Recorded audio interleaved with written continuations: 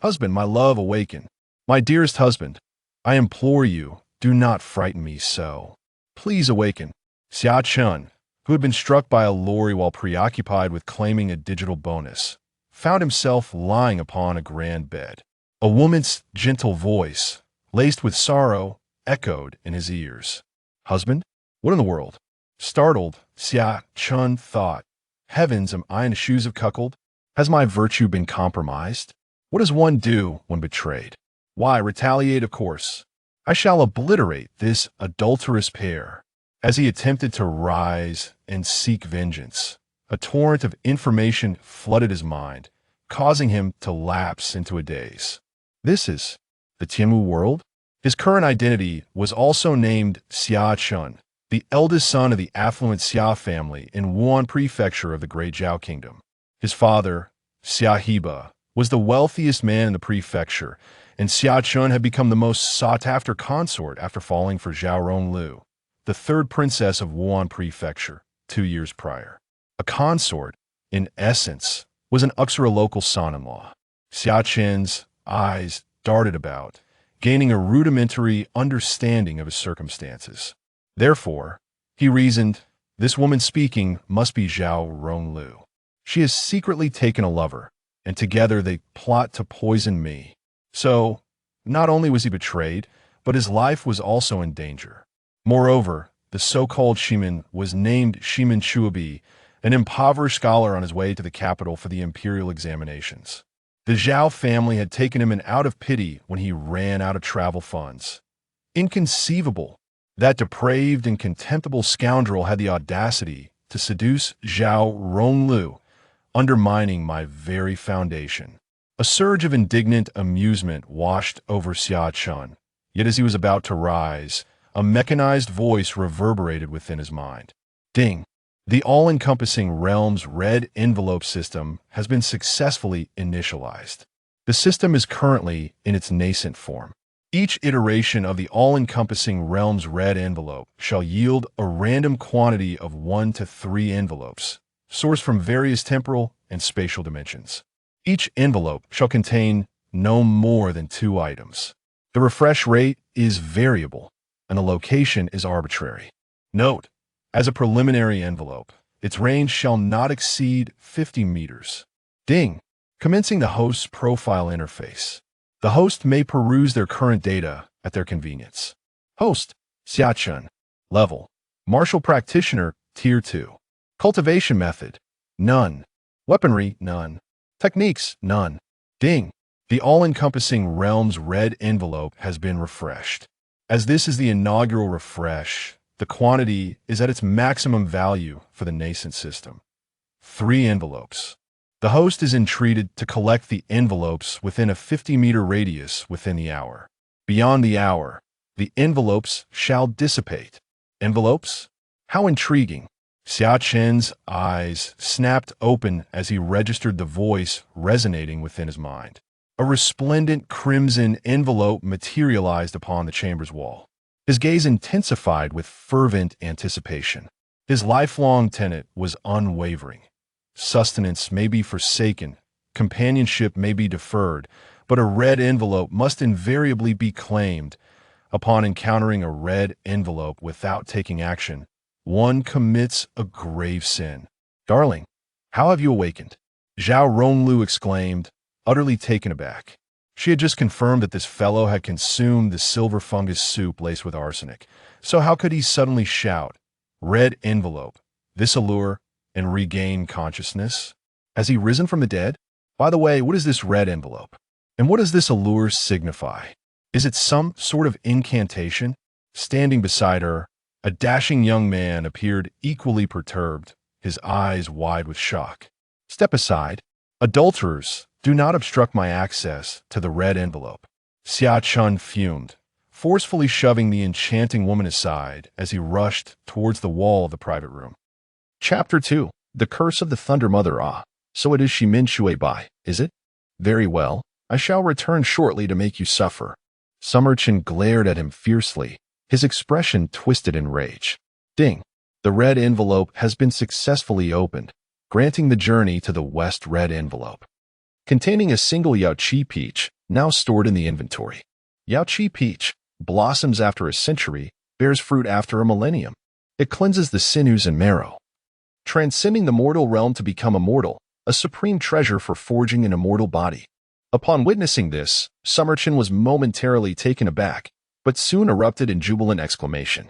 By the heavens, this is indeed a peach of immortality, the very fruit once savored by the great sage himself. What a marvelous treasure! As thoughts raced through his mind, Xia Chen silently invoked the inventory, and instantly, a row of black squares materialized in his consciousness, approximately 10 in number.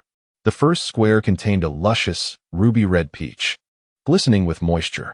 But wait, he recalled, there were supposed to be 3 red envelopes. Scanning his surroundings, he soon spotted the second envelope, hovering right above Ximen Shuebai's visage. Here comes the red envelope. Xia Chen cackled maniacally and dashed towards Ximen Shuebai. Seeing Xia Chen charge at him like a deranged man, Ximen Shuebai trembled in fear, hastily pleading, "Brother Summer, let us converse amicably. No need for violence." "Oh no, please don't strike my face." With a resounding slap, Xia Chen struck Ximen Shuebai across the face. Noticing his attempt to flee, he glared with an intimidating ferocity, "Dare to move again, and I shall make you regret it." With that, Ximen Shuebai felt utterly humiliated, yet he complied. After all, he was merely a destitute scholar who had wooed Zhao Bilian with flowery words, hoping to ascend to greater heights through her affections. Should one truly engage in earnest, Xia Chen could easily bring about his demise. Ding! The red envelope is opening, with an estimated time of 30 seconds. Ding! The red envelope has been successfully opened, granting the skill of swordsmanship from the world of the Condor Heroes, the Dugu Nine Swords. The Dugu Nine Swords, created by the sword demon Dugu Qiubai, is a legendary technique. After its inception, Dugu Qiubai triumphed over countless foes, yearning for a single defeat that eluded him, establishing it as the pinnacle of martial arts.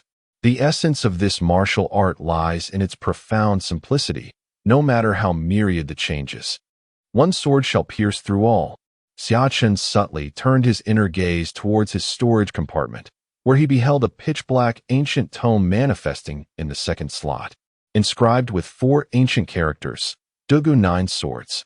These characters, formed with the precision of silver hooks and iron strokes, emanated a fierce, soaring sword aura, exuding an intense sharpness even as mere letters. Zhao Ronlu was taken aback by Xia Chen's demeanor, retreating slightly with a hint of fear as she spoke. "Pa, why? Do you think you are worthy of my service? Sit properly, and do not move." Xia Chen let out a derisive laugh, his hand moving like a dragon reaching out toward Zhao Ronlu. Just as he was about to make contact, Xia Chen suddenly halted, turning to Ximen Shuebai. "Ah, you. Get out." Ximen Shuebai, eager for such an opportunity, instantly felt as if a great reprieve had been granted, scrambling out in a flurry. As he fled, he silently lamented, "Such a disgrace to the scholarly arts." With a resounding clap, Xia Chen slammed the door shut, then approached Zhao Ronlu with a devilish grin. Beholding Xia Chen's lecherous gaze, Zhao Ronlu experienced an inexplicable shudder. She recalled a time when Xia Chen was not like this, a time when he cherished her, attending to her every need with unwavering devotion. However, he did not dwell on it, tearing open her collar and delivering a resounding slap. "Pray, be gentle," Zhao Ronlu exclaimed. Wincing in pain, her cheeks flushed with embarrassment. Observing her amorous gaze and feigned resistance, Xia Chen was initially perplexed. Then, recalling her previous refusal, he comprehended her intentions. "Enough with your charade," Xia Chen retorted, amused. Chapter 3. Unveiling the Treasure. The immortal slaughtering sword commencing the unsealing ritual. Estimated duration, 90 seconds. A mechanical voice echoed within his mind.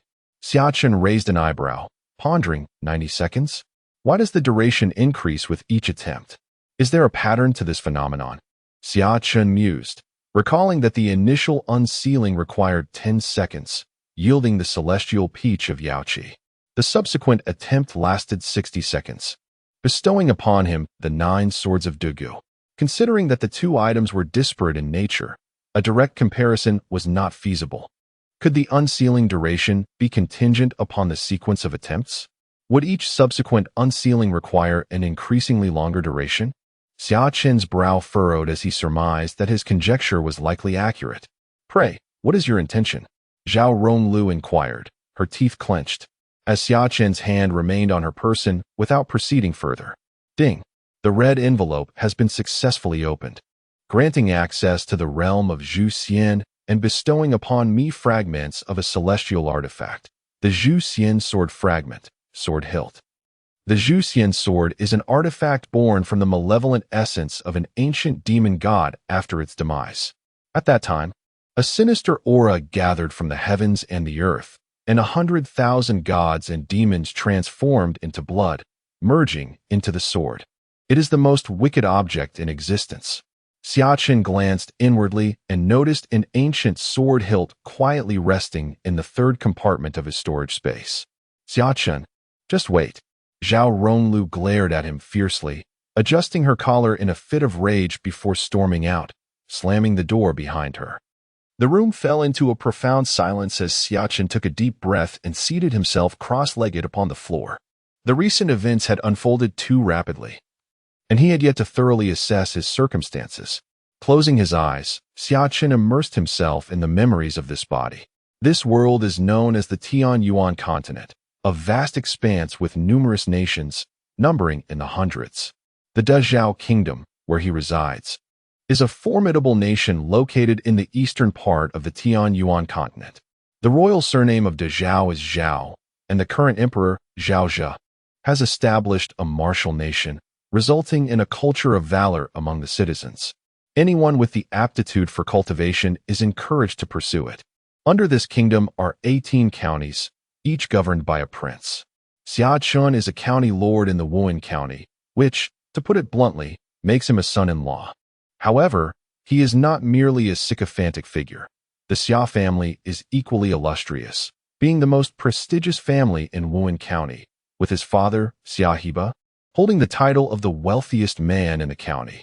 2 years ago, Xia Chen inexplicably fell in love with the county princess, Zhao Ronlu, and insisted on being with her, even if it meant becoming a son-in-law. In the summer, Xia Ban suffered from a headache and thus sought to propose marriage. Wang Zhao Xian of Wuhan, recognizing the prestige of the Xia family, consented to the union. Consequently, Xia Chen achieved his aspiration of becoming the foremost lord in the county. However, Zhao Ronlu, by nature a frivolous woman, coupled with Xia Chen's own lack of intellect, being nothing more than a significant fool, was not only illiterate but also possessed meager martial prowess, having reached the age of maturity yet remaining at the second level of martial arts. Even Wang Zhao Xian turned a blind eye to this situation, dismissing it lightly. Recently, a destitute scholar named Shimin Shui Bai, hailing from humble beginnings, learned of this predicament and was immediately filled with aspirations of climbing the social ladder. He feigned allegiance to the royal residence while secretly courting Zhao Ronlu, aiming to ascend swiftly. Shimin Shui Bai, handsome and endowed with literary talent, quickly gained Zhao Ronlu's affection, yet refrained from any indiscretions out of respect for Xia Chen. A day prior, the two conspired to enact a vile plan to poison Xia Chen. Thus, the ill-fated Xia Chen met his demise, while another version of him, who had perished in a truck accident due to distraction from a red envelope, found himself transported to this new realm. Chapter 4, Level 9 Warrior Alas. Xia Chen opened his eyes and shook his head, feeling profound sympathy for the man who had been poisoned. Nevertheless, now that I have arrived, dear brother, rest assured, I shall avenge you against those shameless, morally bankrupt scoundrels. With that thought, he silently invoked a storage space and retrieved a peach, swallowing it whole. This peach, about the size of a palm, glistened with a luscious red hue, emanating a mist that suggested it was no ordinary fruit. Xia Chen took a bite and felt it dissolve instantly in his mouth, evoking a rush of saliva. The peach transformed into a warm current, flowing down his throat and settling in his dantian. Suddenly, a resounding boom echoed within him, as if a colossal bell were ringing, resonating with muffled sounds. Accompanying these sounds, his veins and bones underwent continuous reformation, purging impurities and retaining essence, as streams of black filth oozed from his pores, emanating a potent stench. This peach was undeniably altering his constitution, propelling his physical form towards perfection. Simultaneously, Xia Chen's aura began to ascend exponentially. Martial Artist Level 3. Martial Artist Level 4. Martial Artist Level 5. Martial Artist Level 8. Martial Artist Level 9. Exhilaration surged within him, prompting Xia Chen to exclaim loudly, twisting his head as he shouted, "Dugu Nine Swords." In that instant, a thunderous sound reverberated through his mind, and a figure emerged within his consciousness. The visage of this person was obscured, wielding an ordinary long sword, commencing a flurry of strikes. Returning to the unfathomable returning to the kindred returning to abundance. Transforming from Jia to Bing, from Bing to Gung, from Gung to Gue. Swish, swish, swish. The breaking sword style of Dugu Nine Swords. The breaking blade style of Dugu Nine Swords. The breaking spear style of Dugu Nine Swords. The breaking chi style of Dugu Nine Swords. The totality style of Dugu Nine Swords. A total of 9 techniques, each demonstrated countless times by this figure. Every move forming a vivid image, deeply imprinting itself in Xia Chen's mind.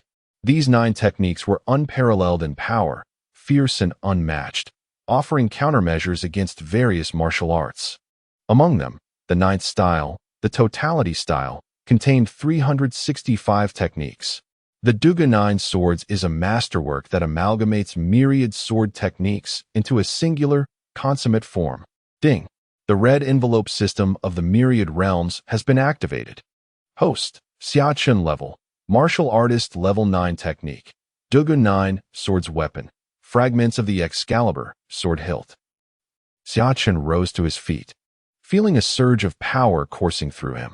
As he gazed around, a sense of grandeur enveloped him, prompting him to open his storage compartment and exclaim loudly, "Excalibur, come forth." However, the Excalibur's level was exceedingly high and still incomplete, rendering it unusable for the time being. The system advised, please elevate your cultivation level to the Martial Saint realm or gather all the fragments of the Excalibur. Xia Chen, upon hearing this, felt a surge of frustration nearly causing him to spit blood. The Martial Saint realm was an insurmountable distance away. In the Tianyuan world, martial arts are categorized into 9 distinct levels: martial artist, martial master, martial sect leader, martial king, martial emperor, martial venerable, martial saint, martial sovereign, and finally, martial god. Each level is further divided into 9 stages. Xia Chen had just broken through to martial artist level 9. Leaving him 6 major realms and 54 minor realms away from the martial saint level. Must I reach the martial saint realm to wield the Excalibur? Is there truly no other way? Xia Chen pondered silently within his mind. The system responded, as previously mentioned, if you can gather the fragments of the Excalibur, you will also be able to wield it. The more fragments you collect, the greater the power at your disposal. Xia Chen nodded thoughtfully, then disengaged from the conversation with the system. After a moment of reflection, he glanced at the dirt and grime covering his body and frowned, calling out, "Bring forth someone to assist Master Ma with bathing and changing attire." Shortly after his command, a maid entered, carrying a tray of pristine white garments. As night fell, a gentle breeze whispered through the air. Xia Chen, clad in white garments as pristine as snow, sat cross-legged in the center of the Duke's palace, a simple long sword at his waist.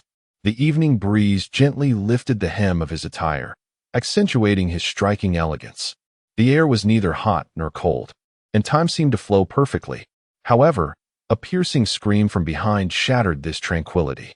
"You lunatic Xia, you have captured me. The princess will surely come to trouble you." Chapter 5. What can I do if you prefer the ugly? What manner of man is Xia Chen? A gentleman avenges himself. 10 years is but a trifle. Yet Xia Chen feels that one night is too long to wait for vengeance. The audacity of Shimin Shui to conspire with Zhao Ronglu to poison him warrants no restraint in his wrath. Zhao Ronglu, being of noble status, cannot be harmed for now. Thus, Xia Chen will make an example of him first. Xia, you madman. You envy my superiority and the princess's fondness for me, and you wish to end my life. But fear not, the princess shall come to my rescue soon. Shimin Shui Bai spat venomously, his face twisted in malice. Huh? The princess? That foolish creature? I await her arrival to slay you before her very eyes. Xia Chen scoffed, a mocking smile gracing his lips as he delivered a resounding slap to Shimin Shui Bai's face. Instantly, the already swollen visage of Shimin Shui Bai met the ground once more, his nose askew. His face flushed crimson. He struggled to muster the words. You're merely jello unyielding, he persevered. Thump. Worthless. His voice waned slightly. Thump. You. A sob crept into his tone. Thump. I. Thump. Stop. I yield. At last, Shimin Shui could endure no more. A cry of anguish escaped him, followed by a desolate weeping. Thump. Carried away, Xia Chen struck once more, hoisting the disfigured Shimin Shui, whose face resembled a flattened cake. Humph. And here I thought you were made of sterner stuff, Xia Chen scoffed. Shimin Shui gazed at him with a woeful expression. Witnessing Xia Chen's contemptuous sneer, he shuddered, his bladder giving way, a stream of yellow liquid trickling down his leg. Alas, this is quite unbecoming. Xia Chen began, but was interrupted by the resounding cadence of marching feet. Zhao Ronglu, accompanied by a retinue of imperial guards, her face a mask of frost, approached with haste. Zhao Ronglu halted, her gaze first falling upon the battered Shimin Shui. Then, clenching her pearly teeth, a vein throbbing on her forehead, she enunciated each word with deliberate precision. Xia Chen, I wish to sever our marital bonds. Oh, for him? Xia Chen gestured towards Shimin Shui, then nonchalantly shrugged. He advanced towards Zhao Ronglu, a sigh escaping his lips. I could comprehend it if you desired a man of wealth. Xia Chen produced a jade pendant from his waist, etched with the character Xia, a symbol of his status as the scion of the Xia family, the wealthiest clan in the county. If you are fond of those skilled in martial arts, I can understand. As he took measured steps, a formidable aura, characteristic of a peak 9th-level warrior, erupted from Xia Chen. However, what am I to do if you prefer the unappealing? Xia Chen pointed at the swollen visage of Shimin Shui Bai, resembling that of a pig, and exclaimed with a look of grievance. As his words echoed, the atmosphere fell into an eerie silence. Bring me a pen. Zhao Ronglu, nearly grinding her teeth in frustration, retorted, Xia Chen, what qualifications do you have to dismiss me? Oh, Xia Chen scoffed, his face contorted in disdain. What? Are you perhaps clinging to me? Let me assure you, I find you utterly unremarkable. Xia Chen. Zhao Ronglu's expression twisted in anger, her head spinning from the fury. Cut him down, axe and sword wielders. Reduce him to nothing, she shouted through gritted teeth, unable to contain her ire any longer. If this continued, she feared she might die from the sheer vexation he caused. Oh heavens, how can there exist such shameless individuals in this world? As her words fell, the axe and sword wielders remained unmoved, exchanging hesitant glances. Princess, he is the Duke. To hell with the Duke, it is him we shall slay. You all advance, I shall bear the consequences. Zhao Ronglu shouted, unable to suppress her expletive. The loyal soldiers, trembling at her command, dared not utter another word and drew their blades. Chapter 6. The Might of the Solitary 9 Swords Among Them. The commander clad in black armor raised his sword and bellowed, form ranks.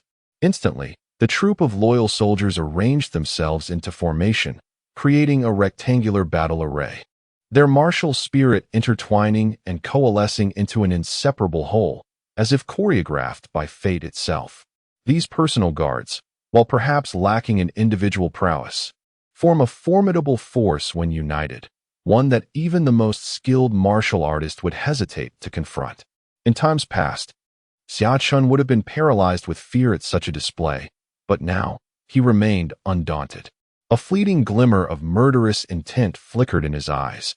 Yet he merely shrugged and remarked with a smile, Zhao Ronglu, it appears you truly wish to murder your own husband. Murder my husband? Zhao Ronglu scoffed. her expression a mask of forced amusement. Xia Chen, is it now that you acknowledge the term husband? Just moments ago, you were speaking of divorce. What, are you afraid? With that, she regarded him with disdain, fully aware of his character. Weak, clumsy, rigid, these were the traits that defined this man. Although she sensed an unusual intensity in him today, she remained confident that a leopard does not change its spots. Xia Chen would ultimately reveal himself to be a cowardly dog rather than a fierce wolf. Nearby, Shimin Shui Bai, his face swollen and bruised, observed the scene with a glimmer of delight in his eyes. Ha ha ha, Xia Chen, let us see how you handle this. Afraid? In response, Xia Chen erupted into laughter, his expression shifting to one of malevolence. Fear? Not in the least. With that proclamation, he drew his long sword with a swift motion, pointing it at Zhao Ronglu, his murderous intent palpable. The leader of the personal guards, witnessing this, immediately changed his demeanor and bellowed, "Charge!" In an instant, the formation surged forward, resembling a dense, ominous cloud, bearing down upon Xia Chen with overwhelming force. Yet, Xia Chen, unperturbed, shouted back with fervor, "I cast away all fear." As his words echoed, he summoned his martial prowess and plunged into the fray, sword raised high. Clang! With a sharp crack, Xia Chen executed the ultimate form of the Dugu Nine Swords, gliding through the gaps in the battlefield like a nimble fish. Each strike he unleashed was a unique sword technique. The Dugu Nine Swords comprise a total of 365 moves, each designed to take a life. Blood surged, and flesh splattered, never having killed before. Xia Chen was enveloped in a haze of crimson light, surrounded by the anguished cries of the fallen. Initially, he felt a twinge of sympathy, but he soon acclimated to the grim reality. To avoid being slain, one must become the slayer. Zhao Ronglu had already harbored murderous intent towards him. Should he remain merciful at this moment, his fate would be sealed. With a thunderous boom, Xia Chen unleashed the breaking sword technique, obliterating the head of a loyal soldier. The captain of the soldiers felt his heart bleed at the sight. These men were the fruits of his painstaking efforts. They were warriors meant to charge into battle. Yet they met their end not on the field, but in a bewildering demise within their own hall. He gazed at Xia Chen, who appeared as a man possessed by the thirst for blood, a chill creeping down his spine. Is this truly the same individual known as the #1 fool of the county? Formation, close in. The captain bellowed, his eyes ablaze with fury as the battle array tightened, denying Xia Chen any opportunity to evade. Unfazed, Xia Chen reveled in the chaos, laughing madly. If you wish to take my life, prepare to lose yours. With a resounding crash, Xia Chen's ordinary long sword erupted in a dazzling golden light. The radiance surged forth, expanding rapidly until it reached an impressive size of 30 feet. Xia Chen gripped the colossal sword tightly, raising it high with a sinister grin before bringing it down with tremendous force. Flash! Boom! The blade descended with a brilliance reminiscent of the creation of the world, carving a bloody path before him. Armor shattered, the ground cracked, and all the elite soldiers stood frozen, utterly astonished by this strike. Dominant, sharp, overwhelming. This blow utterly shattered their will to fight. Clang! The sword's tip struck the ground as Xia Chen stood firm, slightly panting. The breaking army technique was the most powerful among the 9 swords of Dugu, yet it also consumed the most energy. True to its name, this move was devoid of flamboyance or intricacy. It was characterized solely by unmatched dominance and overwhelming strength. Looking around, Xia Chen's white robe billowed without wind. His black hair danced wildly as he bellowed. I ask again, who else dares to challenge me? As his words echoed, silence enveloped the scene. Zhao Ronglu stared blankly at this moment, feeling that Xia Chen was filled with boundless heroism, akin to a deity descending upon the earth. Was this truly the same foolish man she had known? Was this the same timid and obedient young lord who always complied with her wishes? A lump formed in her throat, and she tasted bitterness in her mouth. Chapter 7. The arrival of King Wu and Xia Chen stepped out of the battlefield, finally lifting the lifeless body of Shimin Shui Bai, narrowing his eyes at I am innocent. All of this is due to that vile woman Zhao Ronglu, who seduced me first. It is not my fault." As he cried out, he cast a venomous glare at Zhao Ronglu, as if to say that she was the architect of his misfortune. Silence. Zhao Ronglu, her face ashen, shot him a fierce look, her heart filled with profound disappointment. She had never anticipated that this man, well-versed in poetry and literature, could be so utterly despicable. Especially now, standing beside Xia Chen, he appeared to be a mere shadow of greatness. Ha ha ha. Upon witnessing this, Xia Chen could not suppress a derisive laugh. Once he finished, with a swift motion, he drew his sword and severed the head of Shi Min Shui Bai. The latter's mouth gaped open, his eyes wide with disbelief, unable to fathom that he would meet his end here. As the evening breeze gently caressed the air, Xia Chen released his grip with a thud, and Shi Min Shui Bai's head tumbled to the ground. Everyone gazed up in astonishment at Xia Chen, who seemed to have descended from the heavens, and unanimously swallowed hard. What should they do now? Continue to fight? But how could they engage in battle when it was akin to delivering themselves to death? Any further attempts might lead to their annihilation, or perhaps a hasty retreat? Yet, fleeing was not an option. The princess was still here, and abandoning her was out of the question.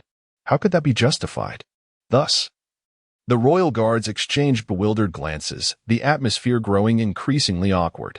Ultimately, the captain of the guards, after careful consideration, cautiously spoke.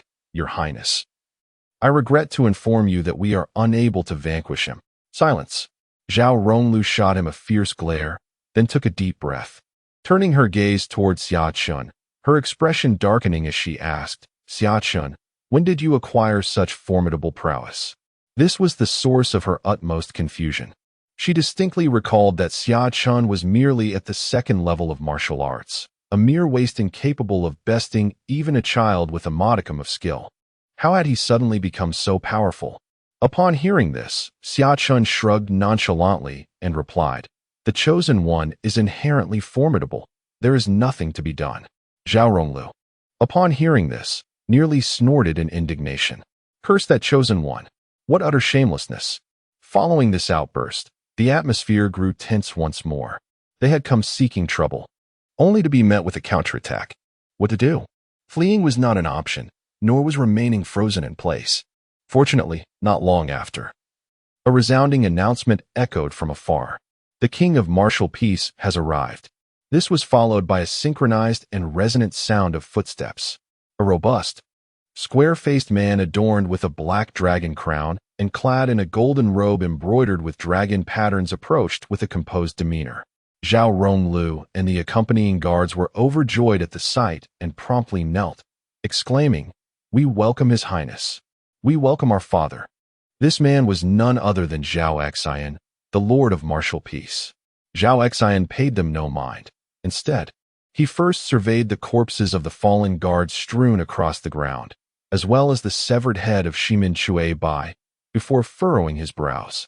His gaze then fixed upon Xia Chen, seemingly containing an endless Zhao Xian, in a fit of rage, was driven to laughter, sneering, "Very well, it appears that you, the son-in-law, have grown wings and now dare to retort against me. Tell me, do you comprehend the concepts of loyalty and filial piety? As your father-in-law, I could overlook your failure to kneel upon our first meeting, assuming you hail from the common folk and lack understanding of decorum. Yet, do you truly think you can counter my words?" Xia Chen, upon hearing this, merely smirked and curled his lips disdainfully. According to the memories of this body, Zhao Xian, though his father-in-law, was far from virtuous. Zhao Ronglu's audacity to engage in an affair under his very nose, coupled with Zhao Xian's willful ignorance, carried undeniable responsibility. Xia Chen found it hard to believe that Zhao Xian, the esteemed lord of the county, with numerous spies at his disposal, could remain oblivious to Zhao Ronglu's indiscretions. As Zhao Xian scrutinized Xia Chen's expression, he noted the latter's evident lack of fear when he spoke, dismissing the confrontation with nonchalance. His face darkened with anger. Yet he recalled that the Xia family was the wealthiest merchant household in Wuhan County, wielding significant influence despite the encroaching pressures from the Sihai Chamber of Commerce from the capital, which threatened their standing. Although he felt unafraid, he knew that excessive oppression against Xia Chen could lead to considerable complications.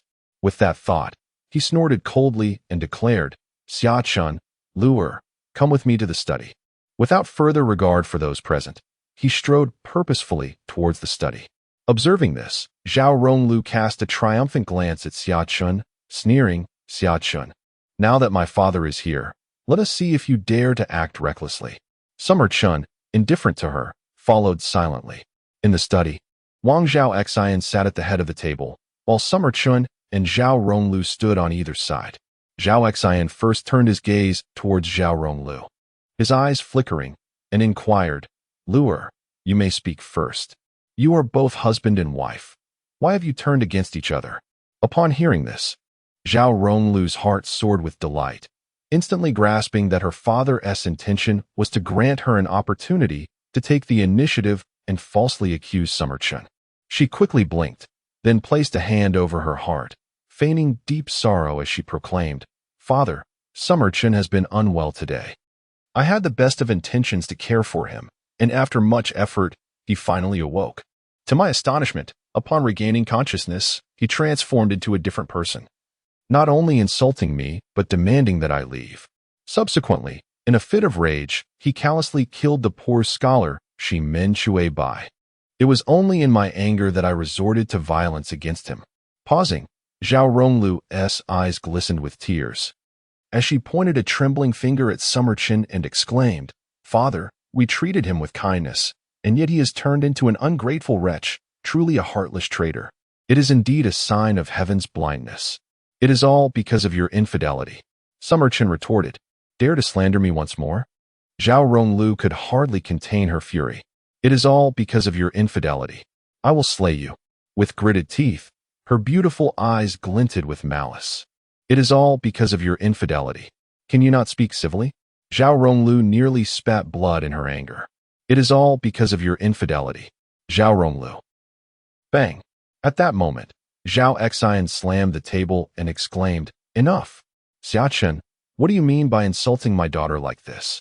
Seizing the opportunity, Zhao Ronglu quickly chimed in, "Xia Chen, are you ever going to stop?" Xia Chen lowered his head, remaining silent for a moment. Just as the two felt a slight relief, believing Xia Chen had been taken aback, a voice, significantly quieter than before, echoed again. "Isn't it because you are stealing men?" Chapter 9. The unthinkable. The silence in the study was unsettling. Zhao Xian and Zhao Ronglu stared at Xia Chen with bewildered expressions, momentarily at a loss for words. They feared that if they uttered a single word, he would retort with, "Isn't it because you were stealing men?" The two had developed an unsettling apprehension towards that somewhat haunting phrase. After a brief pause, a smirk appeared on his face as he shifted his tone and continued, "Moreover, you should understand that your entry into the Zhao family was a hard-fought endeavor by your father. If we were to truly assess the situation, you are unworthy of our lure, so you ought to cherish this opportunity. Do you comprehend?" The essence of this statement was clear. "You should be grateful to marry my daughter. It was merely a fleeting affair with another man, so bear with it." Standing beside them, Zhao Ronglu, upon hearing her father's words, had a sudden inspiration and quickly nodded in agreement. "Exactly. Xia Chen, take a good look at yourself. What in the world makes you worthy of me? It is only because I willingly chose to marry you. Had it been anyone else, humph, I dare say even you wouldn't marry someone like you." After the two individuals finished speaking, they fixed their piercing gazes upon Xia Chen, hoping to diminish his spirited demeanor. Their earlier confrontation had left them feeling quite humiliated. However, Xia Chen's subsequent remark struck them like a bolt from the blue, rendering them speechless. "Marry myself?"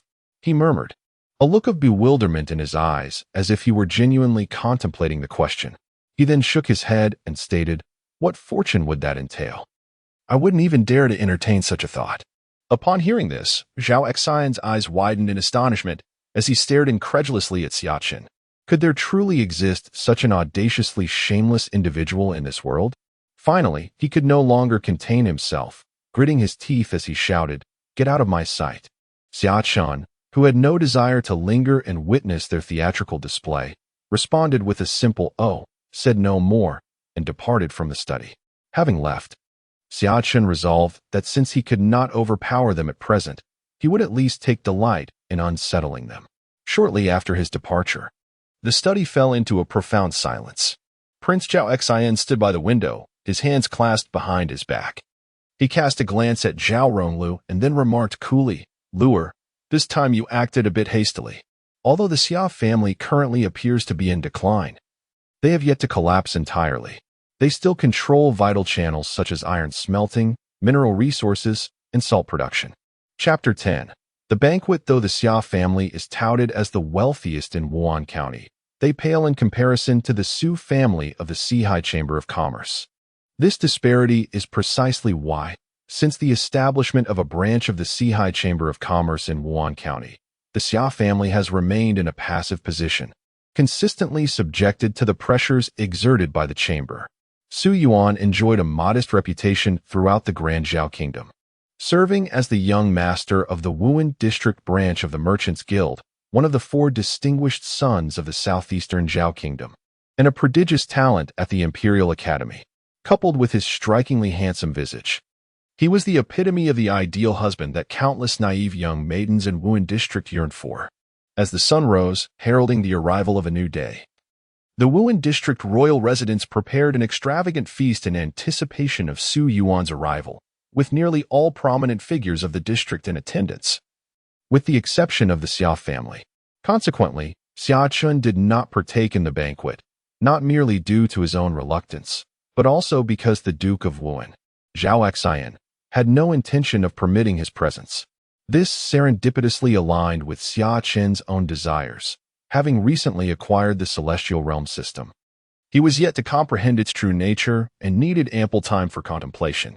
While the royal residence buzzed with activity, Xia Chen secluded himself in his chamber, engaging in introspection to explore this celestial system that had descended upon him. However, after extensive investigation, he found little clarity beyond the storage compartment and his personal attribute panel. Suddenly, a notification chimed. The Celestial Realm red envelope has been refreshed. Basic red envelope. Quantity, 1.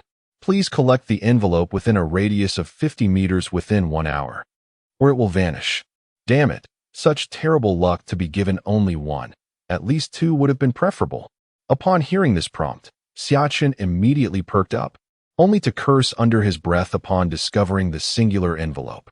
Yet, as the saying goes, even the smallest mosquito leg is still meat. Thus, he began to survey his surroundings, realizing that this time the envelope had not appeared within his room. In an instant, Xia Chen felt a surge of urgency. He understood that if he could not find what he sought within the hour, the day would indeed yield no results. With this thought in mind, he swiftly exited the door. Meanwhile, in the grand reception hall of the Prince of Wuhan, the prince sat at the central seat of honor. Just below him, a dashing young gentleman, clad in garments as white as snow, occupied the next prominent position. With a folding fan in hand, he occasionally waved it gracefully, complemented by his handsome visage, exuding an air of youthful charm. The hall featured a designated performance stage, where a group of songstresses draped in light silk swayed their bodies, showcasing exquisite dance movements. The atmosphere in the grand hall was vibrant, with guests engaged in lively conversations, toasting one another, creating a scene of harmonious revelry. At that moment, as the enchanting music concluded and the dance came to an end, the performers did not retreat, but, appearing to have been prearranged, gracefully approached their respective targets to pour wine for the esteemed figures of Wuhan. Ladies and gentlemen, Prince Zhao Xian of Wuhan rose, his voice resonating with strength and authority. Instantly, the once boisterous hall fell into a profound silence. After all, this was Wuhan, and Zhao Xian was the de facto master of the region. Regardless of the nobility of those present, they naturally accorded him the respect he deserved.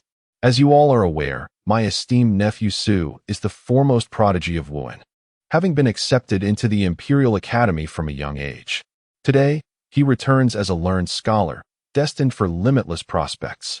Let us raise our glasses in a toast to honor nephew Su.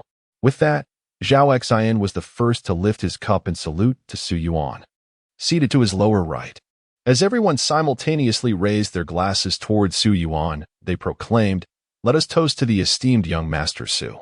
Su Yuan understood that it was his moment to take the stage.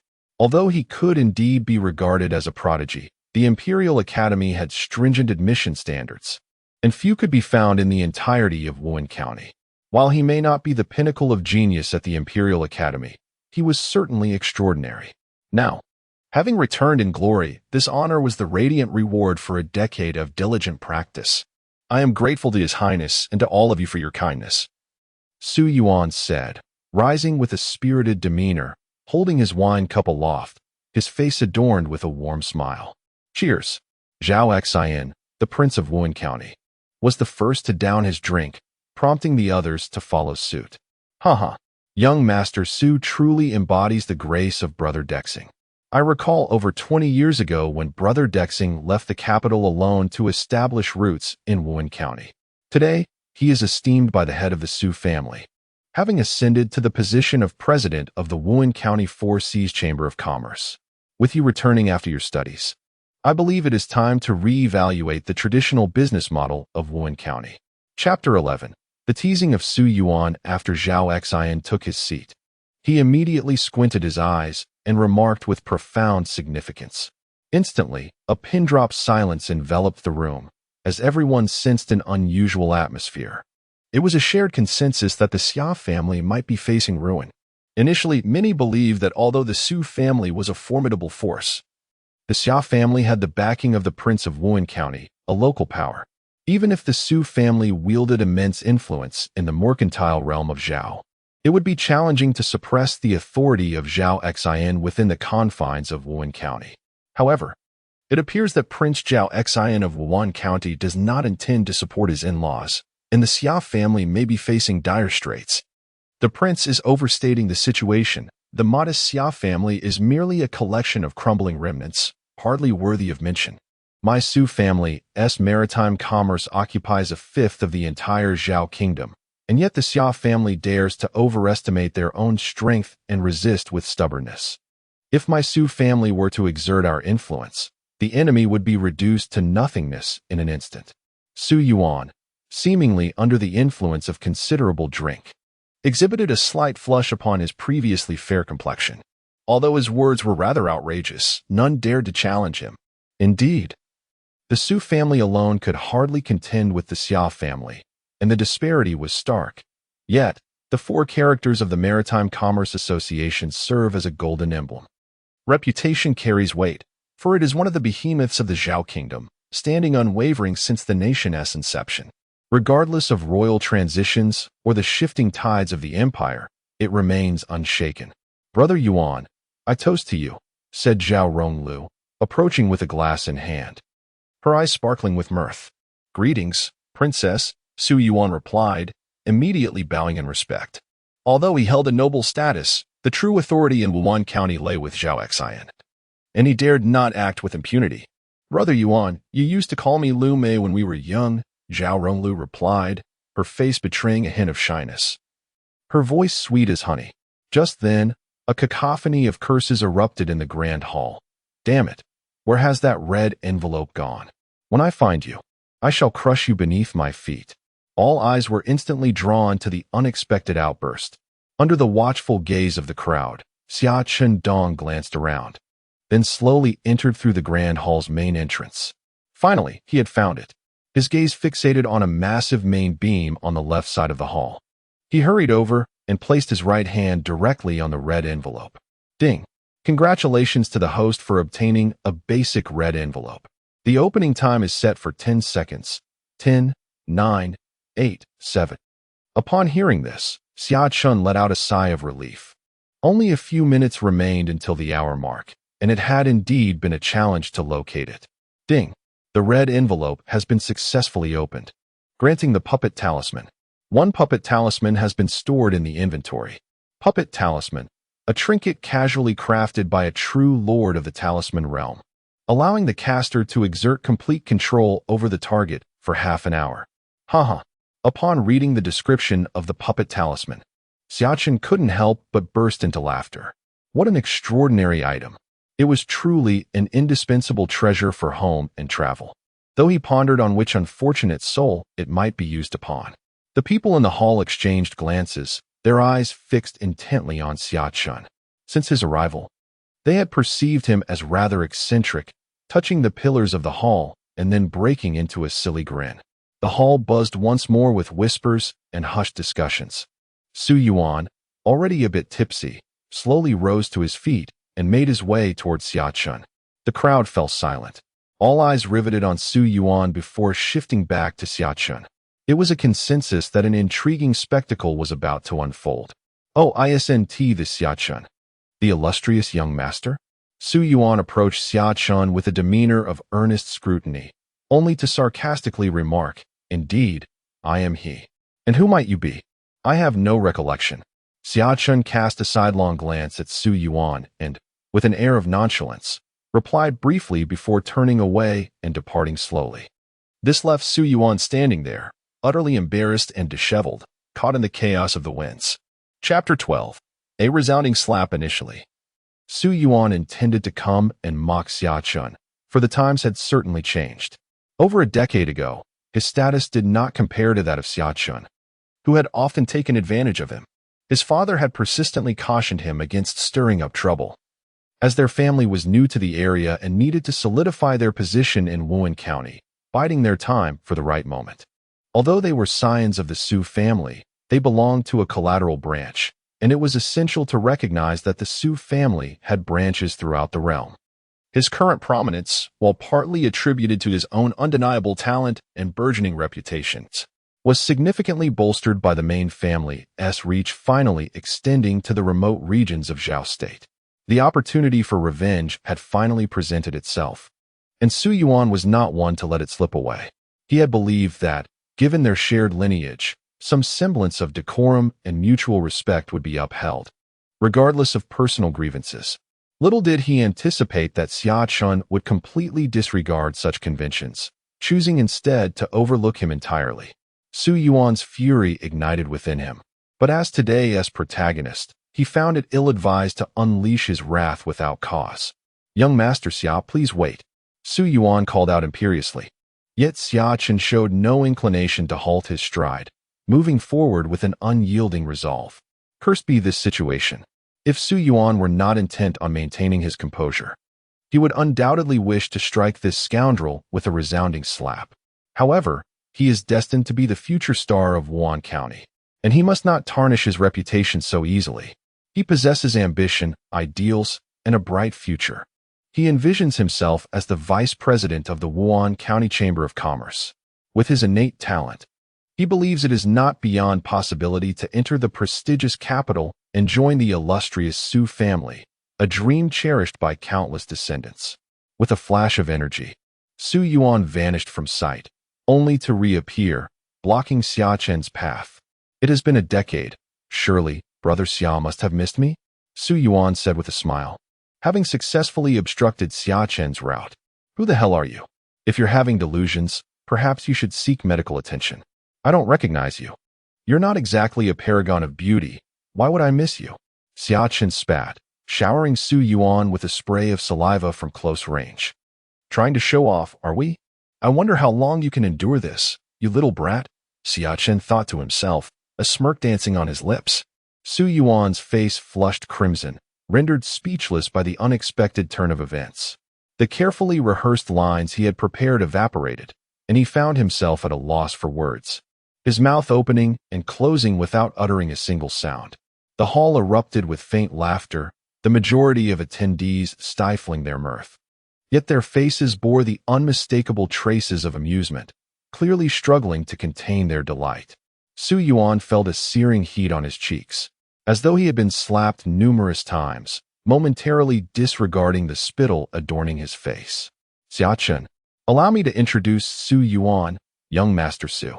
It would be unwise to act rudely, the ruler of Wuhan County, Zhao Xian, interjected, seizing the opportunity to mediate the situation. Although Xia Chen felt quite displeased, he harbored a profound apprehension towards Zhao Xian, the martial king.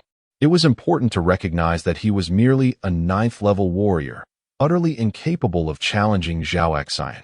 Otherwise, given Xia Chen's temperament, he would never have tolerated such indignity. This old wretch, Once my red envelope reveals its treasures, I shall ensure your demise. How dare you? My father-in-law refused to assist me and instead lend your support to outsiders? Xia Chen seethed inwardly, venting his frustrations. Yet, he was no fool. He understood the principle that a true gentleman knows when to yield. Ah, it is you, Brother Su. I sincerely apologize. I have been in a rather foul mood recently and momentarily forgot. Please do not hold it against me. Dear Brother Su, Xia Chen chuckled lightly. Who is your brother? Young Master Xia? Do not recklessly claim kinship. One may indulge in food indiscriminately, but one must not speak frivolously, Su Yuan retorted, regarding Xia Chen as if he were a mere specter. In Su Yuan's eyes, Xia Chen was already a doomed man. Xia Chen, do you not recognize the stature of Brother Yuan? Have you forgotten your current standing?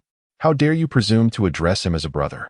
At that moment, Zhao Ronglu rushed over, vehemently confronting Xia Chen.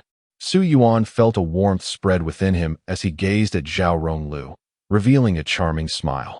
Zhao Ronglu's eyes sparkled with admiration, contemplating further jabs at Xia Chen, when suddenly, a sharp pain coursed through her face.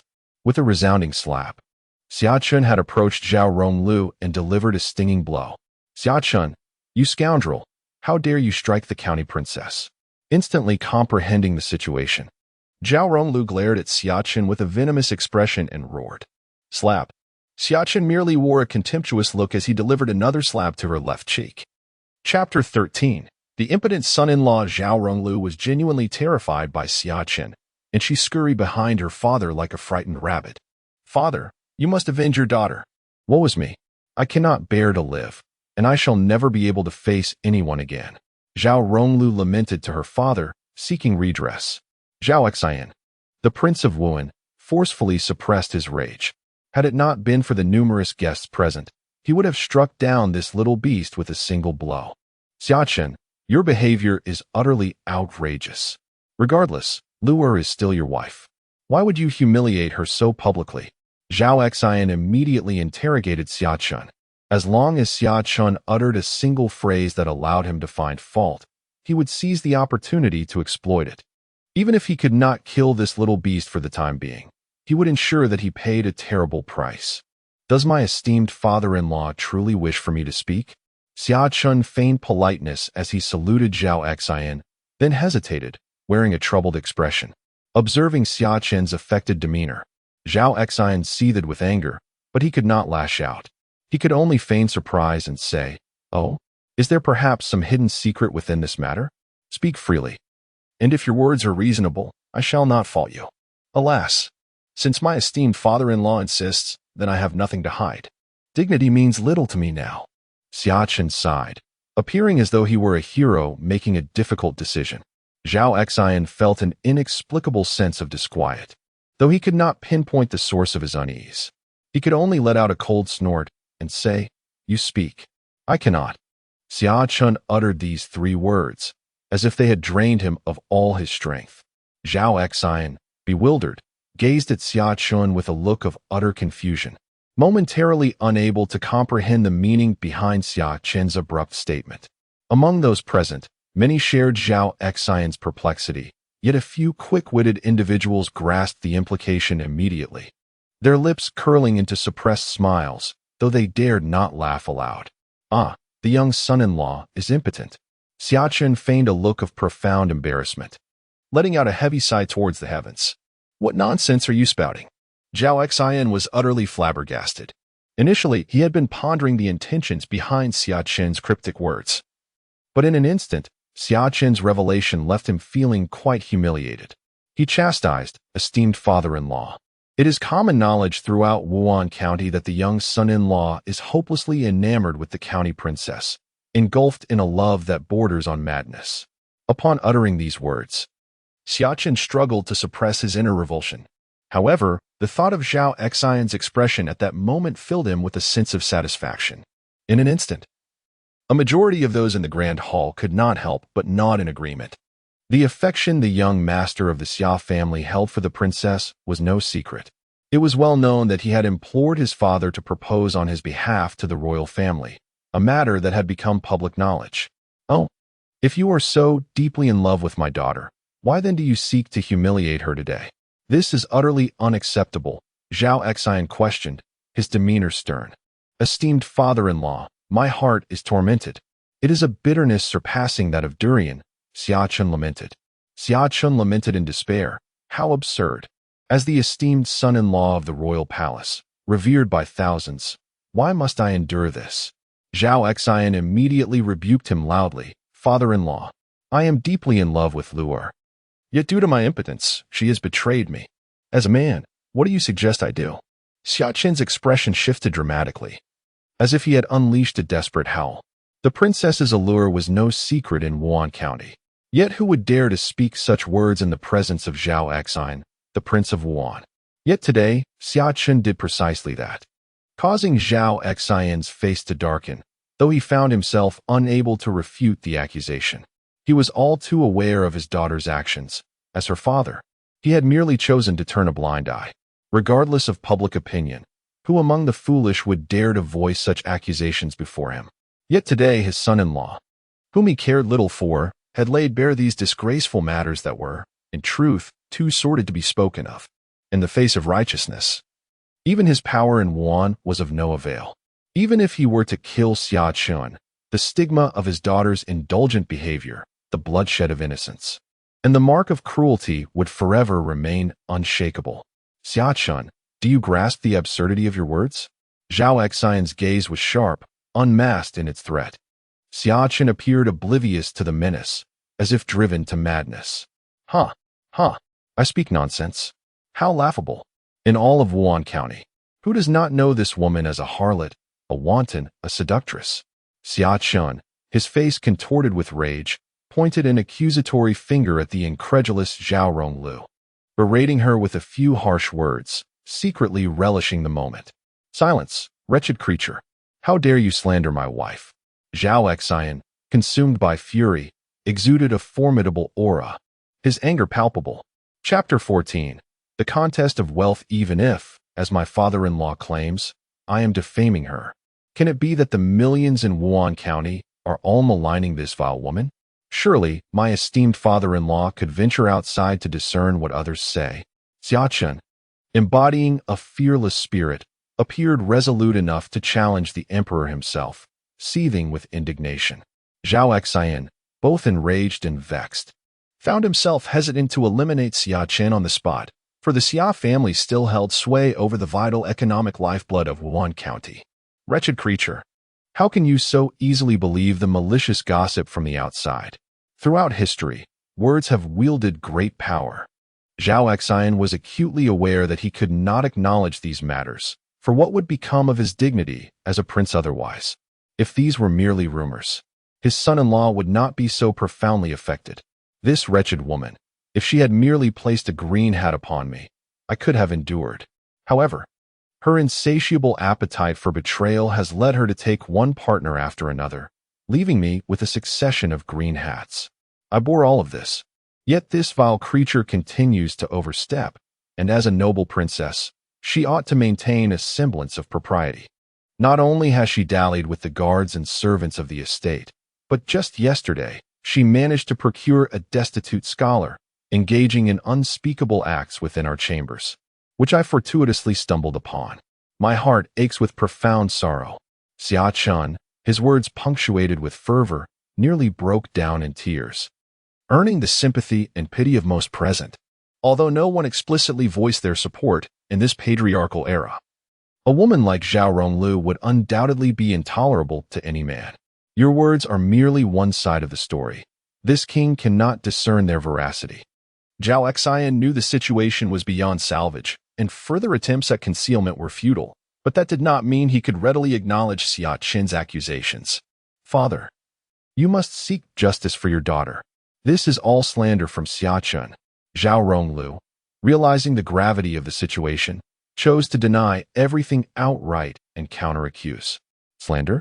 Under the gaze of everyone, you flirted with Su Yuan, that effeminate man, and instead of speaking for your husband, you aided that pansy. Does this not perfectly corroborate your wanton nature? Is there any need for slander? The sage said, at home, obey your father. When married, Obey your husband. And you? Do you have even a shred of respect for your husband? Harlot, I spit on you. I was blind to have fallen in love with such a vile woman. Xia Chen seemed increasingly agitated, as if burdened by deep-seated animosity. Father, Zhao Ronglu, now completely disoriented, immediately sought help from Zhao Xian. Zhao Xian, feigning profound grief, rebuked Zhao Ronglu. Helpless, Zhao Ronglu collapsed onto the ground. Soon, four guards entered, and, under their supervision, Zhao Ronglu's two maids escorted her out of the hall, disappearing from sight. Many thanks to my esteemed father-in-law for upholding justice. The Prince of Wuhan truly lives up to his reputation as a peerless virtuous king. Your act of righteousness in sacrificing a family member is laudable and moving. Your insight is truly keen, and your love for the people is exemplary. Xia Chen immediately offered a bow, appearing deeply grateful. The son-in-law has been wronged, rest assured. I shall certainly impose a severe punishment upon the princess and provide the son-in-law with a satisfactory explanation. Prince Zhao Xian of Wuhan, with a smile that did not reach his eyes, deliberately emphasized the term son-in-law. Xia Chen, discerning the underlying meaning of his words, remained unfazed, for he was well aware that this old man would not let him off the hook, regardless of whether he had offended him. What harm could there be in losing face? The others continued to drink, and it was truly embarrassing to become the subject of ridicule. Alas, misfortune befalls the family. The Prince of Wuhan, Zhao Xian, appeared deeply remorseful and somewhat dejected. Yet, his gaze shifted towards Su Yuan, who then caught a knowing glance from Zhao Xian directed at Xia Chen. Su Yuan's eyes instantly brightened, having refrained from intervening in the prince's family matters moments ago. He now felt a sense of assurance upon receiving Zhao Xian's tacit approval. My lord, Su Yuan approached Xia Chen and bowed to Zhao Xian. Oh, what troubles you, young Master Su? Zhao Xian inquired with a facade of concern, resembling a benevolent elder. Please forgive my disrespect, my lord, Su Yuan declared resolutely. What do you mean, dear nephew? Zhao Xian responded, a look of confusion crossing his face. I have a small misunderstanding with the prince consort and wish to resolve it here. I earnestly request your lordship's permission, Su Yuan said, casting a glance at Xia Chen and sneering. Ah, young people's affairs. I shall not interfere, Zhao Xian remarked, casting a cold glance at Xia Chen, unable to swallow his indignation. It had been a long time since he had felt so humiliated. Thank you, my lord. Su Yuan immediately expressed his gratitude with evident delight. Xia Chen's lips curled into a slight smile. This fellow truly seemed oblivious to the perils that lay ahead. Surely, he would be weeping before long. My dear nephew, it is only natural for the young to harbor conflicts and misunderstandings, yet harmony must prevail. One must be cautious not to escalate matters, for I, as a prince, cannot simply stand by idly. It is essential to acknowledge that my esteemed son-in-law possesses both literary and martial prowess. Any misstep resulting in loss of life would compel me to impose strict consequences. After imparting these profound words, Zhao Xian delivered a double entendre, causing an immediate shift in the atmosphere. All present sensed an ominous foreboding. It seemed this young master from the Xia family was destined for misfortune. A paragon of both literature and martial arts? Merely an inept fool. Su Yuan had grown weary of maintaining his composure, glaring coldly at Xia Chen and bluntly deriding him. At least you possess a modicum of self-awareness. Recognizing that this young master is indeed accomplished while you remain a mere wastrel, a teachable child nonetheless. Su Yuan, realizing that mere words would not suffice against Xia Chen's prowess, swiftly shifted his strategy. Very well, since you are so confident, do you dare to wager with me? Su Yuan raised an eyebrow, fixing a furious gaze upon Xia Chen. A wager? Excellent. But pray tell, what shall we wager? I fear you may not be able to afford the stakes. Xia Chen regarded him with a look of amusement, as if observing a beggar. Preposterous. I am Su Yuan, son of the Su family, and as the young master of the Four Seas Chamber of Commerce, I have nothing to fear in terms of stakes. Su Yuan retorted, his anger palpable. Let us add a branch to the Four Seas Chamber of Commerce. Xia Chen gazed at Su Yuan with palpable disdain. Su Yuan's expression darkened, feeling the sting of humiliation, and swiftly redirected the conversation. If you fear losing, kneel and bow thrice before me, and I shall spare you. Since you are so fond of gambling, how could I, a mere youth, not indulge you to the fullest? Let us engage in a modest wager, wherein I stake all the rice shops of the Xia family within the entirety of Wuhan Prefecture. A faint smile graced Xia Chen's lips as he spoke with an air of nonchalance, instantly causing a collective gasp among all present. Particularly, the Prince of Wuhan, Zhao Xian, revealed a glint of terrifying ambition in his eyes. He had long coveted the Xia family's grain shops, yet had never dared to act upon it. It is worth noting that while Xia Chen spoke so lightly, the implication of his words was profound. The Xia family's grain shops monopolized the entire grain trade in Wuhan Prefecture. There exists a saying in Wuhan: to consume the Xia family's grain is to ensure one's burial in the Xia family's grounds. Su Yuan, too, was ablaze with excitement and nodded without a hint of hesitation. Let us commence. Whatever you wish to compare, I shall gladly participate. The Xia family's grain shops are akin to a windfall from the heavens.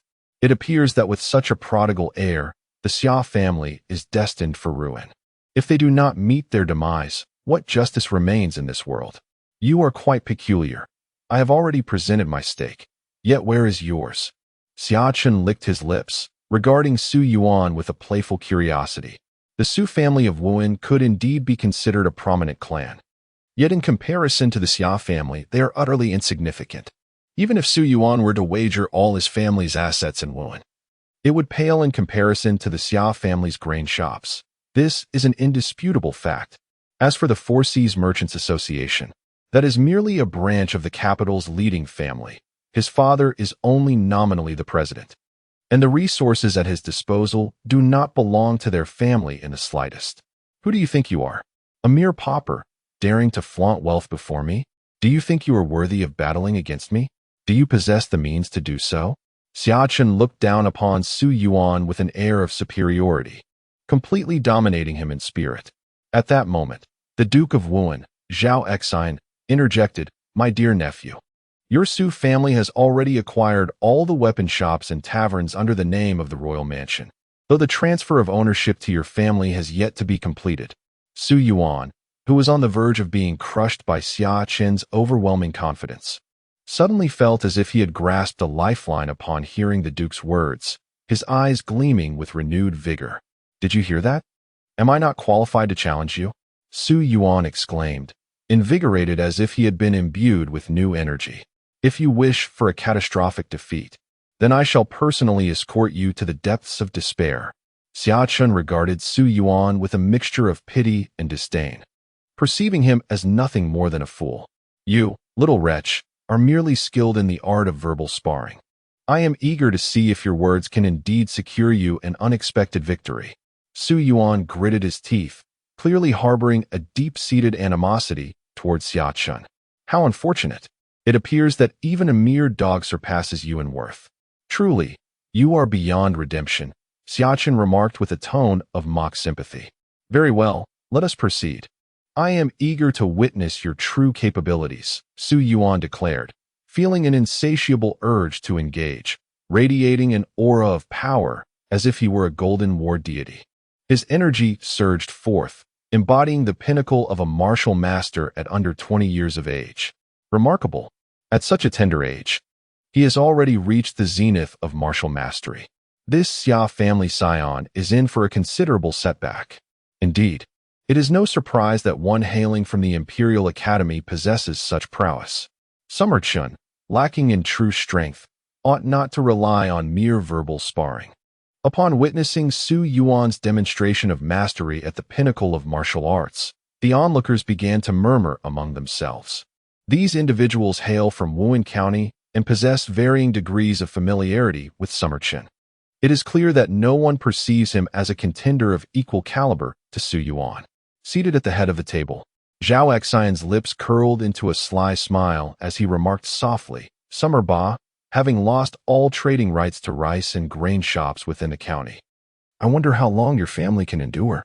His willingness to offer up the weapon shop and tavern as stakes for Su Yuan stemmed from his unwavering confidence in Su Yuan's eventual triumph. Zhao Xian was all too aware of his son-in-law's capabilities. He felt no trepidation regarding the risks of his actions, for the benefits to be reaped were glaringly apparent.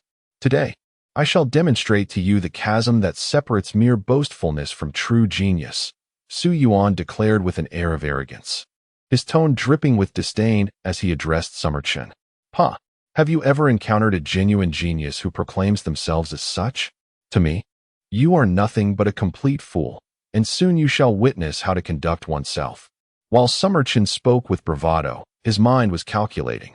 The opponent stood at the pinnacle of martial mastery, whereas he himself was merely at the 9th level, having recently ascended through sheer force. The disparity in their realms was profound. If he wished to secure victory through strength, his sole recourse would be the legendary Dugu Nine Swords. Upon entering this world, Xia Chen had only recently dealt with several shrimp soldiers and crab generals summoned by Zhao Ronglu, and had yet to clash with a true master. Today, he intended to use this individual as a litmus test. Even if he were to fall short against his opponent, Xia Chen felt no fear. His audacity to wager all the rice and grain shops owned by the Xia family in Wuan County, risking the wrath of his father, stemmed primarily from the puppet talisman he had just acquired from a red envelope. He had already formulated a plan. Should he triumph, it would be nothing short of splendid. Should he falter, he would employ the talisman to seize control of this adversary and have him gracefully concede defeat. Upon hearing Xia Chen's declaration, Su Yuan could no longer contain himself. He swiftly drew a folding fan from his waist, unfurling it with a flourish and channeling his energy to strike at Xia Chen. Was that the Lingyun fan? At Su Yuan's initial move, an elderly gentleman nearby exclaimed. The Lingyun fan was a superior technique learned exclusively within the Imperial Academy. Observing the momentum, it was evident that young Master Su had already mastered it to a minor degree. Such skill at his age was indeed remarkable. A middle-aged man nearby concurred, noting that young Master Su had unleashed the Lingyun fan in response to the provocation from the Xia family youth, and it seemed likely that the latter was in grave danger. How shameless to strike without so much as a greeting, another onlooker remarked. Xia Chen felt a fierce gust of wind sweeping toward him and inwardly cursed. With a swift motion, he drew a sword from the crowd, channeling his inner strength, and met the attack with a counter. The technique he employed was the breaking chi style from the renowned Dugu Nine Swords. To effectively counter the formidable offensive of the opponent's fan, one must first dissipate the essence contained within it. A thunderous crash echoed through the square as Su Yuan's gust of wind collided violently with Xia Chen's sword aura. While the might of Su Yuan's fan technique was largely thwarted, a portion still surged relentlessly towards Xia Chen. With a wry smile, Xia Chen realized that, apart from the Dugu Nine Swords, he possessed no other means of defense. The defining characteristic of the Dugu Nine Swords is its relentless advance, an unwavering assault without retreat. Aware that his opponent's strength surpassed his own by a considerable margin, he understood that he must conclude the battle swiftly, for he could neither withstand nor afford a prolonged engagement. Chapter 17. The Dugu Nine Swords reemerges in power. The Dugu Nine Swords, final form. It was indeed a remarkable feat that he could neutralize the majority of the power unleashed by young Master Su. The Elder, taken aback by the absence of the anticipated scene where Xia Chen was left bloodied and bruised by Su Yuan's fan, remarked in astonishment, "What sword technique is he employing? It is exceedingly cunning, fiercely aggressive, and overwhelmingly domineering." A brash man voiced his thoughts loudly, and his words went unchallenged. None believed that Xia Chen could ultimately prevail. Su Yuan, initially dismissive, was now profoundly astonished, for only he could truly grasp the overwhelming nature of Xia Chen's Dugu Nine Swords. He promptly set aside his underestimation of Xia Chen and began to treat him with the seriousness he warranted. "You seek your own demise." As Su Yuan prepared to unleash another wave of attack, he was astonished to see Xia Chen transition from defense to offense, charging towards him with sword in hand. It seemed this young man was nothing short of reckless. Such a fighting style was utterly misguided, Yet the brilliance of his swordplay was undeniable.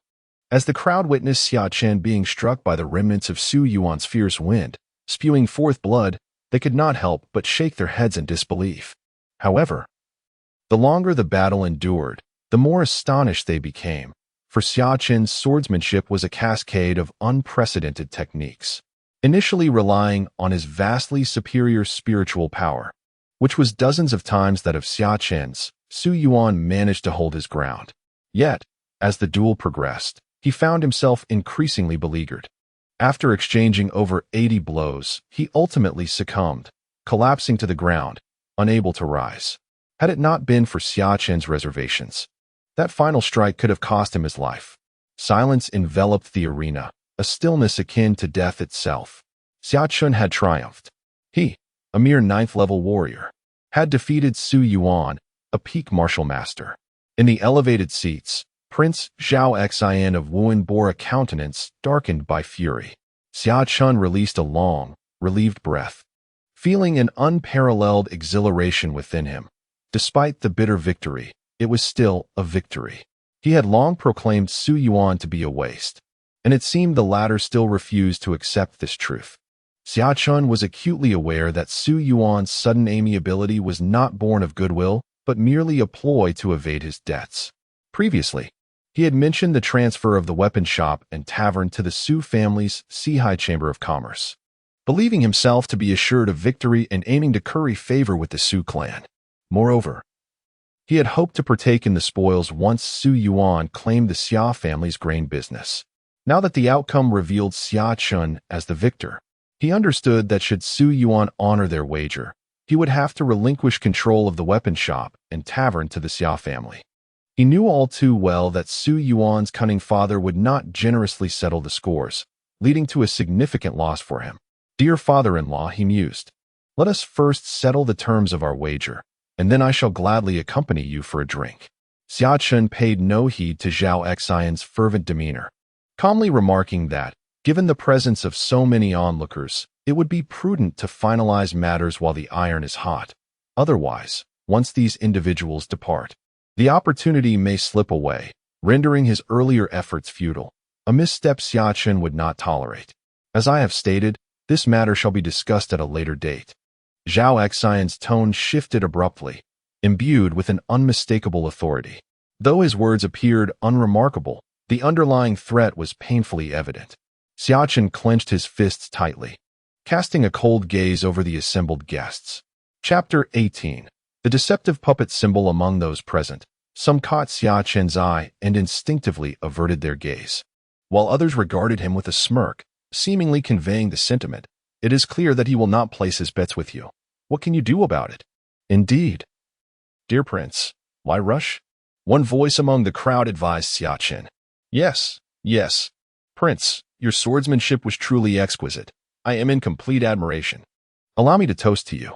Another sought to divert the conversation away from Xia Chen. Xia Chen scoffed inwardly, despite possessing the moral high ground. Not a single soul stood in his defense. This was indeed a world governed by power, and for those present, the choice of allegiance between Xia Chen and the martial peace king, Zhao Xian, was evidently not up for debate. Ignoring the crowd, Xia Chen confronted Zhao Xian's fierce gaze and firmly articulated, I implore my esteemed father-in-law to grant justice to his son-in-law, compelling the Hai Merchants Association to honor the wager, transferring ownership of all weapon shops and commercial buildings within Wuhan County to the Xia family, in the realm of the Wuhan Wang Mansion. You have already become part of the Zhao family. Even if we were to delineate the stakes, they should rightfully belong to my household, rather than being transferred to the Xia family. Why are you so anxious when even I remain composed? Zhao Xian's countenance darkened abruptly, resembling a stormy sea. Xia Chen found the audacity amusing. It was astonishing to encounter such shamelessness. He proclaimed with a hearty laugh, if I win, I am indeed of the Zhao lineage, and the wager shall belong to the Zhao family. However, should I lose, I will be reduced to a member of the Xia family, and the losses will be counted against their grain and rice shops. Ha ha ha. Xia Chen laughed heartily, then suddenly pointed at Zhao Xian, his voice turning sharp.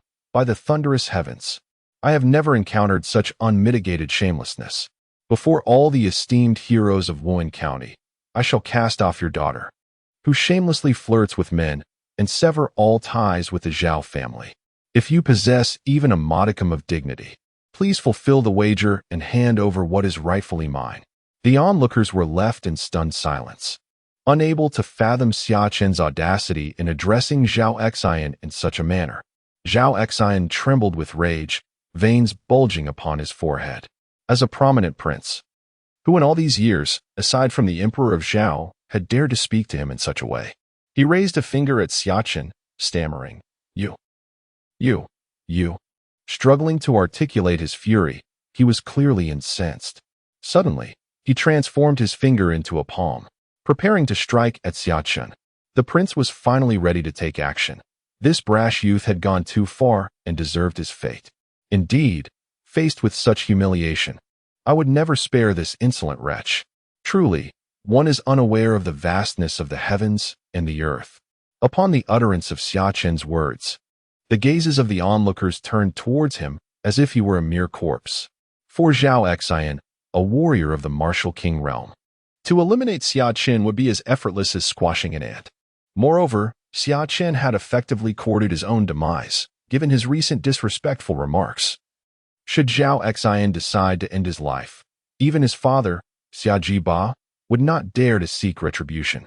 You harbor intentions to conspire with the Four Seas merchants, aiming to usurp the assets of the Xia family within Wuhan County, seeking to claim a share for yourself. Is that not true? Indeed. You are a wretched and shameless creature, are you not? Certainly. What sort of script is this? The spectators collectively inhaled sharply, repeatedly rubbing their eyes in disbelief. No matter how they contorted the situation in their minds, the outcome remained the same. This was neither a dream nor an illusion, but a reality so vivid that it was almost unbearable. Xia Chen felt an immense sense of relief, due to the vast disparity in their strengths. He had endured the presence of this old man for far too long. He was about to voice his thoughts, questioning how such a treacherous being could still have the audacity to exist in this world, imploring him to swiftly end his own life. However, the system's voice resonated softly in his mind. Host, due to the opponent's strength reaching the martial king realm, and considering that this puppet talisman is of a lower grade, its application is subject to certain limitations. Should the host require the other party to undertake actions that threaten their life, not only will they refuse to comply, but they will also regain full awareness immediately. Xia Chen was left utterly dumbfounded. What the hell? Damn it. Why didn't you mention this earlier? Chapter 19. Fighting side by side. Xia Chen, seizing the fleeting effect of the puppet talisman, pressed on with an audacity that bordered on treason. You have long coveted the throne of your elder brother, the Emperor Zhao Zhan of the Great Zhao, and have been secretly plotting to usurp him in a rebellion, have you not? His words were audaciously provocative, sending a chill of fear through those present. Though these accusations were not uttered by them, they trembled at the thought of the divine retribution that might befall Xia Chen, potentially affecting them as well. The intent behind Xia Chen's bold declarations was straightforward. Having already forged an enmity, if he could not eliminate his adversary, he would certainly sow discord, for it would be a disservice to the precious puppet talisman otherwise. With a twinkle in his eye, Xia Chen addressed the crowd with a booming voice. Since my true abilities have been revealed, I shall no longer feign humility. You must have discerned that I am not an ordinary individual, but rather one that you cannot afford to provoke. At the tender age of 5, I was recognized for my extraordinary potential and taken under the wing of my master as a direct disciple, who imparted his skills to me. The Dugu Nine Swords I just demonstrated was the introductory technique my master taught me at the age of 6.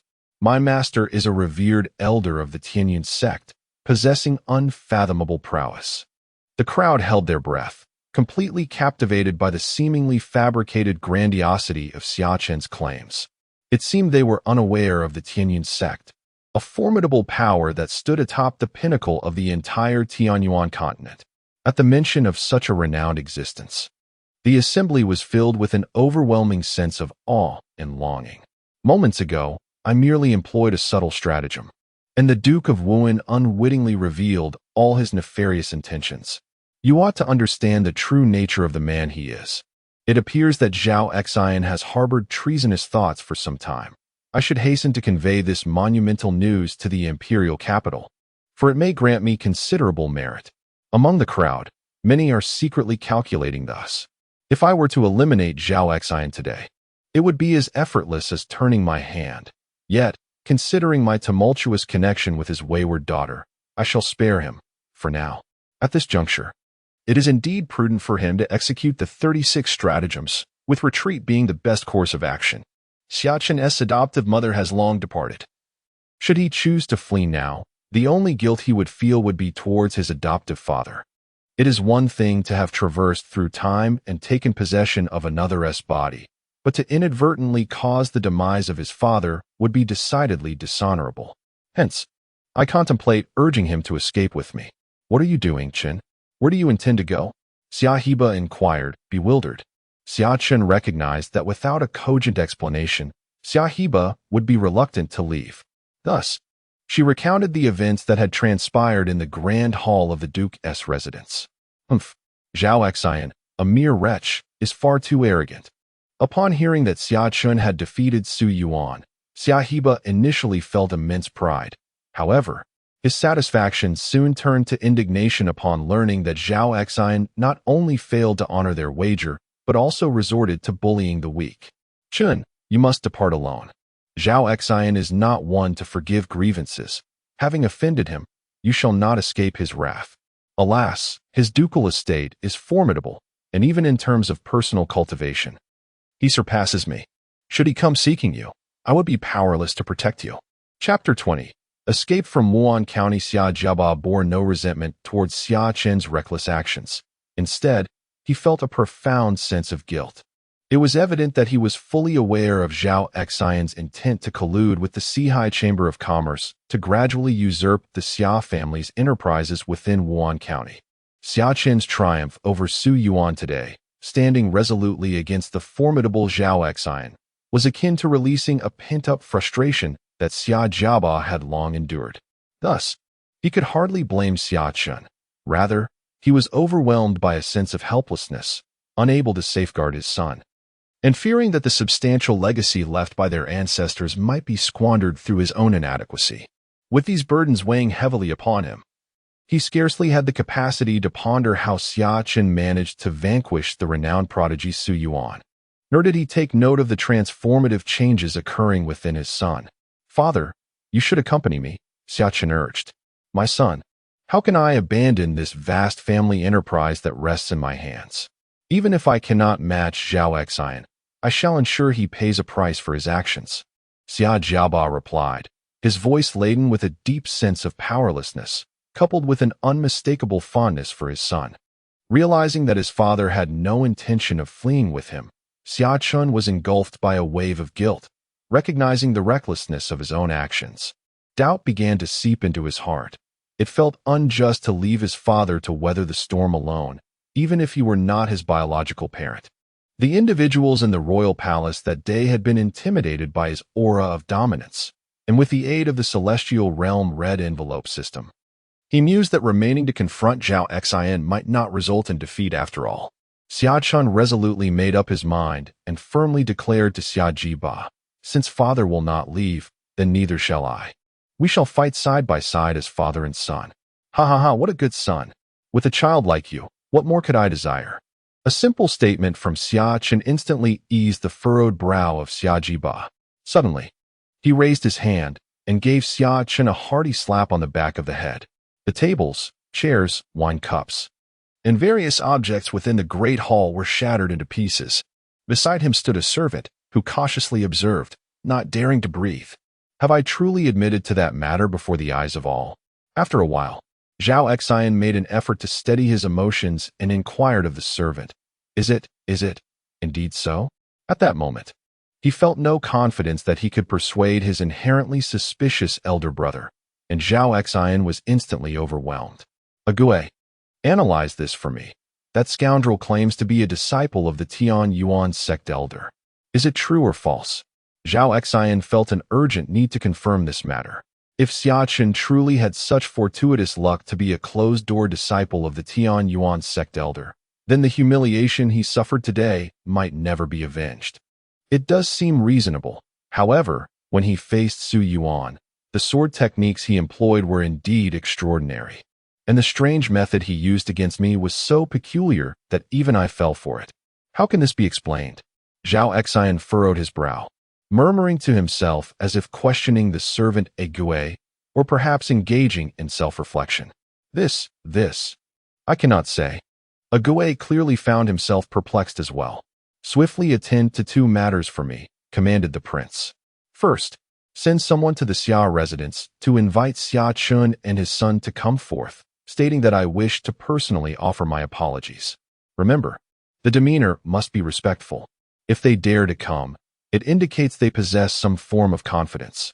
If they do not, it surely suggests a deception at play. Agu, eager to curry favor, promptly replied, "Yes, your highness is indeed wise. I shall make the necessary arrangements at once." And what of the second task? Chapter 21.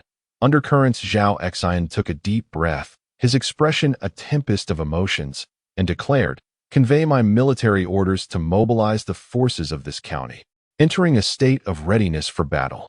Relay this message in a tiered manner, ensuring utmost discretion." "Ah, what is your highness implying?" Agu, visibly taken aback by Zhao Xian's words, understood that the mobilization of troops was not directed against the Xia family. If Xia Chen were not a disciple of a venerable elder, there would be no need for an army to confront the Xia clan. Conversely, if Xia Chen were indeed a formidable disciple of such an elder, then the situation could not be resolved through mere military might. Zhao Xian replied coolly, "My royal brother is inherently suspicious. He may not heed my explanations when the time comes. It is prudent to prepare accordingly." Sighing, Agu took his leave. After his departure, Zhao Xian summoned writing implements and promptly composed a letter, tucking it into his robe.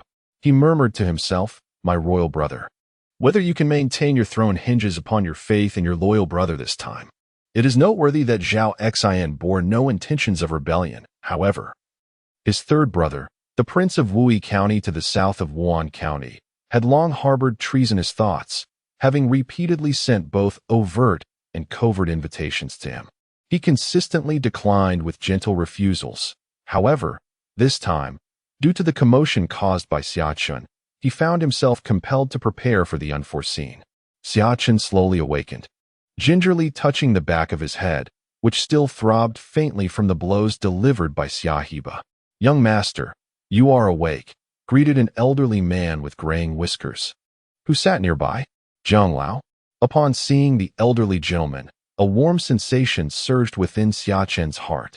He recognized this individual as the foremost expert of the Xia family, possessing the pinnacle of martial artistry, unwaveringly loyal to his father, Xia Heba, and always by his side.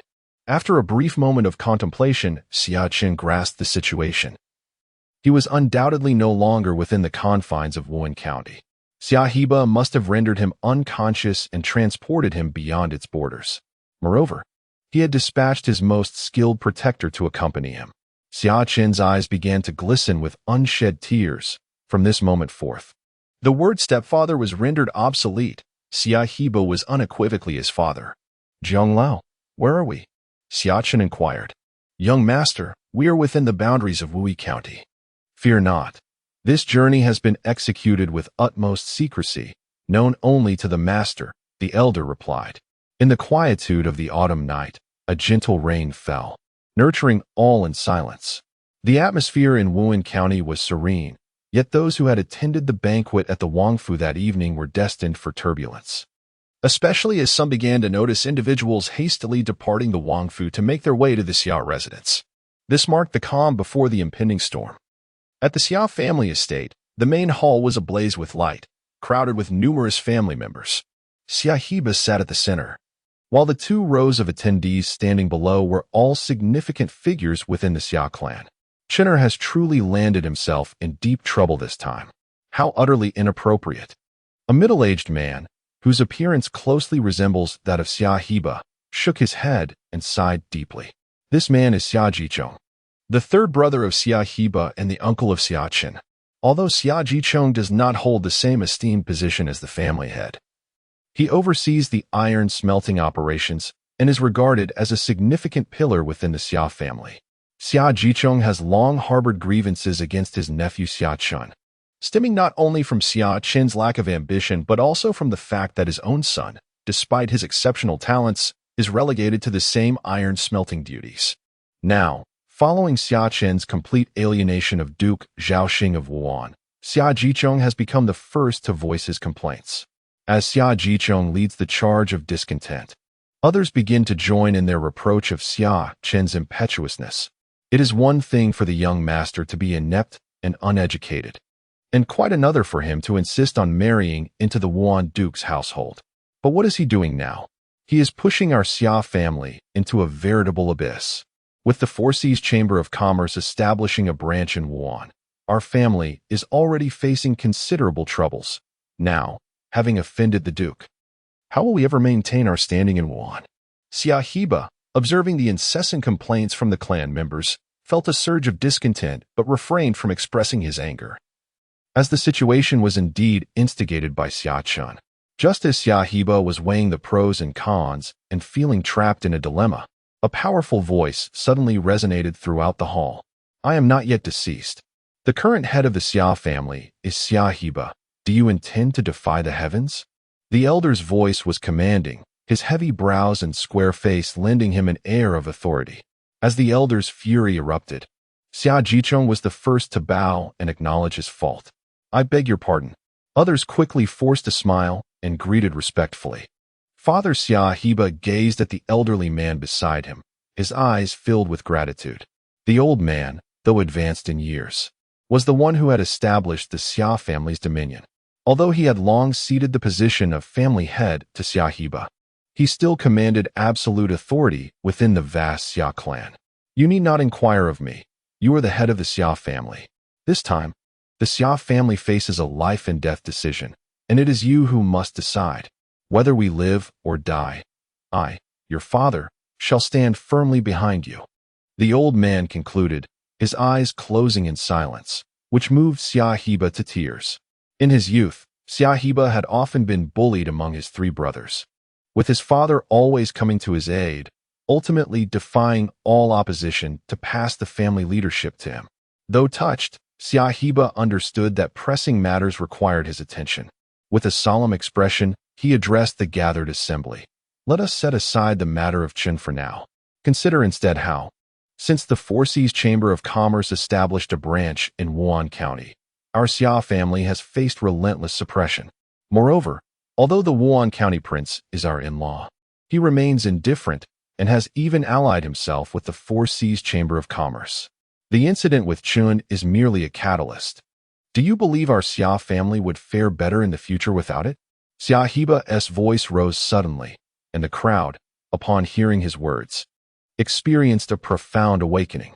Chapter 22. The meeting. Who is Zhao Xian? The entirety of Wuhan County is acutely aware. Even without the troublesome affair involving Xia Chen, would he not conspire with the Four Seas Chamber of Commerce to gradually encroach upon the Xia family? The answer is undeniably yes. Master, someone from the Wuhan County Prince's residence has arrived. However, before the discussion among the crowd commenced, the personnel from the Duke of Wuhan's residence had already arrived. The visitor held a significant position, being the steward of the Duke of Wuhan. The late-night visit of stewardly to the Xia family undoubtedly indicated a matter of great importance. Xia Heba sat resolutely in the central hall, remaining seated without rising, his mind racing yet his countenance maintaining a serene smile. Upon seeing the head of the Xia family, Liu was taken aback by Xia Heba's calm demeanor. Could it be that the Xia family had indeed secured a place with that so-called Tianyuan sect? Xia Heba nodded slightly, prompting Liu to directly address the matter at hand.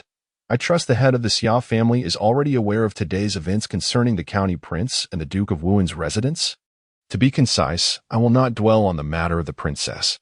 My late-night visit aims primarily to extend an invitation for you to accompany the county prince to the Duke's residence, where the Duke wishes to personally express his apologies to both of you.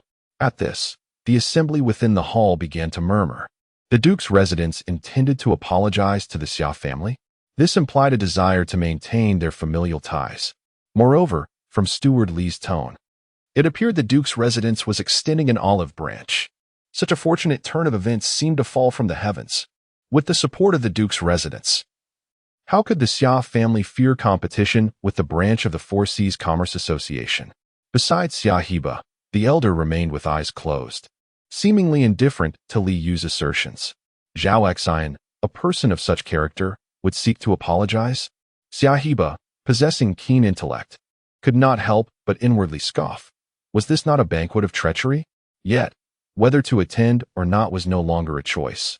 He must go. Attending might provide a glimmer of hope for survival. Excellent. Since my father-in-law has kindly extended an invitation, how could I possibly decline?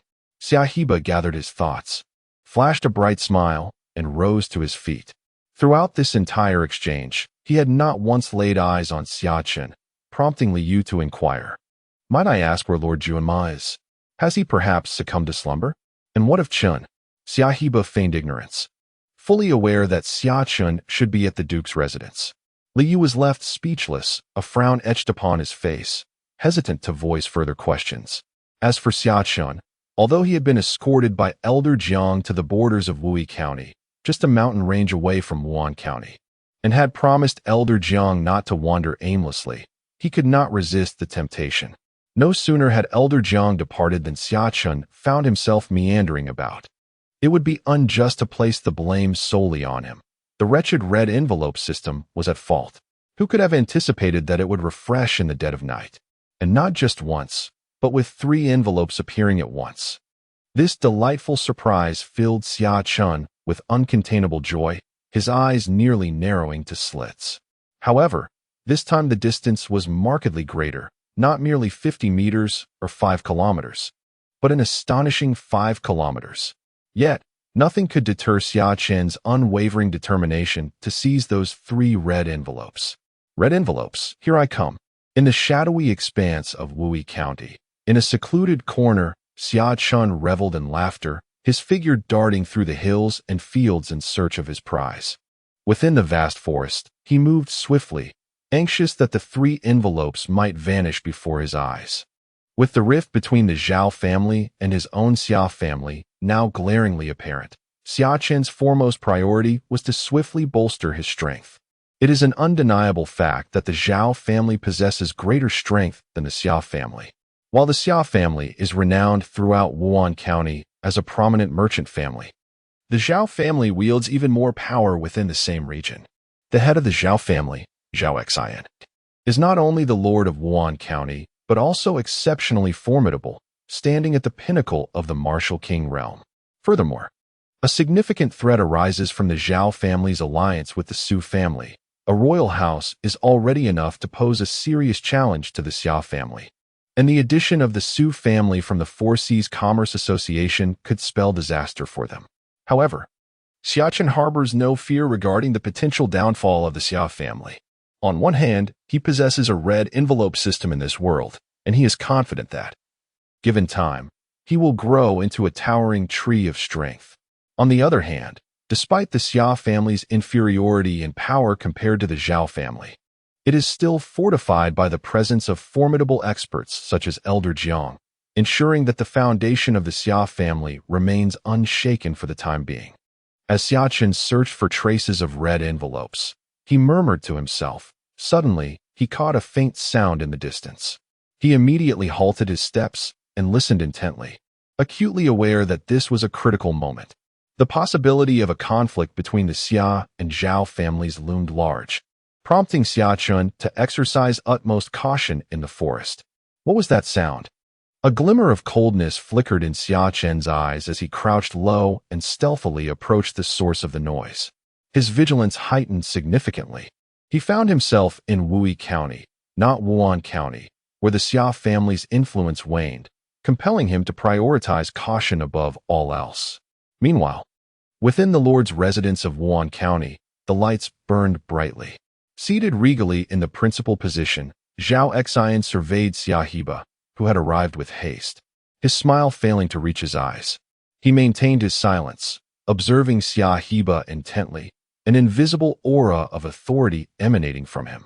Undoubtedly, Zhao Xian, the old fox, intended to exert pressure on Xia He, a tactic he frequently employed.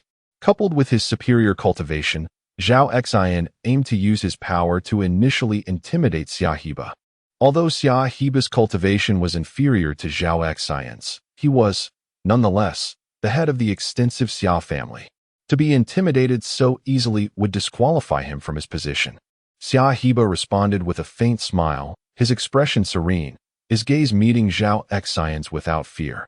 Within the opulent hall of the Zhao family, the heads of the two most powerful families in Wuhan County locked eyes, each wearing a smile that defied interpretation. My dear-in-law. Zhao Xian finally broke the silence in the hall. I apologize for summoning you so late. But my position as the head of the Zhao family is not without its challenges.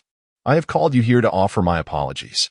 My daughter has been rather insensible, and my commitments have prevented me from attending to certain matters. I implore you, Brother Xia, to show understanding. Zhao Xian, secondly, also intended to probe whether the Xia family had the backing of the so-called Tianyuan sect. This was to prepare for the worst-case scenario, to assess whether he, Zhao Xian, could afford to provoke the Tianyuan sect should a conflict with the Xia family arise. I have already heard about Chun'er from the Zhao family. As the patriarch of the Zhao household, I am acutely aware of the kind of person Chun'er is. Although his martial arts skills are lacking and his knowledge is somewhat superficial, he is a remarkably honest child. To speak candidly, Chun'er has endured considerable hardship during his years with the Zhao family. Your Highness, at this juncture, I believe the bond between Chun'er and your esteemed daughter has reached its conclusion. Xia He's expression remained impassive as he spoke in a deep tone. Zhao Xinyan's eyes narrowed instantly, and his countenance darkened ominously. Xia He's words evidently suggested that Xia Chen should withdraw from the engagement with Zhao Ronglu, a significant taboo. If the Zhao family's young lady were to be rejected by the Xia family, it would render the Zhao family the laughingstock of the entire Wuhan County. The head of the Xia family, I believe there are some misunderstandings between Luer and Xia Chen. Marital disputes are commonplace. One quarrels at the head of the bed and reconciles at the foot. This is merely a minor friction in their lives, and I trust that with the passage of time, they will gradually resolve this issue. Zhao Xian's gaze fixed intently on Xia He, his tone gradually growing more assertive. Xia He, you would do well to think this through carefully. If you dare to break off the engagement, the Zhao family and the Xia family shall be irreconcilable. At these words, Xia He's lips curled into a sneer. He offered no reply and proceeded directly toward the entrance of the Zhao residence. You. Zhao Xian's eyes gleamed with cold fury as he signaled to two of his guards at the entrance. The guards instantly drew their swords and charged toward Xia He. Seeking death, Summer Ba emitted a subdued roar. Although his cultivation was not exceedingly high, as he had dedicated himself to managing the Xia family's business affairs over the years, leaving him scant time for cultivation, he still possessed a degree of martial prowess. Windfire Sacred Hand. Summer Ba's hand seized the wrist of a soldier who was wielding a sword. With a tremor of his arm, the soldier was flung away more than 10 meters. Before the soldier could react, Summer Ba struck him with a palm, sending him crashing heavily into the wall of the Zhao residence, leaving a large crater in its wake. In the blink of an eye, the Zhao family soldiers had assembled at the main entrance. Clearly, while Summer Ba possessed some skill, if so many soldiers were to attack him simultaneously, he would likely have to shed a layer of skin to escape. Moreover, Zhao Xian had yet to make his move. Summer Ba's brow furrowed, and he closed his eyes, shaking his head with resignation, a bitter smile forming within him. Bang! Patriarch, I am late. Just then, a thunderous sound erupted from the sky, causing everyone to look up towards the source of the noise. Amidst the multitude of gazes, a more vibrant streak of crimson light descended from the heavens, crashing onto the ground of the Zhao family's courtyard.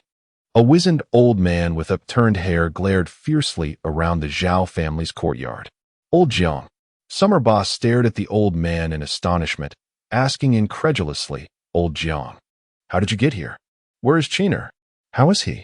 Old Jiang glanced at Summer Ba, his face flushed crimson due to his full exertion of power, resembling the demeanor of Guan Yu. Dust has been temporarily settled by me, and for now, there is no danger. The head of the family is in trouble, and old Jiang has arrived too late. Hearing this, Xia Hiba waved his hand, understanding that this was not the time for lengthy discourse. He straightened his back a little more. Old Jiang's arrival was akin to a timely assistance in the midst of a snowstorm. Zhao Xian, witnessing this, scoffed disdainfully and said, "Huh, it seems that even the mighty Xia family lacks capable fighters. They have to bring out this old man. I shall see how much longer you can hold out. Enough of your nonsense." Old Jiang clenched his fists, his expression impassive as he regarded Zhao Xian. "Very well," Zhao Xian replied with a cold smirk, then suddenly lowered his center of gravity, his waist arching slightly as the stone floor beneath him began to crack. He did not rush to attack, but swiftly formed seals with his hands, growling, "Nine Sun Seal."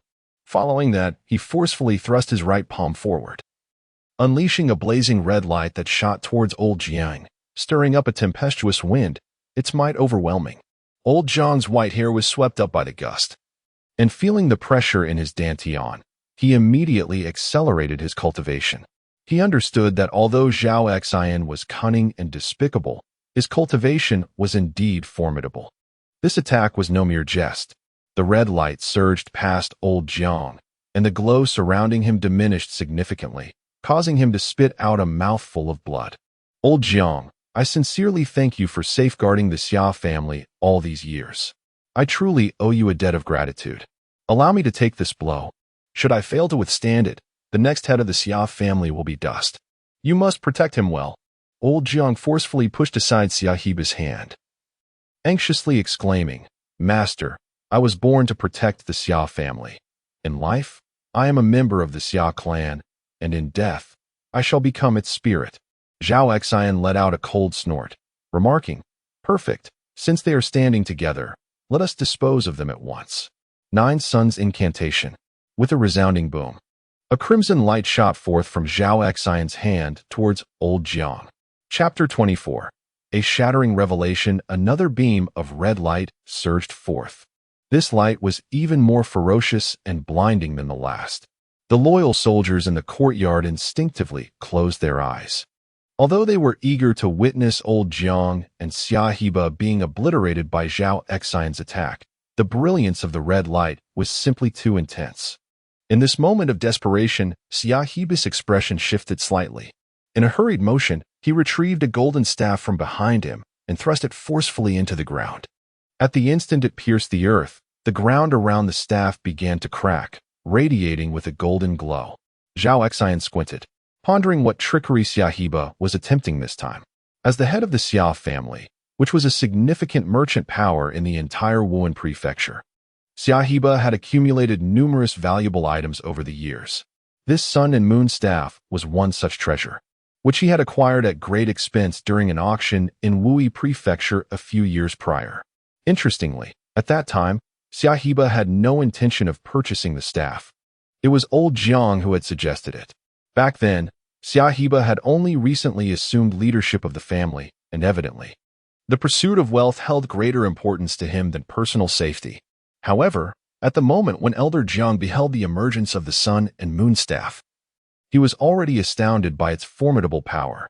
Such a treasure is indeed rare, even within the entirety of Wuyi County.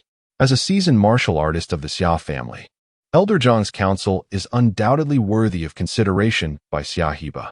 Thus, in this precarious moment, Xia Hiba opted to wield the sun and moon staff. It is rumored that the staff was forged by a martial master who absorbed the essence of the sun and moon during cultivation. It can, at a critical juncture, shield an individual from a single attack, serving as a protective umbrella. These reflections, though seemingly prolonged, transpired in an instant. A golden light swiftly enveloped both Elder Jiang and Xia Hiba, and in less than a second, a fierce red beam followed closely behind. The collision of the red and golden lights unleashed a tremendous force, compelling Zhao Xian to instinctively retreat a half step. How could Zhao Xian be unaware of the might of this palm strike? Currently, no one in the entirety of Wuhan County has been able to withstand even 2 of his 9 yang spells. This 9 yang spell is Zhao Xian's unique technique, and even Zhao Ronglu, despite her desire to learn it, has been denied due to his fear of the martial arts leaking out. The explosion generated a thick, rolling mist, obscuring Zhao Xian's view of the unfolding events. He smirked, confident that no one could survive the onslaught of his nine-yang spell, especially not two individuals whose prowess fell short of his own. Contemplating this, Zhao Xian narrowed his eyes, fully aware of the ramifications should Xia Heba perish here. As the head of the Xia family, Xia Heba's demise within the Zhao family stronghold would undoubtedly provoke a frenzied retaliation from the Xia family. Although the Xia family, indeed, the entire Wuan County, lacks anyone capable of challenging Zhao Xian, the Xia family is renowned for its commercial prowess, controlling the iron smelting, tea trade, and grain industries of Wuan County. The demise of Xia Heba would precipitate a catastrophic economic collapse across the region. Furthermore, as the Lord of Wuan County, it would be difficult for him to explain the death of the Xia family's patriarch within his own courtyard. The scandal of his daughter's indiscretions has already surfaced, and he has publicly acknowledged his aspirations to usurp the imperial power.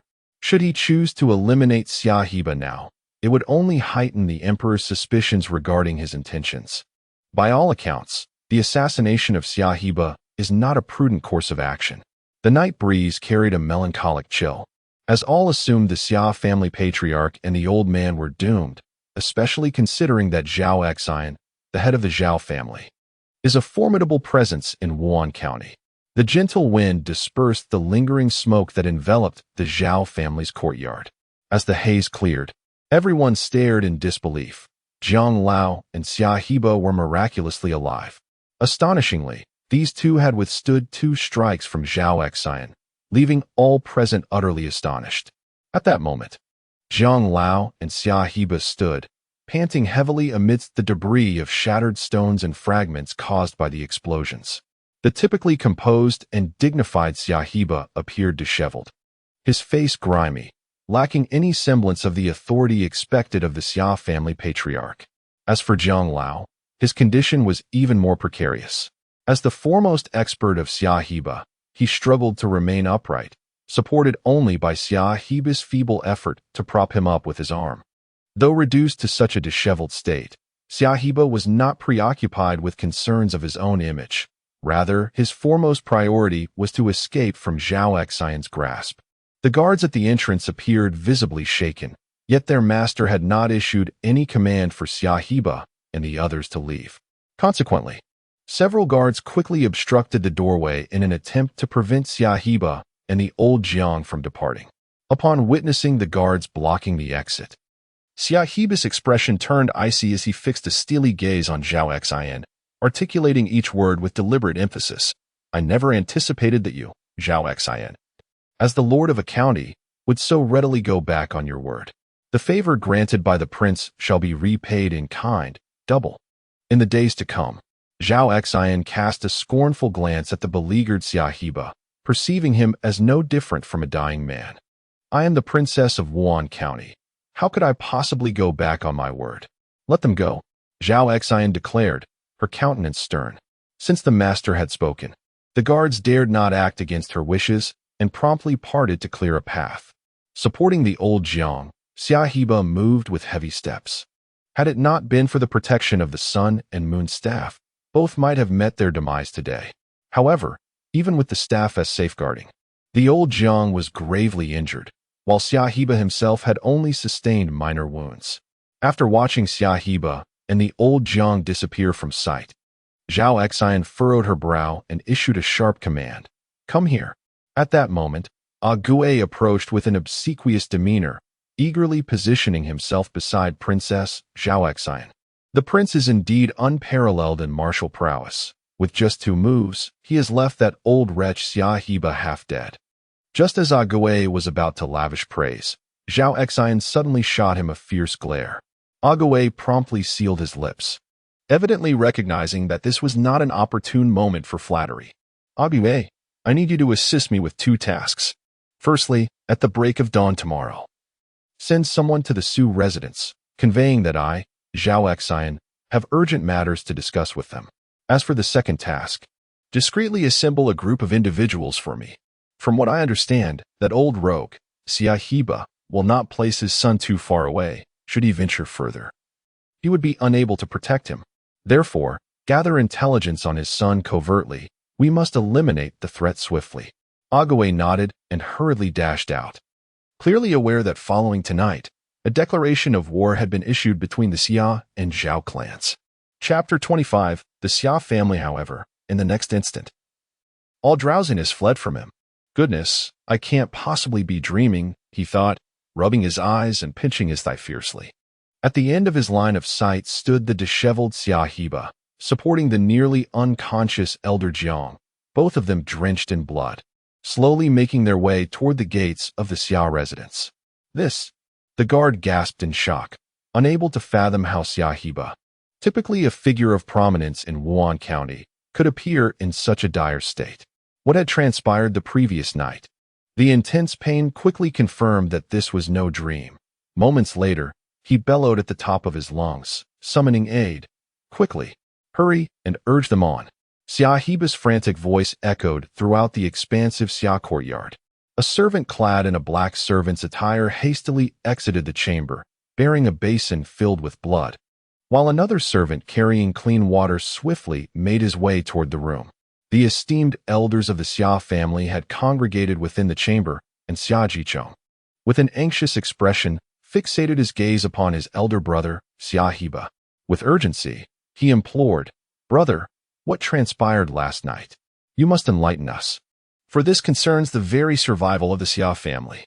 Xia cast a glance at the unconscious elder Jiang, heaved a deep sigh, and gradually recounted the events of the previous night. What? The Zhao family intends to wage war against the Xia family? Xia Jicheng was the first to exclaim, his eyes widening in disbelief as he stared intently at Xia, nearly on the verge of shouting. "Lower your voice," Xia interjected, his brow furrowed, gesturing with his hand. It was evident that the events of the previous night had left him utterly fatigued.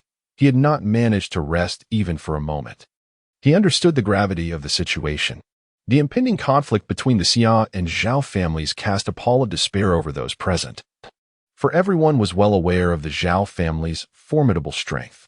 Their patriarch, Zhao Xian, not only possessed the prowess of a martial king but also held the title of the county lord of Wuhan, a member of the imperial family. Though the Xia family was affluent in Wuhan County and had long been regarded as a noble clan, they found themselves at a significant disadvantage compared to the Zhao family. Midway through his account, Xia suddenly halted, his eyes widening in alarm, and anxiously exclaimed, "Did I not send Elder Jiang to protect Chinner? What has become of him now?" Indeed, as Xia had once instructed Jiang Lao to remain close to Chinner when sending him off, the reality now is that Jiang Lao lies bedridden while Xia Chen is nowhere to be found. Chinner possesses merely the cultivation of a martial artist. It is perilous for him to be alone in Wuyi County. "Come here," Xia bellowed. Several servants clad in black garments immediately knelt at the entrance of the chamber. Xia narrowed his eyes and spoke in a deep tone. "You lot, set off for Wuyi County at once. Chinner cannot have strayed too far. Inform me immediately upon receiving any news." As for Xia Chen, he remains blissfully unaware that a conflict has erupted between the Xia family and the Zhao family. After a considerable time, he finally located the source of the commotion. In a lush rainforest, two factions stood in confrontation. It appeared to be a fierce clash. Yet Xia Chen had no inclination to intervene. Though he had acquired the red envelope system, he had no desire to court trouble. As a mere martial artist, his paramount objective was to swiftly elevate his cultivation, enabling him to protect the entire Xia family. Despite his lack of intention to meddle, this did not diminish his curiosity. He concealed himself behind a towering tree, eager to witness the unfolding spectacle. "Ling Jianshou, your Guangshi gang and our Chui Hua alliance harbor no deep-seated enmity. So why must you pursue annihilation?" A burly man clad in a crimson coat shouted, wielding a massive axe that instilled fear merely by its formidable shape. At that moment, a slender figure dressed in a black robe stepped forward, though Xia Chen could not discern the features of this mysterious man. "Ha ha, my Dragon Rock leader. Do you still not comprehend the situation at hand? Your forging alliance has repeatedly sabotaged the endeavors of our Mad Corpse gang. Do you truly wish to brush this aside? The man clad in a black robe spoke, his voice piercing and grating to the ears. The burly man wielding a massive axe clenched his teeth, fixating his gaze on Ling Jianshou as he declared, Ling Jianshou, your Mad Corpse gang has consistently engaged in heinous deeds. Do not presume I am unaware. Ling Jianshou let out a chilling laugh, his voice sharp as he retorted, Go speak to the King of Hell.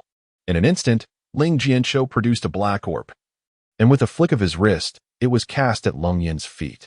Almost immediately, dark smoke enveloped the few members of the Forging Alliance, shrouding the red-clad individuals in an ominous fog. Ling Jianshou gestured, and a multitude of archers in black robes materialized behind him, swiftly encircling the swirling darkness and knocking their prepared arrows onto their bows. At Ling Jianshou's command, the archers unleashed a volley of arrows into the obscured mist. It was unclear what sorcery Ling Jianshou had employed, for the arrows shot by the black-robed archers vanished within the cloud. Yet, everyone, including Xia Chen, could distinctly hear the anguished screams emanating from within the shroud. Chapter 26. Obtaining the red envelope. The cacophony of anguished screams was almost unbearable for Xia Chen, yet soon he discerned a faint glimmer of red light amidst the swirling black mist. This red light, though not overly glaring, became increasingly discernible due to Xia Chen's enhanced vision following his ascension in cultivation. Suddenly, the crimson glow grew more pronounced in the darkness, and with a fierce roar, a beam of red burst forth from the obscurity. A black-robed archer tragically fell victim to this radiant force. At that moment, Long Yin's veins were visibly engorged, his eyes bloodshot with fury. He bellowed as he wielded his colossal axe, and before the two archers could release their arrows, he cleaved them asunder in an instant. For reasons unbeknownst to him, Xia Chen found himself captivated by Long Yan's brutal elegance. Although not particularly agile, Long Yan's sheer presence invoked a sense of awe within Xia Chen. Indeed, a figure of such stature ought to act thusly. These beings, devoid of discernible spirit, deserved to be vanquished. Xia Chen could not help but silently commend Long Yan's ferocity. Ling Jianshou, observing his black-robed guards fall one by one, narrowed his eyes and remarked, Ah, my Captain Long Yin, it appears you have honed your skills quite well. Now, allow me the honor of engaging you in personal combat. Upon finishing his words, the surrounding black-robed archers swiftly retreated, clearing a space for a decisive showdown between Ling Jianshou and Long Yin. No one wished to engage in close combat with a contender of Long Yan's formidable stature. Thus, at Ling Jianshou's command, all his black-robed subordinates hastily withdrew to the periphery. Ling Jianshou gazed at Long Yin, uncertain of the nefarious weapons concealed beneath his flowing robe. Ling Jianshou was exceedingly frail, in a contest of sheer strength.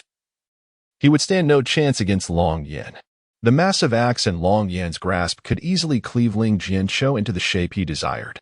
Thus, Ling Jianshou had no intention of engaging Long Yin in a direct confrontation. He excelled in employing underhanded tactics, a skill in which he truly thrived. Long Yin, taste my blade, Ling Jianshou shrieked. A flying dagger shot forth from his sleeve, but Long Yin sidestepped, the dagger embedding itself into the trunk of a tree behind him. Long Yin perceived this as a mere distant distraction. He was not foolish and recognized that his strength lay in face-to-face combat, where Ling Jianshou would undoubtedly outmaneuver him with trickery. Therefore, Long Yin sought not to linger in a prolonged skirmish. His muscular arm rippled as he prepared to deliver a decisive blow, intending to end Ling Jianshou's wicked existence. However, Long Yin remained oblivious to the fact that the dagger's hilt was tethered to a talisman, the inscriptions upon which were likely comprehensible only to Ling Jianshou. With a sardonic smile, Ling Jianshou retreated behind the black-robed archer and exclaimed, Quick, release the arrows. Seizing the moment while Long Yin was still disoriented, a volley of arrows sliced through the air towards him. At this juncture, Long Yin disregarded the pain in his back. With a swift motion of his right hand, he swung his axe, successfully deflecting several arrows. Long Yin was not foolish, now that he had sustained an injury, entangled with Ling Jianshou. He had to provide an explanation here. At this moment, the swirling black mist gradually dissipated, revealing several members of the fire-forging alliance approaching slowly from within. However, what Long Yin saw more prominently were the lifeless bodies of his comrades. Ling Jianshou narrowed his eyes, letting out a cold snort before remarking, surprisingly, "You are not dead?" Suddenly, Xia Chen's eyes brightened as he noticed a vibrant red envelope shimmering with a radiant glow between Long Yin and Ling Jianshou. "At last, I have found you." A smile crept across Xia Chen's lips. A mechanical voice coldly reminded the host that the envelope had a duration of 1 hour, and 50 minutes had already elapsed. It would vanish in 10 minutes. The brief statement felt like a bucket of cold water dousing Xia Chen from head to toe. 10 minutes?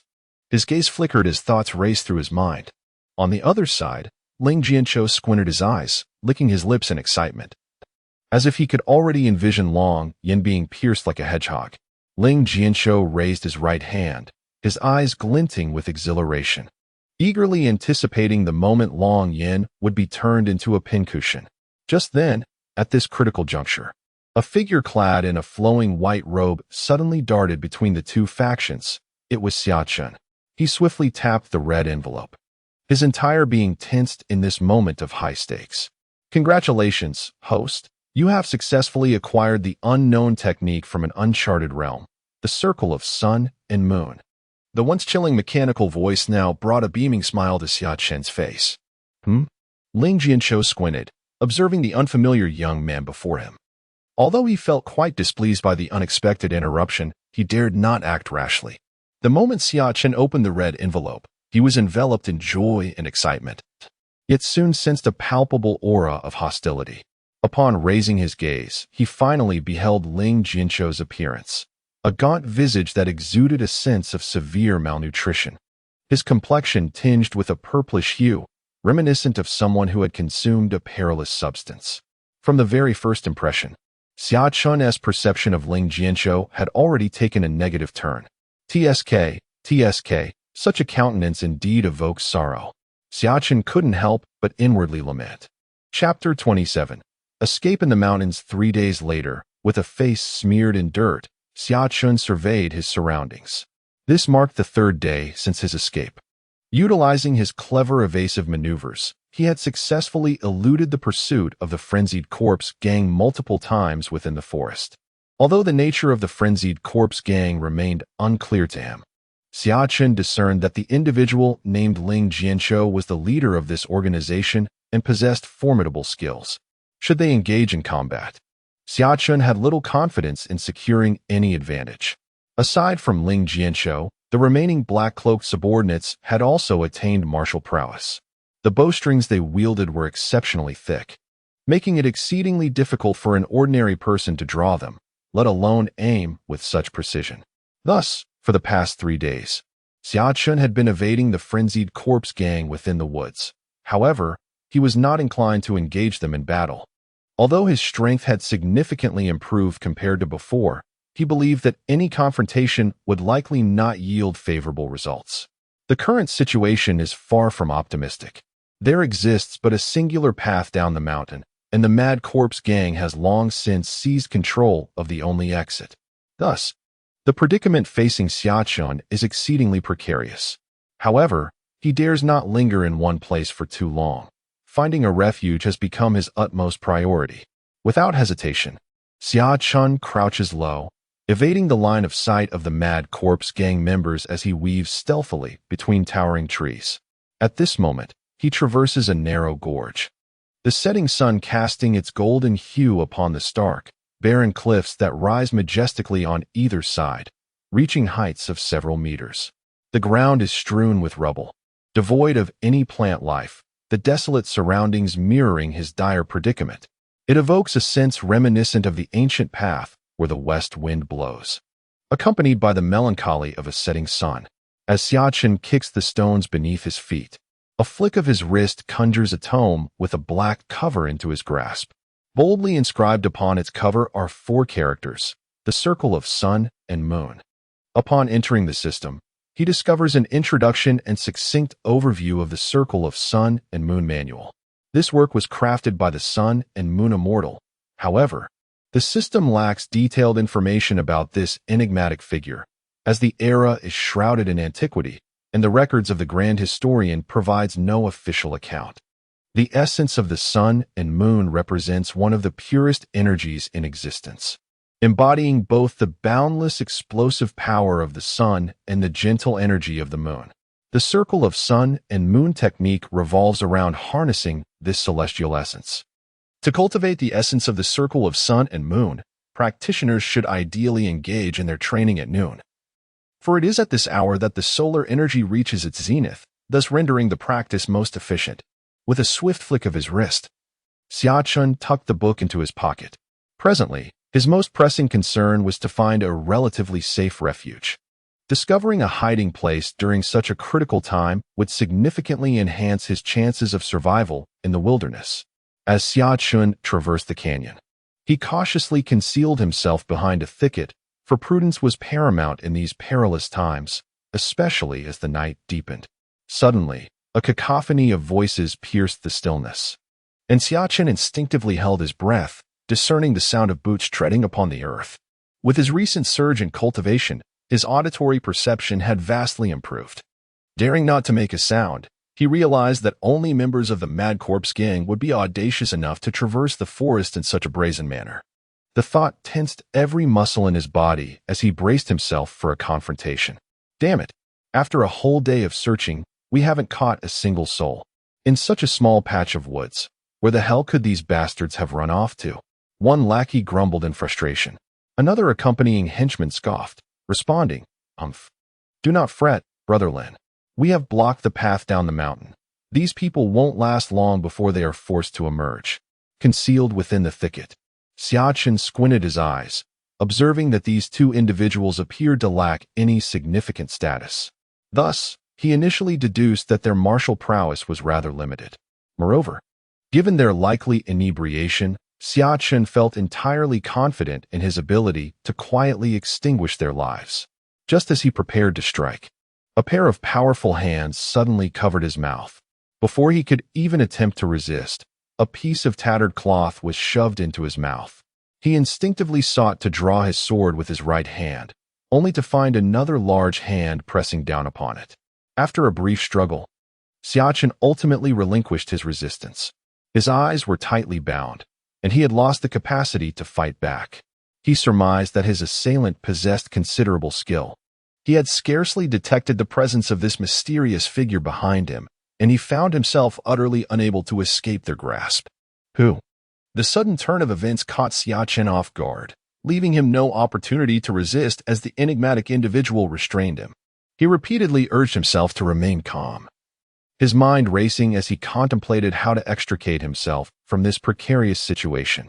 The large hands seized the collar of his garment, dragging him forward with an unyielding force. With his vision obscured, only his sense of smell and hearing remained vigilant. Yet, amidst the fresh air, he detected a faint scent of blood. Although he had been evading the relentless pursuit of the corpse gang for several days, Xia Chen was well aware that he bore no wounds. Thus, the subtle metallic tang could not possibly originate from him. After a moment's contemplation, Xia Chen surmised that the source of the pungent metallic scent likely emanated from the individual binding his hands and feet. Who, then, could this person be? Chapter 28. The Cycle of Sun and Moon. A gravelly voice reached Xia Chen's ears, declaring, "What? Without his intervention, we would have long since met our end at Ling Jianzhou's hands. Are you questioning me?" The individual quickly clarified, No, Captain, that's not what I meant." "Then what do you imply?" Just as Xia Chen strained to listen to the exchange, the blindfold over his eyes was abruptly yanked away, granting him a fleeting glimpse of light. Upon regaining his sight, Xia Chen turned his head, revealing a weathered visage before him. The man's skin was dark and glistening, roughened by the relentless winds, yet his piercing eyes attested to his resilience as a formidable man. Xia Chen recognized this face, if memory served him right. This individual was the Long Yin mentioned by Ling Jianzhou. "You're awake, young man. Allow me to introduce myself.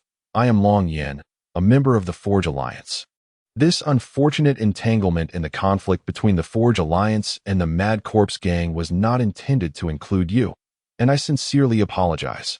Long Yin rubbed his hands together, addressing Xia Chen with an air of regret. Had it not been for Xia Chen, Long Yan's predicament might have been far more perilous. For at that moment, the black-cloaked archer had an arrow nocked, poised to pierce Long Yan's heart at any moment. A peculiar voice emanated from behind Xia Chen. Kid? Let me tell you, you'd best go nearby and gather some berries. We certainly want to be sharing our rations with you. Xia Chen glanced over, where a man with a sharp face and gaunt features glared ferociously at him, exclaiming his disdain.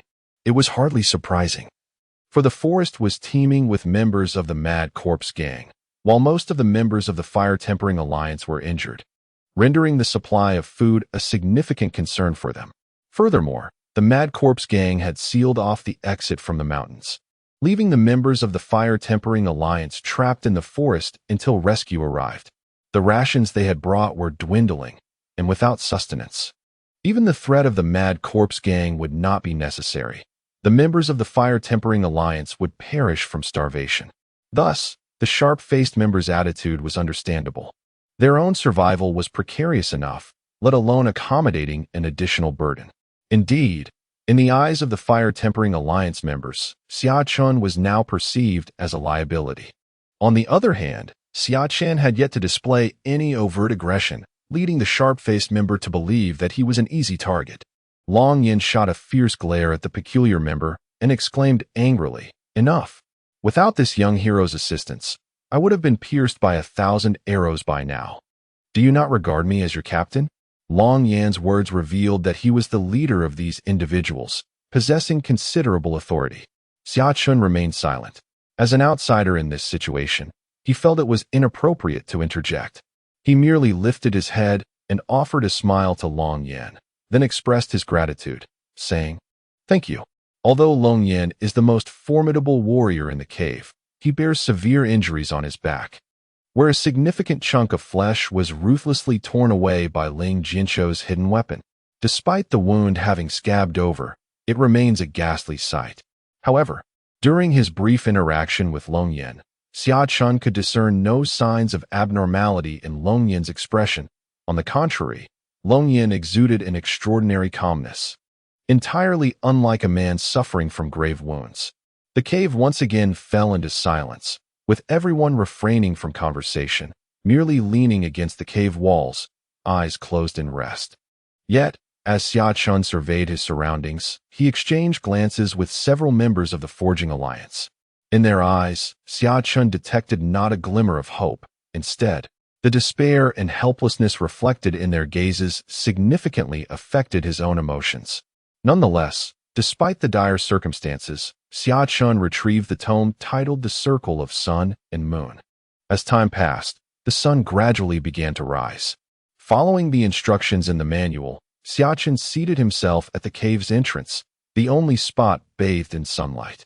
With each breath, he inhaled the freshest air of the forest, as the sunlight warmed his entire being. Adhering to the guidance of the tome, Xia Chen diligently sought to absorb the power of the sunlight, which, as it illuminated his face, initially felt somewhat blinding. However, he quickly acclimated to the environment. Before long, Xia Chen began to perceive the energy of the sun, which might very well be the fabled solar energy. The first sensation this energy imparted to Xia Chen was one of intense heat. It enveloped him like a blazing fire, igniting every fiber of his being. Never had he felt his heart ablaze with such fervor. This force was wildly turbulent, rampaging within him. Xia Chen struggled to contort his body, trying desperately to prevent this energy from wreaking havoc within him. Yet, the power was overwhelmingly formidable, leaving him utterly defenseless. He exerted the last vestiges of his strength, but the ferocious energy threatened to shatter his very spirit. Suddenly, Xia Chen opened his eyes, retreating frantically as if possessed, seeking refuge in a shadowed corner away from the sun's rays. His face was a canvas of terror. He had narrowly escaped being consumed by this raging energy. The Frey's eyes wide with horror aptly described his expression as his gaze bulged, reflecting the agony he had endured. Lowering his gaze to his own body, He saw that his skin had turned a vivid crimson, akin to the face of a legendary warrior. Wisps of white smoke even emanated from his scarlet skin. Despite the discomfort, Xia Chen was acutely aware of the sun's power. The scorching energy ran rampant within him. Trembling, he opened the tome The Circle of Sun and Moon, which stated that if a cultivator first experiences the energy of the sun, they must absorb the energy of the moon at night to achieve balance, lest they incur irreversible harm to their body. Xia Chen, cautious and vigilant, took several hearty gulps of fresh water to calm his nerves. However, after the recent cultivation, he distinctly sensed some subtle changes within his body.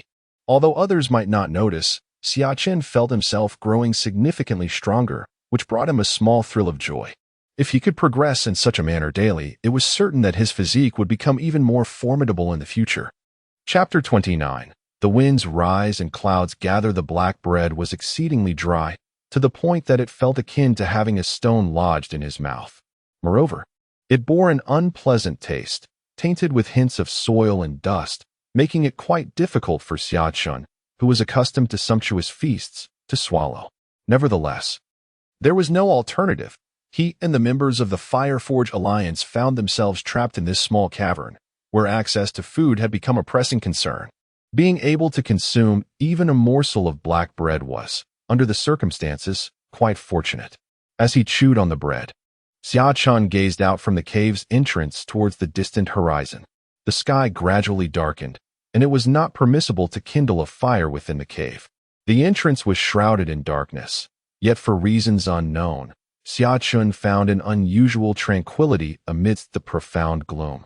A sliver of moonlight began to seep into the cave, prompting him to gently close his eyes. The silvery glow enveloped the figure of the young man in white robes, creating a scene of exquisite beauty. According to the teachings of the Circle of Sun and Moon technique, this was an opportune moment to harness the power emanating from the moonlight. The luminous rays illuminated the cave's entrance, casting a dim light, yet Xia Chen could discern the external landscape clearly, thanks to the moon's gentle glow. This has no relation to his vision. Rather, it is another form of sensory perception for Xia Chen. The night is tranquil, and Xia Chen can distinctly feel the energy bestowed upon him by the moon. This energy is pure and, in contrast to the restlessness that the sun's energy brings during the day, the moon's energy envelopes Xia Chen in profound tranquility. Tranquility is the most immediate sensation he experiences from the moon's energy. Sitting at the mouth of the cave, he feels as though he is isolated from the world. He can sense no stir of wind or movement. Gradually, even the chirping of cicadas outside the cave fades into silence. A gentle night breeze caresses Xia Chen's hair as he remains motionless, resembling an ancient grandfather clock, impervious to the elements. Xia Chen feels as if he has entered a new realm. Before him lies a vast expanse of whiteness, obscuring all sight. He senses a profound comfort in his body, sweeping away the day's restlessness. Extending his finger, clusters of white light immediately gather at his fingertips. Xia Chen relishes the sensation of being enveloped in white, as it brings him a sense of gentleness. He inhales deeply, finding joy in this world, completely oblivious to the perilous situation he currently faces. Time becomes an abstraction as the white light gradually dissipates before him, and he is slowly engulfed by encroaching darkness. A sudden wave of inexplicable fear washes over him, prompting him to frantically evade the expanding shadows. The unknown darkness steadily envelopes Xia Chen, and he strives desperately to extricate himself. Twisting his body with all his might and shouting in a futile attempt to break free from the suffocating void that surrounds him. Time seemed to stretch indefinitely as Xia Chen gradually extricated himself from the shadows of a dark realm.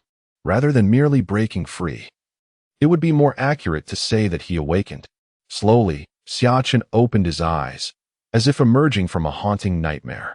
In the distance, the sun began to rise, gently breaking the horizon. A new day had commenced, marking the fourth day of Xia Chen's flight through the forest. His mouth parched. He twisted open his water bottle, taking a small sip to moisten his cracked lips.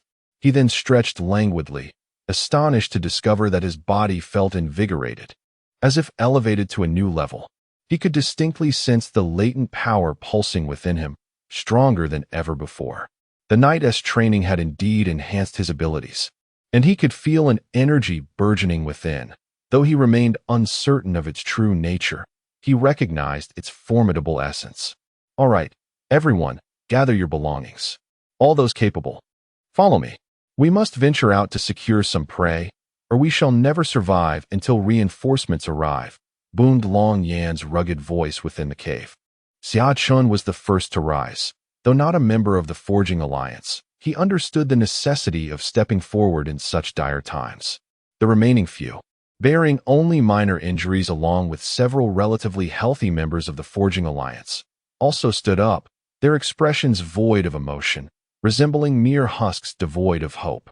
However, the recent days of fleeing have rendered the members of the Forging Fire Alliance acutely aware of their despair.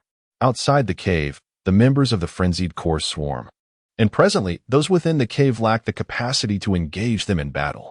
Given the current circumstances, their chances of survival appear exceedingly slim.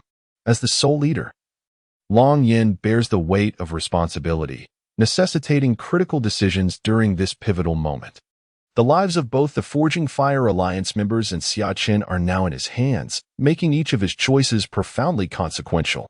Gazing at the dwindling food supplies, Long Yan furrows his brow. This formidable man has never been troubled by the prospect of battle, yet now he finds himself consumed by concerns over sustenance.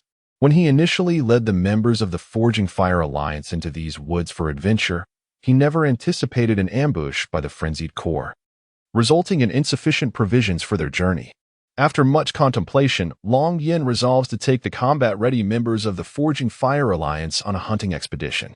If this continues, it is likely that before reinforcements arrive, they will succumb to starvation. As Long Yan and his companions cautiously emerge from the cave at sunset, they wield crude, improvised hunting tools, searching for anything edible. The berries around the cave, already depleted, leave them with little option but to venture deeper into the forest in hopes of a bounty. Treading carefully through the woods, they remain silent, the only sounds being the gentle rustle of their clothing against branches and foliage. As the sun began to set, many prey had already retreated into their resting periods, marking this time as the most opportune moment for hunting, with the highest success rate. Suddenly, a voice whispered, "Look, there are 2 rabbits." Long Yan and the others swiftly turned their heads. Though they could not discern the rabbit's features, they caught sight of the rustling leaves. "Chase!" Long Yan immediately commanded. However, just as this group prepared to pursue their quarry, an arrow suddenly embedded itself in the tree trunk beside Long Yan.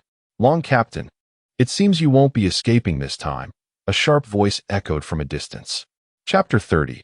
Kill the piercing voice rang out, prompting the group to turn and behold a figure cloaked in black, with a face tinged in purple. "Ling Jianchou, run, keep running. Why have you stopped?" "My esteemed Long Captain," Ling Jianchou sneered, delighting in the plight of Long Yan and his companions. "It truly took me a while to find you. I never anticipated that our esteemed Long Captain not only possesses formidable skills, but is also so adept at fleeing. I am truly impressed." The mockery in Ling Jianchou's eyes intensified as he sought to convey his inner glee. Long Yan remained silent, his grip tightening around the red axe in his hand. His gaze locked onto the smirking Ling Jianchou. "Ling Jianchou, I shall confront you." Suddenly, a desperate shout erupted from within the ranks, followed by a member of the Forged Fire Alliance charging towards Ling Jianchou with a fervent roar. "No," completely focused on Ling Jianchou. Long Yan was caught off guard by the rash actions of the Tempering Fire Alliance member. He attempted to intervene, but it was too late to prevent the desperate act of this man driven mad by despair. To avoid succumbing to despair through death, he chose madness. Courting death. A cold glint flashed in Ling Jianchou's eyes as he watched the Tempering Fire Alliance member charge forward. With a flick of his right hand, a sharp throwing knife flashed and struck the man squarely in the forehead. Attack. Kill them all. Having dealt with the suicidal member, Ling Jianchou decided to end the game. With a wave of his hand, he commanded Long Yan fiercely. "Kill." A cacophony of frenzied battle cries echoed from all corners of the forest. A horde of mad corpse gang members, wielding large blades, emerged from the trees, launching a violent assault. Brothers, break through. Long Yin gritted his teeth. A crimson aura erupted from his body as he leaped forward, cleaving down the leading mad corpse gang member with a single axe blow. He then pressed on, hacking his way towards the flank. Kill. Break through. Driven by the desperate desire to survive, Long Yin spearheaded the charge. The remaining Tempering Fire Alliance members followed closely, like a pack of rabid wolves, tearing through the enemy ranks. Long Yin, you face me. Long Yin's strength was considerable, despite his hunger. He had already slain several mad corpse gang members in a short time. Ling Jianshou roared in anger, pushing past his own men to confront Long Yin head-on. Heavens, what is to be done? Entangled amongst the ranks of the Tempering Fire Alliance, Xia Chen gnashed his teeth, observing the relentless surge of the mad corpse gang. His mind fraught with urgency. Encircled by the gang's adherents, how was he to escape? I'll fight you to the death. The sudden entrance of Ling Jianshou exacerbated Long Yan's precarious situation, prompting a furious roar as his body radiated an intense crimson aura, engaging Ling Jianshou in a savage duel. Kill! Kill! Shouts of battle pervaded the air as members of the Tempering Fire Alliance desperately sought to break through, while the mad corpse gang tenaciously obstructed them, resulting in an increasingly brutal confrontation. Regardless, they must be slain. There is no escape without annihilating this horde of the mad corpse gang. A member of the mad corpse gang, bellowing ferociously, charged towards Xia Chen. With a steely resolve, Xia Chen's longsword erupted in a dazzling flash of light. Kill. Today, only one of us shall survive. Unleashing the mastery of the 9 swords of Dugu, the defeat sword style surged forth, decapitating the mad corpse gang member who had dared to attack. Kill. Scarcely had the sword fallen when another member of the mad corpse gang, consumed by madness, rushed forward. His face contorted in rage. Xia Chen's brow furrowed as a surge of violent energy emanated from within, involuntarily summoning the newly cultivated power of the sun and moon to course through his entire being. Perish. The cacophony of battle had driven the members of the mad corpse gang to the brink of insanity. The expression on the gang member's face was already contorted as he brandished his greatsword, howling as he lunged towards Xia Chen. At this precise moment, the enigmatic power concealed within him was summoned by Xia Chen. He felt an unprecedented surge of strength coursing through his entire being. With a slight movement, his figure vanished from its original spot, only to reappear behind a member of the mad corpse gang. The momentum from his sprint prevented this member from collapsing immediately. He staggered forward a couple of steps before suddenly succumbing, his head rolling to the ground. This power! Xia Chen, incredulous, clenched his fist, reveling in the intoxicating strength. Kill! 2 members of the mad corpse gang roared as they charged towards him. Xia Chen swiftly evaded, and moments later, 2 enormous heads fell to the ground. Heaven is assisting me. The energy cultivated from the circle of sun and moon was astonishingly potent, an exhilarating revelation. Kill. The air around him was filled with the cacophony of battle cries. He turned to observe the frenzied members of the mad corpse gang, a fervent thrill igniting in his gaze. After pursuing me for so long, today I shall settle the score. Kill. No sooner had he spoken than Xia Chen's form vanished once more, striking with the swiftness of thunder towards the members of the mad corpse gang. With a sickening thud, severed heads soared into the air, and with the enhancement of the circle of sun and moon technique, Xia Chen moved like a specter across the battlefield, swiftly reaping one head after another. Charge forth, let us slay. A member of the Quenching Alliance roared as he raised his longsword, poised to strike at the rushing member of the frenzied corpse gang. Suddenly, a fleeting shadow crossed his vision. The very adversary that had appeared ready to cleave him in two had its head severed in an instant. The member was momentarily taken aback, yet, ensnared in the chaos of battle, he hastily redirected his weapon towards another member of the frenzied blade gang. Chapter 31. Ling Jianshou's Escape. Qi Ling Lai. With a furious cry, Ling Jianshou fervently channeled the energy within him, unleashing a formidable assault directed at Long Yin, who was entangled in combat with him. Humph. Dragon Split Slash. Long Yin, weary yet resolute, summoned his crimson energy and met the oncoming attack with a powerful axe strike. Boom. Thud, thud, thud. The clash of their strikes resonated with a thunderous roar, and the immense force of their collision compelled both warriors to stagger backwards several paces. Humph. Captain Long, I never anticipated that after so many days of hunger, you would still possess such formidable strength. It truly astounds me. After retreating a few steps, Ling Jianshou regarded the now fatigued Long Yin with a sardonic smile. Pausing for a moment, he continued, "However, I did not come here alone today. Do you hear that? The sounds of battle have faded. I wager your brethren have been utterly annihilated." As the echoes of fierce clashes and battle cries gradually diminished, Ling Jianshou's mocking laughter intensified, exuding an air of assured victory. Such a pity for my Captain Long, possessing such extraordinary power, yet destined to meet his demise here. He shook his head in feigned sympathy, his expression dripping with derision. Verily, thou hast forsaken the path of righteousness, choosing instead to trespass upon the dominion of damnation. Know this, in daring to affront the mad corpse gang, only demise awaits thee. Thine expiration is but the prelude. Rest assured, thy fiery temper alliance shall, in due course, be obliterated by our hand. Ha ha.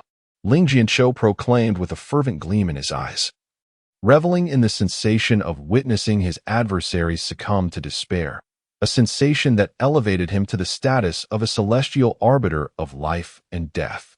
Across from him, Long Yin remained silent, merely tightening his grip on his great axe, desperately replenishing his dwindling energy. Dost thou truly believe that our mad corpse gang has risen to prominence through mere happenstance?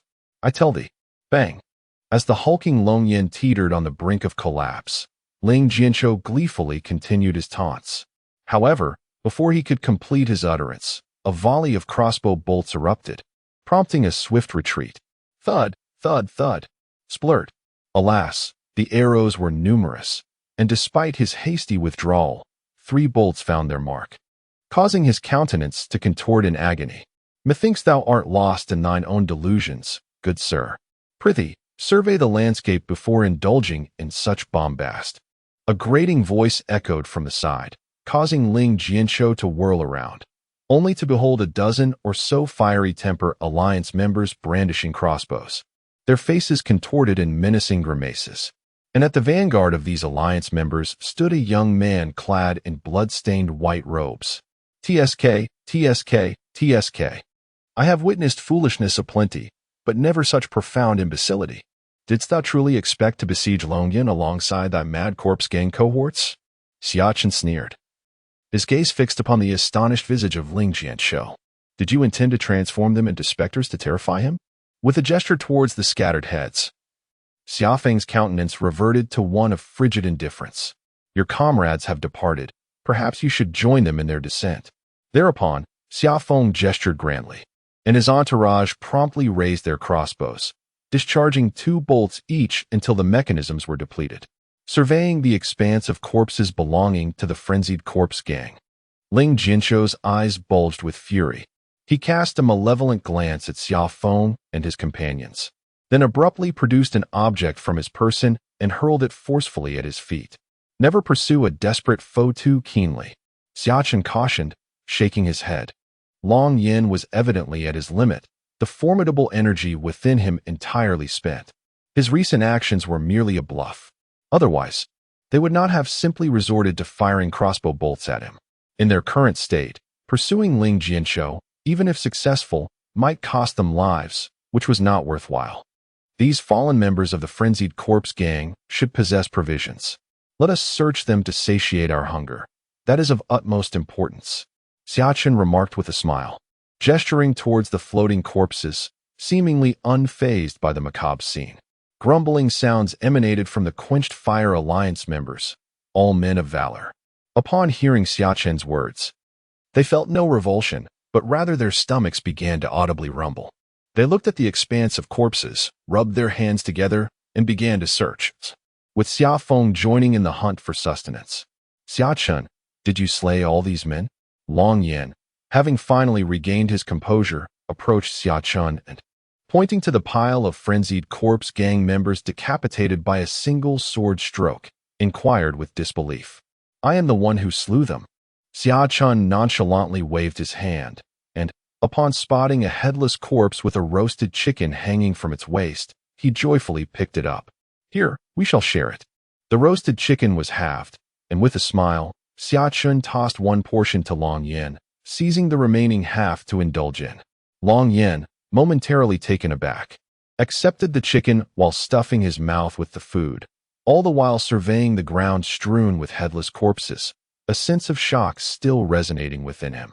After severing so many heads, surely the sword must be dull by now. Ah, this sword appears quite fine.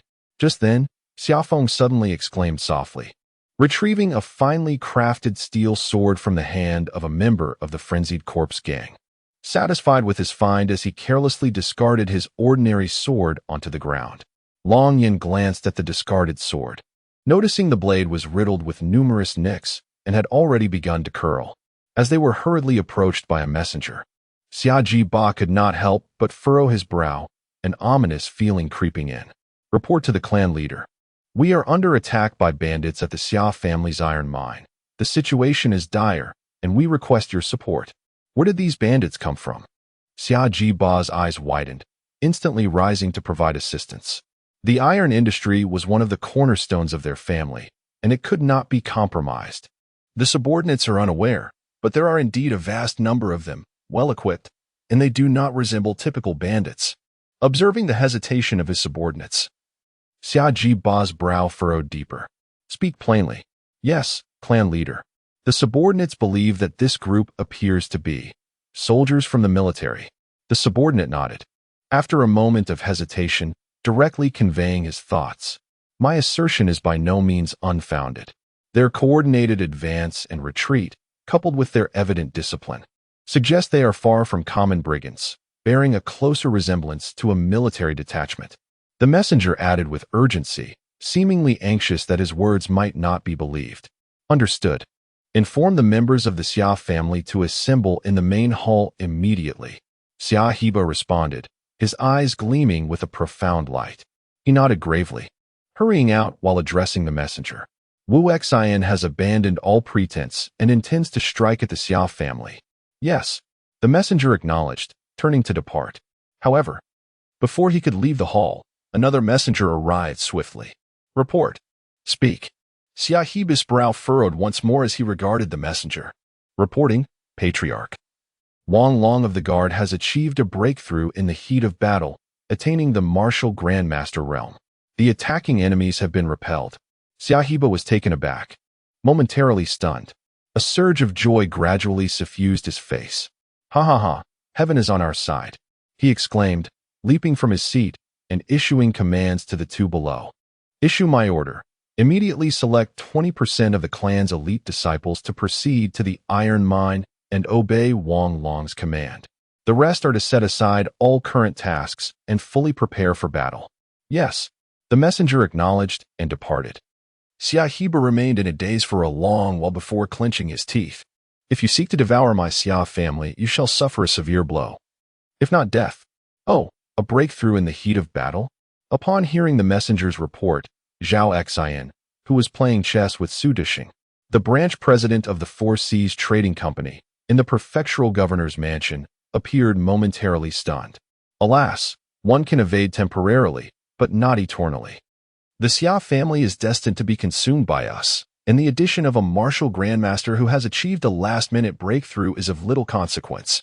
Su Dishing shook his head with a chuckle, nonchalantly placing a black piece. Humph. Let him struggle for a while longer. Zhao Xian sneered, casually picking up a white piece and placing it on the chessboard, instantly devouring a large swath of black pieces. Your Highness's chess skills are superb. I admire you. Su Dishing cupped his fist with a smile, his tone filled with admiration. Haha, I accept the compliment. Zhao Xian returned the courtesy with a smile, a fierce glint in his eyes. The Xia family, and that brat Xia Chen, this prince will ensure that you experience a fate worse than death. With that, he resumed playing chess with Su Dishing, The initial intention of allowing the Four Seas Chamber of Commerce to establish itself was merely to restrain the Xia family, so that he could later achieve a balance and avoid being so constrained by the Xia family. But, as it stands now, the Xia family has no reason to exist. Clack. Placing a black piece, Zhao Xian smiled contentedly, a new game commencing. The reinforcements coming to our aid should arrive the day after tomorrow, so let's rest in this cave for the next couple of days. In the mountains, the members of the Tempering Fire Alliance carried all the spoils they had collected into the cave where they had previously hidden, leaning against a wild boar's hind leg. Long Yin smiled and said to Xia Chen, Xia Chen nodded, savoring a roasted rabbit with relish. After hiding everywhere for so many days, it had been a long time since he had tasted such delicious food. In addition, there were 2 bonfires outside the cave, where the remaining members of the Tempering Fire Alliance were, happily feasting on the meat. After enduring numerous days, they finally savored the taste of meat. As they turned the rabbit meat, a member of the Forging Alliance gazed at the golden, crispy rabbit with a long-lost smile gracing his face. Indeed, it was all thanks to Brother Xia Chen. Another companion nodded thoughtfully, unable to resist glancing at Xia Chen, who was eagerly devouring the rabbit meat, his eyes reflecting a hint of reverence. They held a profound respect for the strong. In that fierce battle, Xia Chen had earned their admiration. Although he appeared light-hearted and carefree each day, when it came to serious matters, he was resolute and decisive. Upon hearing his companion's words, everyone paused momentarily, turning in unison to observe Xia Chen, who was busy roasting the rabbit meat. "Oh no, the meat is burning." After a brief silence, someone exclaimed, jolting the others into action as they meticulously began to roast their own beast meat. Among them, a lean man glanced at Xia Chen, who was leisurely enjoying his roasted meat, and with a determined bite of his teeth, he finally approached. "Xia Chen, thank you for saving us, brother. I owe you my life. Do as you wish," he declared, kneeling down beside Xia Chen on the ground. Xia Chen, who was savoring the rabbit meat, was taken aback and turned to see the previously opposing lean man who had objected to his entry into the cave. Long Yin shifted slightly, observing the kneeling man and then Xia Chen, contemplating silently. The other members of the Forging Alliance, who were roasting meat, also turned their heads, their expressions subtly reflecting the gravity of the moment. Though I am one to repay grievances with grievances, I also distinguish between kindness and enmity. In that perilous moment, your act of saving me was a matter of righteousness. Not saving me would have been merely fulfilling your duty, and there is nothing more to be said. Having said all I needed, I have already forgotten that matter. Since you are willing to kneel as you wish. I shall retreat to my training now." Casting a glance at the man on his knees, Xia Chen shook his head and stepped out of the cave with his sword in hand. Watching Xia Chen stride away, the man opened his mouth, yet ultimately uttered nothing, only displaying a face of regret as he continued to kneel. He was angry, not at Xia Chen, but at himself. Rise, for Brother Xia Chen is not a petty man. He has stated that he has forgotten that matter, and he shall not dwell on it. Long Yin patted his shoulder and forcibly lifted him up. The man opened his mouth again, but no words emerged. Only a sigh escaped his lips. As a mere 9th-level warrior, I unleashed such formidable power, all thanks to the circle of sun and moon. I never anticipated that this technique, crafted by the celestial beings of an unknown realm, would be so potent. Reflecting on the overwhelming strength generated when I unleashed the energy of the circle of sun and moon in the forest today, Xia Chen felt a stir of excitement. That kind of power. Could it be that I have already reached the 3rd realm of cultivation, the level of a warrior sovereign? Merely a couple of days of training had yielded energy capable of propelling a 9th-level warrior beyond a boundary, proving the circle of sun and moon to be truly extraordinary. No, what is even more remarkable is my red envelope system. With it, I can grow infinitely stronger. Xia Chen squinted his eyes, a smile curving at the corners of his mouth. Chapter 33. Cultivation. The circle of sun and moon is but a fleeting possession. The true companion that will accompany one on their journey is the red envelope system. Moreover, was it not the red envelopes that allowed him to acquire the circle of sun and moon? Speaking of which, Why have the red envelopes not refreshed in these past few days? Xia Chen could not help but continue to scrutinize the attributes panel. Host, Xia Chen level. Martial artist level 9 cultivation technique. Dugu Nine Swords. Circle of sun and moon weapon. Fragments of the Excalibur, sword handle. Ordinary iron sword. The red envelope had yet to refresh. After thoroughly examining the attributes, Xia Chen closed the panel, calming his mind in preparation for cultivation. Following the guidance of the cultivation manual, he sat cross-legged atop a large stone in the shade of a tree, beginning his practice under the sun's warm embrace. With each breath, Xia Chen inhaled the freshest air of the forest, the sunlight cascading over him, enveloping him in warmth. According to the instructions in the manual, he exerted himself to absorb the power of the sunlight. As the rays touched his face, he felt a slight sting, yet drawing from his previous experience, he swiftly acclimatized to the environment. Before long, Xia Chen began to sense the energy of the sun, legendary solar energy, fiery and vigorous.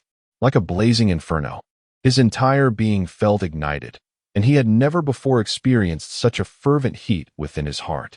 This potent force surged chaotically within him, and Xia Chen fought valiantly against it, enduring in hopes of achieving superior results in his cultivation. However, the surge of energy was overwhelmingly powerful, rendering Xia Chen utterly defenseless.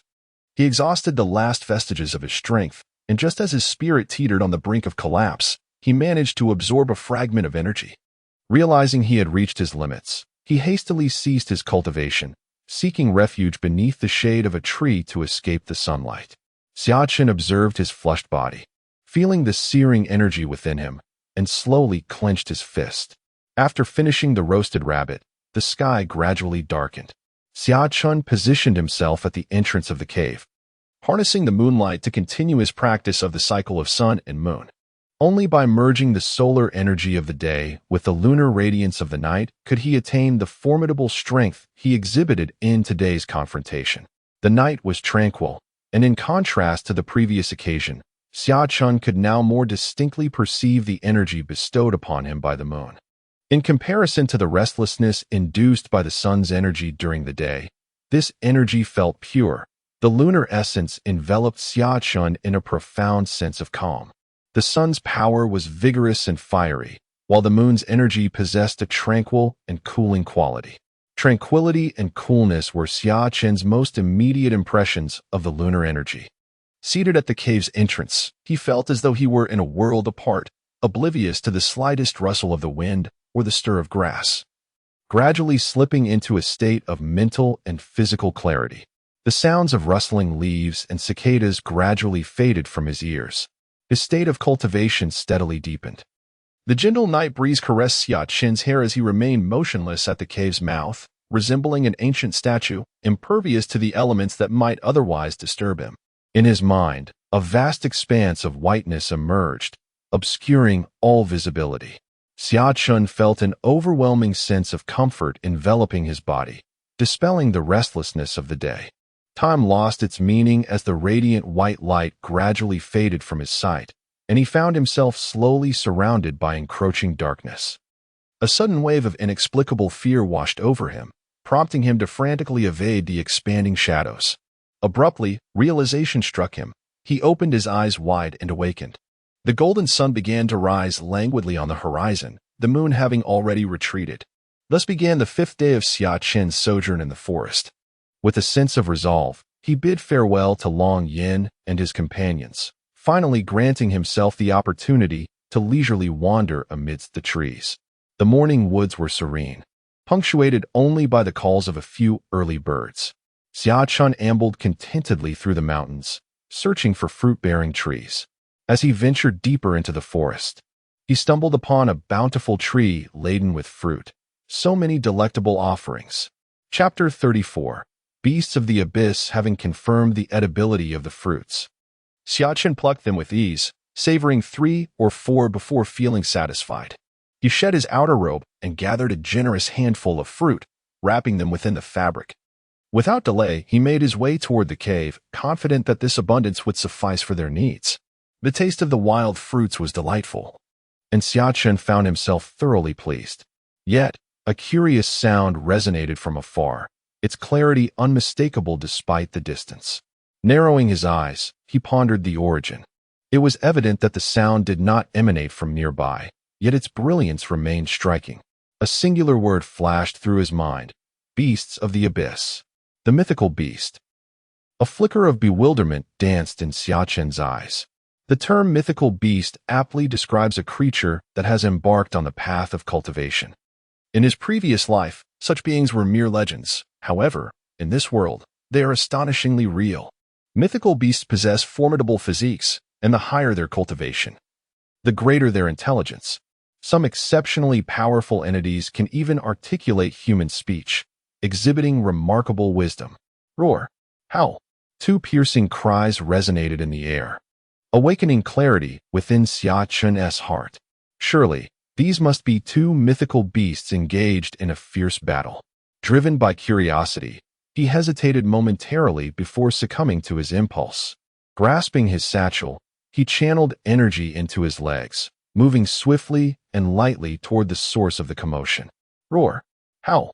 The cacophony intensified as he approached, the sounds of the beasts growing increasingly deafening, interspersed with the echoes of violent clashes. Clearly, a fierce confrontation was underway. Step by step, Xia Chen advanced with remarkable stealth, akin to a nimble feline, closing in on the source of the tumult. Boom. Along his path, the only sounds were those of the two beasts clashing. All other wildlife had fallen silent. Even the cicadas ceased their song. Beneath the overwhelming presence of these mythical beasts, no creature dared to provoke them in the slightest. As he drew near, Xia Chen suddenly halted, gripping his sword with vigilance. Before him stood a black bear, its forelimbs sprawled on the ground, towering nearly to Xia Chen's chest. Should it rise to its full stature, it would undoubtedly present a more terrifying visage. It was undeniably a formidable predator. However, it trembled, its countenance a portrait of desolation and fatigue, eyelids drooping and head hung low, devoid of any semblance of the vigor befitting a sovereign of the forest. Noticing a disturbance, it cast a wary glance at the summer pine, and in an instant, it scampered away on all fours. A beast is, after all, a beast, no matter how formidable. It remains utterly defenseless before the might of a demon beast. This bear, in a previous life, would have undoubtedly been considered the monarch of the forest, yet it appeared so fragile in the presence of the demon beast. Nevertheless, this only rendered the demon beast all the more enticing. Xia Chen had never encountered a demon beast, and could only glean fragments of information from the memories of his former self. However, his predecessor was exceedingly timid, having been terrified into aversion after a single encounter with the roar of a demon beast, leading him to shun any further contact. Yet, he had yet to behold this demon beast, known only by name. I will keep my distance and observe stealthily for a while, resolutely avoiding proximity. The sight of even such a ferocious bear reduced to such cowardice stirred a flutter of anxiety within Xia Chen, but ultimately, curiosity triumphed over his trepidation, compelling him to advance. Roar, ack. The resonant cries of the demon beast grew ever more fervent, the cacophony of their fierce clashes ringing in his ears. Xia Chen crouched low, treading carefully as he moved forward. His movements were deliberate and cautious, keenly observing his surroundings to prevent being ambushed from behind, while he focused too intently on the demon beast ahead. Roar, ack. A soul-stirring roar reverberated in his ears, akin to thunder crashing nearby. At long last, after a cautious and deliberate approach, Xia Chen neared the battlefield. Here lay a verdant thicket, a veritable sanctuary for concealment. Xia Chen stepped into the underbrush, carefully crouching low to the ground, his right hand gripping his longsword tightly as he inched forward. He could sense that the fierce clash of the monstrous beast was undoubtedly just beyond the foliage. With another thunderous roar echoing through the air, Xia Chen advanced a few steps, and at last, he glimpsed the titanic struggle between the two beasts through the thick grass. One of them resembled a wolf demon, towering at 2 meters tall. Its fur was as dark as ink, and its limbs were powerful and agile. Its eyes gleamed with a bloodthirsty light, and its exposed teeth, as long as a forearm, shimmered with a chilling radiance. From its paw pads, for deep claws extended, sharp as daggers, embedded deeply into the earth. Its adversary was a boar demon, boasting tusks that rivaled a human in length. Its brown fur bristled like needles, hard and unyielding, while its sturdy limbs exuded immense strength, capable of creating small craters with casual steps. Both creatures were marred by numerous wounds. The wolf demon bore 2 gaping bloodied holes in its lithe body, blood oozing continuously, indicating its severe injuries. The boar demon's fur had been torn asunder, a large chunk of flesh ripped away, and deep bite marks marred its neck, signifying it too had sustained grave harm. Amidst the desolate expanse between the 2 monstrous beasts, the ground lay riddled with the scars of destruction. The once firm earth now appeared exceedingly fragile, yielding to the slightest pressure and forming deep craters. The 2 creatures, panting heavily, had been drained of much of their strength due to their earlier fierce clash, compounded by the grievous wounds adorning their bodies. They endured, biding their time for the opportune moment to strike. The atmosphere of the battlefield was thick with tension and hidden within the thickets. Xia Chen felt a tightness in his chest as he observed the formidable forms of the beasts, instinctively lowering his own body further. He was unaware of the beast ranks, yet their sheer destructive power was evident. They were undoubtedly beyond his capacity to confront. No wonder the black bear had displayed such timidity. Such potent creatures were indeed far removed from the realm of ordinary wildlife. Xia Chen could distinctly sense that the physical strength of the 2 beasts was terrifying, and the energy surging within them was exceedingly volatile, far surpassing his own. Chapter 35. Mutual destruction. A ferocious roar erupted, and to Xia Chen's astonishment, the wolf demon, known for its patience, was the first to strike. Its back arched, body leaning backward, as it unleashed a surge of power and charged forward with remarkable speed. As it moved rapidly, the 2 gaping wounds on the side of the wolf demon bled profusely, yet it paid no heed. Its fierce visage fixated on the approaching pig demon, with azure energy swirling chaotically before erupting forth. The pig demon, however, did not rush headlong into battle. Seemingly intimidated by the wolf demon's ferocity, it began to retreat slowly. Yet, its sharp tusks, glistening with a cold sheen akin to spears, remained silently poised, targeting the oncoming wolf demon. The speed of the wolf demon was astonishing. In the blink of an eye, it had charged in front of the pig demon. Just as the pig demon could no longer contain its urge to strike, the wolf demon executed a sudden sidestep, narrowly evading the sharp tusks and slipping to the side of the pig demon. Howl, roar. Although the wolf demon was swift, the pig demon was certainly not a mere opponent. In the haste of the moment, the wolf demon could not completely evade the pig demon's retaliatory thrust, resulting in 2 fresh puncture wounds on its hind leg. Had the wolf demon's surprise attack been in vain, it would undoubtedly have succumbed to its injuries. However, the wolf demon succeeded. Despite a piercing wound on its hind leg, its front body remained unscathed, with 3 large gaping wounds marring its form. The wolf demon's eyes glimmered with a fierce and chilling light. The moment its forelimbs touched the ground, it sprang forth, its sharp claws plunging deep into the pig demon's flesh. With a gaping maw, its arm-length teeth viciously sank into the wild boar's neck. With a sickening crunch, a significant portion of the pig demon's neck was severed. Before it could spiral into madness, the wolf demon bit down deeply once more, targeting the bloodied wound. It seemed to have struck an artery, as torrents of blood erupted forth, cascading from the wolf's maw and pooling on the ground. The impact left the wolf demon grievously injured, its throat emitting a feeble growl, yet its jaws and claws remained steadfastly entrenched in the wild boar's body. After a tumultuous struggle, the pig demon suddenly collapsed, taking the wolf demon down with it, which was still ensnared by its tusks. Alas! Blood gushed forth from the severed neck of the boar demon, which, despite its grievous wound, continued to writhe valiantly. The wolf demon, lying prostrate on the ground, was seized by incessant convulsions, yet remained unable to rise. The entire arena was marred with deep craters, testament to the ferocious struggle of the 2 beasts. Concealed within the verdant thicket, Xia Chen observed the scene with wide-eyed astonishment. In a fleeting moment, the two demons had engaged in a brutal and mutually destructive conflict. It seemed that the protracted battles of attrition, so often depicted in his past life, were seldom realized in reality. Though he had never witnessed a mortal duel between human masters, the clash of these formidable demons offered a glimpse into the nature of such encounters. Among powerful beings, victory or defeat was often decided in the blink of an eye.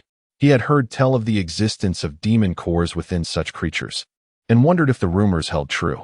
While the original inhabitant of this body harbored a deep loathing for demons, he was not entirely ignorant of their nature. In his limited understanding, beyond their formidable strength lay the allure of the demon core. Xia Chen suppressed his eagerness, vigilantly scanning his surroundings, and patiently awaited the opportune moment to act. An hour elapsed, and the sun ascended fully into the sky. The two demons lay motionless, utterly still. At long last, Xia Chen could no longer restrain himself. With these two demon cores, I shall surely break through to the martial master realm, he murmured under his breath. With a subtle shift, Xia Chen erupted into action, swiftly darting towards the fallen demons. The rapid cadence of his footsteps echoed as he approached their lifeless forms. To his relief, no sound betrayed the presence of other lurking dangers. As Xia Chen approached with such a commotion, the two monstrous beasts remained utterly still, prompting a profound sigh of relief from him. It seemed they were indeed lifeless. Glancing down at the pool of the beast's blood beneath his feet, he could not help but examine the grotesque wounds adorning their bodies. The wolf demon bore 6 gaping wounds, each the size of a thigh, stretching from its hind leg to its neck, while the pig demon was drenched in blood, its neck savagely bitten away to the halfway mark. The first wound had pierced through the wolf demon's torso, indicating the severity of the injury. It was likely the reason the wolf demon had initiated the attack first. Observing the gaping hole in the middle of the wolf demon's body, where the pig demon's fangs had penetrated, it was evident that the damage was irreparable. And if the wolf demon did not retaliate soon, its combat effectiveness would undoubtedly diminish further. The final blow had indeed pierced the heart. As Xia Chen examined the last wound inflicted by the pig demon, realization dawned upon him. The wolf demon was the first to perish. Suddenly, what was this? A glimmer of light emanated from the wolf demon's heart, drawing Xia Chen's attention. He could not resist inserting his longsword into the wide gap, gently prying it open. With a pop, a sphere the size of a ping-pong ball, radiating a soft azure glow, was extracted. Xia Chen's eyebrows arched in intrigue. A demon core? The orb was exquisitely beautiful, exuding a cerulean luminescence, akin to jade, yet surpassing it, embodying an indescribable allure filled with irresistible power. Xia Chen swallowed hard, unable to resist the urge to pick it up. He examined it closely for a while, and a thought struck him. His inner vital energy surged rapidly, and a tremendous force flowed from the demon core, swiftly drawn into his body by the guiding current of his true energy. The energy was immense. Initially intending merely to experiment, Xia Chen found himself utterly unable to regulate the speed at which this power flooded into him. He felt his meridians swell, and veins bulged on his forehead. With a muffled groan, Xia Chen realized he had no time to ponder further and promptly settled cross-legged on the ground, exerting every effort to control the frenzied influx of the demon core's energy into his body. Chapter 36. The fisherman gains. This is untenable. The energy is overwhelmingly vast. At this rate, I will be overwhelmed. The energy from the demon core surged like a torrent, completely beyond his control. Xia Chen gritted his teeth, his forehead veins pulsating. I cannot allow this to continue. I am on the verge of losing control. The energy surged forth like a tidal wave, and Xia Chen clenched his teeth, mobilizing all of his true energy to guide the relentless influx of the demon core's power, fiercely aiming to break through the barrier between a martial artist and a martial master. Boom! The colossal energy crashed against the constraints like a violent wave, and with a resounding blast, a fissure appeared in the once impenetrable barrier. One last time, the pace at which the energy surged into his body intensified. and Xia Chen was nearly on the brink of losing control over his vital energy. Seizing the last vestiges of his control, he directed this overwhelming force to charge against the barrier with a thunderous impact. A deep breath escaped as the surge of energy surpassed the previous wave, shattering the barrier that could no longer withstand the immense force. With a resounding crash, the colossal energy swept through, obliterating the martial artist's defenses. Instantly, the energy cascaded in, propelling Xia Chen's cultivation to new heights. The first level of the martial artist realm was swiftly attained, and the aura surrounding Xia Chen grew ever more formidable. The second level offered little resistance, as his presence surged once more. It was not until reaching the third level that the energy began to stabilize, culminating in a moment when the demon core in Xia Chen's hand shattered into fragments. Such is the power of a martial artist. A terrifying aura erupted explosively from Xia Chen's core. Once the energy settled, he took a moment to recuperate, finally solidifying his realm. With eyes now open, he clenched his fists, reveling in the tumultuous power coursing within him, unable to suppress a narrowing of his eyes. In Wuhan County, the Xia family had finally attained a fleeting peace since the guard captain, Wang Long, broke through to the martial sect. Yet, amidst this tranquility, disquieting murmurs stirred.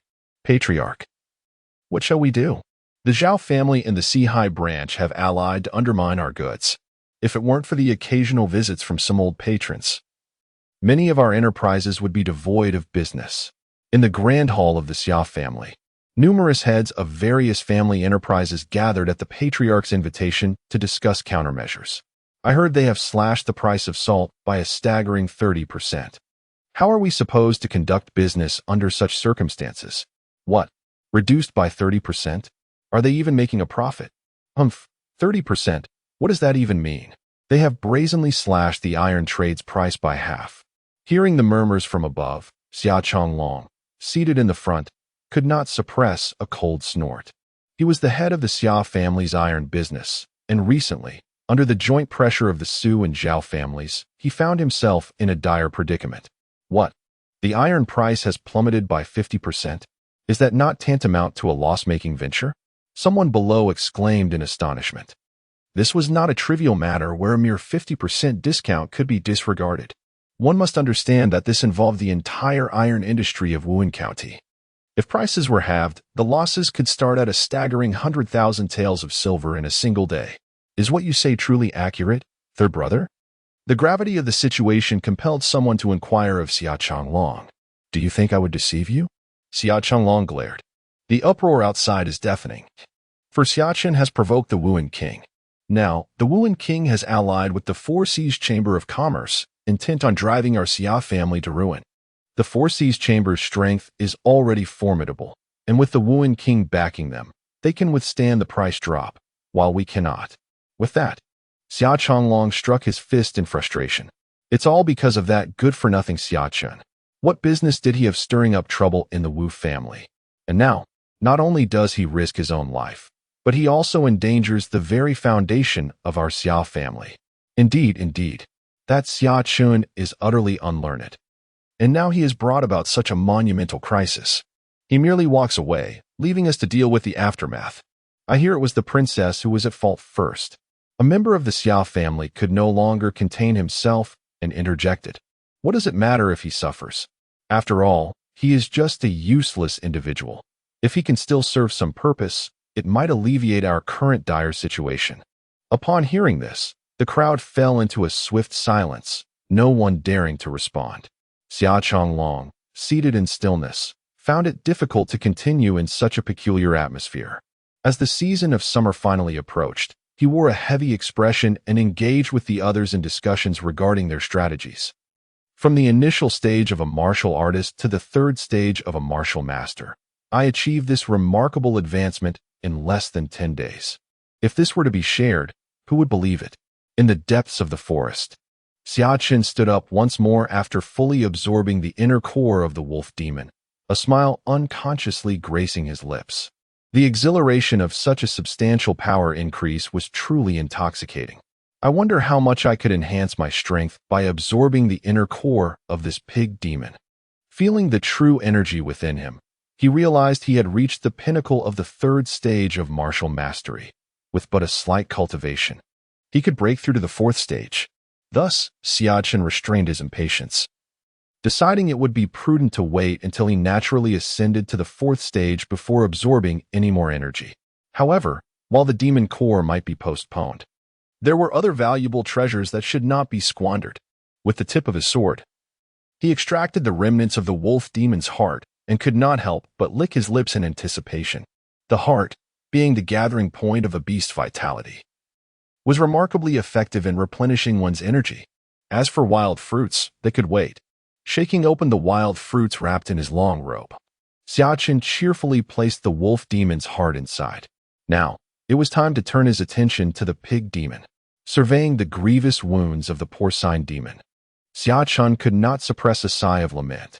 Its neck was half severed, its body a canvas of lacerations inflicted by the lupin fiend's claws. Yet, it had persevered for an extended duration before finally succumbing to demise. Indeed, the vitality of the wolf demon was equally formidable, having sustained a critical blow from the initial piercing. After musing upon the extraordinary resilience of these beasts, Xia Chen, without hesitation, plunged his long sword into the heart of the boar demon. Describing a circle, he excised the surrounding flesh, successfully extracting the entire heart. Unlike the wolf demon, the boar's intact heart continued to pulsate slowly, even in death. This was to be expected, for if the life force of these creatures were not so potent, how could their hearts be such prized elixirs? Shaking his head, Xia Chen contemplated the still-beating heart and resolved to postpone the extraction of the demon core, surmising that this might better preserve its efficacy. With this in mind, he carefully enfolded the heart within his bundle. In addition to the heart, the boar's tusks, the wolf's canines, and the limbs and claws of both beasts, not to mention the wolf's pelt, were undoubtedly valuable commodities. These appendages, being the primary instruments of attack for both demons, possessed considerable utility and were not to be overlooked. Guided by the principle of maximizing resources, Xia Chen gleefully set to work, first detaching the boar's massive tusks from their cranial moorings, then proceeding to flay the wolf demon. For in any world, a wolf's hide is a treasure of considerable worth. Chapter 37. Digesting the harvest. Typically, garments crafted from wolf pelts are considered premium goods. How much more so when fashioned from the hide of a demon wolf? With this thought in mind, Xia Chen swiftly dismantled the wolf pelt, claws, and fangs, carefully bundling them together. This was not a place for lingering. He needed to find a location to break through once again, while also absorbing and refining the demon core and heart. The fierce battle between two demon beasts naturally attracted attention. After such a prolonged silence, even ordinary animals, despite their fear of demon beasts, would exhibit signs of agitation. If confronted by a beast king like that formidable black bear, I would likely find myself at a disadvantage.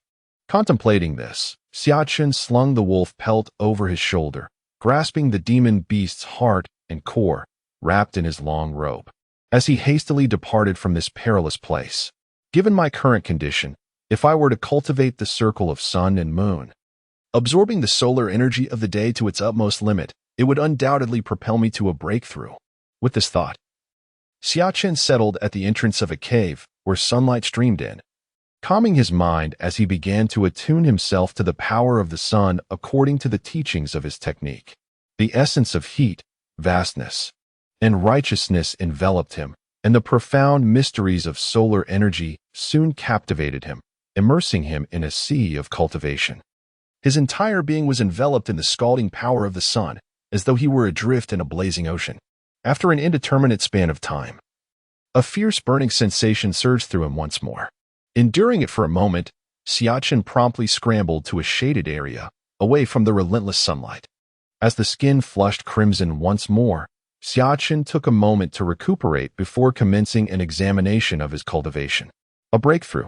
Indeed, his cultivation had ascended from the pinnacle of the third level to the fourth, and, owing to the absorption of solar energy, his strength had further augmented since the morning. He continued to devour the demon core. The surge in power was undeniably exhilarating, and after stretching his limbs, Xia Chen discarded the heart of the wild boar and swiftly extracted the demon core. I wonder how far I can advance. Contemplating this, Xia Chen grasped the wild boar's demon core and summoned the true energy within him, gently guiding it forward. Boom. The power of the demon core was remarkably balanced and stable. However, the moment it was drawn by his true energy, it erupted like a released torrent, its internal energy surging uncontrollably. Fortunately, with his cultivation having ascended to the 4th level of a martial master, his strength had significantly increased. Though the power of the wild boar's demon core was formidable, it remained within the limits of what he could absorb. Steering the core's energy, Xia Chen steadily consumed it, advancing further. The energy from the wild boar's demon core was vast, and he swiftly transcended the 4th level of martial mastery, successfully entering the 5th level. Yet, the influx of energy did not cease. Xia Chen's cultivation continued to escalate rapidly. Initial phase of the 5th level, mid-phase, late phase, and then the pinnacle of the 5th level. Boom.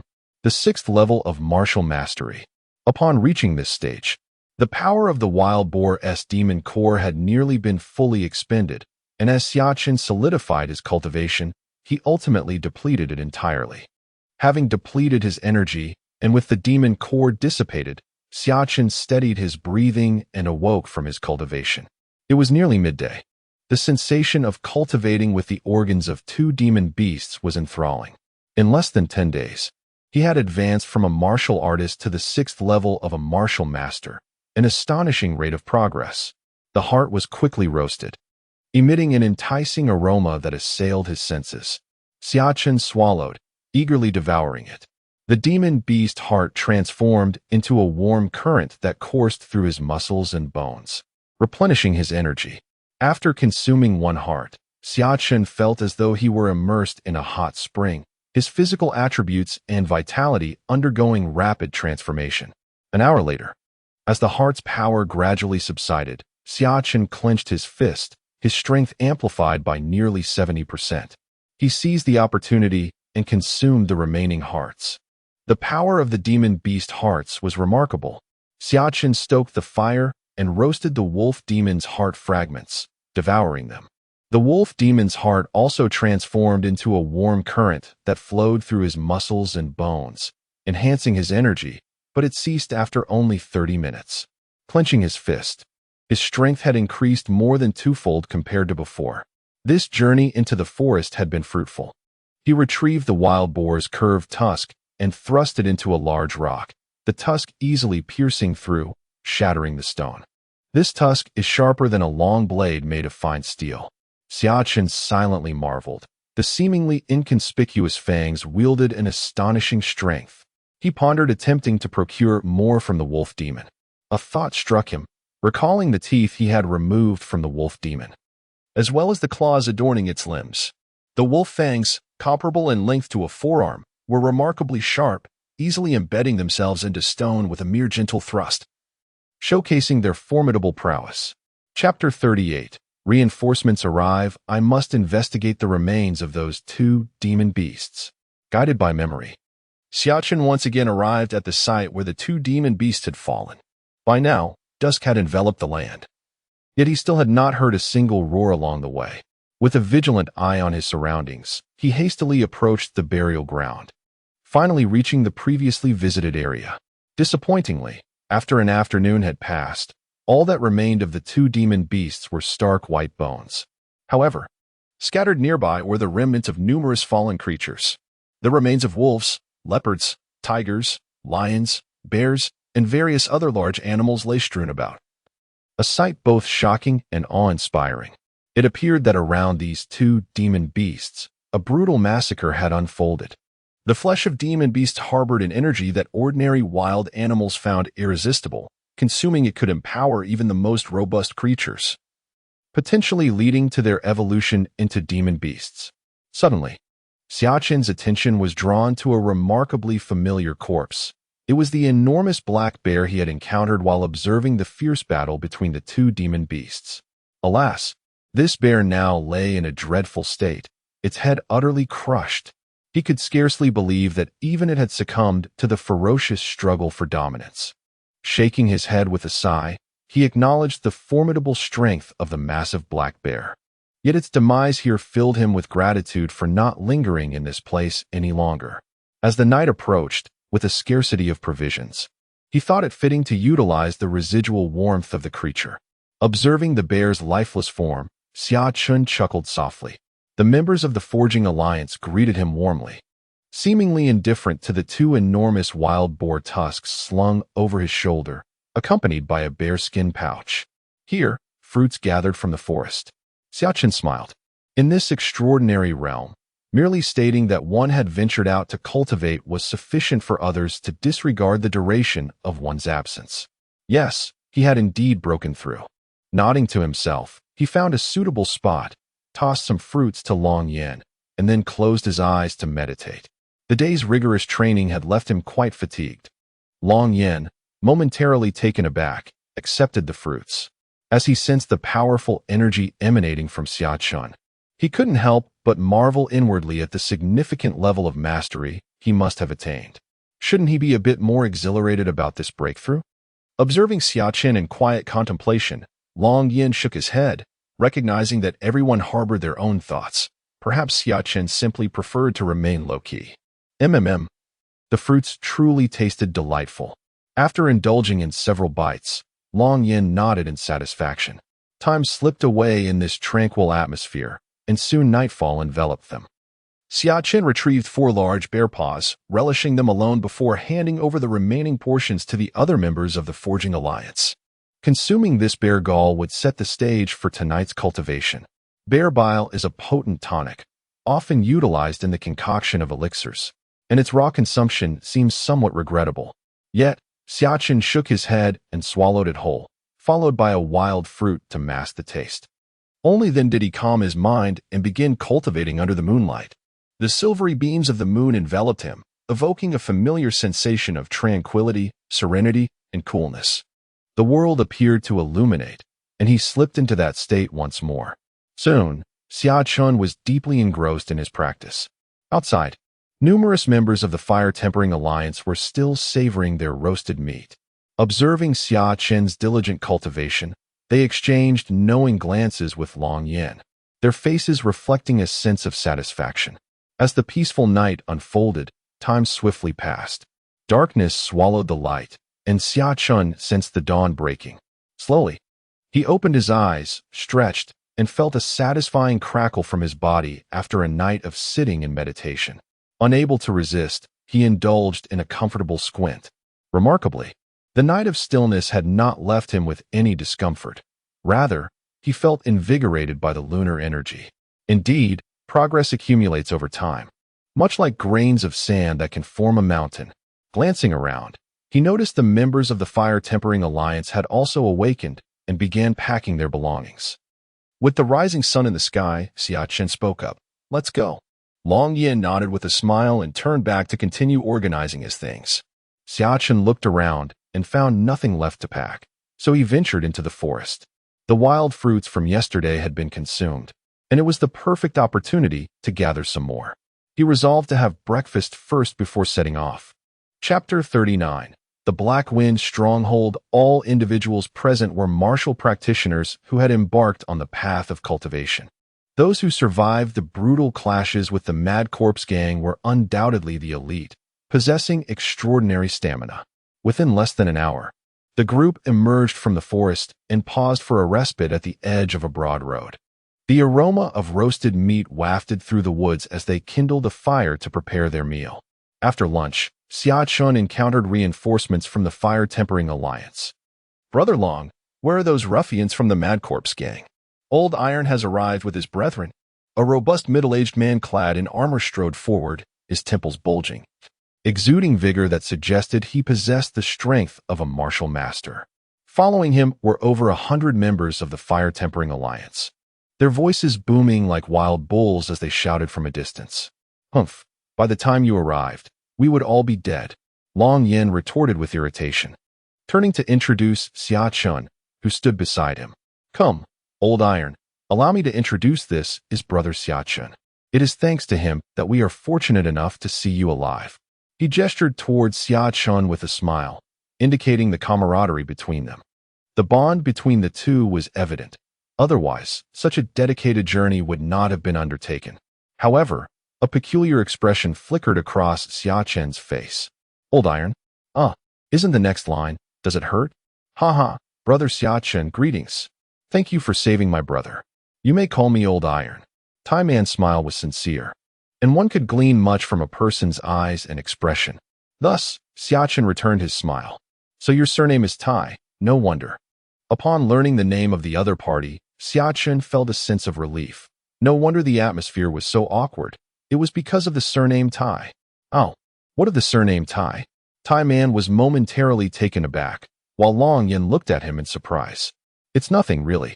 It's just that when I was a child, I used to play with friends, and I liked to use old Tai to describe a close relationship, strong and unyielding, just like iron. I also enjoyed using Tu Huan to signify someone formidable, so hearing old Tai evokes quite a few feelings for me."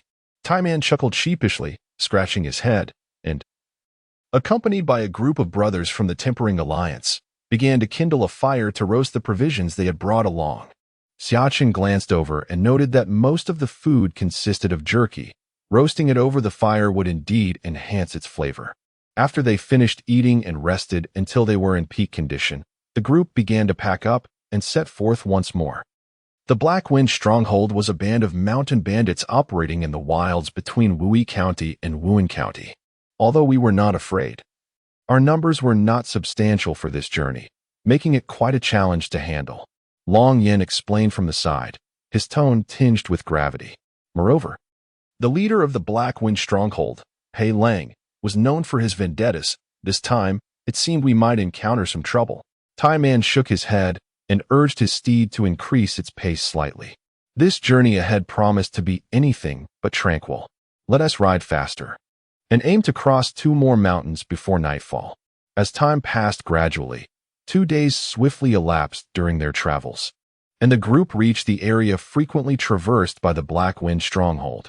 Report to the captain, a lookout tower of the Black Wind Stronghold has been spotted ahead. 1 open lookout and 2 hidden ones, capable of mutually supporting one another. The dispatched informants performed admirably, succinctly conveying the situation. Now, you go and quietly inform everyone to prepare. Do not act recklessly. I shall handle the scouts." Iron Man whispered as he patted the member's shoulder. The member nodded and departed, while Iron Man turned to discuss with Long Yin and Xia Chen. There are 3 lookout points. The hidden scouts should always keep an eye on the visible ones, but it would be safest to strike all 3 simultaneously. Iron Man couldn't help but furrow his brow. It seemed their team lacked sufficient skilled fighters. If they are merely ordinary martial artists or low-level warriors, perhaps I could lend assistance. Xia Chen stepped forward, speaking calmly. Indeed. Brother Xia Chen is also a warrior and possesses formidable combat prowess. He can aid us. Long Yin murmured in agreement, endorsing Xia Chen's involvement. Very well. If that is the case, we shall each take responsibility for one. On the watchtower, a henchman from the Black Wind village, bored and yawning, stared blankly at the sky. No matter how beautiful the surrounding mountainous landscape was, he had long grown weary of it. These members of the Fireforge Alliance truly lack awareness. Passing through our Black Wind village territory without even a greeting.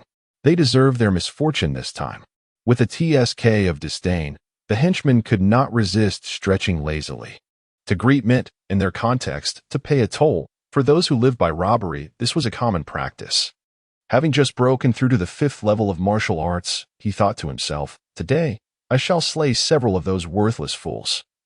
Perhaps I might catch the chief's attention. With this thought, he could not help but let out a sinister chuckle. A familiar sound of gulu echoed through the air, prompting him to shake his head in contempt.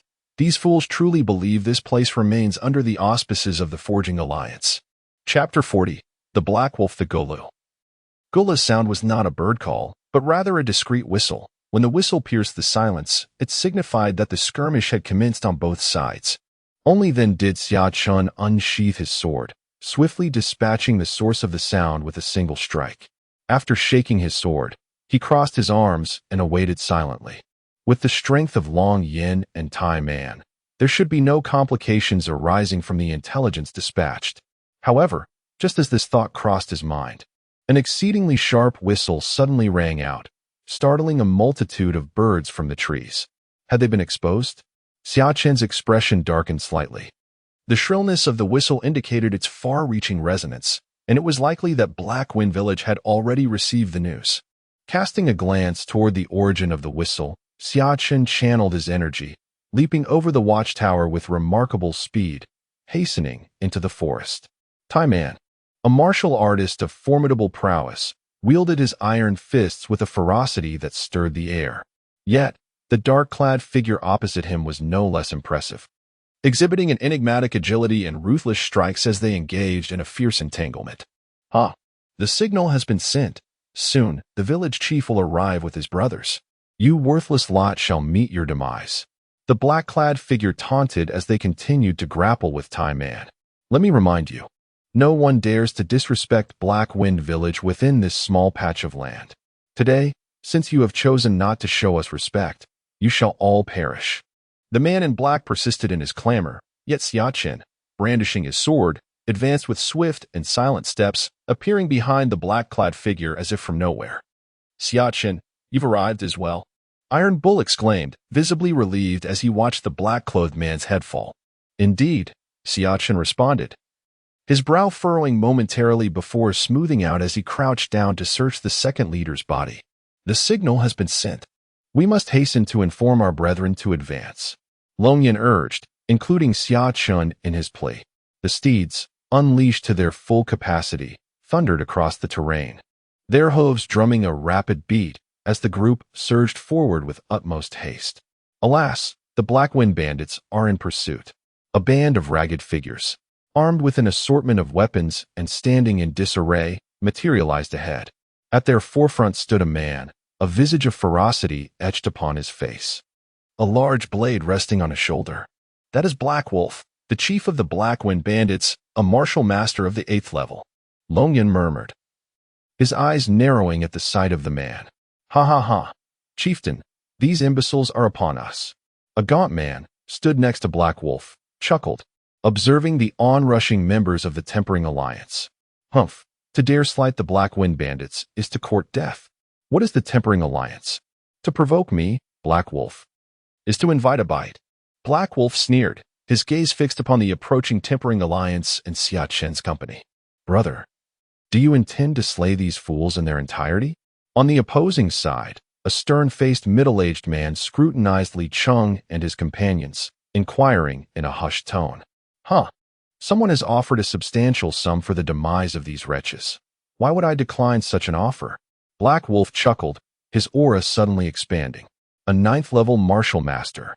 The aura of a 9th-level martial master emanated forth, revealing Black Wolf's formidable presence, causing the eyes of his two subordinates to widen in astonishment. Chieftain, you've broken through. Heh, 2 true chi pills did the trick. Black Wolf chuckled, the true chi pills having augmented the martial artist's inner energy and aided in cultivation. He had honed his skills at the 8th level of martial master for quite some time, and now, with 2 true chi pills, he had directly ascended to the 9th level. 2 true chi pills, that makes it worthwhile. The reticent middle-aged man and the gaunt man both nodded in agreement, acknowledging the considerable value of 2 true chi pills. Have the brothers prepare themselves. We'll slaughter them all together shortly. Black Wolf waved his hand contentedly, determined to leave no one alive this day. Yes, the composed middle-aged man departed to carry out his duties, while Black Wolf, observing the rapidly approaching members of the Tempering Fire Alliance, furrowed his brow, raised the cheval de frise. Yes, the gaunt man also nodded, proceeding to issue the command. Soon, a row of sharpened wooden stakes rose in front, their pointed ends aimed directly at the oncoming members of the Tempering Fire Alliance. Whoa! The sudden appearance of the cheval de frise forced the Tempering Fire Alliance members to halt, dismounting under the guidance of the Iron Barbarian and his 2 companions. The Black Wolf, having arrived under pressing circumstances, did not take the time to inform the Black Wind stronghold of his presence. In this situation, I humbly offer triple the passage fee. beseeching the valiant warriors to grant me safe passage. After dismounting, Iron Man, with a broad grin plastered across his face, approached. Outnumbered, engaging in a brawl would not be advantageous. Thus it was prudent to quell the impending conflict. Chapter 41. The First Strike. While the Black Wolf continued to mock, Iron Man could no longer contain his fury. With a vigorous sweep of his arm, the members of the Fireforge Alliance surged forth, initiating their assault. Eliminate these wretches. Iron Man's eyes, though seemingly calm, were ablaze with unbridled rage. Kill. Not only Iron Man, but the other members of the Fireforge Alliance were equally incensed, unleashing their utmost might as they roared towards the members of the Black Wind stronghold. The barricade of horse blocks was swiftly shattered, and the adversaries from the Black Wind stronghold charged forward, leading to an intense clash. Black Wolf, prepare to meet your demise. Iron Man's serene gaze flickered with immense wrath as his iron fists surged forward, howling towards the Black Wolf. Oblivious to your own fate. A cruel glint flashed in the Black Wolf's eyes as he boldly retaliated with a punch of his own. Boom. A tremendous wave of energy erupted from the point of collision between the two, and to everyone's astonishment, Iron Man was sent reeling backward. You choose to ignore the path to heaven and instead barge into hell. Today, you shall experience the disparity between a 9th-level martial master and a 7th-level martial master. The Black Wolf laughed heartily, brimming with confidence as he leisurely approached the reeling Iron Man, allowing him the time to regain his footing and recover from his injuries. All hail the mighty chief. Witnessing his own commanding presence, he effortlessly knocked down Tai Man with a single punch, inciting a cacophony of cheers from the ruffians of the Black Wind stronghold. The morale of the troops surged, and the influence of the Black Wolf within the stronghold intensified once more. A satisfied smile graced the lips of the Black Wolf. This was precisely the effect he desired. Suddenly, realizing that Tai Man was no match for him, Long Yin prepared to rush to his aid. However, as he took a step forward, a gaunt figure with a cruel expression blocked his path. Your opponent is me. Tend to your own matters before meddling in others' affairs. With that, the figure lunged at Long Yin with a dagger. Get lost. Fury ignited in Long Yan's eyes as he swung his axe towards the assailant. But the latter evaded with agile movements reminiscent of a monkey. Long Yan's heart sank. His opponent was also a martial artist. He quickly glanced towards Xia Chen, only to find him similarly obstructed by a middle-aged man with a vicious demeanor. Your opponent is me. Deal with me before considering anything else. The middle-aged man licked his lips with a sadistic grin. Dugu Nine Swords. All forms. Without uttering a word, Xia Chen unleashed the Dugu Nine Swords. The resounding steel of his long sword erupted with a formidable sword aura as he thrust it towards the middle-aged man. Tiger's blade technique. When the blade strikes, the tiger falls. The middle-aged man scoffed, a fierce glint in his eyes as the crimson energy surged around his long knife, ruthlessly charging at the sword-wielding Xia Chen. Breaking blade form. Xia Chen swiftly altered his technique, executing the breaking blade form with fluid grace, effortlessly deflecting the middle-aged man's assault and neutralizing his attack. What? The middle-aged man's pupils constricted as he realized that the young boy before him was, astonishingly, a martial artist. Suppressing the shock within, the middle-aged man swiftly transformed his long knife, executing another move from the Tiger Slayer knife technique, the breaking knife style. However, with a mere thrust of the long sword, Xia Chen effortlessly countered this technique, leaving the man in a state of profound alarm. He was merely at the 5th level of martial arts. Having gauged his opponent's approximate strength through 2 probing attacks, Xia Chen ceased his testing. The energy within him surged rapidly, and the Dugu Nine Swords erupted with full force. With his battle prowess unleashed, a single strike sent the middle-aged man reeling. Xia Chen pressed the attack, his long sword radiating an astonishing brilliance. A resounding crash echoed as the outmatched Tai Man was once again sent staggering by a punch from the Black Wolf. After enduring a series of brutal blows, he could no longer contain the torrent of blood that erupted from his mouth. Dragon Rift Slash. Tai Man, on the brink of demise, witnessed Long Yan's eyes widen in desperation as he unleashed a frenzied assault, momentarily suppressing the slender monkey-like man before him. Yet, he found himself ensnared, unable to deliver a fatal blow. On the other side, the expression of the middle-aged man had shifted from cruelty to sheer panic. As he beheld the rapidly approaching Xia Chen, he aimed with a soft gasp. The middle-aged man stared in disbelief at the long sword embedded in his neck. Almost immediately, his body went limp, and darkness enveloped him. The disparity in their realms, along with the countering sword technique, rendered this fifth-tier martial artist utterly powerless against Xia Chen, who had dispatched him in less than 3 moves. Ah, the Diamond Fist! A frenzied roar echoed as Xia Chen turned to witness Time Man springing back from the ground, his hands radiating a golden glow. He had achieved a sudden breakthrough, perfecting his diamond technique to its pinnacle and unleashing a formidable strike. Humph, a mere glimmer of light. The Black Wolf scoffed, as dark energy swirled around his fist. He retaliated with a powerful punch aimed squarely at Time Man. The colossal shockwave from their clash resonated between them, and despite Time Man's advancement, he found himself unable to withstand the blow from the Black Wolf, who sent him hurtling backward. His arms dislocated. Hiki, the members of the Crazy Corpse gang have invested heavily to acquire your lives. Don't blame me once you're gone. The Black Wolf approached the incapacitated Time Man, dark energy surging around his fist, ready to extinguish his life. Black Wind Fist. Time Man lay helplessly on the ground, despair flickering in his eyes as he gazed at the Black Wolf preparing to unleash his attack. With a difference of 1 realm, he was already incapable of countering the Black Wolf's strike, and with his arms dislocated, he possessed no strength to resist. Is everything all right? A familiar voice reached him, and Time Man turned to see Xia Chen, sword in hand. Everything's fine. He forced a smile, responding with a weak chuckle. Leave the Black Wolf to me. With a calm demeanor, Xia Chen stood up, sword in hand, connecting the 2 arms of the Iron Barbarian. Who dares to meddle in the affairs of the Black Wind Stronghold? Surely, you have not heard of your grandfather, the Black Wolf. He touched the bloodstain on his face, and a glimmer of furious, murderous intent flashed in the Black Wolf's eyes. Now, kneel and call me grandfather, and perhaps I may spare your life. Chapter 42. The dark energy surged within his fists, and the Black Wolf's eyes blazed with wrathful intent. Come, kneel before me and call me grandfather. I might just let you off the hook. He cast a fierce glance at the sword-wielding Xia Chen, a sinister smile curling at the corners of his mouth. Black Dog, don't let yourself be reduced to calling the young master your master. Xia Chen's expression remained icy, and he provocatively uttered words that turned the Black Wolf's face crimson. He then shook his sword, unleashing the Dugu Nine Swords, and executed the breaking chi technique. Go to hell. The energy surged rapidly within his fists, and the Black Wolf let out a wild laugh as he unleashed the Black Wind Fist with full force.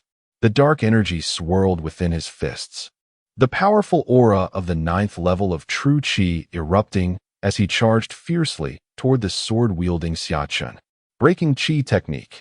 Observing the torrent of dark energy within the Black Wolf's fists, Xia Chen swiftly adapted, deploying the breaking chi technique of the Dugu Nine Swords to meet the oncoming force.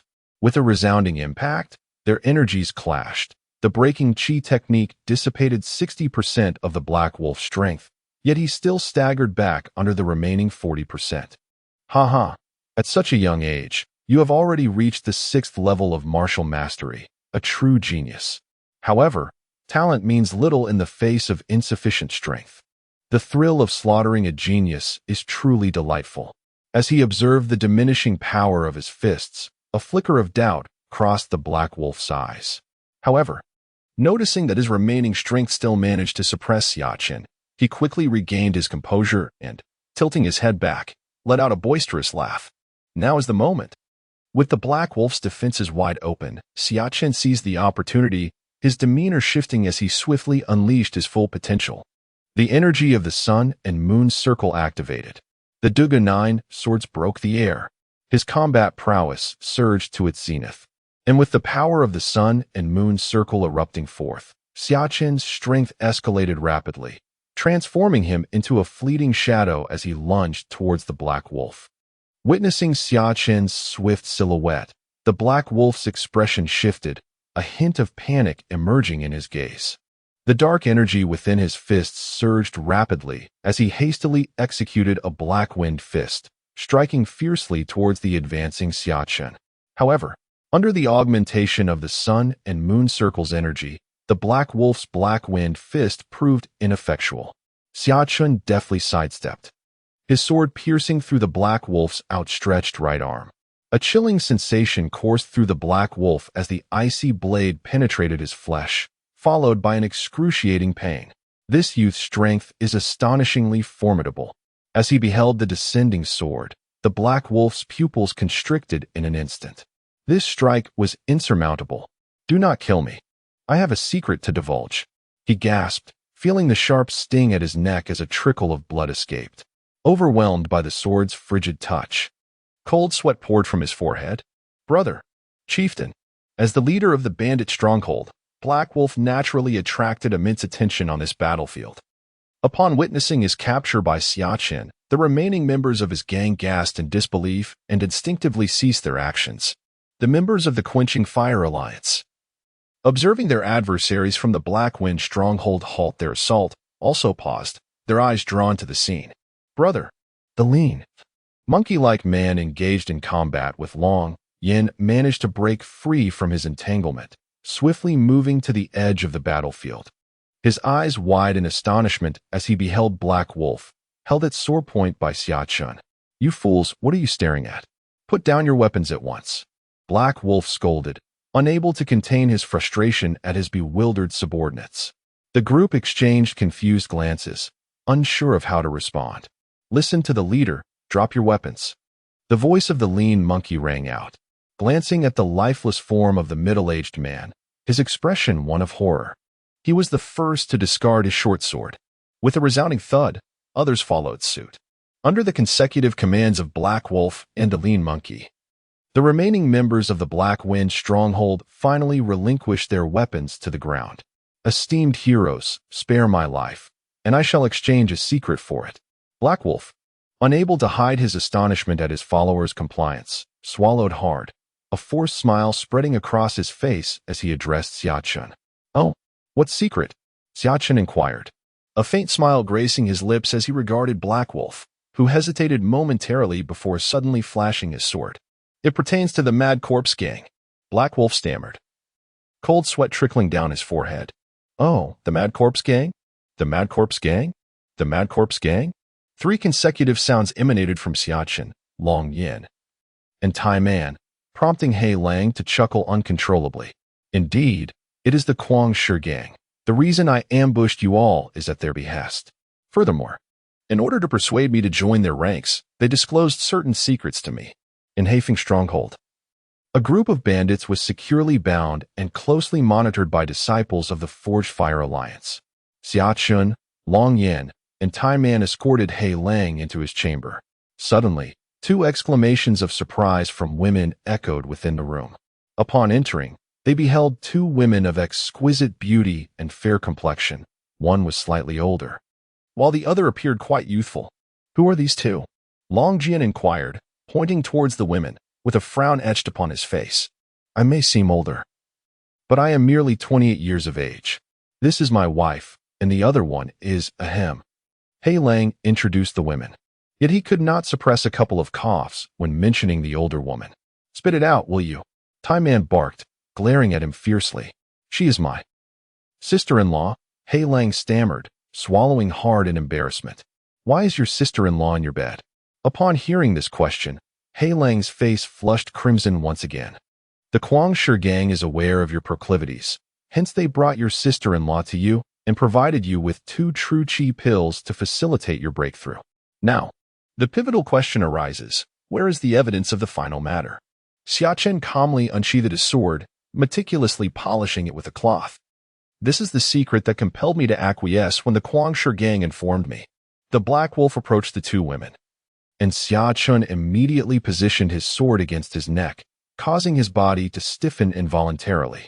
"Good sister-in-law, please hand the letter tucked in your collar to the 3 heroes," he uttered with a forced smile.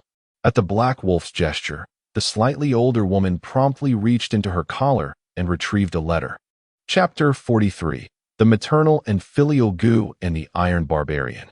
After a moment of contemplation, Long Yin declared decisively, "In that case, let us set off without delay." The Iron Barbarian, his brow furrowed, was equally eager. "Very well, let us depart." "Wait." Just as the two were about to rise and leave, Xia Chen suddenly extended a hand to stop them, casting a glance towards the Black Wolf. The two paused, momentarily taken aback, then exchanged a knowing look. "Given the Black Wolf's vindictive nature, how can we trust you with your life?" Xia Chen spoke nonchalantly, withdrawing his sword once more. The Black Wolf's face paled as he beheld the emotionless trio of Xia Chen drawing nearer. "Perhaps it would be best to slay you with a single stroke. Then I shall no longer worry about threats lurking behind me." Xia Chen's tranquil gaze intensified, causing the Black Wolf to tremble even more violently. "Do not kill me, young hero. This is the maternal and filial Gu. If the mother Gu perishes, the child Gu will immediately self-destruct, causing the heart of the one who consumes it to shatter instantly. With this, I trust you will feel reassured." The Black Wolf's countenance quivered greatly, and beneath the glimmering cold light of Xia Chen's sword, he ultimately capitulated, cautiously retrieving an iron box from his bosom and presenting it to Xia Chen. After a moment of meticulous observation, Long Yin nodded in approbation. "Indeed, in that case, ingest it." Satisfied with the efficacy of the parasitic insect, Xia Chen indifferently proffered the offspring to him. Upon hearing Long Yin's description of the progeny, the Black Wolf could not help but gulp, his countenance paling. However, meeting Xia Chen's indifferent gaze, he trembled inwardly and hesitantly received the insect. Landing upon the man's skin, the offspring immediately stirred to life. With a squeak, it swiftly moved its nimble legs, promptly burrowing into the Black Wolf's nostril. "Do not move."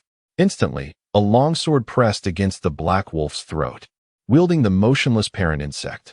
Xia Chen channeled energy, miraculously sensing the offspring's movements, while also clearly perceiving the connection between the parent and its progeny. If he so desired, with but a gentle squeeze, the offspring, having crawled to the Black Wolf's heart, would detonate instantly, devastating his heart beyond repair. Moreover, the offspring would continuously feed upon the Black Wolf's blood, growing ever stronger with each imbibed drop. Consequently, the force of its explosion would amplify correspondingly. Therefore, unless the Black Wolf attained a realm where the destruction of his heart would be inconsequential, he would remain under Xia Chen's control indefinitely. Ascertaining that the offspring was functioning as intended, Xia Chen reverted to his normal vision, noting that the Black Wolf's complexion was indeed rather wan. "Yes, well done. Cultivate diligently and strive to develop the Black Wind stronghold. I shall provide you with a general strategy anon." Having obtained the parent-offspring parasite and secured control over the Black Wolf, Xia Chen nodded in contentment, casting a glance at Long Yin and Tai Man. He turned and exited the chamber. Upon encountering Xia Chen, the Black Wolf was momentarily taken aback, observing the beaming faces of Long Yin and Tai Man. It was only then that he grasped the gravity of the situation, his complexion swiftly draining of color. My brother Xia Chen intends to spare you, but I never made such a promise." Long Yin chuckled softly, his gaze surveying the Black Wolf with keen interest. "Your Black Wind fist is quite impressive. Why not showcase it?" With a glint in his eye, Long Yin contemplated the martial arts techniques mastered by the Black Wolf. During their previous confrontation, the dual fists enveloped in dark energy had been exceptionally captivating. The Black Wolf's expression shifted as he faced Long Yin's chilling demeanor, promptly bowing his head in submission. As a marauder, he had taken many lives and, bolstered by his formidable strength, had indulged in numerous pleasures without restraint. Thus, the desire to survive surged within him. With a fleeting thought, the Black Wolf felt considerably relieved and silently handed over the Black Windfist manual to Long Yin. "Ah, splendid. Very well. I shall grant you your life and refrain from taking action against you," Long Yin exclaimed cheerfully, patting the nearly incapacitated Black Wolf on the shoulder. He then glanced at Tai Man, a peculiar glimmer flickering in his eyes, before striding away with purpose. My two brothers are satisfied and have taken their leave. Now it's my turn. Observing the sycophantic demeanor of the Black Wolf, Tai Man brazenly appraised the two women behind him. If you fail to please me today, do not blame my iron fists for their lack of mercy. Watching Tai Man's fists collide, the Black Wolf felt a surge of disdain rising within. Yet he merely nodded in acquiescence, suppressing any hint of his contempt. His hands, now severely injured, were no match for the formidable fist of Tai Man. Now, the question arises. You've entrusted your life to Brother Xia Chen and a cultivation technique as valuable as life itself to Brother Long Yin. What then? Do you propose to offer that will satisfy me? Leisurely approaching the Black Wolf's wife, Tai Man impudently extended his right hand, lifting her pristine chin. Black Wolf's countenance immediately darkened, observing his trembling spouse in silence. Since you relish trifling with wives, how about I, Tai Man? Borrow this lovely wife for a couple of days. He brazenly embraced the woman's tender form, caressing her without restraint, while reveling in Black Wolf's torment. His eyes blazed with unadulterated, fiery delight. Outside the room, Long Yin and Xia Chen leaned against the wall. Xia Chen, hearing the commotion within, couldn't help but furrow his brow. Tai Man experienced certain events in the past, making him highly sensitive in this regard. Black Wolf's words today struck a nerve. Failing to vent this frustration could impede his martial progress in the future. Long Yin murmured, his eyes reflecting a poignant sigh. Chapter 44. Finally arriving at Wui Prefecture, the narrative offered no reversal. In this unforgiving world, an ordinary martial artist stood no chance against a martial king realm expert. From that day forward, Tai Tsuanshin was renamed Tai Man, and he could no longer bear to hear anyone insult his wife. Long Yin spoke with composure. Yet Xia Chen readily sensed the underlying pain. He hadn't realized that Tai Man, seemingly so uninhibited, was also a man nursing a wounded heart. A full hour elapsed before Tai Man emerged from the room with a simple smile, still cradling the woman in his arms. With a rigid smile plastered on his face, Black Wolf emerged from the room. As he passed by, Xia Chen observed that Black Wolf's sister-in-law was fully clothed. As I said, I'll borrow her for 3 days. And after 3 days in Wui Prefecture, I'll let her go without further obstruction. At the gates of Black Wind's stronghold, Tai Man, expressionless, carried the woman into a carriage he had requested. Black Wolf stood before the gate, his smile still stiff. All right, Black Wolf, train the stronghold well, as I taught you. I'll be back to check on you soon. Xia Chen frowned slightly and waved at Black Wolf. Ah, Black Wolf. The woman seemed flustered, but quickly met Black Wolf's ardent gaze. Huffing and puffing, Black Wolf took a deep breath near the woman, then scooped her up and strode towards the bed. Beyond Black Wind's stronghold, the road widened considerably. The members of the Tempering Fire Alliance no longer suppressed their mount speed, and they raced onward, arriving in Wui Prefecture on the 3rd day. Brother Xia Chen, if you're at loose ends, why not join our Tempering Fire Alliance? As the group slowly approached the city gate, Long Yin and Tai Man exchanged glances and approached Xia Chen, suggesting with a smile, the Tempering Fire Alliance is a top-tier power in Wui Prefecture. Except for the recent Mad Corpse gang, no other force can rival us, and no force dares to antagonize us. Seeing Xia Chen's somewhat indifferent expression, Long Yin quickly patted his chest and said proudly, Yes, Brother Xia Chen, you might as well join our Tempering Fire Alliance. Tai Man also urged his horse to step forward, his face filled with sincerity. Xia Chen scanned the surroundings, noticing the hopeful expressions on each member of the Forging Alliance. Join us in the Forging Alliance. Suddenly, a common member who had burst forth alongside Long Yin blurted out, looking at Xia Chen with genuine earnestness. Join us in the Forging Alliance. Come in. One leads to another, the member continued, prompting the elite followers who had emerged with Long Yin to echo the invitation. And eventually, even Tai Man's entourage joined in, warmly urging him to join. Tai Man and Long Yin exchanged glances, a mutual understanding evident in their smiles. Join the Forging Alliance, Brother Xia Chen. Indeed, join the Forging Alliance, Brother Xia Chen. As he observed the two once more speaking, Xia Chen fell silent for a moment, then slowly nodded under the expectant gazes of all present. Haha, splendid. From now on, we shall all be brothers. Tai Man burst into hearty laughter, enthusiastically wrapping an arm around Xia Chen's shoulder, while the others expressed their delight. Are you implying that if I do not join the Forging Alliance, I shall not be considered your brother? Xia Chen inquired, glancing at the still laughing Tai Man at him. Haha. Tai Man suddenly choked, erupting into a fit of coughing, which elicited laughter from the others. No, what I meant was, joining the Forging Alliance will bring us closer. Once he regained his composure, Tai Man repeatedly gestured to Xia Chen. Is our relationship not sufficiently close without joining the Forging Alliance? Xia Chen exclaimed, his expression one of astonishment. I saved your life. Have you forgotten? No, Tai Man's face flushed even redder. Although he was rough around the edges, he lacked the finesse for such flowery words, leaving him flustered and at a loss for words, repeatedly denying it. Very well, I am at a loss for words. I shall self-impose 3 cups as punishment during our evening drinks. Ultimately, he leaped out of the pit of explanation and declared loudly, 3 cups will not suffice. Given your stature, you must drink at least 5. What? Do you intend to drink without me? Long Yin interjected, his brows involuntarily arching. Of course. How could I possibly leave you out, Long Yin? Tai Man rolled his eyes in exasperation. Then why didn't you say so earlier? Long Yin persisted, smiling as he continued to observe him. You. Tai Man puffed out his cheeks in frustration, yet felt helpless, for he had indeed said nothing earlier. Humph. During our evening drinks, you must self-impose double the punishment. Considering summer dust, that amounts to 7 cups. Chapter 45, The Scheme Who Was Causing Such a Ruckus at the City Gates. The general's resounding voice echoed, and soon soldiers armed with long spears rushed in from outside. Reporting to Vice General Sun, it is the members of the Forge Alliance.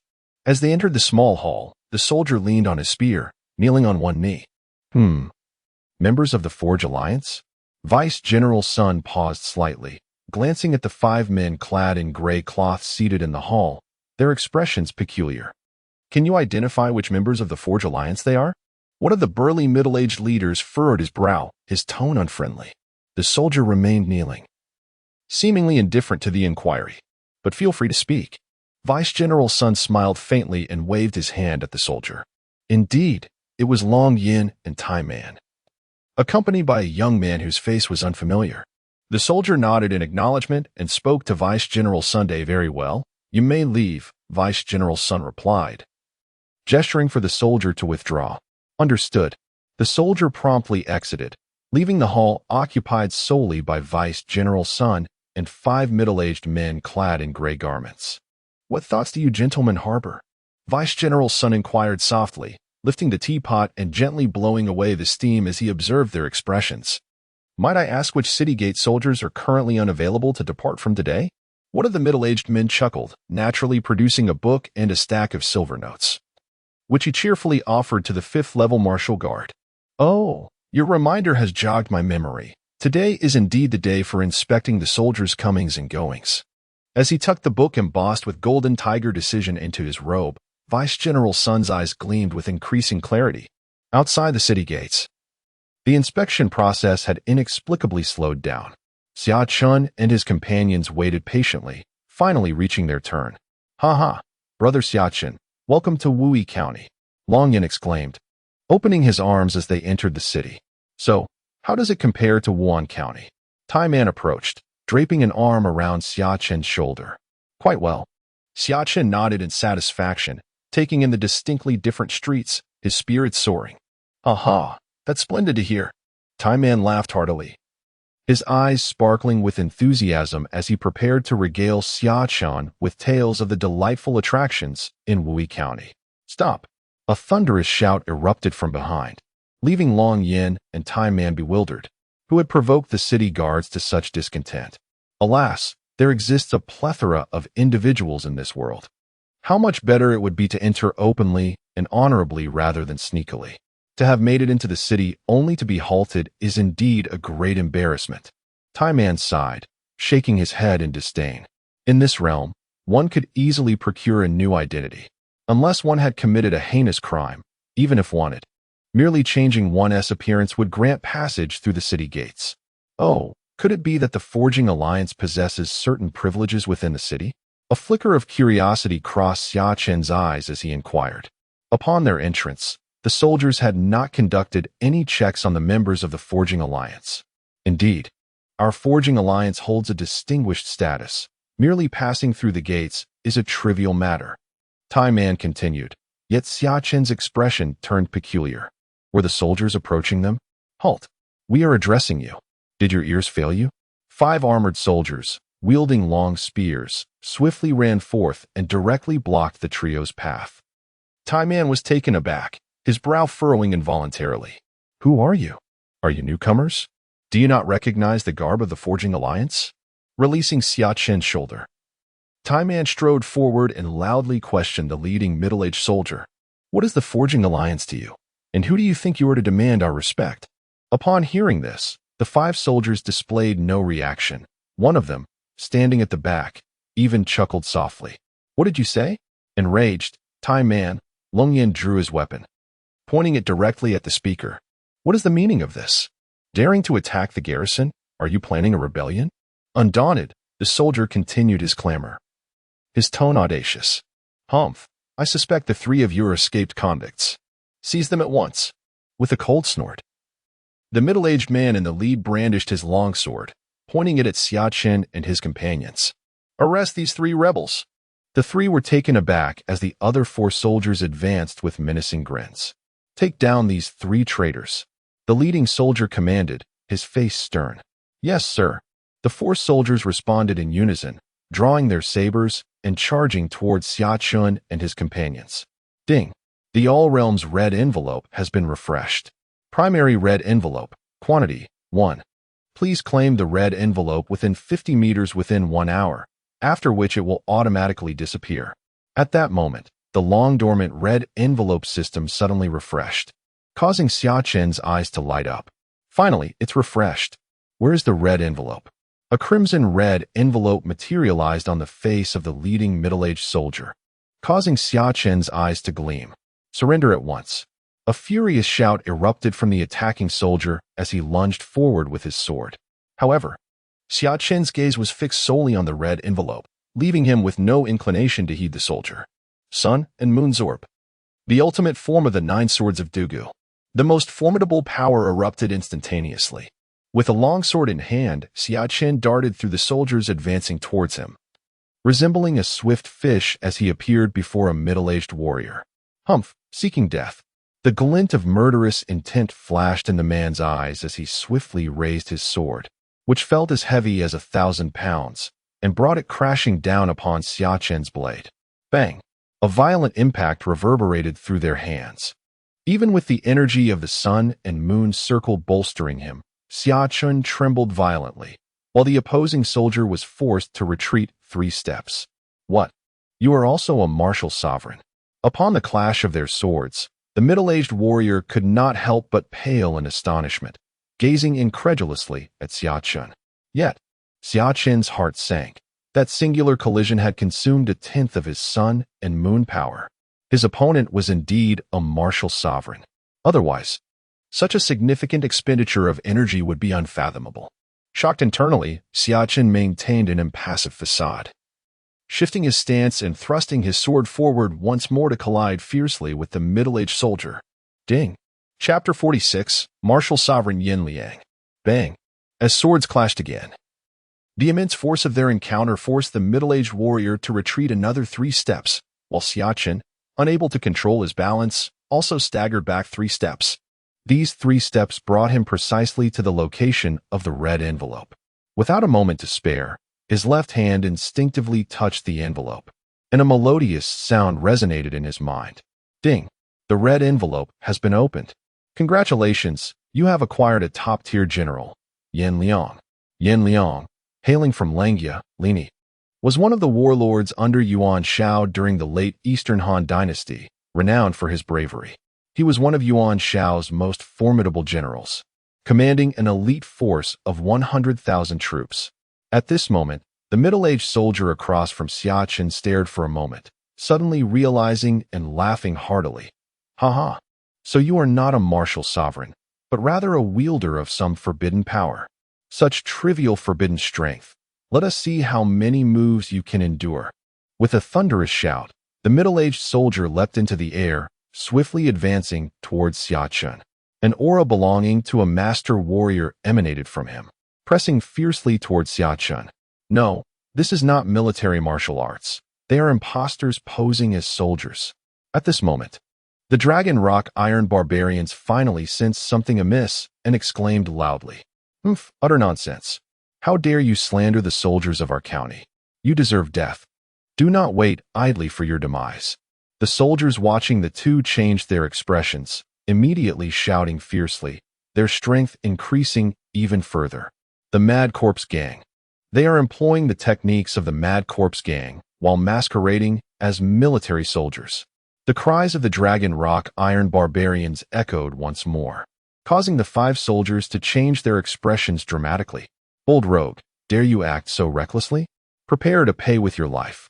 At this moment, the leader among the 5 soldiers, a middle-aged man, pressed forward with great force. Xia Chen remained unfazed and once again collided fiercely with him. Meanwhile, the remaining members of the Fire Tempering Alliance quickly reacted, drawing their tokens and igniting them in the air. Boom!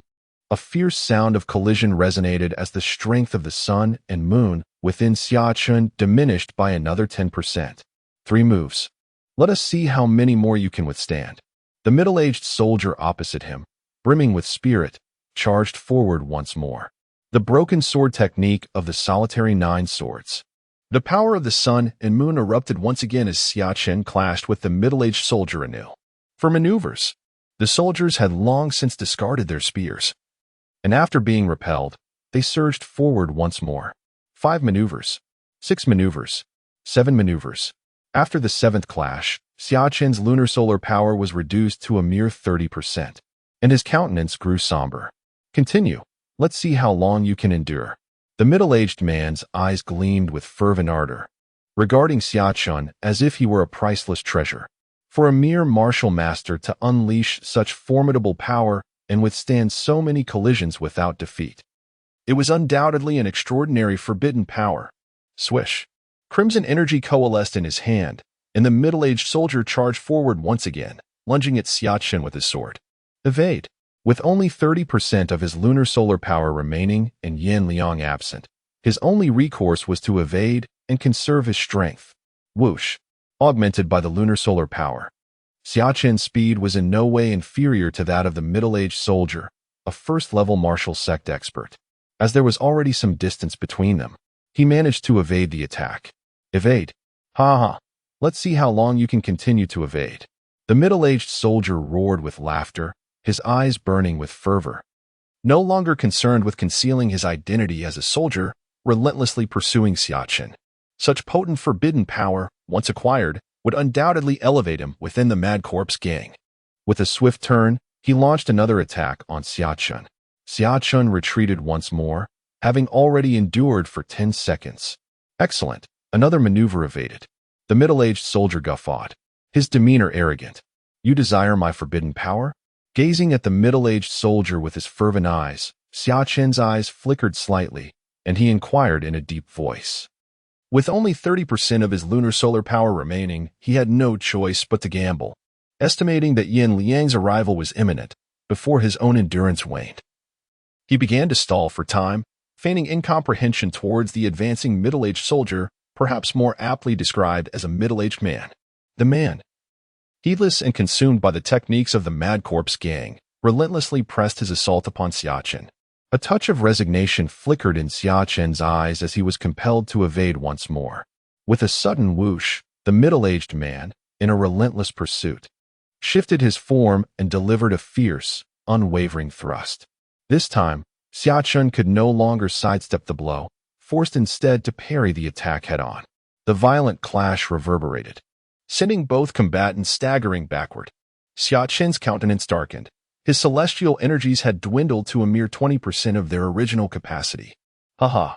Once more, the middle-aged man roared, his eyes blazing with fervor as he lunged forward anew. I, Yin Liang, have arrived. Just then, a thunderous proclamation echoed through the arena, causing ears to ring. The middle-aged man's eyes widened in astonishment as Xia Chen seized the opportunity to retreat a step. No one shall impede me today. Though the speaker remained unseen, the sheer force of the voice conveyed an overwhelming sense of power, signaling the arrival of a formidable warrior. A flicker of madness ignited in the middle-aged man's eyes. With a flourish of his sword, he resumed his assault on Xia Chen. Humph! With Yan Liang here, villain, cease your rampage. A booming cry resounded, and a long-handled saber materialized, firmly interposing itself between the middle-aged man's sword and its target. Elated, Xia Chen raised his head to behold a towering figure. Standing at 8 chi in height, with robust muscles, a flowing black beard, eyes gleaming with shrewdness, and a countenance of imposing authority, a veritable first-rate military commander. Yan Liang, your subordinate arrives late to protect you. My lord, please forgive me. Yan Liang, observing Xia Chen's somewhat disheveled state, leaned on his long-handled broadsword and bowed in apology, paying scant attention to the middle-aged man at the first level of the martial sect beside him. Finally, the general has arrived. Please rise quickly. Sensing the undeniable aura of a grandmaster emanating from Yan Liang, Xia Chen suppressed his inner joy and, emulating a scene from the chronicles, hastened to assist him to his feet. I thank you, my lord. Yan Liang offered a solemn salute before grasping his long-handled broadsword and standing upright. Today, I shall present this villain's head to you, my lord, as a welcoming gift. With those words, Yan Liang raised his broadsword, his entire being radiating an aura akin to an ancient, savage beast, as he ferociously charged toward the opposing middle-aged man. The outcome was predictable when a first-level martial sect cultivator faced an assault from a seventh-level martial sect expert.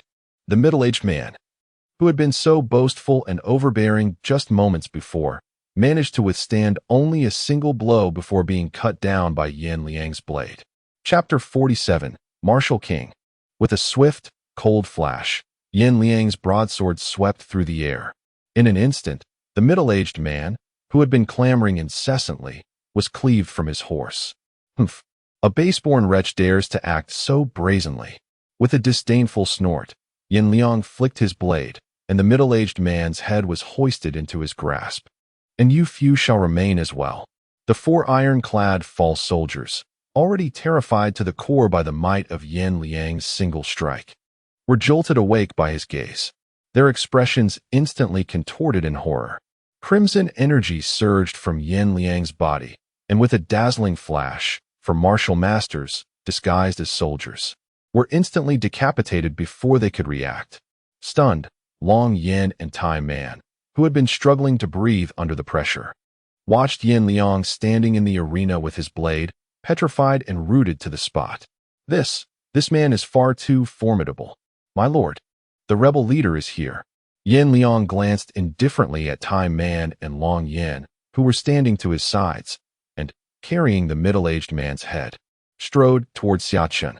Gazing at Yan Liang before him, Xia Chen was inwardly ecstatic, but just as he opened his mouth, a piercing shout echoed from above. Audacious brigands!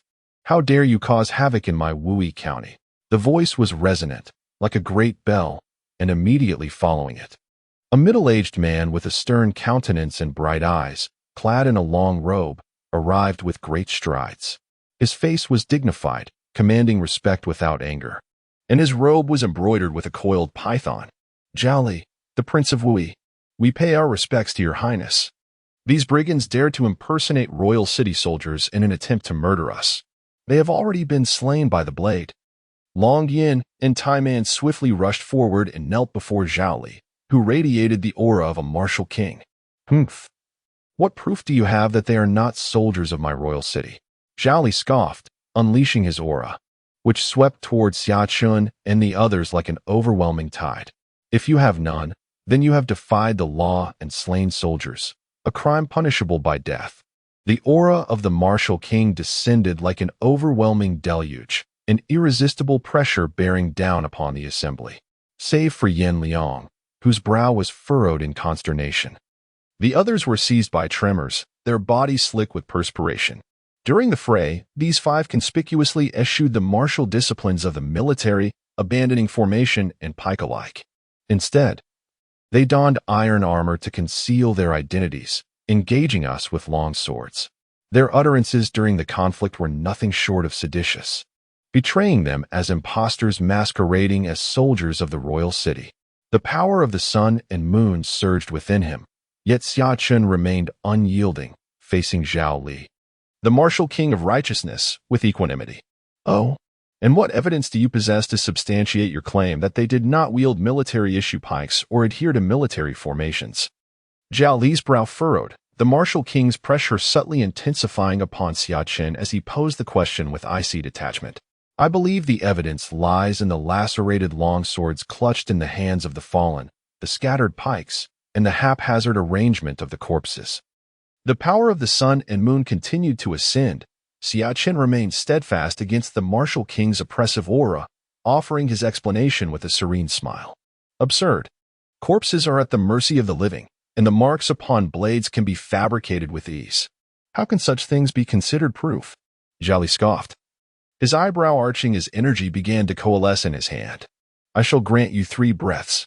If you fail to provide a satisfactory answer, do not blame this king for the severity of his actions. A terrifying aura emanated from Zhao Li's energy-laden right hand, his voice laced with chilling resolve. Yin Liang stood before Xia Chen, his gaze fixed upon Zhao Li's swirling energy. The assault of a martial king was more than he could withstand. 1, 2, 3. After vociferously calling out 3 times and receiving no response from Xia Chen, Zhao Li's eyes flashed with a fierce glint as the formidable energy in his hand was unleashed like a torrential flood. Royal martial art, pure yang boundless curse. As the terrifying assault surged forth, Yin Liang's eyes widened in fury, and the crimson light emanating from his body intensified dramatically as he braced himself to confront the impending attack. Haha, before matters are even clarified, the prince is already acting with such impatience. Could it be that he is feeling anxious? Just as the attack was about to strike Yin Liang, a composed voice suddenly echoed through the air. Immediately following, a middle-aged man garbed in azure robes materialized, his hands swirling with verdant energy, intercepting the blow in the nick of time. Alliance leader. Upon recognizing the newcomer, Tai Man, Long Yin, and all the members of the Quenching Fire Alliance prostrated themselves, respectfully greeting him. Arise. With a nonchalant wave of his hand, the middle-aged man cast a gaze filled with amusement upon Zhao Li. In the span of a year, the prince's pure yang boundless curse has grown even more potent. Haha, Alliance leader Chen's tranquil heart heavenly inquiry is as impressive as ever. After emitting 2 loud bursts of laughter, Zhao Li glanced at the 5 corpses on the ground and, with a series of rapid finger gestures, obliterated the bodies entirely with concentrated bursts of energy. Brother Xia Chen, the individual from just now, is our Quenching Fire Alliance's leader, Chen Qixian, a martial king realm expert. With him here, our Quenching Fire Alliance will forever remain the foremost power in Wui County. After the 2 had departed, Long Yin and Tai Man both breathed sighs of relief, approaching Xia Chen to introduce him. Xia Chen nodded knowingly. As the preeminent power in Wui County, with an alliance leader who was also a martial king realm expert, it was no wonder that Prince Wui, Zhao Li, was so eager to support the Mad Corpse gang. He was clearly attempting to counter the Quenching Fire Alliance. The retainers of a 7th-level martial grandmaster are indeed formidable. Upon learning Yin Liang's identity, astonishment flickered in the eyes of Long Yin and Tai Man, yet they still greeted him with respectful bows. These 2 are brothers from the Tempering Flames Alliance. Long Yin and Tai Man. I owe my escape this time to them. After introducing Yin Liang, Xia Chen gestured towards Long Yin and Tai Man, introducing them to Yin Liang. I am Yin Liang, honored to meet you both. Hearing that they were friends of his lord, Yin Liang dared not be negligent and offered a cupped fist salute to the 2. You honor us, you honor us. Being greeted by a martial grandmaster, Long Yin and Tai Man were quite startled, hastily retreating and waving their hands. Haha, enough. Everyone here is our own from now on. Why not take me to see the Tempering Flames Alliance's headquarters? Watching their awkwardness, Xia Chen laughed heartily, and gazing upon Yin Liang's robust frame, a sense of spirited ambition emanated within him. With the reward in hand, truly, the world is mine. Yes, let's go to the Tempering Flames Alliance first and chat. The two regained their composure and immediately nodded in agreement. Chapter 48. Forming a battle team as the foremost power in Wu Yi Prefecture. The Tempering Flames Alliance naturally resided in the city center. It was an exceptionally expansive hall, bustling with numerous members of the alliance coming and going. Long Yin and Tai Man led Xia Chen and Yin Liang along the hall, where Yin Liang's martial grandmaster aura garnered considerable attention. Amidst the respectful gazes, they smoothly arrived at a window. This is the registration office for members of the Tempering Flames Alliance. Every new member comes here to register. Reaching the window, Long Yin said to Xia Chen with a smile. Xia Chen nodded, approaching the window. Name? Xia Chen. Cultivation? Age of the martial arts master? 22 years old. Upon seeing that it was Captains Long Yin and Tai Man who had brought him, the registration personnel amiably completed the registration of Xia Chen's information. Very well. Here is your identity token, and this is your attire. The information was quickly logged, and the registering cultivator, smiling, handed a set of Quenching Alliance clothes to Xia Chen, along with a waist badge. This is attire and a waist badge befitting a captain-level position. With your cultivation as a martial arts master, it is only fitting that you be given a captain's post. Accepting the garments, Long Yin elucidated to Xia Chen with a smile. However, you will have to find your own team members. Shrugging helplessly, both Long Yin and Tai Man indicated that they had found their own team members themselves. Yin Liang, would you be willing to accept the position of vice captain of my first squad? Xia Chen nodded understandingly, looking towards Yin Liang at the side. As you command, my lord. His words were calm, but a hint of triumph couldn't help but show in Yin Liang's eyes. As a figure summoned from a red envelope, Yin Liang had a certain degree of understanding about the red envelope, and he was now the first follower. And he had also become the first vice captain of the first squad. Thinking this, the smile on Yin Liang's face couldn't help but become even more radiant. Come, let's find a good residence for you and your squad. Long Yin smiled contentedly, and together with Tai Man, led Xia Chen and Yin Liang towards the city. Each squad will have its own name and its own residence. For example, my team is called the Long Yin Squad, and Tai Man's team is called the Tai Man Squad. What name do you intend to give your squad? As they traversed the path, Long Yin, wearing a smile, sought counsel from Xia Chen, guiding him toward the abode of the Tempering Alliance members. If you were to ask me, Iron Barbarian, he jested. We should simply call it the Xia Chen Warband. Crystal clear. Long Yin swiftly seized Iron Barbarian, his countenance darkening. Is this a jest to you? You haven't been mistreating her, have you? Iron Barbarian rolled his eyes, retorting with ill humor. What nonsense are you spouting? I merely consummated our union. There was no mistreatment. On the road, this last confided in me, he continued, that ever since Black Wolf obtained his sister-in-law, he has reveled in nightly revelries. Thus, I simply decided to keep her to serve me. Xia Chen's expression was peculiar. Are you not even more perverse? Black Wolf, TSK, a modern-day Chow Chow. Is there a place here where one might procure servants? Xia Chen inquired, collecting his thoughts and furrowing his brow at Long Yin. Without servants to attend to my needs, it is exceedingly inconvenient. Servants are akin to slaves. In this world where the strong are revered and martial arts masters reign supreme, the hierarchy is exceptionally rigid. Long Yin waved his hand dismissively, leading Xia Chen with fervent enthusiasm toward the city's heart. I know of a rare and invaluable place, originally intended for myself, but since you, Brother Xia Chen, have arrived, it is naturally yours. Long Yin's animated demeanor piqued Xia Chen's curiosity, and he followed him through a labyrinth of turns until, after a quarter of an hour, they arrived at a mansion. This estate spans over 10 acres, complete with training grounds and other comprehensive facilities. It so happens that no one resides here. Now that you, brother, have arrived, you must move in without delay. Upon entering the courtyard, a radiant expression illuminated Xia Chen's face.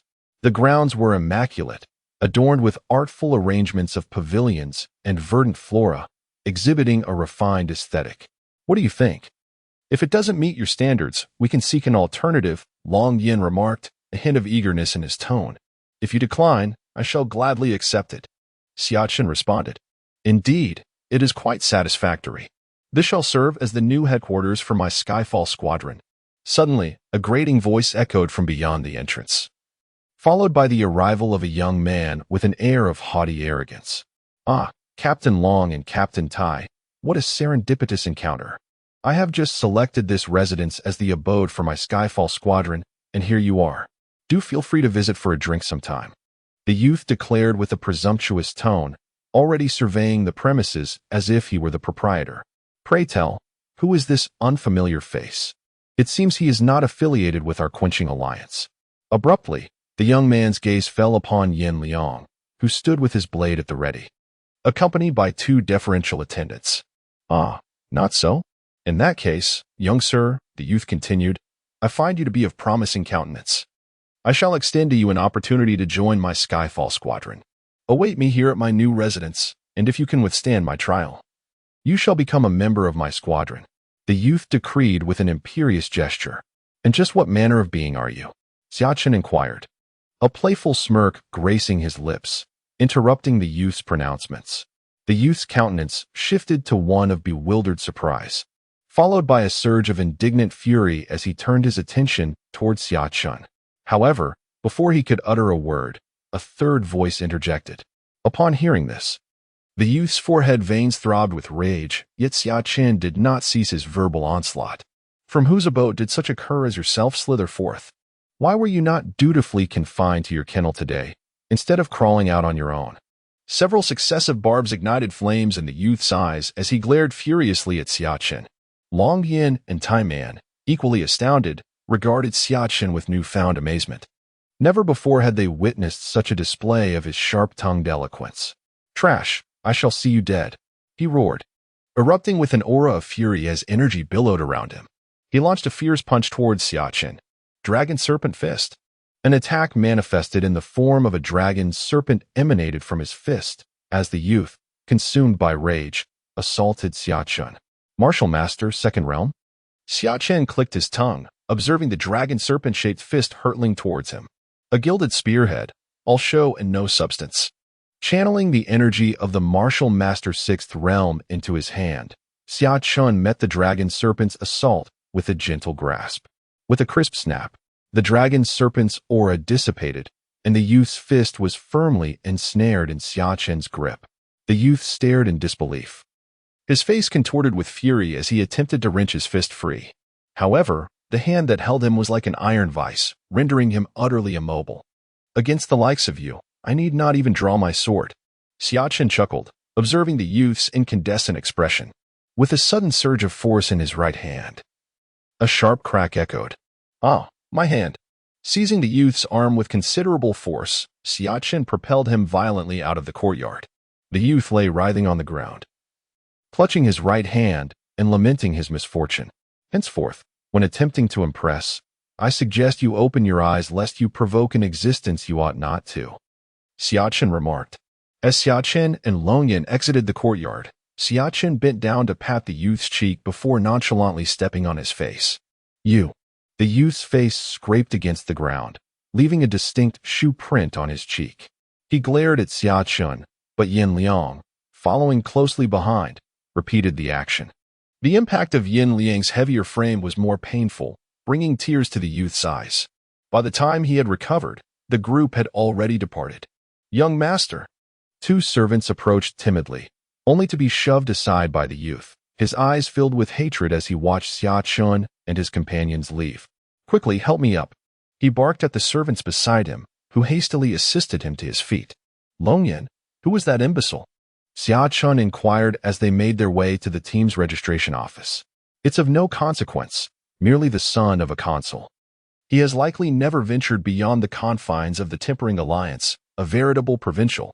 It is of little consequence to have struck him. Many have done so before. Pay it no mind. Longyan dismissed with a wave of his hand.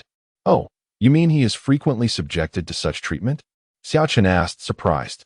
It wasn't a frequent occurrence. Both Tai Man and I have given him a thrashing, Long Yin said with a shrug, while Tai Man offered a simple, good-natured smile.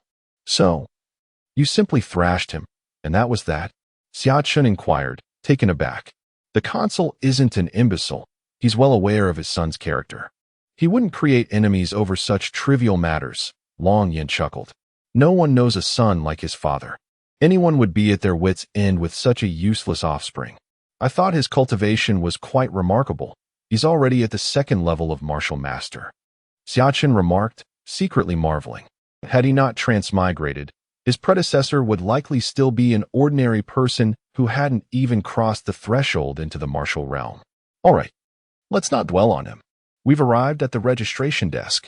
We can begin the process, Long Yin said, waving his hand. Very well, Xia Chen nodded. Proceeding to the registration desk with his waist badge. Team name? The cultivator in charge of registration inquired with a smile, after quickly verifying the information. The registering cultivator gestured skyward, explaining with a smile, to be frank, I've seen many audacious names, but none have passed. Then, how about Mountains and Rivers team? Xia Chen pondered, then switched to a more understated name. No, too grandiose. The registering cultivator said knowingly. Had it not been for the grins on Long Yin and Tai Man's faces, Xia Chen would have thought he was being toyed with. Then let's call it Xia Chen team. After much deliberation, Xia Chen decided that naming the team after himself was most fitting, as Tai Man had said, simple and clear. Xia Chen team? Are you certain? The registrar inquired, and Xia Chen nodded in affirmation. Confirmed. All right, Xia Chen squad, here are your team flags. Simply select a residence and plant them on either side of the courtyard gate. The registrar, with a beaming smile, handed Xia Chen 2 flags inscribed with the magical imprints of the words Xia Chen Squad. Thank you kindly, Xia Chen replied, clasping his fist in a traditional salute before turning to depart. TSK, TSK, All Heaven Squad. Hee, Mountains and Rivers Squad. Upon seeing Xia Chen emerge with the flags of the Xia Chen Squad, Long Yin and Tai Man erupted in laughter and playful jeers. Oh, is that so? Iron Barbarian Squad, Dragon Rock Squad. Xia Chen cast a nonchalant glance at them, unfazed. A name is merely a designation. Strength is paramount. When I am sufficiently powerful, the name Xia Chen Squad will naturally become the most formidable moniker. At that juncture, his name will ascend to a position akin to the forbidden terms of all heavens. Myriad realms, mountains and rivers, and time, becoming an untouchable entity. Chapter 50. Procuring servants. Yo, Captain Long, Captain Tai. As the quartet emerged from the registration area, a handsome middle-aged man with a somewhat sinister gaze greeted them with a smile, loudly addressing Long Yin and Tai Man from afar. And who is this?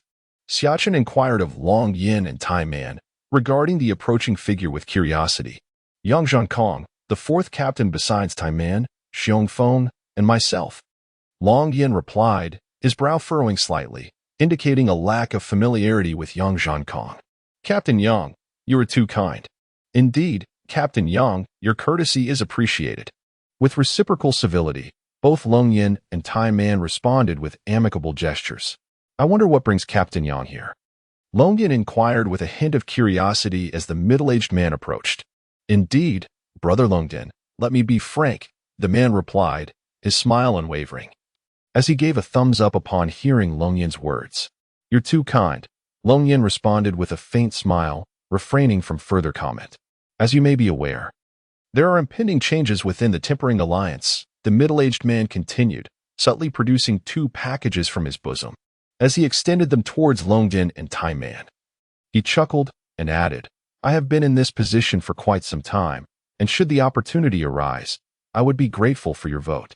The 2 dark packages, judging by their shape, each contained a book. These are Dark Star Fist, a superior martial technique, and Fleeting Light Step, a superior movement technique. I hope they may be of assistance to you both. If you'll excuse me, I shall take my leave. Farewell, Yang Zhankong announced in a clear voice, cupping his fists towards the group. Farewell, Captain Yang. The group responded in kind, watching him depart. Why did Yang Zhankong bring this up so suddenly? Long Yin couldn't help but ask, his brow furrowed as Yang Zhankong's figure disappeared. Let's not dwell on it for now. Let's first ensure that Brother Xia Chen is settled into his new abode, Tai Man suggested in a low voice, shaking his head. Agreed. Having acquired the banner, it is imperative to secure the courtyard before any rival preemptively seizes it, which would be quite farcical. The tempering syndicate stipulates that, regardless of prior interest, no entity may assert ownership in any manner until the banner is affixed outside the courtyard entrance. This implies that even if one has already selected the property and is en route to registration, they cannot preemptively occupy it before the banner is displayed. After acquainting himself with the premises, Long Yin hastily ushered Xia Chen and his companion out. A slave market? A glint of curiosity flickered in Xia Chen's eyes. He had not anticipated encountering such a legendary institution firsthand. Slave markets are populated by subjugated nobles, captives from the empire, and impoverished commoners. Captain Long, Captain Tai.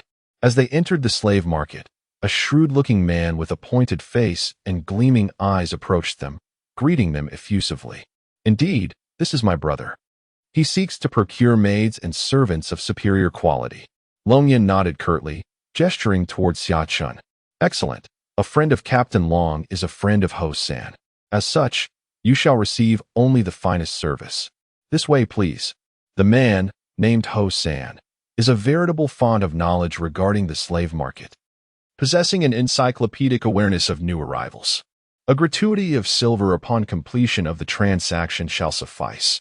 With a genial smile, Long Yin approached Xia Chen. And as he and Ho San proceeded inward, Long Yin began to elucidate. He was the one who introduced me to my and Long Yan's servants.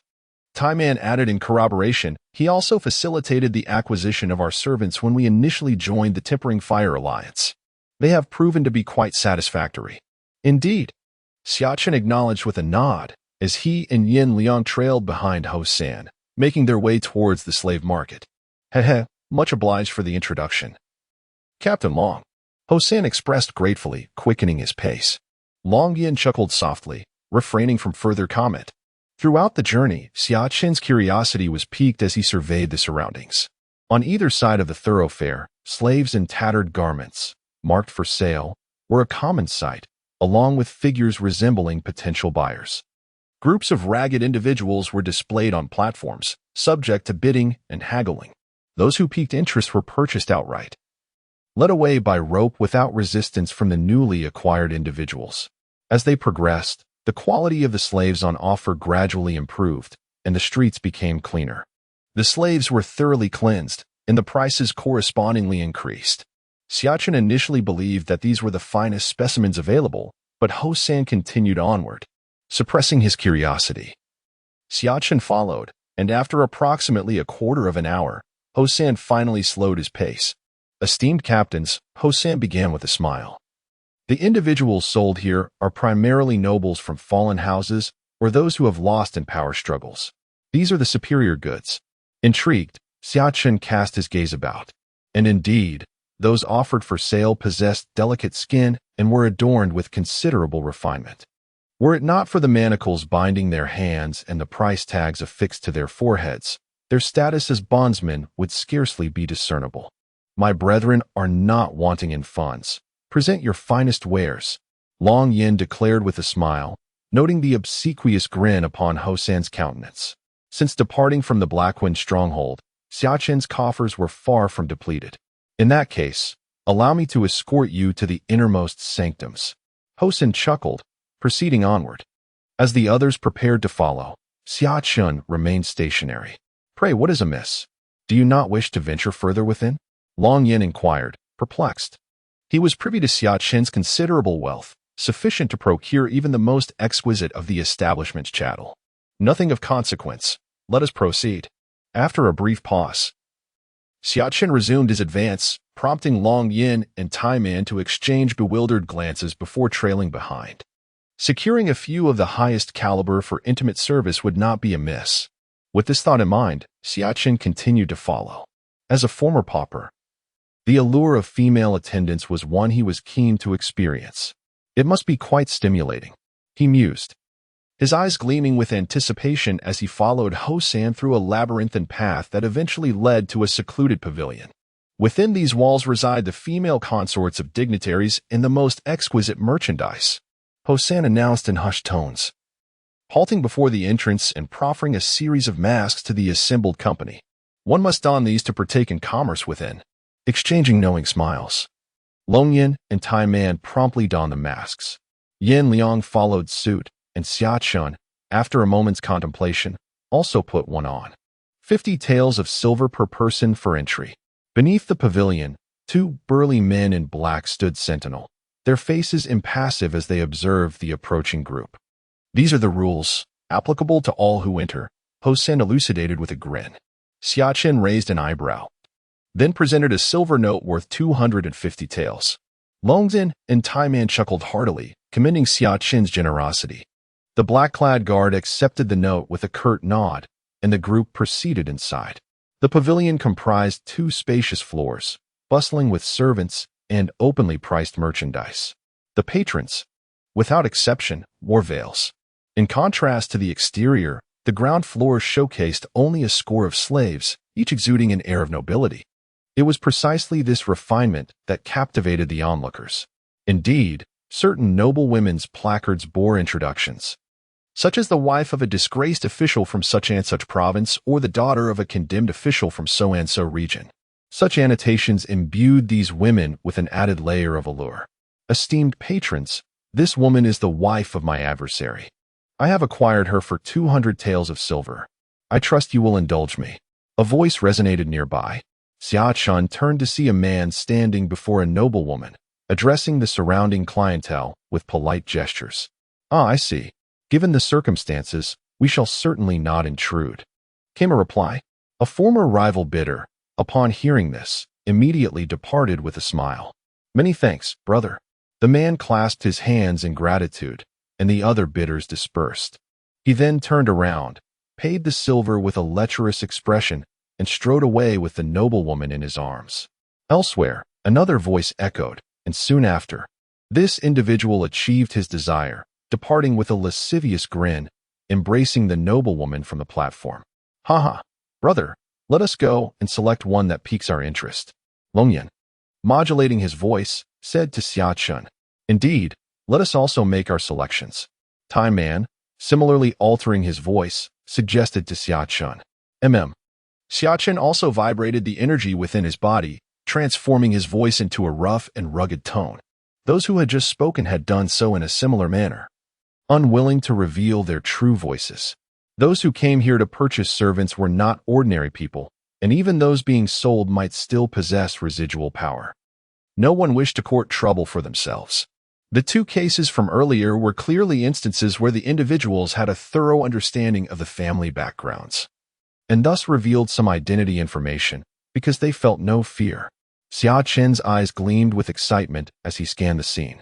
For a soul from another world, such an event was incredibly thrilling. Soon, Xia Chen had found one that caught his eye and slowly approached the woman.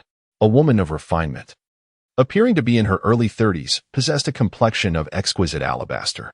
Her benevolent countenance, coupled with eyes that sparkled like water and a graceful smile, immediately captivated Xia Chen's gaze. I shall acquire her. A coarse voice bellowed, startling the woman on the platform. Her wide-eyed astonishment only fueled Xia Chen's elation. He presented 200 silver taels to the vendor and swiftly obtained a contract of indenture. Xia Chen chuckled inwardly, and amidst the playful ribbing of Long Yin and the others, he led her away. Yes, selecting 2 or 3 more will suffice before our departure, Xia Chen thought, his gaze composed as he continued to peruse the selection alongside Long Yin and his companions. However, Xia Chen's deliberately gruff tone had thoroughly alarmed the fair woman, who could only allow herself to be led away by Xia Chen, her eyes filled with trepidation. Those they encountered along the way paid little attention to Xia Chen's actions, attracting no undue notice. Before long, Xia Chen had set his sights on another. As he led her away, he and his entourage returned to the sales platform.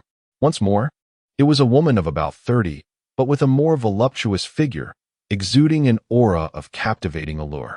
Xia Chen's heart pounded with a feline-like yearning as he surreptitiously increased the pressure of his caresses, causing the benevolent woman in his arms to involuntarily purse her lips.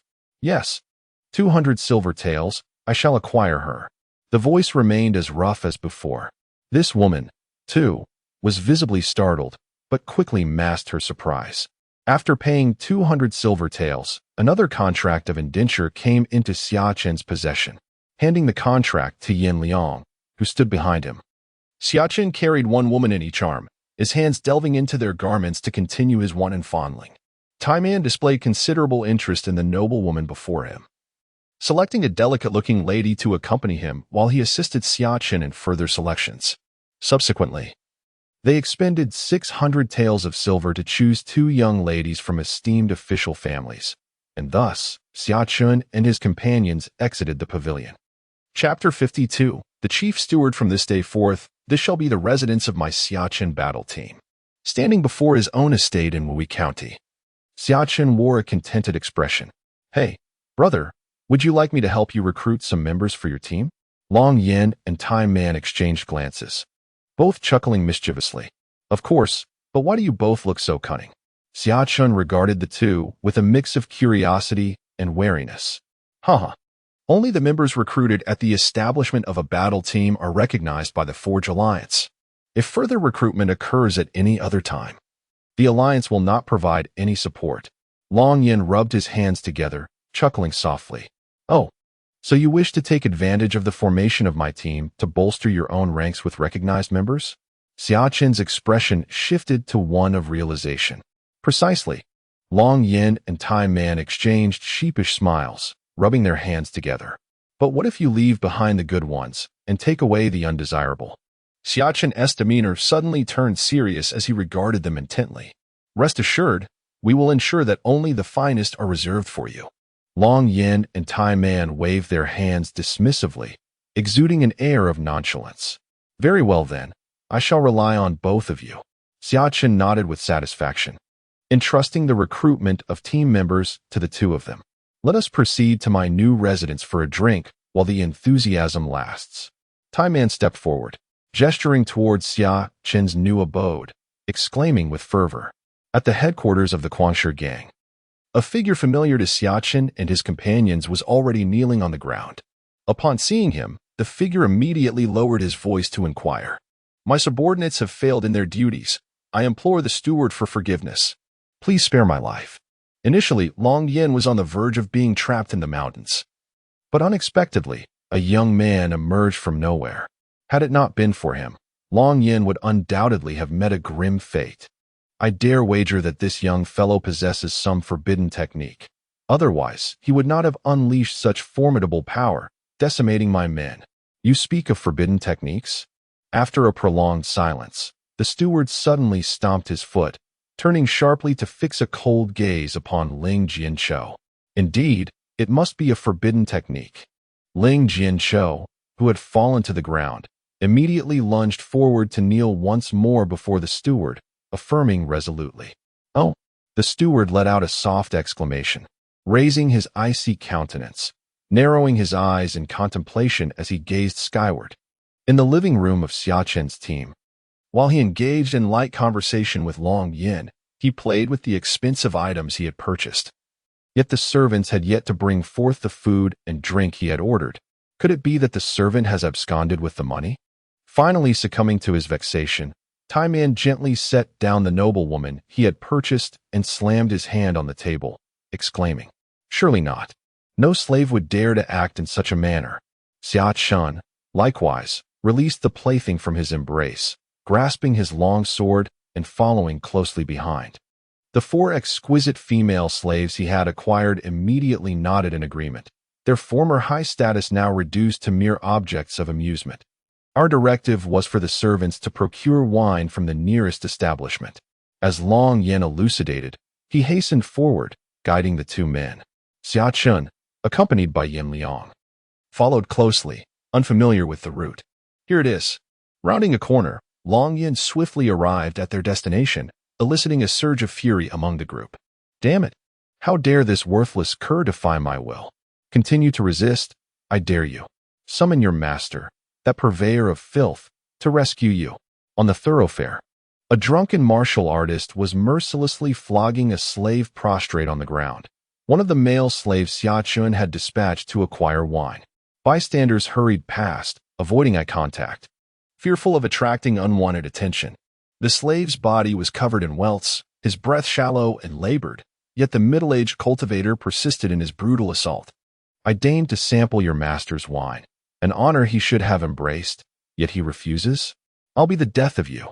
As he continued his assault, the cultivator's eyes gleamed with a savage, murderous intent. "Audacious villain, to commit such violence in broad daylight. Prepare to meet your end at my hands." At that moment, a thunderous roar akin to a clap of thunder reverberated through the air, startling the middle-aged man into raising his gaze.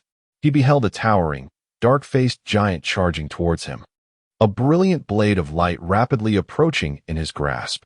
Instantly alert, the middle-aged man executed a swift roll backward, channeling energy into his long whip, bracing to confront the oncoming blade and hoping for a brief respite. The clash of the blade against the whip erupted with a resounding bang, causing the whip to explode in an instant. The man's countenance shifted dramatically as he unsheathed the long knife at his waist, delivering a retaliatory strike. He was propelled back several meters by the ferocity of the long knife's assault, barely managing to withstand Yin Liang's blow. Chapter 53. The Common People in Peril. Who are you, and why do you harm me without cause? The middle-aged man exclaimed, suppressing the tumult within him as he addressed the advancing Yin Liang. With both hands gripping his sword, Yin Liang exuded an overwhelming aura, the oppressive presence of a martial artist bearing down upon the middle-aged man as he steadily approached. "It is you who has harmed my servant," Yin Liang declared, his eyes gleaming with intensity, radiating an unparalleled might. "How unreasonable you are! I bear you no grudge. What gives you the right to injure me?" The middle-aged man's eyes blazed with fury as he shouted at Yin Liang. "Humph, merely because you harmed my servant and seized my provisions," Xia Chen interjected, stepping forward with a cold demeanor, casting a disdainful glance at the middle-aged cultivator. "You would harm me over a mere servant? Do you truly believe I, Chen Yuyan, am easily bullied?" The middle-aged man seethed with rage, glaring at Xia Chen and the sword-wielding Yin Liang. "Oh, do you think my family's sword is easily trifled with?" Yin Liang furrowed his brows, his eyes blazing with anger. "Very well, we shall see." The middle-aged cultivator suddenly drew his sword, and just as Xia Chen anticipated a duel, he swiftly turned on his heel and fled. "My lord, should we pursue him?" Yin Liang tightened his grip on the large blade, seeking Xia Chen's counsel. "No need. He is merely a worthless cur. It would be a waste of time." Xia Chen cast a nonchalant glance at the retreating figure and turned his attention to the injured servant. "This man is Yang Zhankong's brother." Long Yin approached from behind, a frown creasing his forehead as he observed the fleeing cultivator. "You should not have acted against him for a mere servant, and if you did, you ought not to have let him escape." Iron Man also frowned, directing his gaze at the retreating figure. "Oh, is this fellow quite troublesome?" Xia Chen casually infused energy into the male servant, who soon showed significant improvement in his injuries, and inquired with indifference. "Yang Zhankong is of little consequence, but he is the nephew of the chief steward of the martial righteousness prince's residence, which makes him rather formidable. Do not be deceived by Prince Zhao Li's earlier casual demeanor. He was merely in plain clothes, conducting a private visit. In truth, anyone connected to the prince must not be underestimated, even if they are merely the steward's nephew." Long Yan's brow remained knitted, his concern for Xia Chen palpable as he felt that provoking such an adversary was unwise. "If he seeks to trouble you, your future may not be so pleasant." Noticing Xia Chen's apparent nonchalance, Long Yin could not help but speak again. "When soldiers come, let them be met. When water flows, let it be dammed." At this point, further discussion is futile. I shall exercise caution. Xia Chen waved his hand, a glimmer of insight flashing in his eyes. Upon witnessing this demeanor, Long Yin realized that his counterpart was genuinely attentive and cautious, rather than being arrogantly overconfident. Indeed, this is reassuring.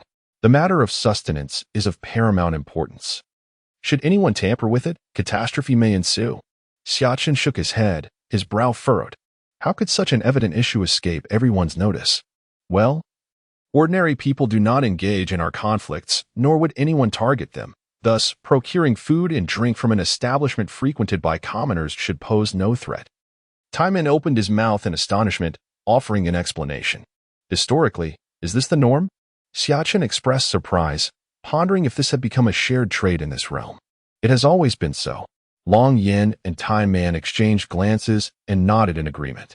Do we have any means to locate a chef or acquire land? Securing the rights to its use? A sudden unease gripped Xia Chen as he pressed further. A chef is available. Yet all cultivable land lies firmly in the hands of the royal family, beyond the reach of common folk. Long Yin and Time Man seemed to sense the gravity of the situation, but the prevailing norm rendered their minds blank, hindering a swift response. Food is the foundation of the people.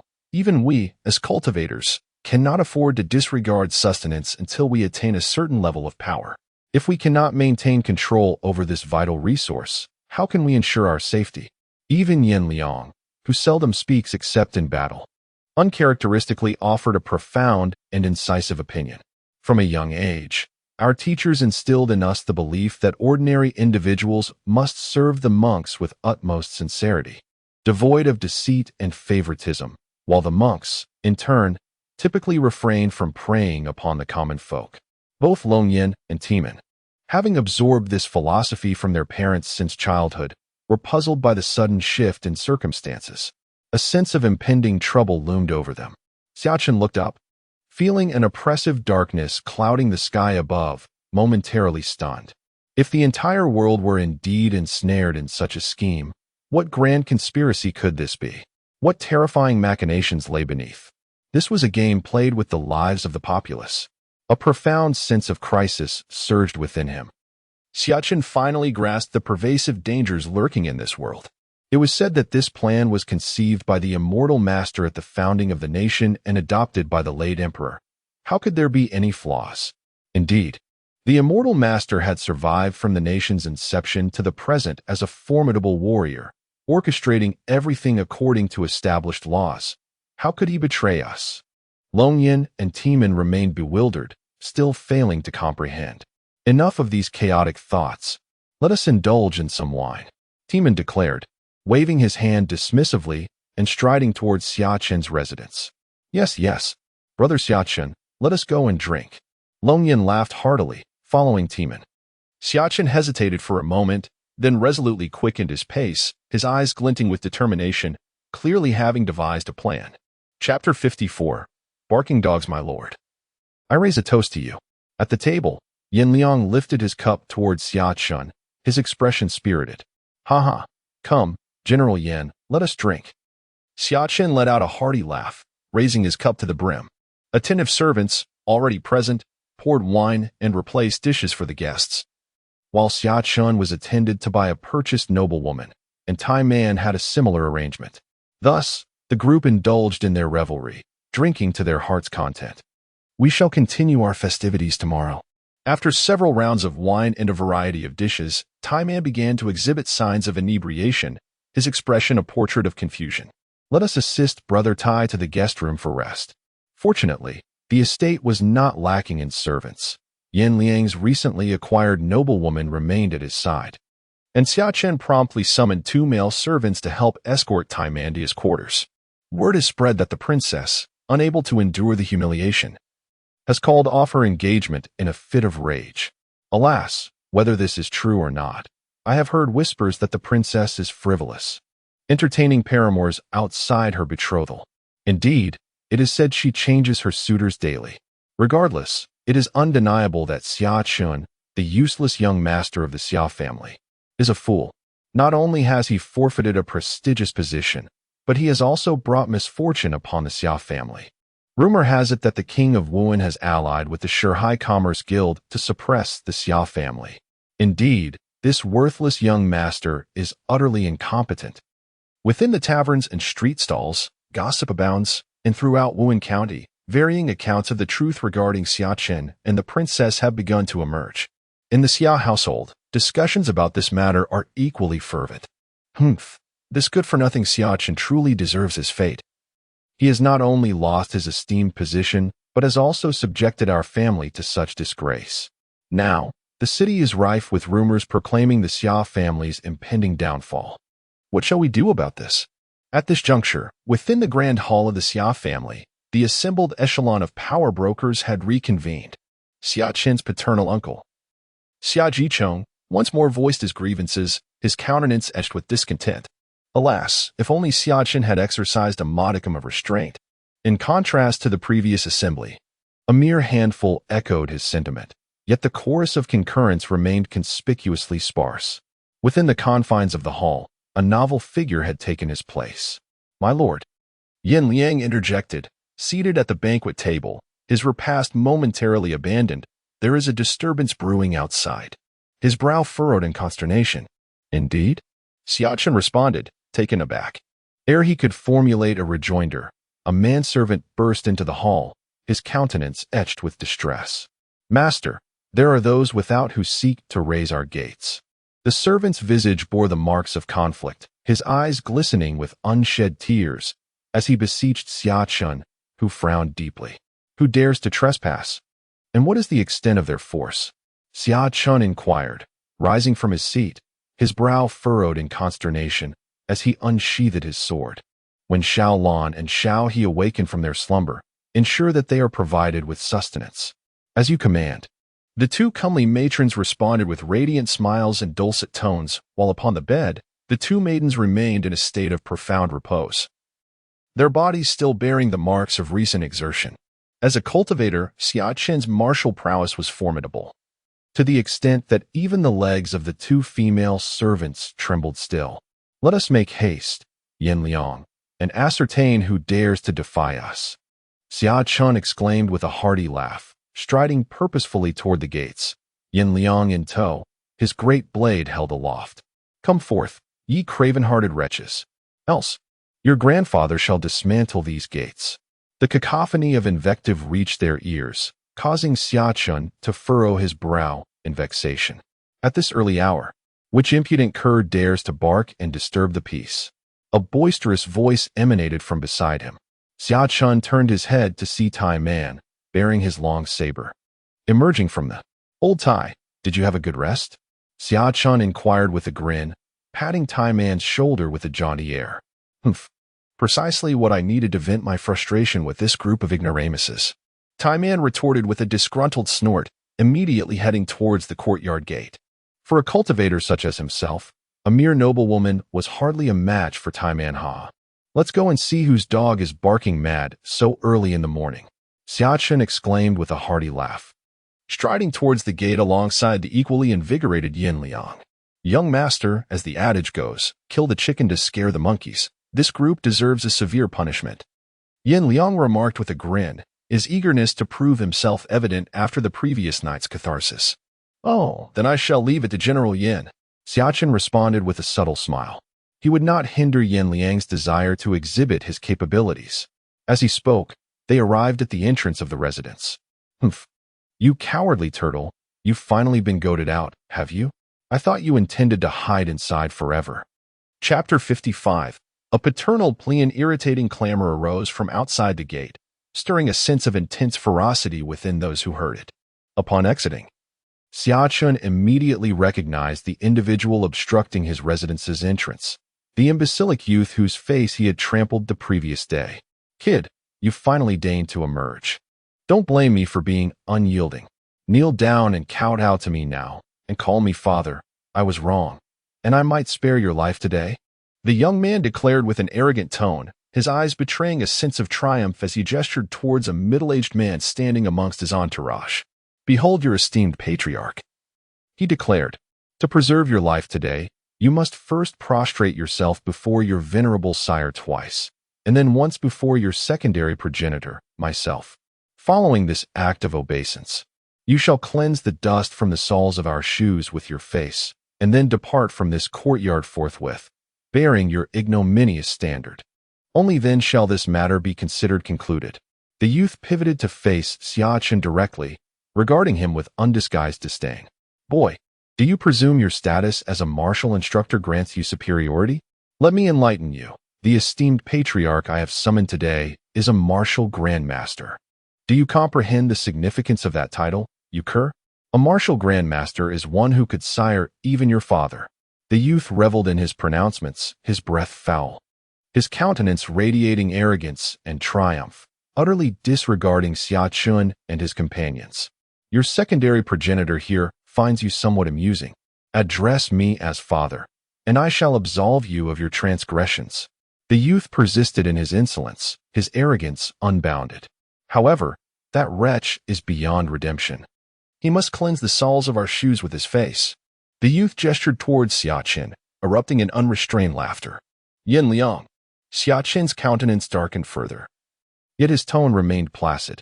The middle-aged man, who had moments before been relied upon by the youth, felt his legs buckle beneath the oppressive aura.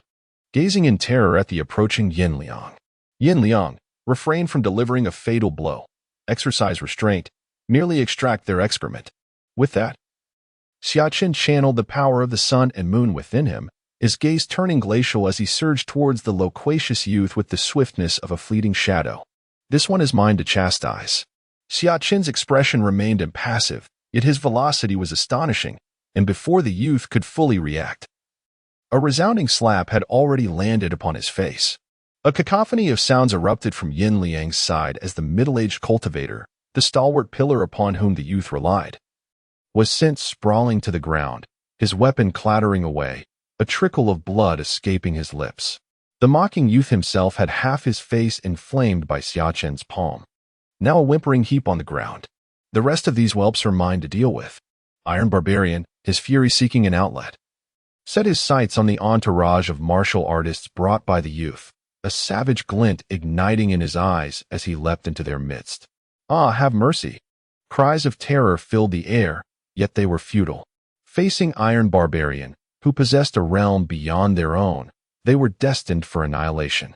A quarter of an hour later, kneel and beg for mercy.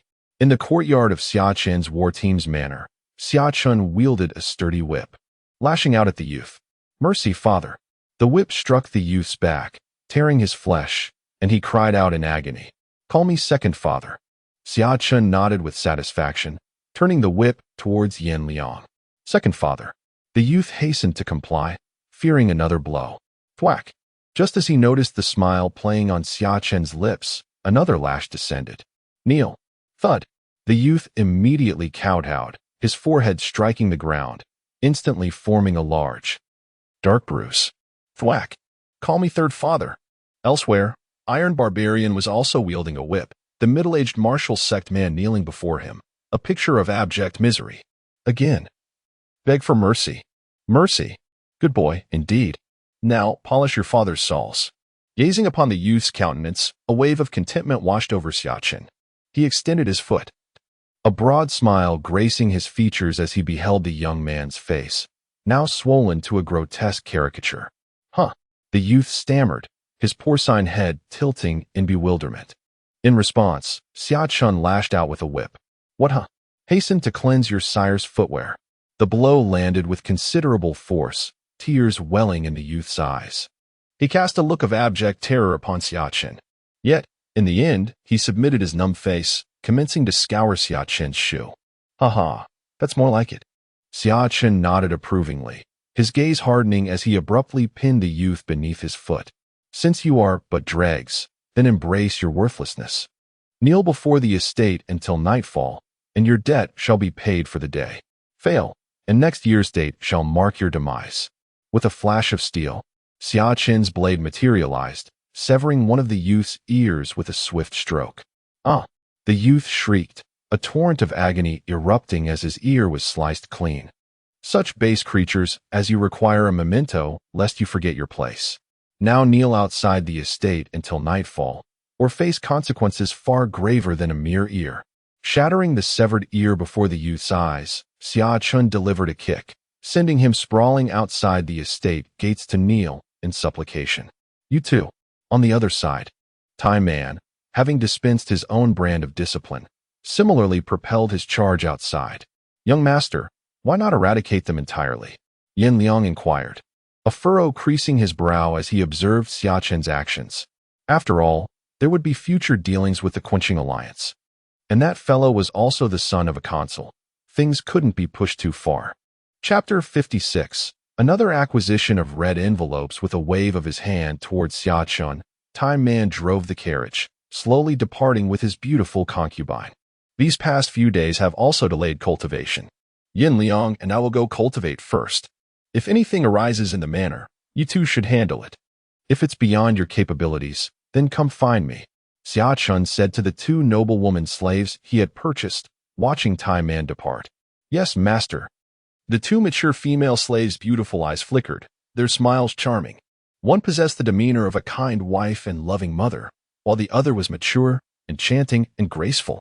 The two slaves standing together were a delightful sight to behold. Xia Chen nodded faintly. And he and Yin Liang each found a place in the manor to begin their cultivation. Without substance, without form.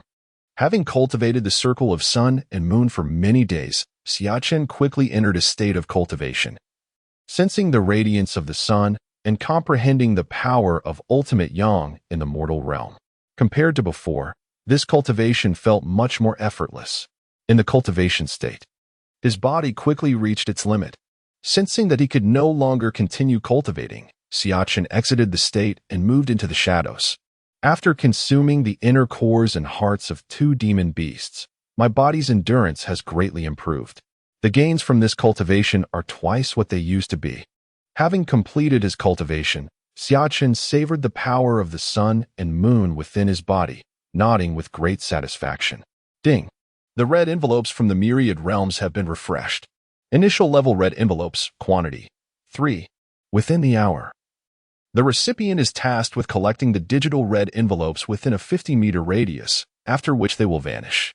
The delightful chime of refreshed digital red envelopes reached Xia Chen's ears, causing him to momentarily drift into reverie. At long last, his digital red envelopes had materialized. 3 envelopes. A commendable bounty.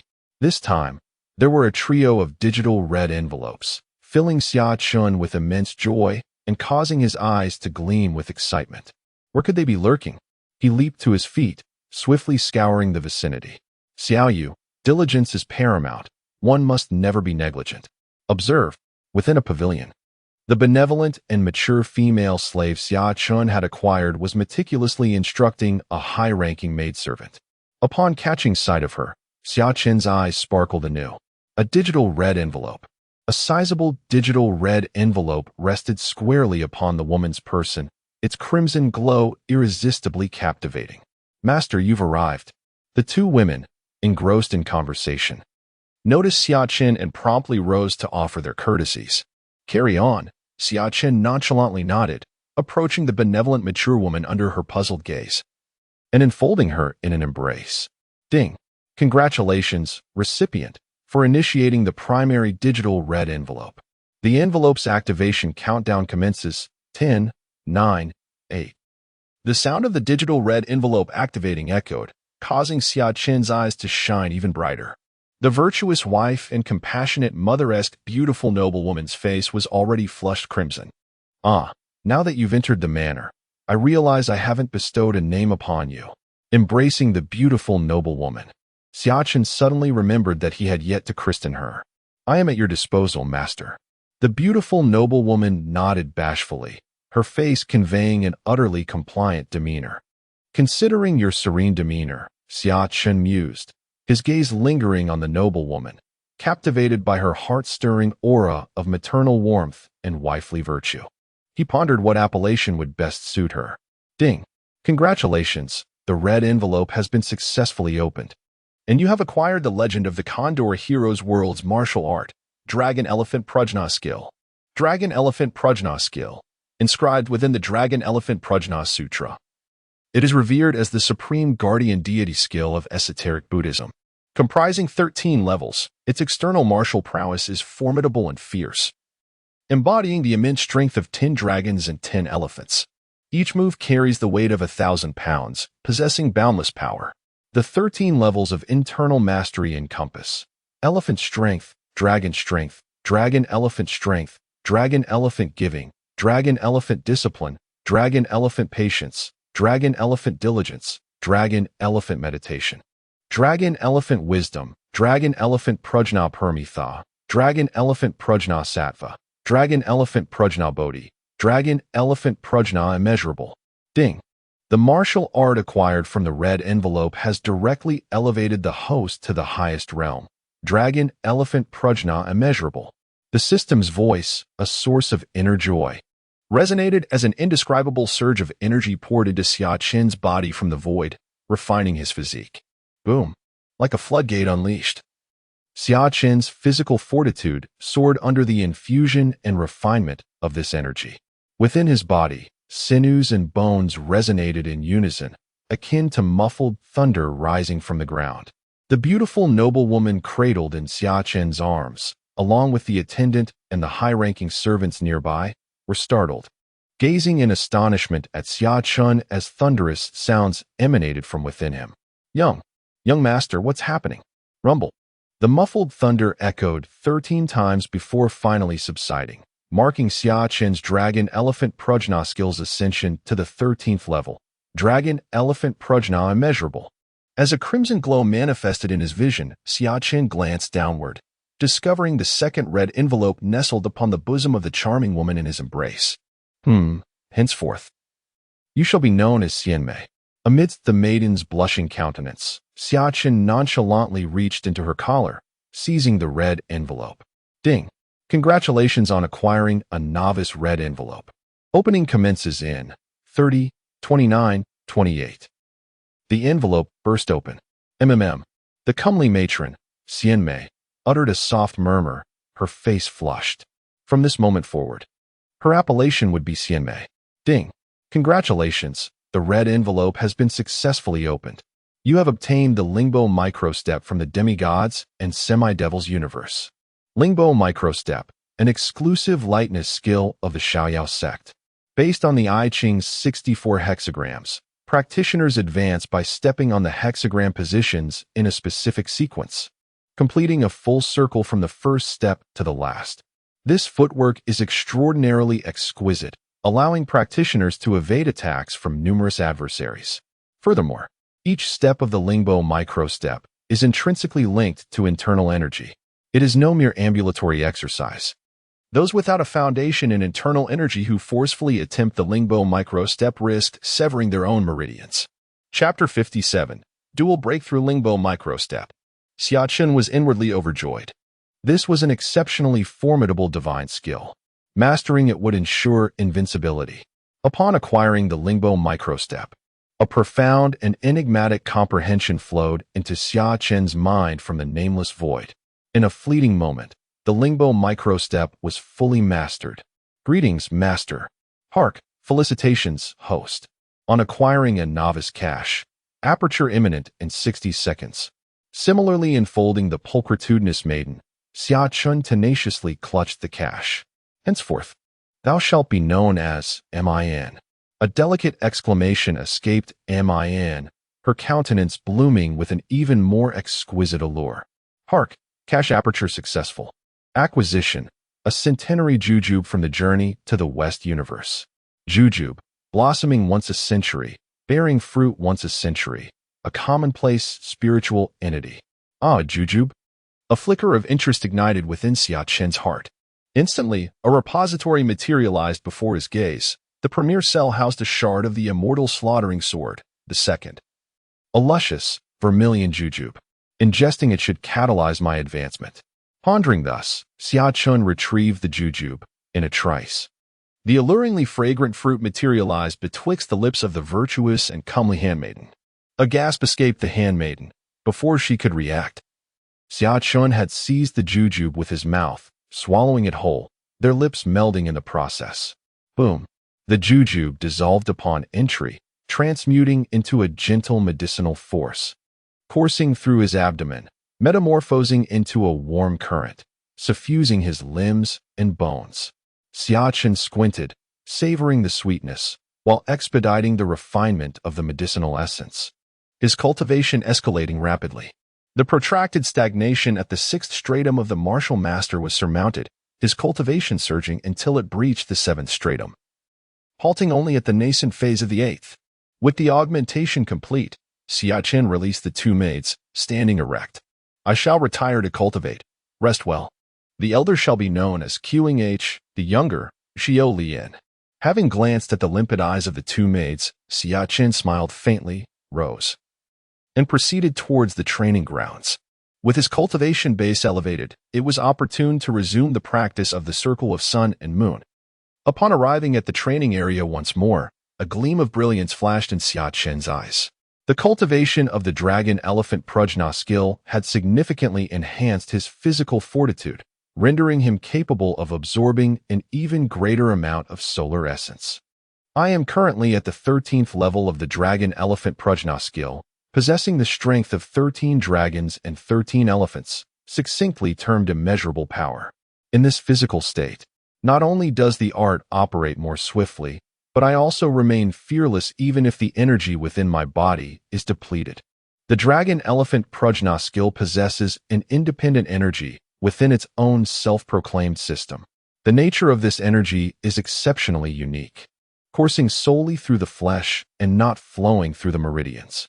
Merely by virtue of the power from the 13th level of the dragon-elephant prajna skill, I am by no means inferior to a martial sect master. Sensing this power, Xia Chen's gaze grew increasingly radiant. This degree of strength is at least equivalent to the 5th level of the martial sect.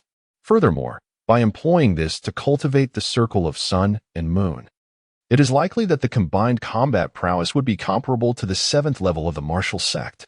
Reflecting upon this, Xia Chen could not help but feel a surge of elation.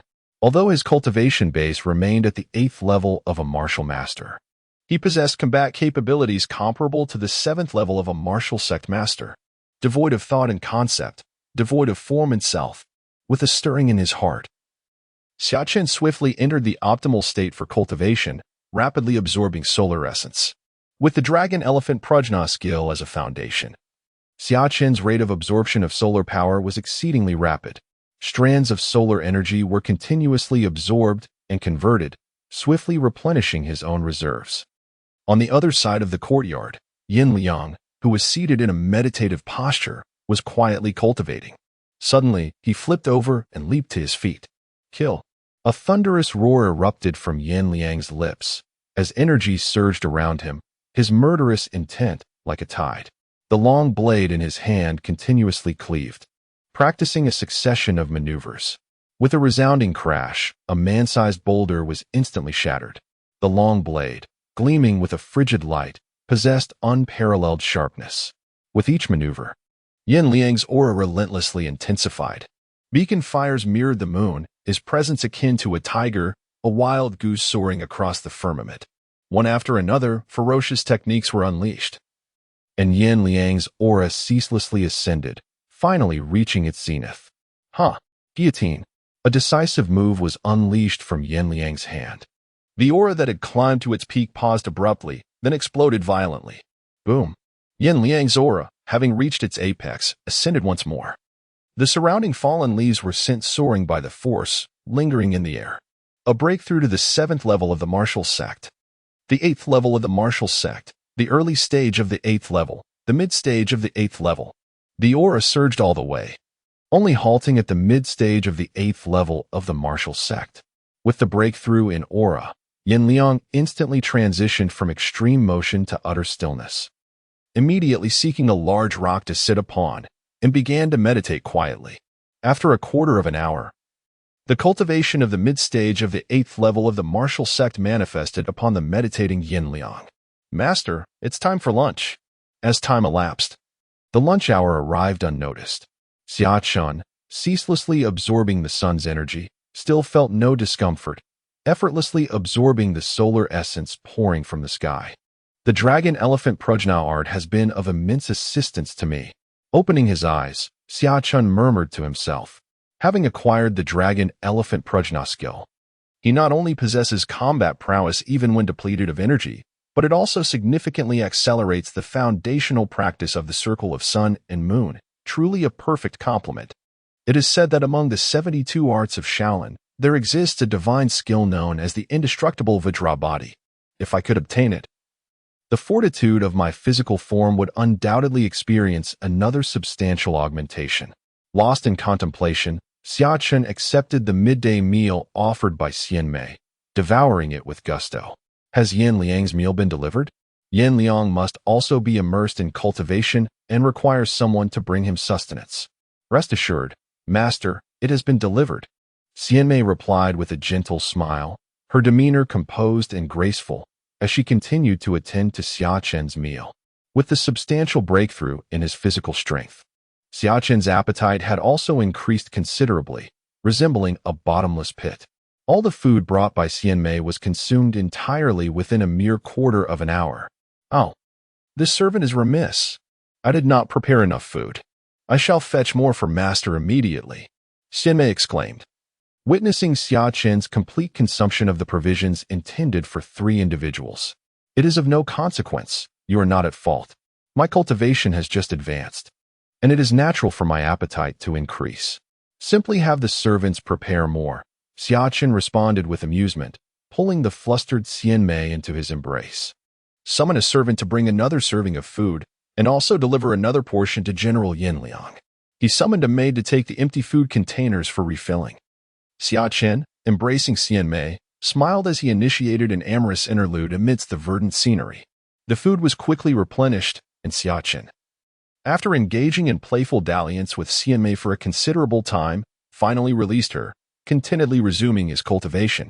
With the Dragon Elephant Prajna skill, the speed of cultivation has increased exponentially. Summershade persisted in assimilating solar essence, nodding contentedly. Previously, his cultivation was capped at a mere hour daily. Now, he had been refining his skills since morning and still felt no constraint.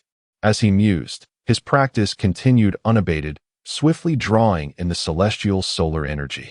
Time is ephemeral in the mountains, and separation feels like an eternity.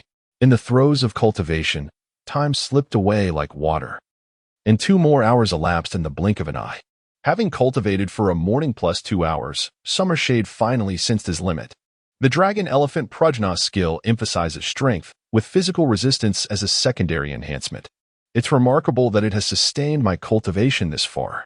Summershade opened his eyes with satisfaction and ceased his practice. Bolstered by the Dragon Elephant Prajna skill, he no longer needed to seek refuge in the shade. With his formidable physique, the residual ripples of solar essence posed no threat.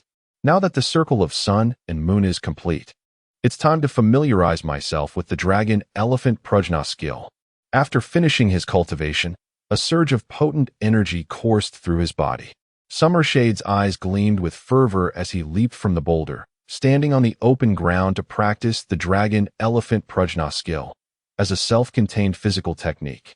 The Dragon Elephant Prajna skill naturally possessed its unique mode of attack, force. Indeed, force, but not ordinary force, rather, the special force inherent in the Dragon Elephant Prajna skill. The reason why the Golden Wheel Monk could manipulate the 5 golden wheels to fly around was a utilization of this force. Summershade's gaze was ardent as he swiftly discovered a unique force belonging to him within the technique. This is the power of vibration.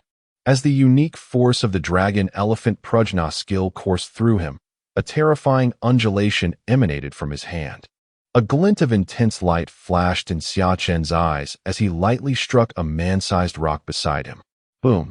In an instant, the stone that Xia Chen had struck disintegrated into powder, scattering upon the ground. The power of this concussive force was astonishing. Staring at the scattered dust, Xia Chen's eyes widened. It was not difficult to shatter a stone, but to pulverize such a large rock was an extraordinary feat. If this power were applied to the human body, it could shatter their meridians and bones. Xia Chen paused, then clenched his fist, delighted to have mastered another trump card.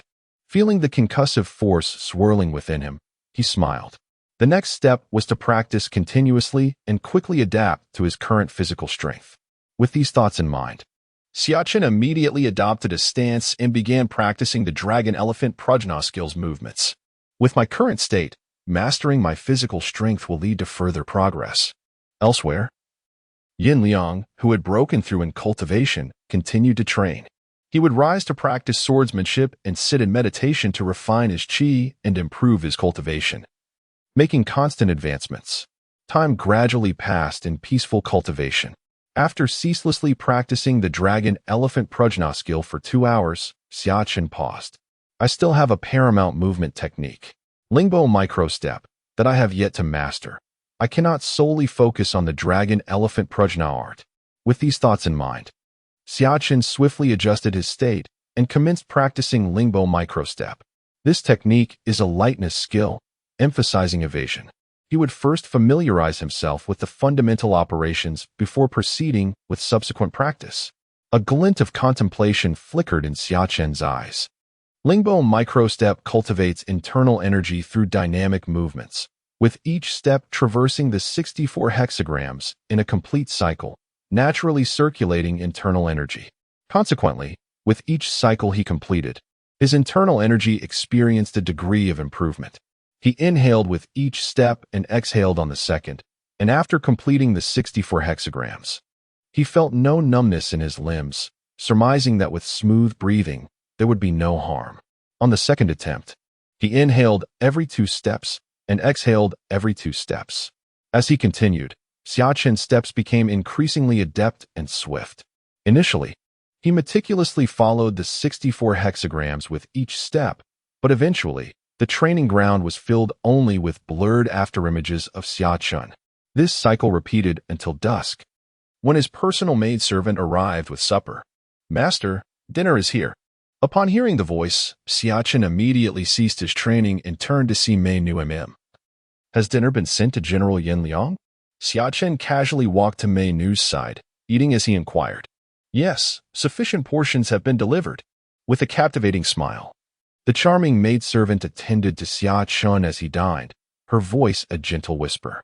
Xia Chen consumed his meal with customary haste, his stomach having long since emptied after an entire afternoon of cultivation. The Lingbo microstep technique had become quite familiar after the afternoon's practice. Considering the fruits of his afternoon labor, Xia Chen nodded inwardly, pleased with his progress. He resolved to spend the night cultivating the circle of sun and moon within the courtyard. He gazed up at the sky, noting the bright moon suspended high above, the stars receding into the background, an opportune moment to cultivate the circle of sun and moon and absorb the essence of moonlight. Chapter 59, Arrival Devoid of Thought, Self, and Form. Xia Chen stood in the courtyard, his figure ethereal as he swiftly entered a meditative state. He was perceiving the moon's power, also known as the splendor of moonlight. Quietude, the cool and clear mysteries of lunar power ceaselessly surfaced in his mind, and streams of moonlight essence continuously flooded his body. Refined by the circle of sun and moon into the purest energy stored within Xia Chen's meridians, time slipped away unnoticed, and Xia Chen, enveloped in the splendor of moonlight, seemed to have entered a realm saturated with lunar essence, a space without top or bottom, east or west, filled only with the pure power of moonlight. In the mountains, time holds no sway. In a fleeting moment, the splendor of moonlight began to dissipate rapidly, and Xia Chen slowly opened his eyes. It's dawn. The essence of the sun, filled with masculinity and righteousness, now arose within him, and solar essence ceaselessly poured into his body, guided by the circle of sun and moon, continuously refined and transformed into pure energy. Unlike the splendor of moonlight, the solar essence possesses the power to temper the body, with its fervent energy incessantly refining Xia Chen's physique. In times past, for the physically delicate Xia Chen, this effect of tempering the body would have been detrimental, akin to poison. However, now that the dragon-elephant prajna skill has reached its pinnacle, with the 13 layers of immeasurable dragon-elephant power embodied, the efficacy of this bodily refinement is finally revealing its purpose, continuously forging Xia Chen's body, incinerating the impurities within, and gradually augmenting his physical fortitude. As if flames were searing within his body, Xia Chen, whose physical resilience has been greatly enhanced, no longer perceives pain, but rather warmth. As the minute impurities within his body are ceaselessly purged, glancing up, he beholds the 2 young maids who had been unable to withstand the lash the night before. "How is your recovery?" Xia Chen inquired with a gentle smile, observing the 2 youthful and comely maids, one 21 years of age, whom he had named Qinghe, and the other 18, whom he had named Xiaolian. In his previous existence, both would have been beauties of the highest caliber. "We are grateful for Master's concern. We have both recovered." Qinghe, the elder of the 2, responded hastily with a blush, offering a respectful bow. "Very well, it is good that you have recovered. Let us proceed to partake in breakfast together." Xia Chen nodded contentedly, and strode towards the main hall, with the two maids following closely behind. Yin Liang greets young master. Yin Liang happened to encounter them along the way, and Xia Chen smiled slightly, inviting him to accompany them for breakfast. Ah, young master has achieved a breakthrough. During the meal, Yin Liang could not suppress his astonishment, noting that Xia Chen had advanced 2 levels in less than a day. Oh, Yin Liang, have you not also achieved a breakthrough? A gentle smile graced Xia Chen's lips, for as a summoned entity, the evolution of Yin Liang's strength was vividly apparent to him. Indeed, Yin Liang responded with a hearty chuckle, his countenance beaming with joy. Before I could apprise you, young master, through diligent accumulation, I have transcended to the intermediate stage of the 8th level and have solidified my cultivation. Splendid. Advancement is always auspicious.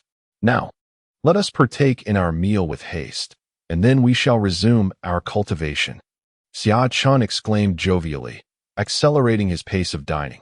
As you command. Yin Liang assented promptly, devouring the repast with alacrity. Both men possessed prodigious appetites. They consumed an entire table's worth of dishes, satiating their hunger. Much to the astonishment of the serving maids, procure additional provisions for yourselves. We shall now proceed to cultivate, Xia Chen declared merrily, gesturing for the male servants to embark on another errand. Xian Mei and Mei Nu, along with the other 2 maids, had been attending to their needs. But the entire meal had vanished into the bellies of the 2 men before they could partake. Yes, master. The 4 women curtsied in unison. Xia Chen nodded approvingly and departed with Yin Liang to commence their cultivation. The issue of sustenance is becoming increasingly pressing. A resolution must be found with expediency.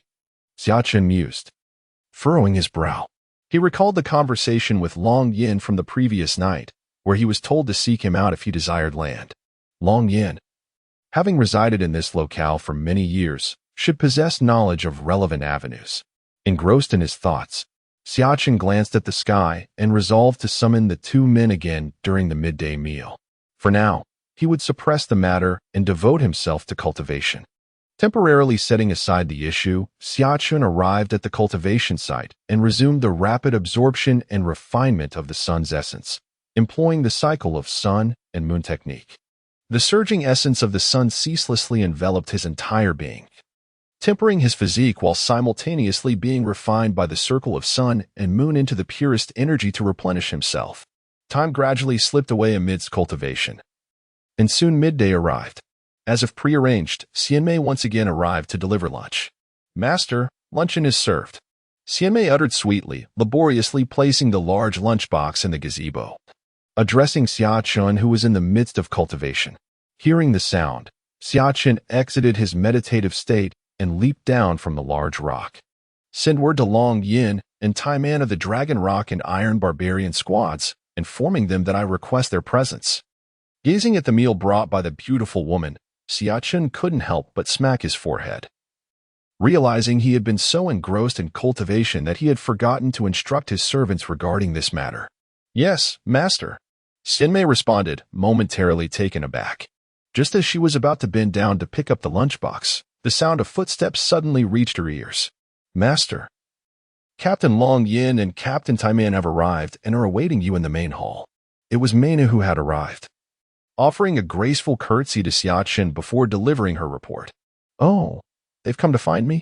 Xia Chen mused inwardly, truly. It's as if one is provided a pillow when drowsy. I was just about to seek them out. Quickly, summon General Yin Liang as well. Chapter 60. Selection of team members with a resounding crash. Yin Liang wielded his great sword, its blade radiating a palpable aura. The energy of a martial grandmaster emanated from his body as he cleaved a massive boulder before him into fragments with a single strike. General Yin Liang. Just as Yin Liang was about to continue his practice, Xia Chen's voice reached his ears. He paused momentarily, immediately sheathing his blade and standing at attention. Young master, you've arrived. Observing Xia Chen's rapid approach, a peculiar glint flickered in Yin Liang's eyes. That the young master, merely a martial apprentice, possesses such velocity is truly remarkable. I dare say, even I would have to exert considerable effort to match his pace. With an inscrutable countenance, Yin Liang mused inwardly, his admiration for the composed Xia Chen deepening. Ah, Long Yin and Tai Man have arrived and await in the reception hall. Forgo your training for now and accompany me to ascertain the matter at hand. Xia Chen's tone betrayed a sense of urgency. Heedful of his master's words, Yin Liang promptly followed him towards the reception hall. My esteemed brethren, you have arrived. Entering the hall, Xia Chen was greeted by the sight of Long Yin and Tai Man seated on either side of the reception hall. A smile graced his lips as he approached them. Xia Chen, at last we behold you. Long Yin and Tai Man seemed rather anxious. Xia Chen, perplexed, wondered what could have prompted such an urgent summons. Pray, be seated. Let us discuss the matter at leisure. With a gesture, he ushered them to their seats. Assuming the position of host, eager to lend an ear, I bear tidings of both joy and sorrow. Which shall you hear first? Long Yin, his composure wavering, regarded him with a jovial expression. Joy and sorrow, you say? Xia Chen cast a questioning glance at Tai Man, who merely offered a cryptic smile. Then let us commence with the sorrowful news. Xia Chen's brow furrowed as he spoke softly.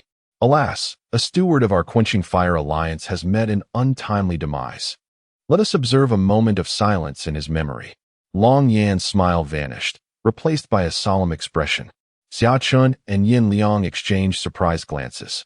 But upon seeing Tai Man and Long Yan's demeanor, they joined in a brief moment of silence. Now that the somber news has been imparted, let us proceed to the joyous tidings. Having roused everyone in a mere 3 breaths, Long Yin took a sip of tea before announcing the auspicious news. With the consul's unfortunate demise, a vacancy had arisen. A contest would be held to select the top 10 candidates, who would then be nominated by their peers. Ultimately, the alliance leader would make the final decision. Long Yin and Tai Man exchanged a knowing glance and smiled in unison. Indeed? Xia Chen remarked with a hint of surprise, pondering the situation. Tai Man and I have decided to recommend you for the position, Long Yin declared, followed by hearty laughter from both men. Recommend me? Xia Chen responded, gesturing to himself in disbelief. Yes, you, Long Yin and Tai Man affirmed with resolute nods. But I am hardly acquainted with the Refinement Alliance. Would I be suitable for such a role? Xia Chen inquired, taken aback. He had only recently joined the alliance and had yet to fully assemble his team. Nonsense. Your merits precede you. Tai Man and Long Yin waved off his concerns dismissively. Long Yin elaborated, you saved my life as captain, as well as Tai Man's and his entire squad. You are undoubtedly the most qualified candidate for this position. Long Yin rose to his feet, enumerating Xia Chen's accomplishments. Moreover, if you decline, that scoundrel Yang Zhankong will surely seize the opportunity. No wonder he has been so eager to ingratiate himself with us lately. He must have received word of this already. Iron Man also stood up, grumbling. Even if Yang Zhankong couldn't become a consul, Xiongfeng would. How could they compare to us brothers? Long Yin also added from the side, earnestly persuading the astonished Xia Chen. Why don't you become consuls? Looking at the two standing with their hands behind their backs, Xia Chen asked in astonishment. Hey, with you here, brother, how can we have the face to become consuls? The two looked at each other, shrugging helplessly, which left Xia Chen utterly stunned. All right, let's not talk about this matter for now. I'll consider it later. Let's talk about something else. Xia Chen waved his hand, interrupting the conversation, and also rose from his seat. Brother Long Yin, have you found the land I mentioned to you? Walking up to the two, Xia Chen said in a low voice. You mean that matter? Don't worry, I previously discovered an uninhabited valley by chance. The valley is extremely hidden, and no one would discover it, if not for sheer luck. Moreover, the valley area is very large, mostly flat land. Even I, the discoverer, don't know how big it is, or whether it hides anything. Long Yin gestured dramatically, waving his hands in a large circle in the air. Shall we go take a look now? Xia Chen was intrigued. This kind of place would be very suitable for growing crops. No hurry. Let's go receive your team members first. Long Yin waved his hand, saying with a smile. Oh, the team members? You've already recruited all the members for my Xia Chen team? Oh, is that so? Xia Chen nodded with a smile, following Long Yin with curiosity all the way to the entrance of the mansion. Behold, a formation of 5 individuals per squad, comprising a total of 3 squads, with half of them possessing the cultivation of martial masters. Stepping outside, A compact square formation of 15 individuals materialized directly within sight, causing Xia Chen's eyes to gleam with approval. Commendable. Did you procure their identity insignia? Chapter 61. Pursuit. Nodding subtly towards Yan Liang, he immediately comprehended, and the aura befitting a martial grandmaster of the 8th level was instantly unleashed, exerting immense pressure upon the foremost squad of recruits. The sound of swallowing saliva reverberated throughout the vicinity as eyes widened in astonishment. Very well. Proceed to the stations I previously assigned to you. Observing the effect of Yan Liang's demonstration, Xia Chen nodded with satisfaction, gesturing dismissively towards them. Affirmative. Yan Liang responded in a subdued tone, nodding in acknowledgement. Indeed, with their presence within the estate, we can no longer afford to mobilize everyone for every excursion as we did previously. You must remain within the estate to maintain order. Patting Yan Liang on the shoulder, Xia Chen remarked with a smile. Your subordinate understands. Very well, I shall depart. After conferring with Yan Liang, Xia Chen set forth, riding swiftly alongside Long Yin and Tai Man out of the city. The valley in question is not situated far from the city. At a brisk pace, we should arrive within a quarter of an hour. Pointing with his riding crop towards the verdant mountain forests ahead, Long Yin announced in a resonant voice. Affirmative. Let us increase our speed. Xia Chen concurred, cracking his riding crop and spurring his steed into a gallop, leaving a trail of dust in his wake. Long Yin and Tai Man followed suit, the trio swiftly advancing towards their destination. Soon, the official road diverged into several paths, and at the third intersection, Long Yin led the party onto a smaller trail. This is the place. Expeditiously, the assembly arrived at a sequestered, verdant forest. Dragon Rock, halting his steed, gestured towards the mountains to the right, exclaiming, "Whoa!" Iron Barbarian and Xia Chen likewise brought their mounts to a standstill, their gazes drawn to the undulating mountain range. The precipitous cliffs and dense woodlands suggested that a hidden valley within would indeed prove elusive. Xia Chen marveled as he and Iron Barbarian dismounted. Let us tether our steeds here and proceed on foot. Securing their horses to the wayside trees, the trio briskly advanced. The rhythmic cadence of their footsteps echoed through the dense thicket. With the ethereal swift steps technique, Xia Chen navigated the dense forest with ease, keeping pace with his companions. As they progressed, the trees grew increasingly ancient, and a primeval aura permeated the air. Following Dragon Rock's lead, they traversed 2 mountains before discovering a concealed path. A narrow gorge, barely wide enough for 3 abreast, marked the entrance to the valley. At the mountain's base, after a brief trek alongside Dragon Rock, they located an inconspicuous passage. Let us venture within, Xia Chen declared, his eyes gleaming as he followed Dragon Rock into the passage. The passage was short, approximately 30 meters in length. Emerging from the tunnel, a spacious canyon came into view, and 2 figures appeared conspicuously familiar. Ling Jianshou. One was none other than Ling Jianshou, his former adversary in a life-or-death struggle. Ah, Dragon Captain, Iron Captain, and what's this? The pretty boy? Long time no see. Ling Jianshou guffawed, his demeanor insolent. How did you come to associate with the nephew of the Grand Steward of the Martial Prince's Manor? The trio furrowed their brows as they observed the middle-aged man beside Ling Jianshou, the very same who had once brutally assaulted Xia Chen's manservant in the streets. The Martial Prince's Manor's steward's nephew, no less.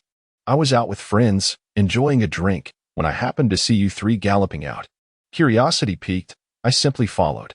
The middle-aged man grinned cruelly, his gaze malevolent as he sneered at Xia Chen. Without that Wuzong realm expert in tow, I'm eager to see how you plan to escape here alive today. A savage glint flickered in his eyes, and with a sweeping gesture, the middle-aged man launched a ruthless assault on the 3 without further ado. Go, break the hands and feet of these 3 good-for-nothings. Today, I want them to witness firsthand how they'll be devoured by dogs. Ling Jianshou roared with laughter, a maniacal expression on his face as he charged towards Long Yin. Ling Jianshou, come on. Long Yan's eyes flashed with ferocity, his crimson energy surging as his battle prowess swiftly ignited. With a mighty stomp, he hurtled towards Ling Jianshou like a cannonball. Ha ha, taste my netherworld hand. Ling Jianqiu shrieked, black energy swirling between his hands. A chilling wind howling as he lunged at Long Yin. Humph! Blazing inferno slash. Long Yin scoffed disdainfully, a searing red energy coursing through his great axe. A crescent-shaped fiery attack erupted forth, cleaving towards Ling Jianqiu. Come! Unyielding, Ling Jianqiu persisted with incessant cries, engaging Dragon Rock in a head-on confrontation. You remain remarkably composed. Meanwhile, the middle-aged man decelerated his pace, observing Xia Chen's tranquil stance with a mocking countenance. Indeed, how could a rabble such as yourselves possibly detain me? Of the 5 adversaries, 3 had already encircled Iron Savage. Despite each of them being individually inferior to Iron Savage, who was at the martial Grandmaster realm, their combined assault rendered Iron Savage's combat considerably arduous. Among the group, Dragon Rock stood at the pinnacle of the 7th level of Martial Master, as did Iron Savage, while Ling Jianqiu was at the early stage of the 7th level of Martial Master. The middle-aged man had reached the 2nd level of Martial Grandmaster, and the remaining 3 were at the 2nd level of Martial Master. Considering these factors, the middle-aged man perceived his side as holding the advantage. Haha. How do you intend to reverse the situation? Are you anticipating your comrade to erupt with power, vanquishing my 4 subordinates before you, their venerable elder, dispose of me? The middle-aged man erupted in boisterous laughter, regarding Xia Chen with a mocking expression. Chapter 62, Annihilation. Reverse the situation? A smirk grazed Xia Chen's lips as he chuckled derisively. Why would I seek to reverse the situation? Dragon Elephant Prajna skill, 13th level, immeasurable power of the Dragon Elephant Prajna, great accomplishment of the Lingbo Micro Step, and the I Ching Heavenly Circulation Step, the circle of the sun and moon, the power of their essence. The Dugu Nine Swords, the ultimate move.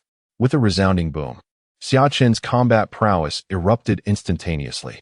Energy billowed around him. The power within his physical body surged. His feet moved with profound steps, and he circulated the power of the sun and moon's essence. With all his abilities fully restored, he resembled a humanoid ferocious beast, ferociously assaulting the middle-aged man. What? The middle-aged man's derisive smirk was cut short by astonishment as he realized the terrifying aura emanating from Xia Chen. An ineffable premonition surged within him, sending shivers down his spine. Desperately, he raised his longsword, channeling all his energy to parry Xia Chen's torrential assault. Bang! A force of unimaginable magnitude erupted. And to the man's dismay, a colossal impact reverberated through his sword, launching him backward with a thunderous crash. He landed heavily, a coppery taste rising in his throat as he involuntarily coughed up blood. Struggling to his feet, he noticed with horror that his long sword had shattered. Such formidable power! He exclaimed, clutching his racing heart, his eyes wide with dread as he beheld Xia Chen. How can this youth possess such strength? Xia Chen smirked, his gaze fixed on the trembling man. I thought you were questioning my ability to turn the tables. Shouldn't you be more concerned with your own escape? He advanced towards the man with an air of indifference. How can you, a mere martial arts master, wield such power? The middle-aged man stammered, his eyes filled with fear and indignation. Xia Chen's lips curled into a sardonic grin. There is only one place in this world that might know the answer. He brandished his sword, his eyes fixed on the trembling man before him. Where? The man asked, bewildered. The netherworld. As his words faded, Xia Chen erupted with renewed vigor. Activating his full potential, his combat prowess surged dramatically. With a single stride, he closed the distance to the middle-aged man, his long sword elegantly arcing to gently graze the man's neck. Ugh! The middle-aged man's eyes widened in terror, desperately trying to speak, but only managed a couple of pathetic grunts before collapsing lifelessly. Thud! A spurt of blood erupted from the severed neck as the middle-aged man's head hit the ground. Ding-yu! A cry of mingled shock and fury erupted from the 3 individuals surrounding Tai Man, their gazes fixed on Xia Chen, who stood with his sword in hand. What's the rush? You're next, Xia Chen remarked, glancing at the 2 battlefields. Ling Jianqiu and Long Yin were locked in a fierce duel, so there was no need to worry about them for now. However, Tai Man was surrounded by 3 opponents, and he couldn't let them escape. Lingbo Micro Step. While Lingbo Microstep was primarily a close-quarters evasion technique, it also possessed a lightness-enhancing effect. Augmented by various enhancements, Xia Chen's speed was astonishing, allowing him to reach the outskirts of the battle surrounding Tai Man in mere moments. Ding Yu is dead, were no match for him. Scatter. Seeing Xia Chen approaching, the three black-clad cultivators were visibly shaken. One of them, seemingly the most powerful, shouted urgently before leaping backward, eager to escape. Escape? Not so fast. Tai Man's eyes gleamed with a frenzied battle lust as he reversed his long saber and slashed at the fleeing figure. Clang. The crisp sound of colliding steel reverberated through the air. The black-clad man, unwilling to engage, retreated further after the initial clash with Tai Man Hurry. The remaining two individuals gasped in astonishment and swiftly dispersed in different directions, seeking escape. Where do you think you're going?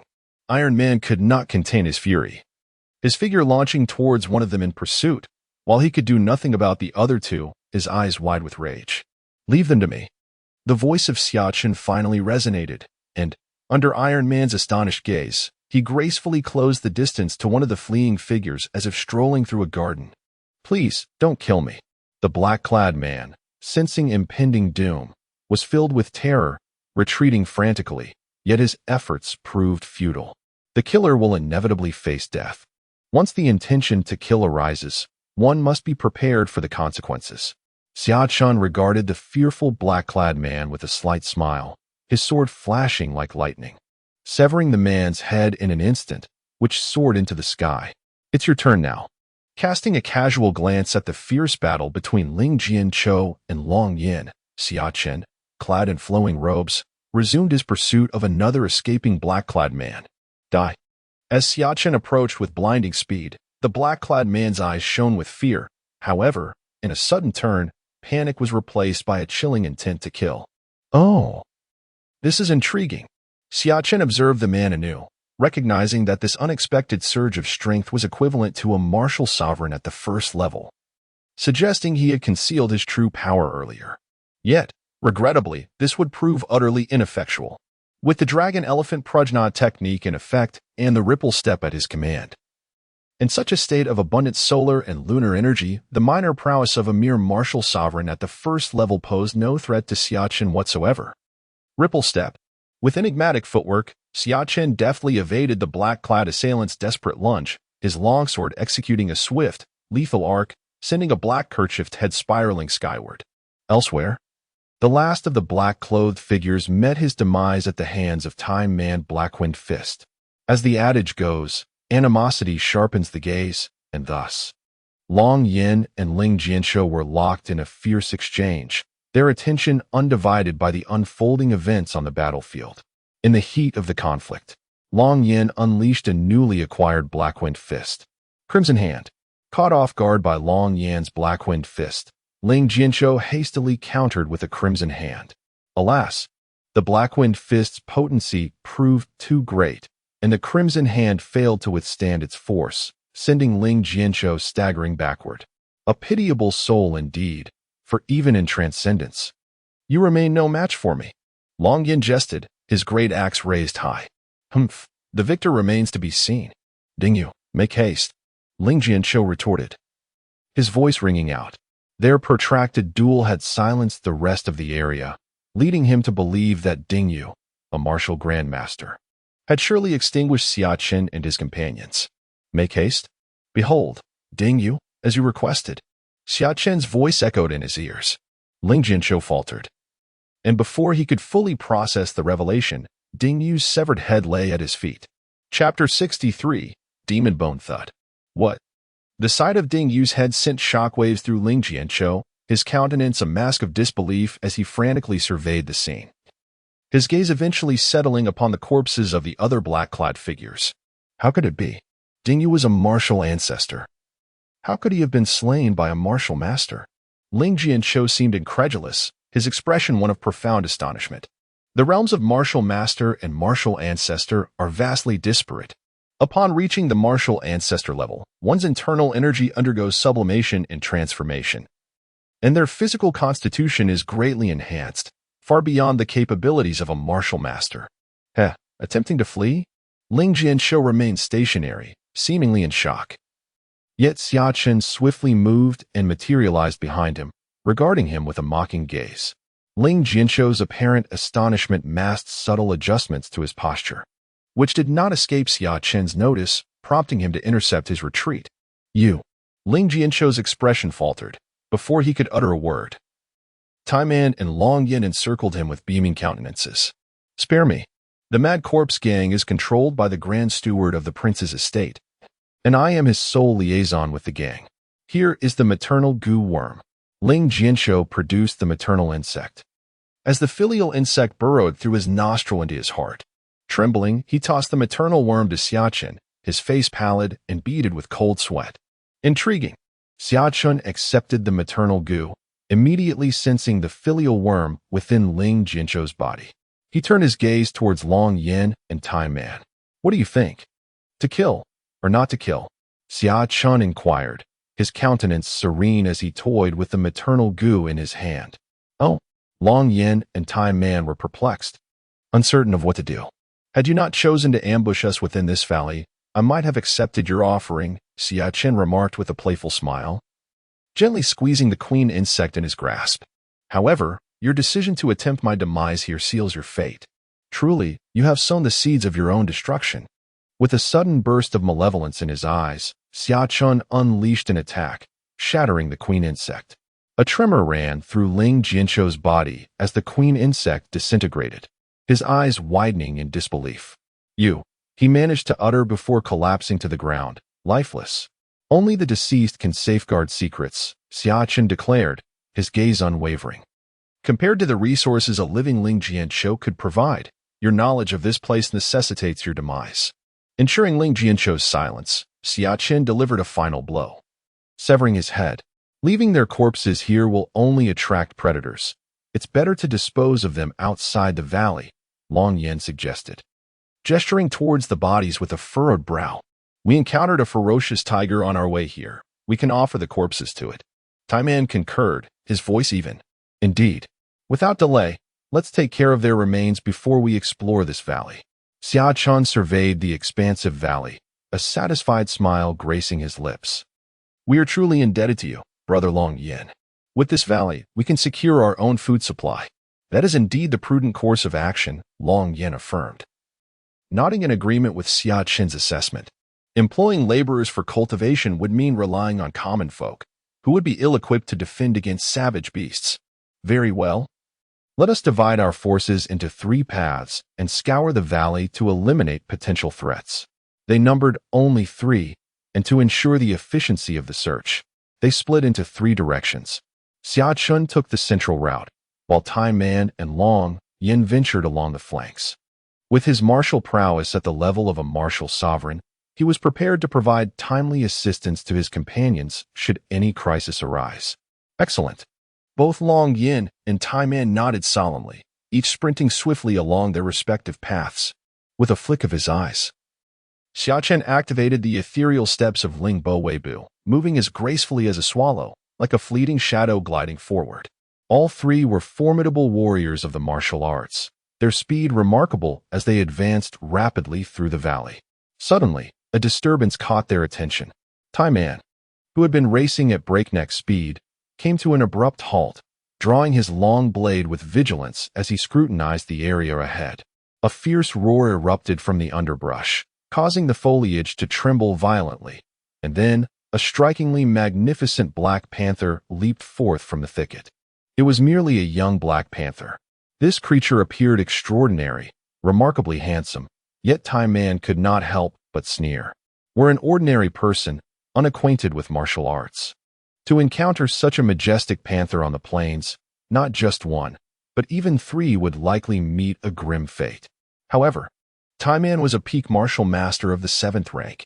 How could he possibly fear a mere wild beast? Roaring fiercely, the panther showed no signs of retreat upon spotting the intruders. Its eyes glinted with malice as it lunged forward with ferocity. It was merely courting its own demise. Iron Man disdainfully curled his lips. For a martial artist, what harm could a magnificent black panther pose? Even a ferocious lion or tiger would be nothing more than a fleeting spirit beneath his blade. With a swift motion, he stepped forward, effortlessly slashing his longsword upward. And in an instant, he ended the life of the ordinary Black Panther. It seemed there was nothing formidable within this valley. Wiping the blood from his blade, Iron Man wore a contented expression. However, before he could finish his thought, his countenance began to change dramatically. A thunderous roar suddenly erupted from the cliffs on either side of the valley, sending tremors through the ground, causing the grass to sway violently. The three men stared in horror as a towering panther demon, pulsating with dark energy and standing over 2 meters tall, emerged with a resounding crash upon the cliff. The panther demon! Iron Man's eyes widened in shock as he beheld the rapidly approaching creature, feeling his legs tremble with fear. A demon. Born from the fierce beast that had undergone centuries of evolution and cultivation through various fortuitous encounters. Possessed a ferocity that could only be rivaled by the most formidable masters at the pinnacle of martial arts. Chapter 64. Another red envelope. This marks the third realm on the path of cultivation, the Master Realm. As the name suggests, one has become a true master. The breakthrough from martial artist to martial master differs significantly from that of martial master to martial sovereign, as the barriers are substantial and the journey to transcendence is immensely arduous. Among 500 martial arts masters, perhaps only one can shatter the barriers of their cultivation. Transcending from martial master to martial sect, attaining a transformation in their very existence, a quantum leap. Whether it be the energy within their core or their physical form. All shall undergo metamorphosis, akin to shedding the mortal coil and being reborn. Each martial sect is a match for 1,000, even armored soldiers. Yet, demonic beasts are entities that only the apex of martial sect cultivators can contend with. Depart swiftly, Iron Barb exhorted, his teeth clenched, addressing Xia Chen and Long Yin beside him. The Black Panther I just slew must be the offspring of this demon, and its aura has undoubtedly marked me. It will not let me escape. I know not how long I can withstand it. Do not tarry. Hasten away while the Panther demon is occupied with attacking and devouring me. The Panther demon's velocity was formidable, and witnessing its unstoppable might, Iron Barb grew increasingly anxious. Humph, do you take Long Yin for a craven? Flee. We either depart together or remain together. Long Yin, undaunted by the Panther demon's power, swiftly converged with Iron Barb, his entire being radiating energy, surging forth with alacrity. You. Iron Barb's eyes widened, and after a moment of silence, he erupted in boisterous laughter, filled with heroic spirit. To have such brothers, my life has not been in vain. Come, let us engage in glorious combat. Crimson energy churned incessantly as Iron Barb, long blade in hand, stood dauntlessly beside Long Yin. If the three of us join forces, perhaps we can subdue this Panther demon. Xia Chen uttered calmly, and with equal resolve, he positioned himself alongside his companions. Dragon Elephant Prajna Art, 13th layer. Immeasurable Dragon Elephant Prajna. The orb of sun and moon, the power of sun and moon, accelerate. Unleashing the chi-breaking stance of the 9 swords of Dugu. Xia Chen's battle intent surged as his gaze locked onto the approaching Panther demon. Brother Xia Chen, we've only just met, and yet you. Witnessing Xia Chen's unwavering resolve to stay, Tai Man was momentarily overcome, tears glistening in his eyes. Adversity reveals true friendship. A deafening roar echoed, causing the very stones on the ground to tremble, its ferocious power unparalleled. In contrast to the earlier magnificent Black Panther, this Panther demon exuded an overwhelming aura of menace. Its body cloaked in matchless ferocity, its eyes fixed with icy intent upon the 3 humans standing united before it, showing no fear. It's over now. I told you to leave, but you insisted on staying. Now, there's no escape. Tai Man declared with a hearty laugh, his tone lighthearted. Attention, host. Retrieve the red envelope within a 50-meter radius within the next hour, or it will vanish. Suddenly, at this critical juncture, the system's voice resonated. Xia Chen's eyes lit up. The red envelope had arrived. Where is it? As his gaze lifted, he immediately spotted a large red envelope shimmering with crimson light not far ahead. Found it. A smile crept onto Xia Chen's lips as he eagerly prepared to claim his prize. Lingbo microstep. knowing that delay could spell disaster. With the Panther Demon already closing in and likely to strike within moments, Xia Chen dared not tarry. Employing the Peerless Lightness skill, Lingbo Microstep, his figure flashed, instantly arriving before the red envelope. Brother Xia Chen. As the Leopard Demon was on the verge of striking, Xia Chen unexpectedly surged forward, causing Iron Barbarian and Long Yan, who were behind him, to widen their eyes in astonishment. Ignoring their exclamations, Xia Chen's left hand made contact with the red envelope. Ding! Red envelope successfully opened. Congratulations! You have received a character red envelope. Top-tier General, Ma Chao. Upon hearing the system's prompt, Xia Chen's heart leaped with joy. Ma Chao, a top-tier general. When the first-rate General Yan Liang was summoned, he was already at the 7th level of the martial sect. What, then, would be the cultivation of a top-tier general? If his assumptions were correct, the characters summoned by the system would arrive on the scene in the shortest possible time. If another general at the 8th or even 9th level of the martial sect were to appear, the outcome of the confrontation between him and the Leopard Demon would be far from certain. Xia Chen, filled with elation, hastily examined the details. Top-tier general. Ma Chao, a renowned general of the Shu Han during the Three Kingdoms period. He gained fame at a young age and became known throughout the land as an unparalleled warrior. Initial strength, peak of the martial sect, with potential for growth. Xia Chen's eyes lit up instantly as he perused Ma Chao's profile. It was indeed Ma Chao, a figure of considerable renown, highly esteemed by his contemporaries. Xia Chen's eyes narrowed as he recalled the assessments of those who lived during the same era. Ma Chao advised Han Sui, "We should confront them north of the Wei River. In no more than 20 days, the grain in Hedong will be exhausted, and they will surely retreat." Sui replied, "It is better to let them cross the river and hem them in the middle of the river. Wouldn't that be more satisfying?" Ma Chao's plan could not be implemented. Upon hearing of this, Cao Cao remarked, "If Ma Chao does not die, I will have no place to be buried." The emperor decreed to his generals at Super Tuntong Pass, "The soldiers of Guanxi are valiant and formidable. Fortify your defenses and avoid direct engagement."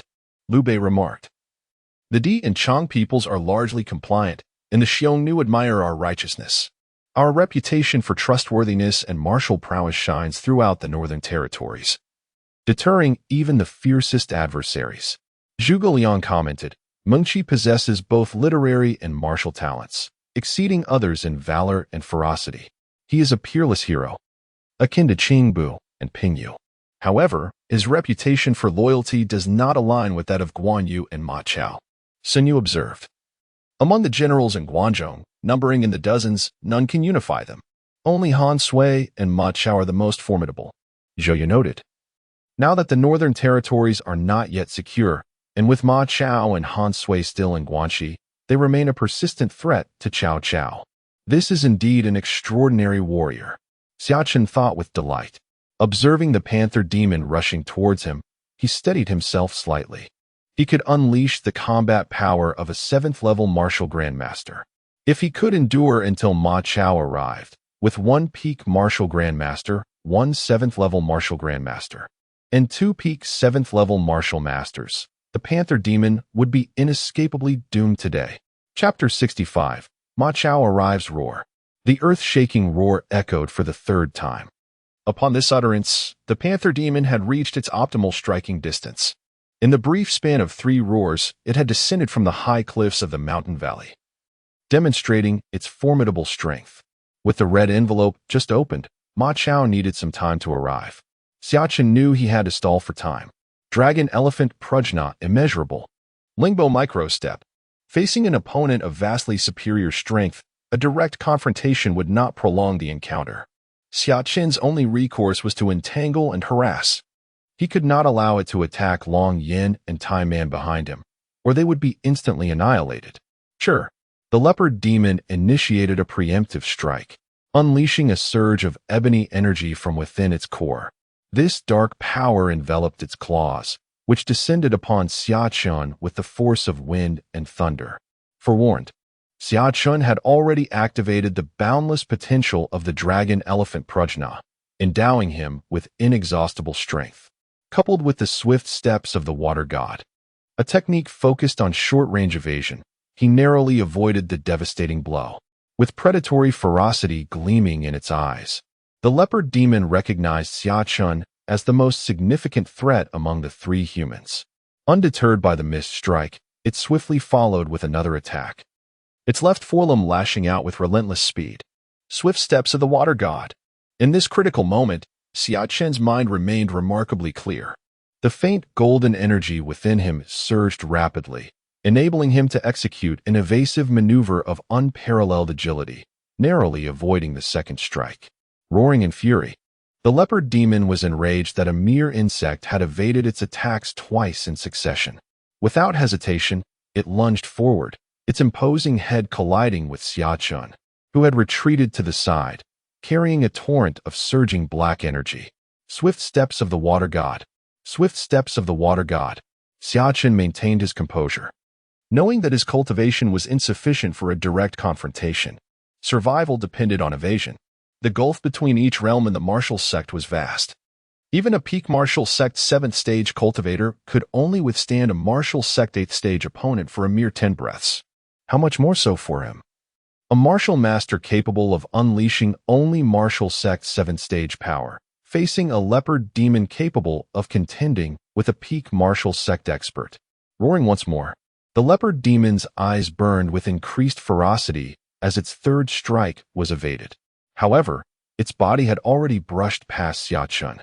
Just as Xia Chen began to breathe a sigh of relief, the leopard demon's hind legs launched a sudden counterattack. The sable energy surged tempestuously. In contrast to the attacks launched by its forelimbs and head, the panther demon's assault from its hind legs was not only unexpectedly sudden but also exceedingly potent. The resultant gale alone caused a stinging ache upon Xia Chen's skin, even before physical contact. Evasion was paramount. Xia Chen's gaze remained placid, exhibiting remarkable composure amidst the peril. He recklessly spurred the golden energy within his body, pushing the Lingbo micro-step to its utmost limit. Schwa! The gale grazed his chest, landing in the open air. However, this offensive persisted unabated. Another hind leg, coupled with a long tail enshrouded in sable energy and brandishing fierce force, followed closely, assailing with grim intent. Lingbo micro-step. With footsteps treading the 8 trigrams of the Book of Changes, Xia Chen's figure darted with extreme celerity. Yet, the disparity wrought by their respective cultivation realms ultimately prevented him from entirely evading the panther demon's relentless onslaught. Helplessly, he employed the long sword in his grasp to parry the panther's tail, which had slightly grazed him. Pung! The panther demon's tail, imbued with dense demonic aura, possessed exceptional resilience. Xia Chen's longsword, however, was merely a common iron blade. It shattered instantly upon impact. The front of his garment was immediately torn asunder. Fortunately, the brief respite afforded by the long sword allowed him to once again activate the Lingbo microstep, ensuring that this attack ultimately caused him no harm. Schwa! With successive attacks missing their mark, the panther demon's body landed on the open ground in front of Xia Chen. Seizing the opportunity, Xia Chen employed the Lingbo microstep in rapid succession, directly appearing behind the panther demon. Roar! The pantherine fiend, an imposing figure of nearly 5 meters in length, found itself in a frustrating pursuit. Evasive maneuvers, courtesy of Xia Chen's Lingbo microsteps, allowed him to perpetually remain behind the beast, rendering its attacks futile against his nimble form. The creature's roars echoed with increasing vexation. With a surge of agility, Xia Chen activated his Lingbo microsteps, darting behind the pantherine fiend, exploiting his lithe frame to evade its relentless assaults. The dance proved both effortless and enjoyable.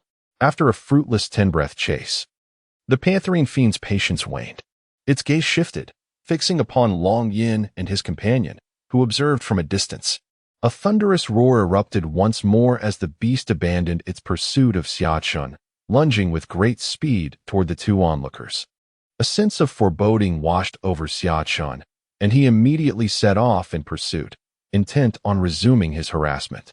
Cao Cao, positioned beneath his standard, surveyed the troops of Liang, noting their valor and strength. His eyes then fell upon Ma Chao, whose countenance resembled powdered jade, with lips like painted rouge. His physique was marked by a slender waist and broad shoulders. His voice, resonant and powerful. Clad in white robes and silver armor, he stood at the vanguard, a long spear in hand, flanked by Pang De and Ma Dai. Indeed, Ma Chao was a formidable warrior, standing tall at 8 chi, brandishing a tiger-headed golden spear. His resolute features inspired awe, prompting observers to exclaim, "A truly magnificent general." As a creature of the wild, the pantherine fiend possessed a certain cunning. It sensed a palpable threat emanating from the rapidly approaching human, and in contrast, Long Yin and Tai Man posed no danger. Thus, it abandoned its pursuit of the latter two. With a mighty cry, Ma Chao charged, his tiger-headed golden spear unleashing a fierce torrent of energy as he thrust it toward the pantherine fiend.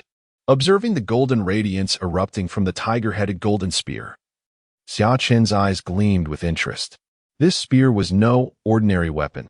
Historical accounts described Ma Chao as having a face like jade, eyes like shooting stars, a tiger's physique, an ape's arms, a bear's belly, and a wolf's waist, clad in white robes and silver armor, truly deserving of the name the illustrious Ma Chao.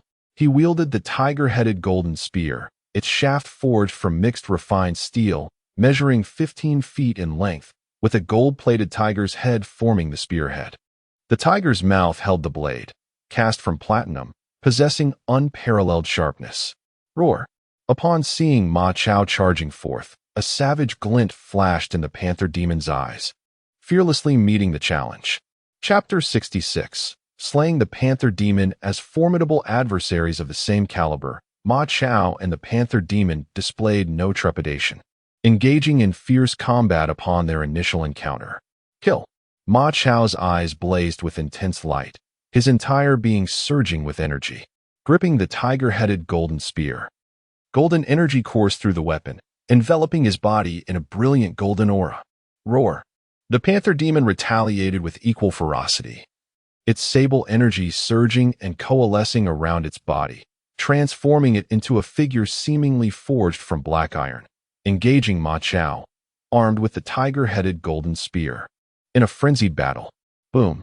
Instantly, the energy in that area surged violently, with turbulent forces scattering in all directions, sending Tai Man and the other sprawling, covered in dust and grime.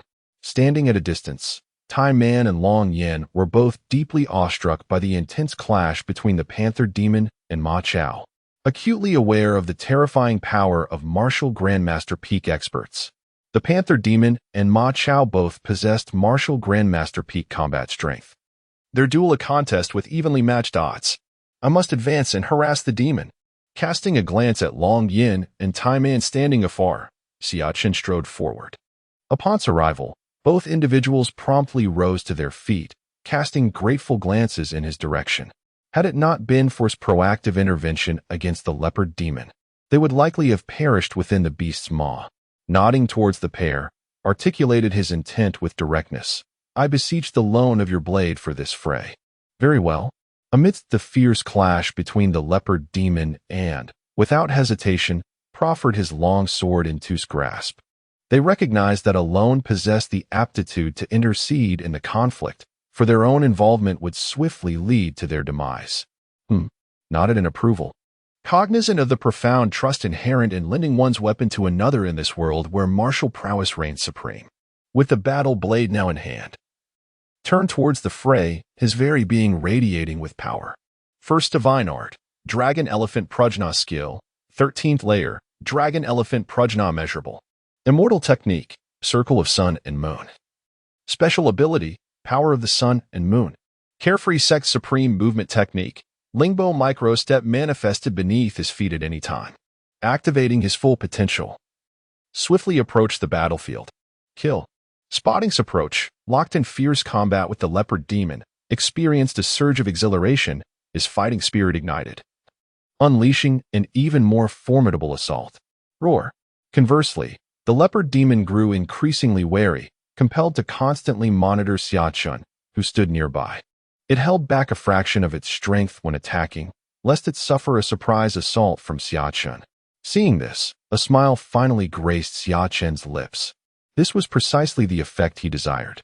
In truth, Given his current combat prowess, even if he joined the fray, it was uncertain how much impact he could make.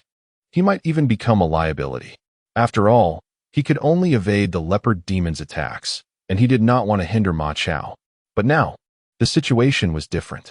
He merely needed to stand there, and the leopard demon would naturally feel apprehensive, hesitant to unleash its full power against Ma Chao. In this way, as time wore on, the initially evenly matched situation would reverse, and Ma Chao would gain the upper hand. He simply needed to wait until the leopard demon gradually showed signs of fatigue and eventually fled in defeat. Then he could play his part. Xia Chen's eyes gleamed as he gripped his weapon tightly, attentively observing the leopard demon's every move. As expected, seeing Xia Chen's actions, the leopard demon appeared even more cautious. Its attacks marked by hesitation and timidity, utterly unwilling to exert its full strength. As time slowly passed, under Ma Chao's relentless assault, the leopard demon gradually showed signs of weariness, its eyes growing increasingly anxious. Kill! Ma Chao's eyes shone brightly as he saw the leopard demon's fatigue. He immediately intensified his attacks. His tiger-headed golden spear danced with imposing power, countless spear shadows enveloping the leopard demon in an impenetrable barrage, forcing it to cope wearily. The fatigue in its eyes deepening further. Finally, unable to withstand the pressure, the leopard demon abruptly recoiled, preparing to flee. Now is the time. The golden radiance emanating from Ma Chao's spear intensified dramatically as he emitted a sudden, resounding roar, evidently signaling Xia Chen's intervention. Instantly, Xia Chen acted with decisive alacrity. His figure erupted into motion, his steps purposeful and unhesitating. The long blade in his grasp flared with a subtle, golden energy, descending upon the panther demon's path with the unforced precision of a gazelle's horn. A savage glint ignited within the panther demon's eyes, yet it exhibited no inclination to evade. Its body shimmered with an ebony luster as it met Xia Chen's steel blade head-on. In a fleeting instant, the war blade, imbued with its faint golden aura, collided violently with the inky form of the panther demon. To Xia Chen's dismay, his strike merely managed to penetrate the demon's flesh before being staunchly resisted by its formidable musculature. Enraged by the direct confrontation, the panther demon's gaze intensified with ferocity. Though the injury inflicted by Xia Chen was negligible in proportion to the demon's immense size, it was akin to being pinched by an ant, an affront that stirred its ire. With a ferocious bellow, it lunged towards Xia Chen, seeking to crush the audacious insect that dared to wound it. Time seemed to freeze as the panther demon, its vital spot pierced by Ma Chao's tiger-head golden spear, stood motionless for a moment.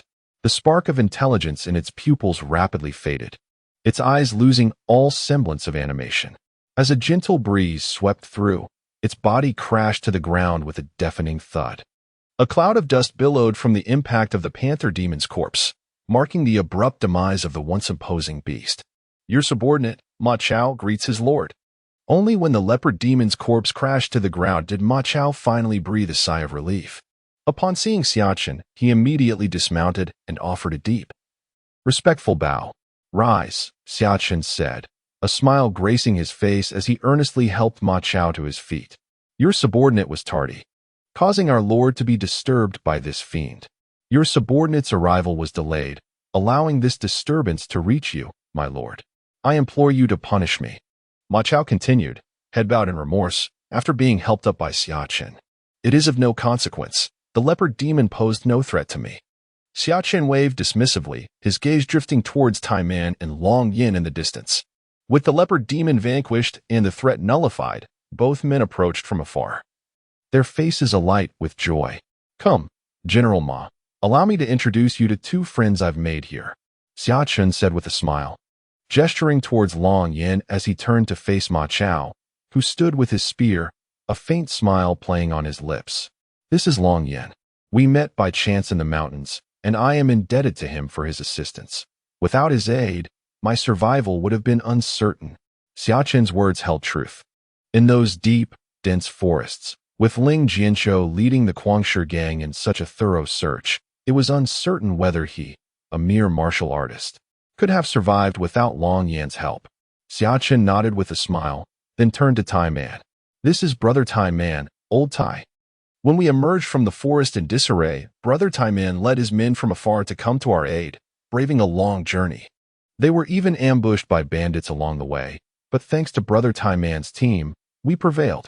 With a smile, Xia Chen presented the fine steel-long blade to Taiman, remarking that even though he was the one who vanquished Hei Lang of the Black Wind Hold, the outcome would have been uncertain without Taiman's band of Tempering Alliance members holding off the rabble. Haha, you're too kind, Brother Xia Chen. Had you not dealt with Hei Lang, I might very well be dead by now. Taiman guffawed, thumping his chest, his words laced with gratitude. Ma Chao, greetings to Brother Taiman. Upon hearing his lord's words, Ma Chao promptly bowed to Taiman, who returned the gesture with a smile, demurring. I was wondering why this valley was so tranquil. It turns out this leopard demon had taken it over. I'm fortunate I didn't encounter it when I came alone last time. Long Yin exclaimed, gazing at the massive carcass of the leopard demon with a tinge of awe. Had he encountered this demon alone, he would have likely become its meal in an instant. My lord, may I inquire as to the purpose of our visit here? Ma Chao asked Xia Chen, gesturing towards the valley with curiosity.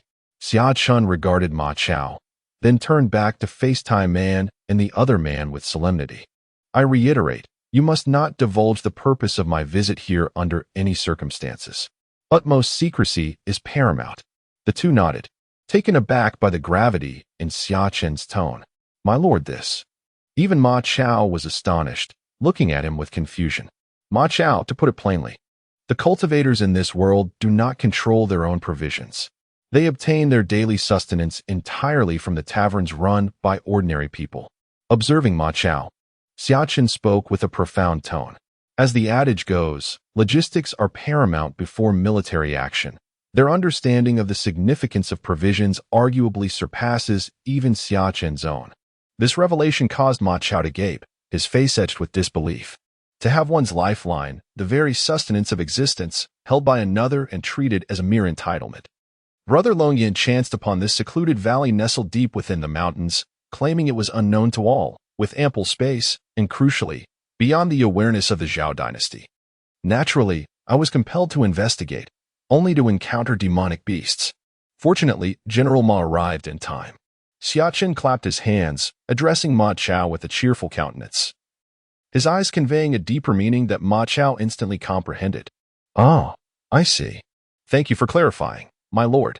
Ma Chao nodded knowingly, then abruptly moved to prostrate himself before Xia Chen once more, only to be promptly assisted to his feet. Observing Xia Chen and Ma Chao discussing the matter of provisions with such fervent enthusiasm and cautious expressions, both Taiman and Longyin were utterly bewildered. They sensed something of import, but were unable to grasp it due to ingrained habits of thought. But, my lord, how shall we cultivate these lands? Ma Chao inquired, gesturing towards the extensive valley with a furrowed brow. General Ma Chao, rest assured. The servant markets teem with thousands upon thousands of low-grade thralls. Our coffers are more than sufficient to acquire them all. Taiman thumped his chest, laughing heartily. These base servants are often quite dim-witted, unsuitable for domestic service. But they would undoubtedly prove highly effective at tilling the land. Longyin also nodded repeatedly, showing considerable agreement with Timon's assertion. That as well. Ma Chao furrowed his brow, his expression still tinged with contemplation. Oh, why does General Ma harbor such concerns? Longyin and Timon exchanged puzzled glances and inquired. Do you two happen to know where one might procure seeds for sowing? After a moment's hesitation, Ma Chao ultimately voiced his thoughts, his gaze imbued with gravity. During the Three Kingdoms period, this posed a significant dilemma. Grain seeds could simply be obtained from any local liquor merchant. Longyin and Timon stared in astonishment, a mix of amusement and exasperation evident as they addressed Ma Chao. Oh, I see. A flicker of realization passed through Ma Chao's eyes. Yet his gaze towards Xia Chen was filled with keen insight. In such circumstances, the oversight regarding the grain was quite remarkable. Evidently, those orchestrating matters in this world, or rather, this dynasty, were exceedingly adept. Very well then, General Ma, let us attend to this leopard demon. Upon concluding his statement, Xia Chen eagerly gestured towards the leopard demon lying on the ground. He distinctly remembered how a single demon core had enabled him to ascend 2 realms in one go. Shifting his gaze towards Timin and Longyan, who stood nearby, Xia Chen appeared to be deep in thought. Agreed. Ma Chao promptly nodded, accepting the steel blade from Timin's hand to commence the processing of the leopard demon's corpse, while Longyan and Timin hurried to assist. In the nameless valley, the colossal leopard demon lay lifeless. Ma Chao, a formidable martial arts master, was dissecting the beast's remains with the assistance of Long Yin and Tai Man, while Xia Chen vigilantly guarded their surroundings. The dissection was swift, with Tai Man and Long Yin meticulously handling each component of the leopard demon's anatomy. Indeed, every part of a demonic beast is a treasure trove. The bones could be fashioned into daggers, while the hide could be transformed into a resilient leather armor, impervious to ordinary arrows and attacks weaker than those of a martial arts master. The flesh and blood of the leopard demon could be consumed to fortify one's vital energy and enhance cultivation. However, the most prized possessions were undoubtedly the demon core and the heart of the beast. The former augmented energy, while the latter bolstered vital essence. With practiced efficiency, the trio processed every part of the leopard demon, meticulously categorizing each component. Very well, this demon core shall aid you too in advancing your cultivation, while I shall claim the heart for myself. Xia Chen, holding the fist-sized demon core, presented it to Long Yin and Tai Man with a smile. You have both reached the pinnacle of the 7th level of martial arts mastery. Consuming this demon core should enable you to swiftly ascend to the 9th level. Previously, when he was at the 9th level of martial arts prowess, he had forcefully utilized 2 demon cores to ascend to the 6th level of martial arts mastery. If given to 2 martial artists at the peak of the 7th level, Xia Chen believed that the demon core's energy would suffice for each of them to surmount a major threshold, advancing from the 7th level to the early stages of the 9th level. Brother Xia Chen, we cannot possibly accept this. Overwhelmed by Xia Chen's unexpected generosity, Long Yin and Tai Man vehemently declined the precious demonic cores. Please, do not refuse. You are both my brothers, and on the cusp of a breakthrough. These will serve you well. My recent progress has been rapid, and I must focus on consolidation. Xia Chen waved dismissively, resuming his preparation of the demonic beast heart. Xia Chen spoke truthfully. As the saying goes, a towering edifice requires a solid foundation. From martial artist to martial master, his cultivation had advanced too swiftly, necessitating a period of sedimentation and accumulation. Long Yin and Tai Man exchanged astonished glances. Only after Ma Chao nodded in agreement did they sit cross-legged, jointly absorbing the energy within the demonic course. My lord, this matter of provisions is of paramount importance. Noticing their cultivation, Ma Chao approached Xia Chen, who was roasting the demonic beast heart, and whispered gravely, "Therefore, a powerful figure is needed to safeguard it. I intend to construct a manor on this mountain, designating the area near the entrance as a forbidden zone. General Ma, your personal guard is required." Xia Chen smiled faintly. The valley entrance was separated from the main road by 2 mountains. He only needed to erect a grand estate connecting the mountainside to the summit of the second mountain. The secret valley would then be secured, readily suppressed, at any time. Very well. Ma Chao nodded slowly, his gaze shifting to the pile of flesh and blood. My lord, Ma Chao would also like to sample the taste of this panther demon's flesh. He pointed to the heap, grinning at Xia Chen. Haha, General Ma. Indulge your appetite without reservation. Such trivialities require no consultation with me. Xia Chen responded with hearty laughter, encouraging Ma Chao to partake freely. The flesh of the leopard demon possessed considerable value, yet its worth was relative, paling in significance to a martial sex apex expert. Ma Chao chuckled, approaching and selecting a modest portion of the flesh. He kindled a fire beside Xia Chen, relishing the prospect of roasting his share. Hark! Hark! 2 thunderous exclamations resounded in unison. Xia Chen, having just completed the absorption and refinement of the demon's heart, turned to witness Tai Man and Long Yin simultaneously ascend to the 9th level of the martial master realm. Crack! Their auras surged dramatically, stabilizing after a brief moment. The demon cores positioned between them shattered into dust. Congratulations on your breakthroughs. Xia Chen exclaimed, extending his felicitations to the pair. Indeed, we are indebted to Brother Xia Chen's chivalrous intervention today. Without it, our very survival would have been uncertain, Long Yin declared, his mirth tinged with gratitude. Haha. There's no need for such formality. Let us revel in this moment with unrestrained revelry. Having vanquished this vile beast, we shall feast upon its flesh. Brother Xia Chen, I trust you won't be parsimonious? Tai Man chimed in, his gaze fixed upon the leopard demon's remains. How much could you two possibly consume? I assure you, I am anything but stingy. Come, let us feast to our heart's content, Xia Chen replied, gesturing towards the valley's exit. Wiping the corner of his mouth, Ma Chao retrieved his tiger head gold spear, hoisted the immense form of the leopard demon onto his shoulder, draped the pelt over himself, and followed the trio out of the valley. Traversing the woodland with the carcass of a leopard demon proved arduous, yet the tiger's lingering might held sway, deterring any wild beast from approaching under the dread of the demon's remains. With Xia Chen and Long Yin clearing the path ahead, they swiftly reached the foot of the mountain. Well, those fools have indeed rendered us a service. Gazing down at the foot of the mountain, Long Yin remarked with a click of his tongue, noting 5 sturdy steeds in addition to the horses they had ridden out of the city. General Ma, let us load the leopard demon's corpse onto the horses, Xia Chen suggested with a gentle smile, eyeing the robust steeds. As you wish, Ma Chao responded, twirling his spear and effortlessly depositing the massive carcass onto the backs of 4 horses. Then, with a leap, he mounted the 4 horses in unison. Chapter 69. A loyal hound. Xia Chen glanced at the sun overhead, a smile playing on his lips, and with a graceful bound, mounted his own steed. Haha, let's go.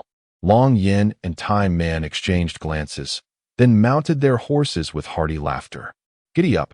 Xia Chen took the lead, with Long Yin and Tai Man following behind, while Ma Chao skillfully steered the 5 horses in the middle. The party set off towards the city, bathed in the light of the setting sun. Before the city gates of Wui Prefecture, a middle-aged man, clad in a long robe and with a somber countenance, stood serenely. His presence stirred a flurry of whispers among the assembled onlookers. Is that not the esteemed chief steward of the Wui royal mansion? What brings him here? For the chief steward himself to make an appearance, it must be a matter of great import. Judging by the steward's grave expression, something is amiss. Alas, whoever has incurred the wrath of the Wui royal mansion's chief steward in this prefecture is surely doomed. Doomed. I dare say they'll be fortunate to escape with their lives intact. The crowd buzzed with speculation, their astonishment at the steward's arrival palpable. Observing his grim visage, all surmised that misfortune was about to befall someone. Sun Qinggui's smile faltered, his obsequious demeanor faltering as he approached, only to be met with indifference. Particularly mortifying was the public snub before his subordinates, causing his face to flush with embarrassment. Might I inquire as to whom Steward Ding awaits? Is there any way in which I might be of assistance? Sun Qinggui's smile, momentarily stiff, returned to its ingratiating form as he sought to curry favor with the royal confidant. Indeed, Steward Ding replied, his words a balm to Sun Qinggui's eager anticipation. There is. Please, Steward Ding, command me. I shall not hesitate to fulfill any task within my capabilities. Overjoyed, Sun Qinggui disregarded all else, prostrating himself with a servile grin, his countenance radiating obsequiousness. So, Sun Qinggui has truly managed to ingratiate himself with Steward Ding. Those privy to the unfolding situation in the distance were inwardly astounded. The departure of the Wang Manor's chief steward would naturally attract surreptitious observation from various factions within Wui Commandery. The hushed discussions emanated from these very entities. Their covert communications centered on Sun Qinggui, who had managed to engage Steward Ding in conversation. Indeed, it was whispered. Sun Qinggui's fortunes were about to take a dramatic turn for the better, having aligned himself with the influential Steward Ding. With Steward Ding's capabilities, a swift promotion, perhaps even several ranks, seemed imminent. Among the crowd, individuals of higher standing openly speculated, their gazes tinged with envy. Sub-Lieutenant Sun was undoubtedly on the cusp of a meteoric rise. Younger members of various families, witnessing Sun Qinggui prostrating himself before Steward Ding, marveled at his impending ascent. Some were so taken aback that they stiffened, reflexively swallowing hard. To them, Sun Chengue was a figure rarely encountered in ordinary times, yet here he was, kneeling before another of even greater stature like a subservient cur, eliciting a profound sense of awe. It was rumored that Sub-Lieutenant Sun was a formidable figure within these gates, demanding a toll from any merchant guild that dared to pass through. One youth, gazing upon the kneeling Sun Chengue, lamented that his status would only be further elevated from this day forward. "Young Master Wang," someone inquired, their voice filled with astonishment. "Is Sub-Lieutenant Sun truly so powerful that even your Wang family pharmacy must pay this gate toll? Though my apothecary garners modest success on North Street, its stature pales in comparison to that of Vice General Sun, a disparity akin to the heavens and the earth." The young man who spoke bore a hint of self-importance, yet shook his head with a sigh of awe. "Ah, this Vice General Sun must be a personage of great consequence," the commoner exclaimed, astonishment etched upon his face. In his eyes, the young master of the Wang family, proprietor of the apothecary on North Street, was a figure of importance. Yet, the gulf between such a man and Vice General Sun was like an unbridgeable chasm. He surmised that the Wang scion's words were merely for appearance's sake, and that the entire Wang family was likely insignificant in the presence of Vice General Sunday. But if Vice General Sun was a man of such immense stature, and yet knelt with obsequious deference beside the somber-faced middle-aged man, how lofty must the latter's position be? The youth gulped, his visage awash with astonishment. "This task is quite simple." Meanwhile, the head steward of the martial virtue prince's manor did not so much as glance at the kneeling Vice General Sunday. Upon hearing his words, he chuckled, exuding an air of disdain. "Pray, head steward Ding, speak. I shall exert every effort to assist in any way I can." Upon hearing Steward Ding utter these words, the obsequiousness on Vice General Sun's face intensified as he gazed ingratiatingly at the steward before him.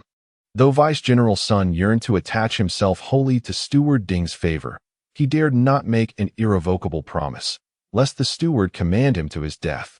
To ingratiate himself with Steward Ding was to secure a promising future. A glint of shrewdness flashed in his eyes, yet the fawning expression on Vice General Sun's face never waned. "I would appreciate it if you could assist me in dispersing the onlookers." With a smile, the steward gestured towards the assembled crowd, their curiosity piqued by the unfolding events. A flicker of elation crossed Vice General Sun's countenance, but before it could fully materialize, the steward's voice resonated once more. "Once you've cleared them away, I implore you to distance yourself further and continue your barking." The steward tilted his head, observing him with a hint of amusement. Vice General Sun's body tensed, yet he dared not betray any sign of his discomfort. With unwavering composure, he rose from the ground. "It is an honor to serve the steward. I shall promptly clear away these spectators." Bowing respectfully, Vice General Sun prepared to carry out his orders. Indeed, a commendable cur. Chapter 70, The Mad Corpse Gang Indeed. A commendable cur.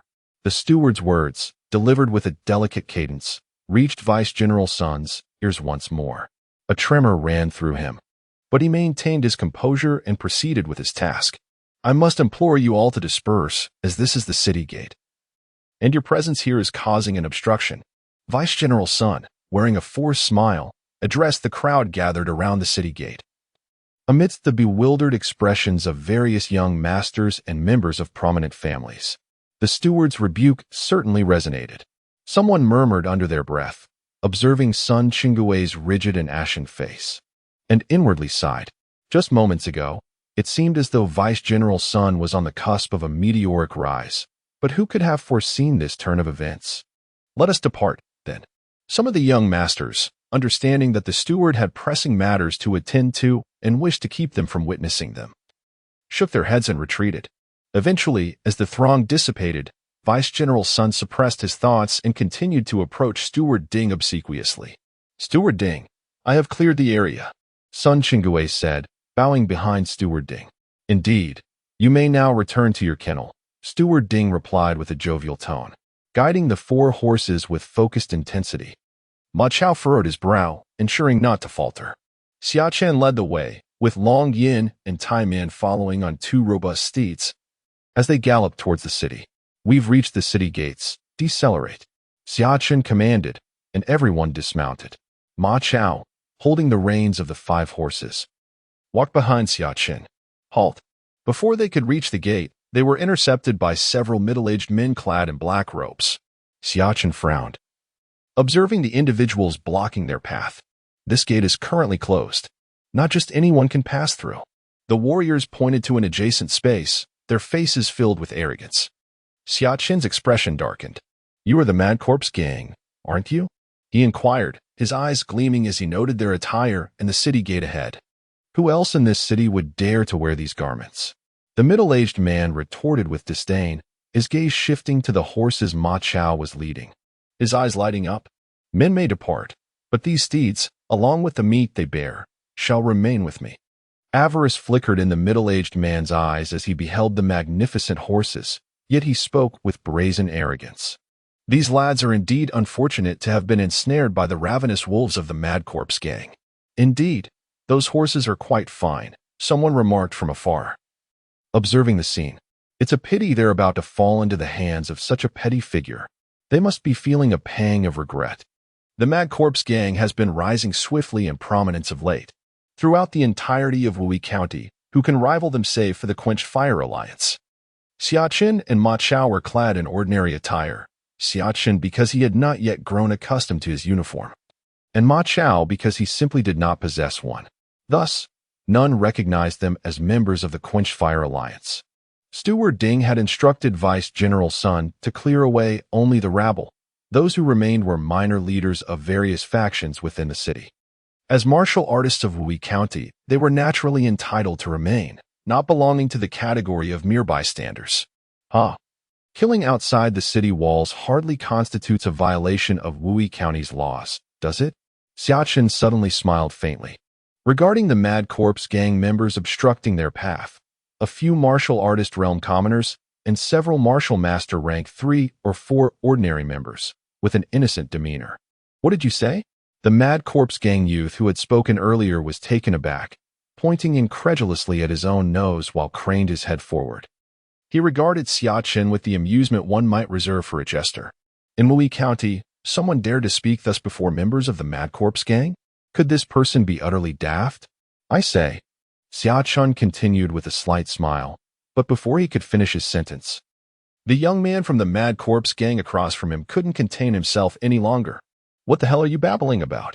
Kowtow to your grandpa and apologize right now. Leave all your belongings behind and get out of Wui County. Maybe your grandpa will be happy and spare your life. The young man was arrogant, his eyes wide, looking at Xia Chen with a ferocious expression. The young man was furious at this moment. He had already spoken. But this idiot still didn't have any sense of the situation. He secretly decided that he would not give up until he broke both of this guy's legs. Hey, Xia Chen chuckled coldly. The young man's eyes widened, and just as he was about to erupt, a fist rapidly magnified in his eyes. Bang! With a muffled sound. The young man was unable to dodge Xia Chen's sudden punch, and it landed directly on his forehead. The powerful attack surged into his mind, and with a single blow, the young man from the Mad Corpse gang instantly perished. What? Dare to attack our Mad Corpse gang? Brothers, attack. Mince them. The other members of the Mad Corpse gang around him were furious, and the energy around them surged wildly as they roared and charged towards Xia Chen and the others. A bunch of worthless rabble. Looking at this group of Mad Corpse gang members who didn't know the immensity of the universe, Xia Chen sneered and met them head-on. Dragon Elephant Prajna skill, the unprecedented 13th level, Dragon Elephant Prajna immeasurable. The circle of the sun and moon, originating from the secret scripture created by immortals. The power of the sun and moon surged around him. Lingbo Weibu, the supreme movement technique of the Xiaoao sect. Empowered by the augmentation of 3 divine skills. Xia Chen wielded his fingers as a sword, employing the peerless swordsmanship of Dugu Nine Swords. He plunged into the throng of the Mad Corpse gang's members, whose cultivation peaked at the 5th level of martial master, like a tiger entering a pack of wolves. Boom. In an instant, the area was engulfed in explosive force. Several members of the Mad Corpse gang were no match for Xia Chen, succumbing to his fists and being utterly shattered. The violent energy surged as Xia Chen unleashed a formidable assault, causing the obstructing martial master-level members of the Mad Corpse Gang to fall without landing a single blow. Slay! Xia Chen erupted with immense combat prowess. The Mad Corpse Gang members, equally frenzied, recklessly charged towards Xia Chen. Boom! Pucci! Ultimately, their efforts were futile. With Xia Chen's full combat potential unleashed, he was overwhelmingly powerful. Even a swarm of Mad Corpse Gang members could not impede him or achieve their desired effect, perishing one by one under Xia Chen's relentless onslaught. Pucci. Finally, another member of the Mad Corpse Gang fell, leaving only the initially mocking figure standing. You. The man, merely at the first level of martial master, was petrified by Xia Chen's ferocious eruption. He trembled as he gazed upon Xia Chen's menacing figure. Unable to utter a word, Xia Chen noticed him and smiled faintly, slowly approaching. Don't come any closer. Xia Chen's smile was benign. But the Mad Corpse Gang member was terrified, recoiling in fear. He had just witnessed Xia Chen obliterating the other Mad Corpse Gang members with that very expression. In his eyes, the smile was now utterly dreadful. Oh, grant me a reason not to strike. A smile played on Xia Chen's lips as he slowly clenched his fist, his gaze fixed on the retreating members of the Mad Corpse Gang. His teeth flashed, white and predatory. I am a member of the Mad Corpse Gang. You cannot kill me. Our leader will avenge me. The royal steward is watching. He's right there. You wouldn't dare? The member stammered, desperately clinging to any semblance of hope. Those who inflict harm will be harmed in turn. Since you have offered your reasons, embrace your demise. The mirth vanished from Xia Chen's face as he lunged forward, his fist a thunderbolt of force aimed at the Mad Corpse Gang member. No! The cry died in the man's throat as Xia Chen's fist connected. Xia Chen's brow furrowed as he gazed at the somber man who had materialized before him, intercepting his attack with a palm. Such audacity! He invoked my name. Yet you still dare to strike? It seems you hold the royal steward in little regard. The steward's face loomed, a sinister smile plastered across it. Does the title of royal steward grant one immunity as if bestowed by the imperial court itself? Or might one mistake you for an immortal sage? Xia Chen's smile was subtle as he stood, hands clasped behind his back, his gaze fixed on the steward. You are courting death. At last, as Xia Chen's words fell, the chief steward of the Wang residence raised his head, a grimace etched upon his face as he stared at the gently smiling Xia Chen. The aura of a peak martial sovereign erupting forth.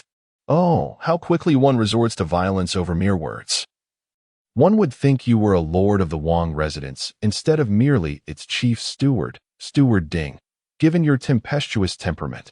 Xia Chen, unfazed, retained his serene smile, while Ma Chao, wielding the resplendent tiger head golden spear, silently approached his side, manifesting his own peak martial sovereign aura to counterbalance that of Steward Ding.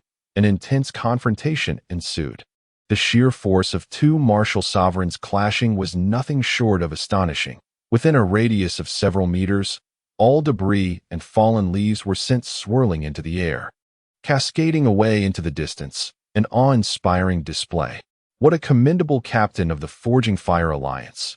I, Ding, shall remember today's events. After a prolonged silence, Steward Ding suddenly let out a piercing cry, his cold gaze fixated on the peak martial sovereign Ma Chao before he strode away. In his perception, Xia Chen's actions were entirely influenced by the will of the peak martial sovereign Ma Chao. Otherwise, how could one dare to oppose another of equal rank?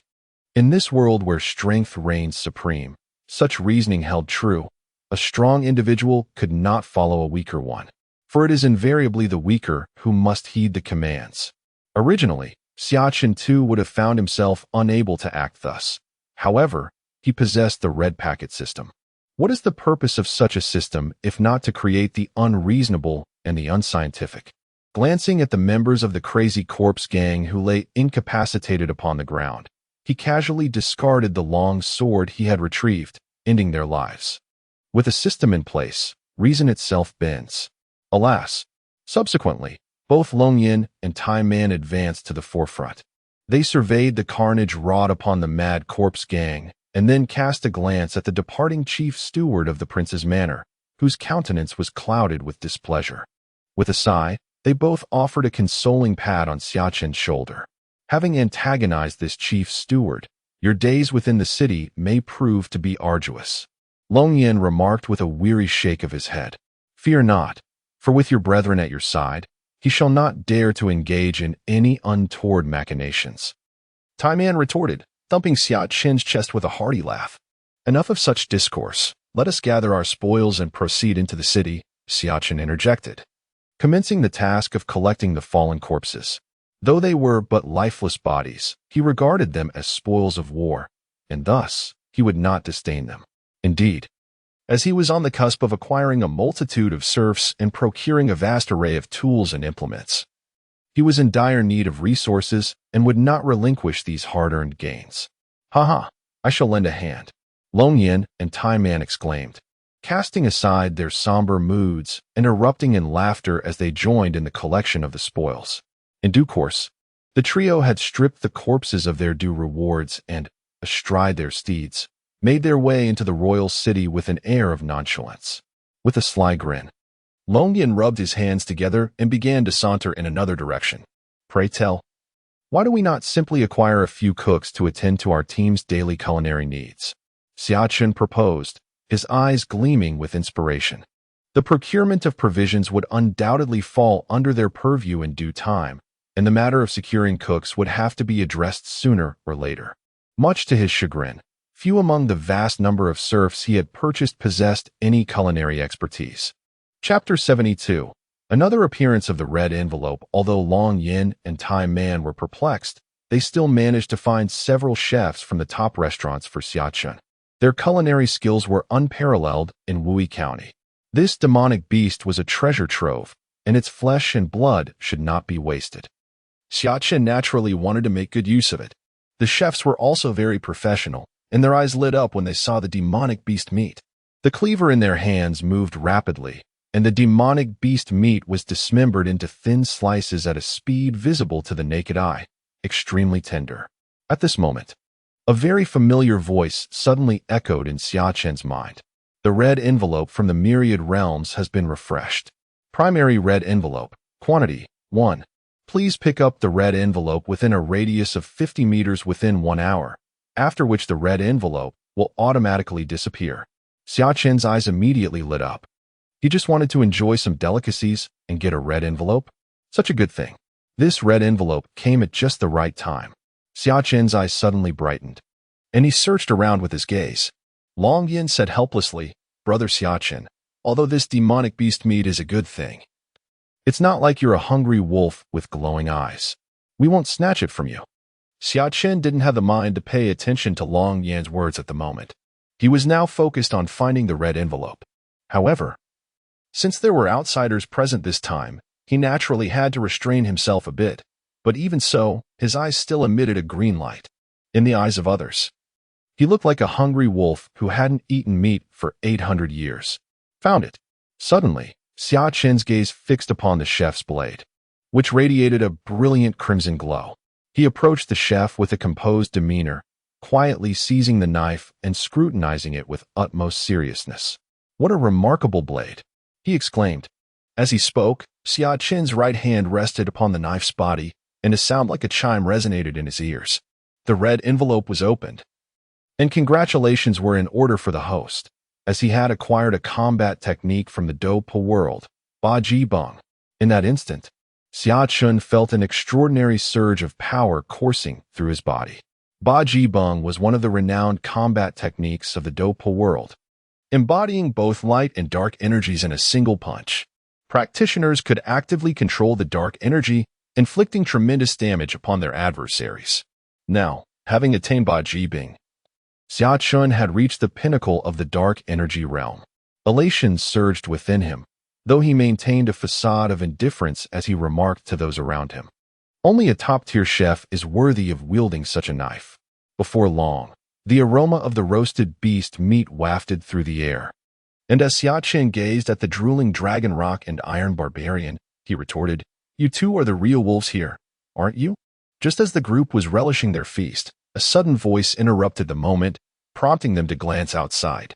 Report, Captain. Members of the Fire Forging Alliance's announcement department seek an audience outside. A newly recruited member of Xia Chen's team knelt, delivering the news with a loud voice. The Fire Forging Alliance's announcement department? Xia Chen was taken aback. He had never heard of such a division. The announcement department serves to inform the subordinate teams of significant events within the alliance. The presence of an envoy suggests that something of great importance is afoot. Long Yin, wiping the greasy remnants from his lips, expressed his satisfaction. Oh, is there a matter of importance? Xia Chen furrowed his brow. Accepting a handkerchief from Xian, made a dab at his mouth. In that case, I would like a few brothers to accompany me outside. Gathered around the campfire indulging in barbecued meat were naturally Ma Chao, Yin Liang, Long Yin, Tai Man, and Xia Chen. Upon hearing that someone from the announcement department had arrived, Xia Chen felt compelled to bring them all along. All right, Tai Man exclaimed, nodding vigorously. As the group made their way towards the estate, Brother Ma Chao, your martial prowess is truly remarkable. Along the way, Yin Liang couldn't help but clasp his fists in admiration towards Ma Chao, marveling at his exceptional skills at such a young age. In the future, I fear I shall be outmatched. Haha, I never anticipated encountering General Yin Liang here. What a coincidence. Ma Chao laughed heartily, graciously accepting the compliment, and reflected on the unexpected reunion with a sense of nostalgia. Ah, we have arrived at the entrance. We can converse further later. Yin Liang felt a stirring in his heart, on the verge of voicing something, but the group had already reached the estate's entrance, prompting him to speak up. Indeed. Ma Chao nodded, standing silently on either side of Xia Chen. May I inquire if this is the esteemed Xia Chen, captain of the Xia Chen team? A middle-aged man clad in fine garments stood outside the estate, smiling and clasping his hands in a gesture of respect, his demeanor calm and composed. I am Xia Chen, the captain of the Xia Chen team. May I ask what urgent matter brings you here? Upon hearing the inquiry, Xia Chen stepped forward, clasping his hands in response. In the assembly hall, a gathering was convened for the captains and high-ranking officers under Consul Wang's command, and I have been specially dispatched to convey this message. Upon hearing that Xia Chen had arrived, a middle-aged man solemnly produced a scroll and handed it to Xia Chen, then clasped his fists in greeting. Oh! Xia Chen was momentarily taken aback. Upon unfurling the scroll, he discovered it was a conference pass.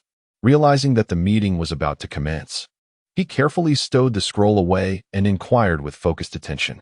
Indeed, the meeting is about to commence. This is the conference pass for Captain Longyan and Captain Timan. The middle-aged man nodded and handed each of them a scroll. Very well, I shall relay this information and proceed promptly. The Forge Alliance is vast, and even though the few of them had achieved martial prowess, it took them a full quarter of an hour to reach the assembly hall. However, before they could step inside, they encountered an insufferable annoyance. Humph, this is the assembly hall. It is not a place where just anyone can enter. Brother, you must have mistaken your way.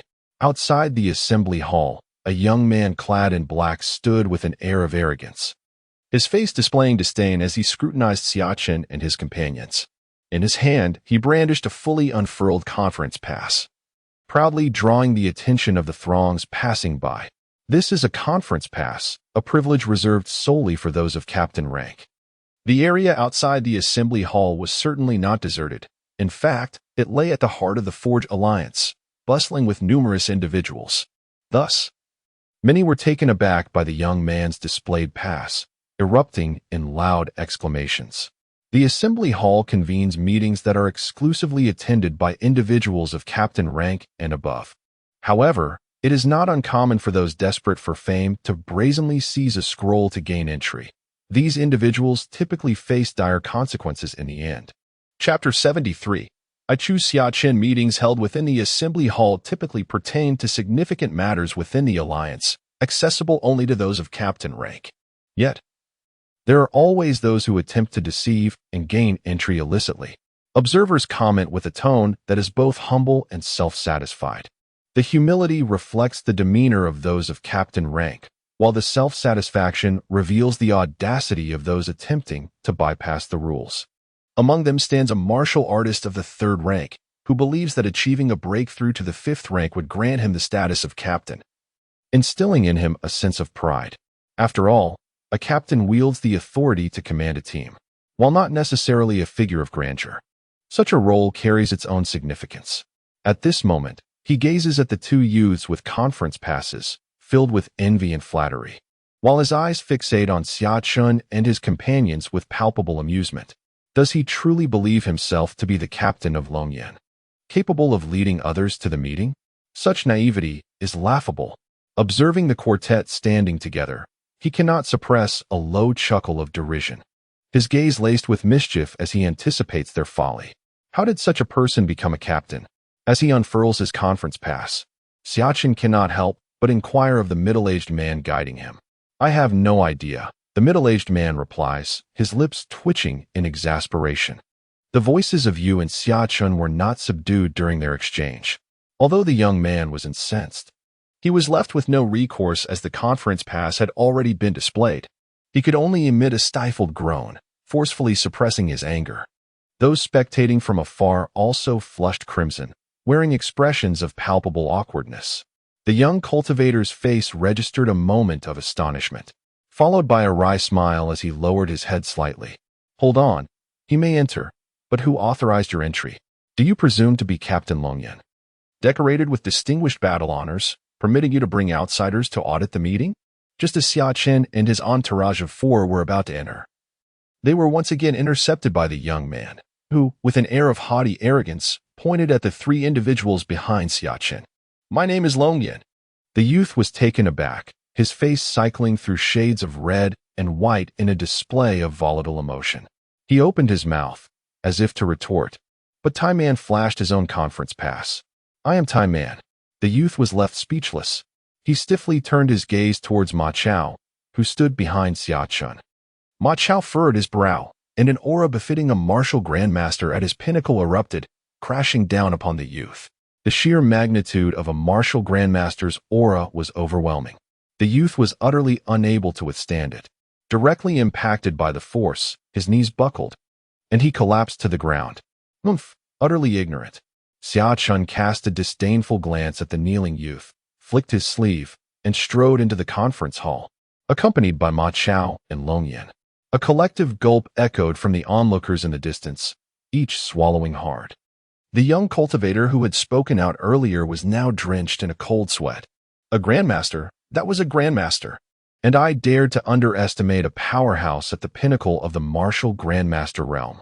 Perspiration beaded on his brow as he hastily departed, inwardly relieved that he, an insignificant entity, had escaped notice. Within the assembly hall, Xia Chen and his companions were neither the first to arrive nor the last.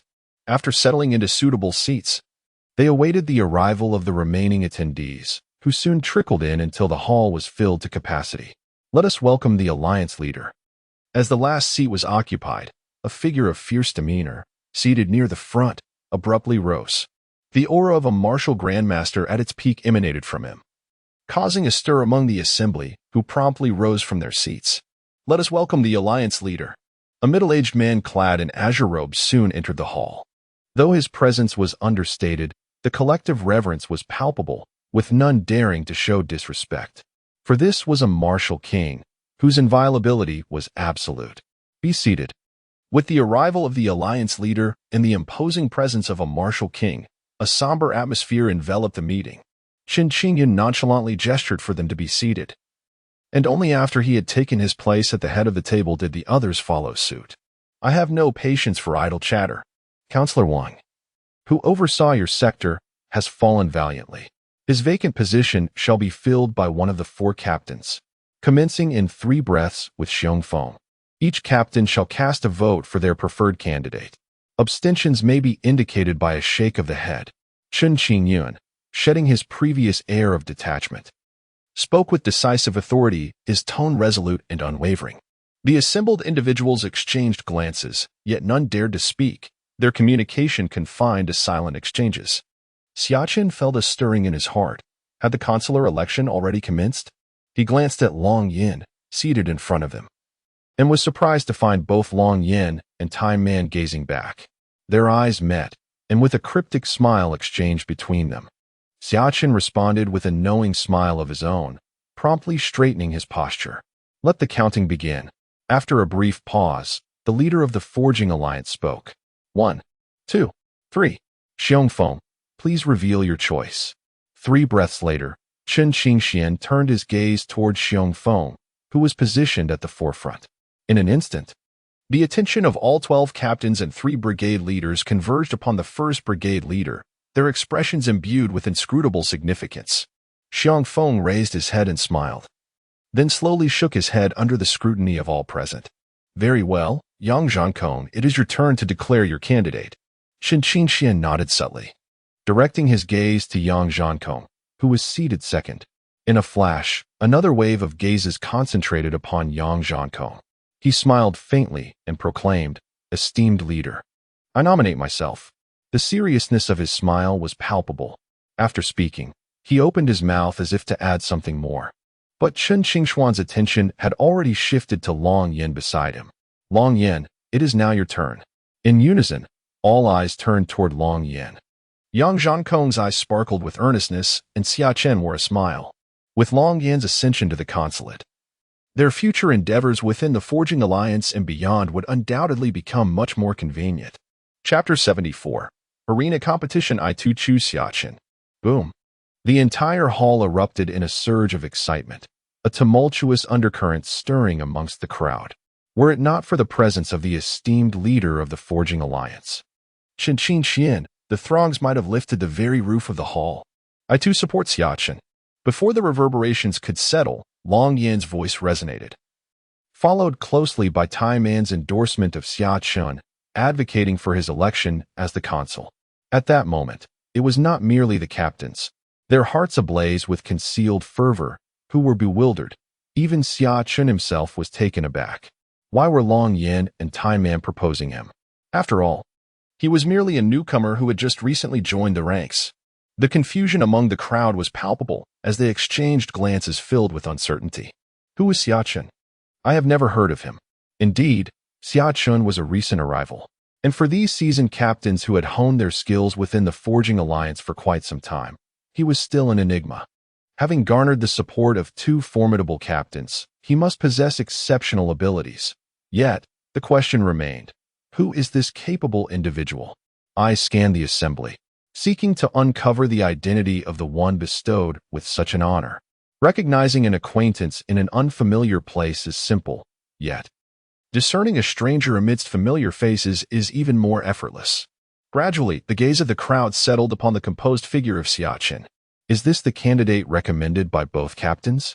He does not seem particularly remarkable. But this individual is extraordinary. In an instant, a myriad of thoughts sprang to life in the minds of the spectators, each filled with curiosity regarding the newly appointed captain. I oppose. Just as the crowd was still reeling from the revelation, Yang Zhankong's voice rang out loudly. Oh, what is the basis for your opposition? Chen Qingxian cast a fleeting glance at him, maintaining an unwavering composure throughout. Xia Chen was merely a neophyte in the Tempering Alliance, his squadron only recently assembled. He possessed no entitlement to the position of consul. By that rationale, Long Yin retorted with a sneer, his countenance etched with disdain as he regarded the upright Yang Zhankong. Why should we even bother with cultivation? We might as well convene and observe who endures the longest, and then bestow the consulship upon the most long-lived among us. What need would there be for the rest of us? Indeed, Tai Man chimed in, his face contorted in derision. Does your seniority guarantee immunity from competition or preclude others from assailing you? Then enlighten us, Yang Zhankong promptly countered, his tone acrimonious. What capabilities does this Xia Chen possess to warrant his election as consul? What qualifications does he hold for this office? Since Captain Yang is so eager to hear, Long Yin declared, audibly striking the table, then listen well. When I led the Brethren of the Dragon Cliff Squadron on a mission, we inadvertently stumbled upon an ambush laid by Ling Jianqiu. As Long Yin eloquently recounted the tale, the assembly witnessed the unfolding of events. Xia Chen's fortuitous encounter with Long Yin, his explosive display of combat prowess, and his ruthless decimation of the Mad Corpse gang. Were it not for Brother Xia Chen, Long Yin concluded, gesturing towards his seat with pride, his gaze sweeping across the assembly, this position would be vacant today. His eyes radiated an unparalleled trust in Xia Chen. Furthermore, during the perilous situation in Longyan, I led the brothers of the Iron Barbarian Squad to provide assistance. Due to the haste of our journey, we inadvertently provoked the Black Wind Stronghold. Everyone is well aware of the nature of the Black Wolf, the chief of the Black Wind Stronghold. As Longyan concluded, Iron Barbarian stood up and recounted how Xia Chen turned the tide, rescued him from dire straits, revealed that the Black Wind Stronghold was under the instruction of the Mad Corpse Gang, and ultimately brought the stronghold under control. If it weren't for Brother Xia Chen, you might not be seeing Old Iron here today. With these words, Iron Barbarian patted his chest and resumed his seat. The arena remained utterly silent. Yet the emotions within everyone's hearts surged like a tempestuous sea.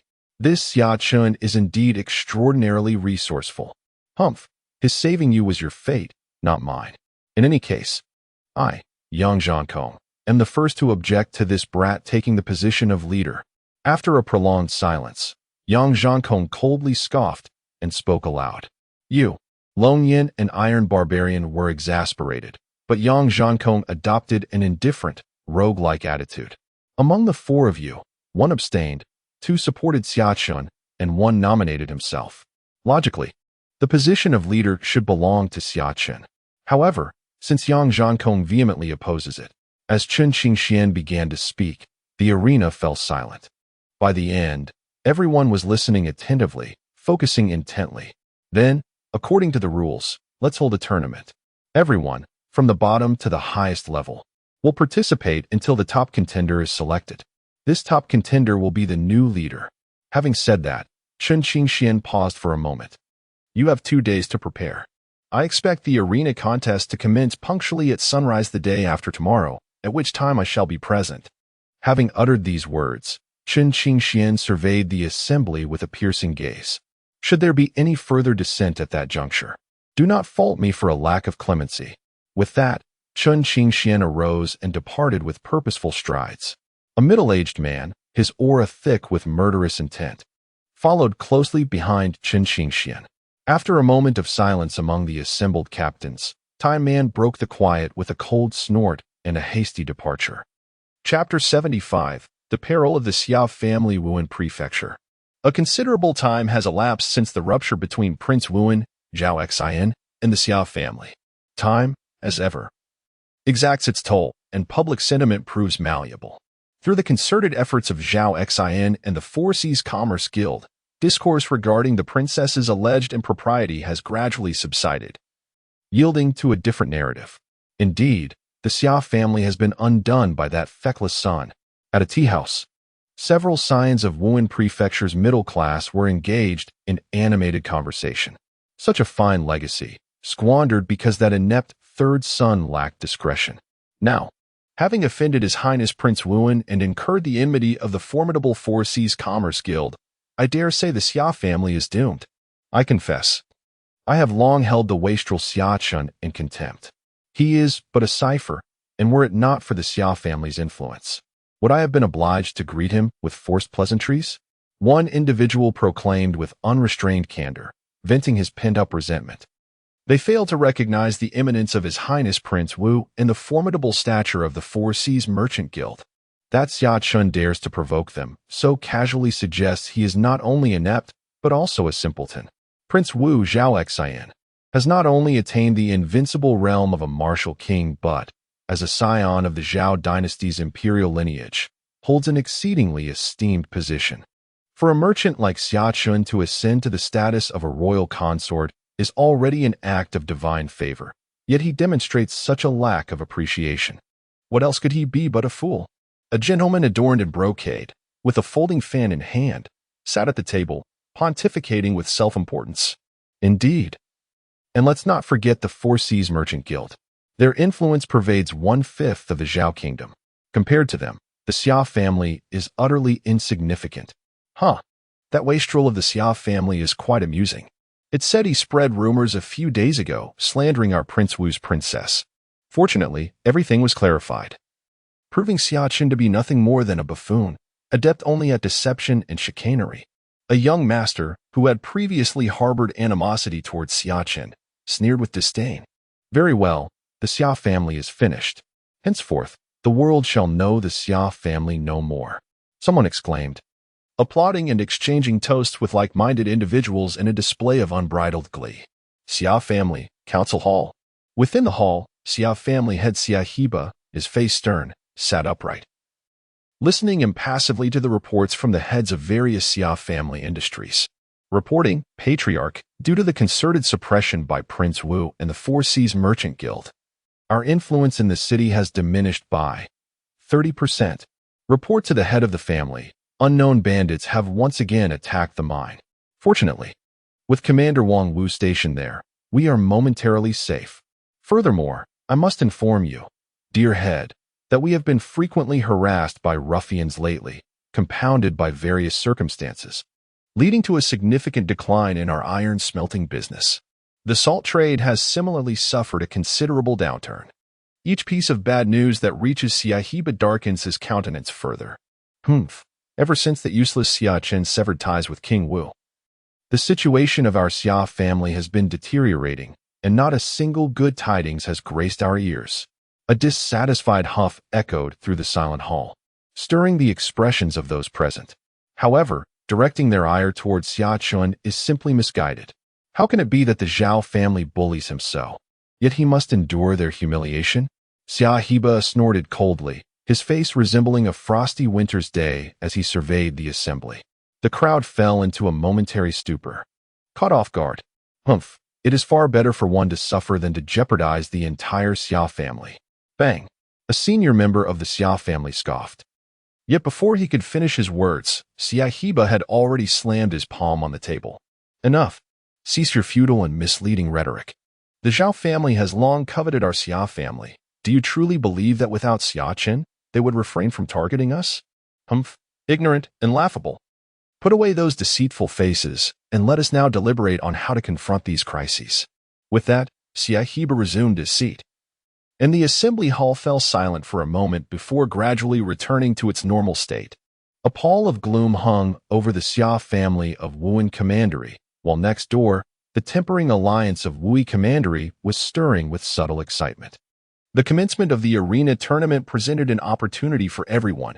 Whoever persevered to claim the top spot would ascend to prominence, directly assuming the position of a consul, commanding millions of soldiers. Instantly, undercurrents surged through the relevant areas within the tempering alliance, with ambitious individuals eagerly anticipating a chance to achieve commendable results. Meanwhile, within the ranks of Xia Chen's team, Xia Chen diligently immersed himself in secluded cultivation. He had an abundance of skills to refine, be it the circle of sun and moon, the dragon elephant prajna skill, lingbo microstep, or even the solitary 9 swords, which he had acquired from the start. Each was a supreme divine art. Although Bajiquan was a foundational martial art, its application of internal energy had reached a state of perfection, benefiting Xia Chen immensely. It would be incredibly difficult for an ordinary person to obtain even one of these, let alone Xia Chen, who possessed them all. Within the training grounds, the sound of fists echoed as Xia Chen focused intently on honing his physical body, his gaze serene. The dragon elephant prajna skill was a top-tier divine art, and although he had obtained all the power that could be cultivated from this technique, he had not yet fully mastered it, preventing him from unleashing its full potential. Otherwise, his combat prowess would be even more formidable. The arena tournament was scheduled to begin in 3 days. These 3 days would be dedicated to quiet cultivation within the manor. Having made his decision, Xia Chen calmly continued his cultivation. Time gradually passed, and the 3 days were spent in tranquil practice. Following 3 days of fervent construction and preparation, the arena for the martial arts tournament was meticulously arranged, a testament to the Quenching Alliance's formidable efficiency. As the dawn broke, and the first rays of sunlight graced the earth, the tournament commenced. Accompanied by Ma Chao, his most formidable subordinate, Xia Chen surveyed the scene. His gaze met by a sea of faces, all martial artists and cultivators eager to participate in the competition. Can a consul really command so many? Xia Chen mused, previously under the impression that a consul's retinue was rather small. It was now clear that his assumptions had been wildly inaccurate. The position of consul was second only to the alliance leader and deputy leader in the Quenching Alliance's hierarchy. Although the exact number of consuls remained unknown, it was evident that a substantial following was necessary to bear such a weighty responsibility. Chapter 76. The tournament begins Wui County. As the sun ascended, its initial rays illuminating the earth, the area surrounding the newly erected Quenching Alliance arena was already bustling with activity. Those who wished to participate had already registered. And today would be a day of combat, where the weak would be eliminated and the strong would advance. A total of 200 participants were registered for this tournament. The first round would be an elimination round, with contestants paired off in duels. The 600 victors would then proceed to the second round. Upon the arena, a martial expert of the 5th level of the martial sect stood tall.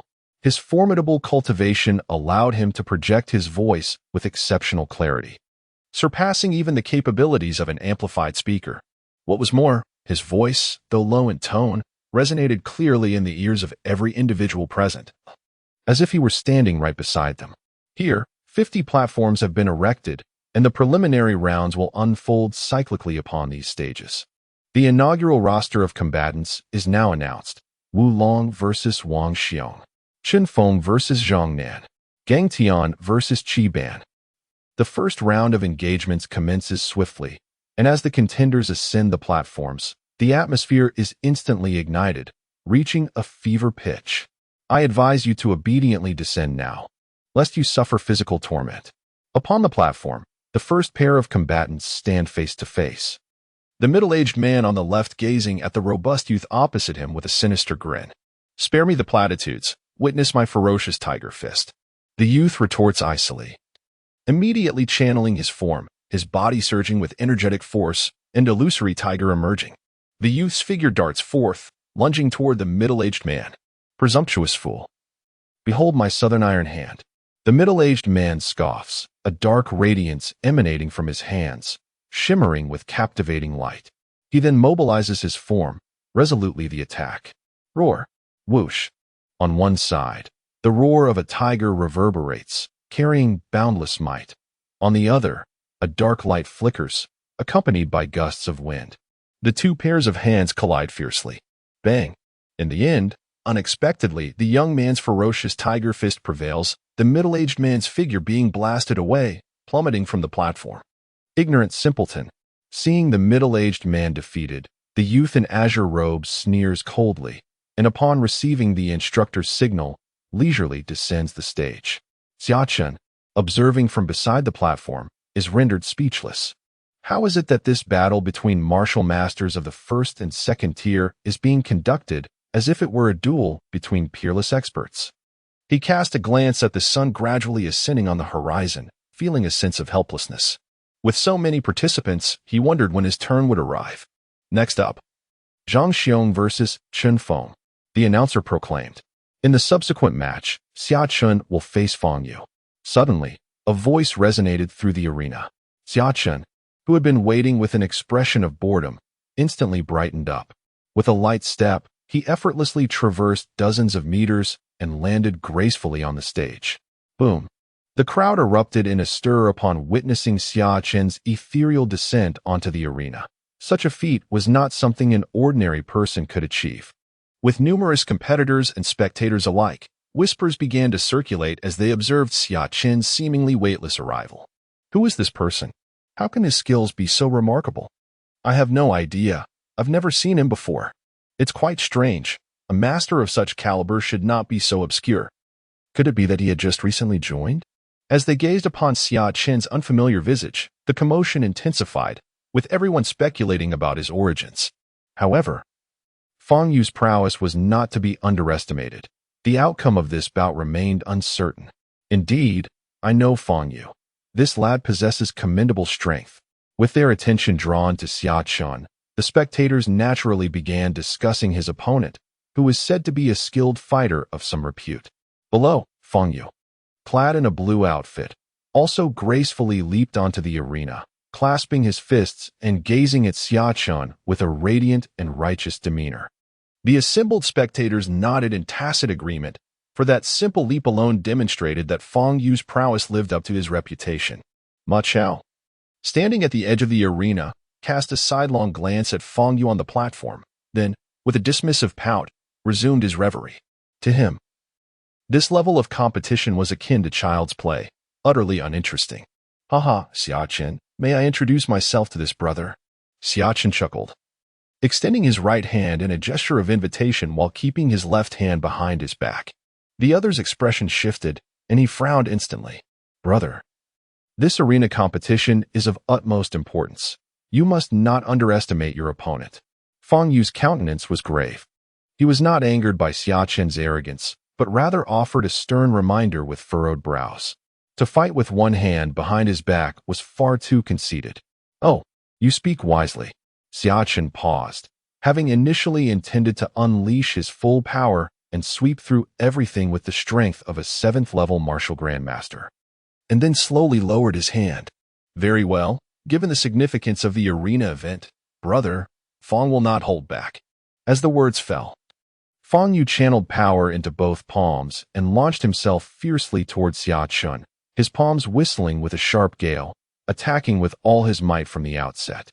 Though his words were amicable, Xia Chen's attitude would infuriate anyone, and Fang Yu intended to teach Xia Chen a lesson. Well done. Gleaming brightly, Xia Chen activated the Dragon Elephant Prajna skill, meeting Fang Yu head-on. Fang Yu's palms roared, his techniques transforming with gusts of wind, taking a fierce path. So their first move collided directly with brute force. Boom! A dull thud echoed as the formidable power of the Dragon Elephant Prajna art, originating from the Tibetan esoteric Buddhism, surged within Xia Chen, causing Fang Yu's complexion to shift dramatically. His right hand trembled violently from the impact of Xia Chen's punch, forcing him to retreat several steps upon engagement. Such immense strength. As he gazed upon the serene and smiling Xia Chen, Fang Yu's expression morphed into one of alarm. Here he comes again.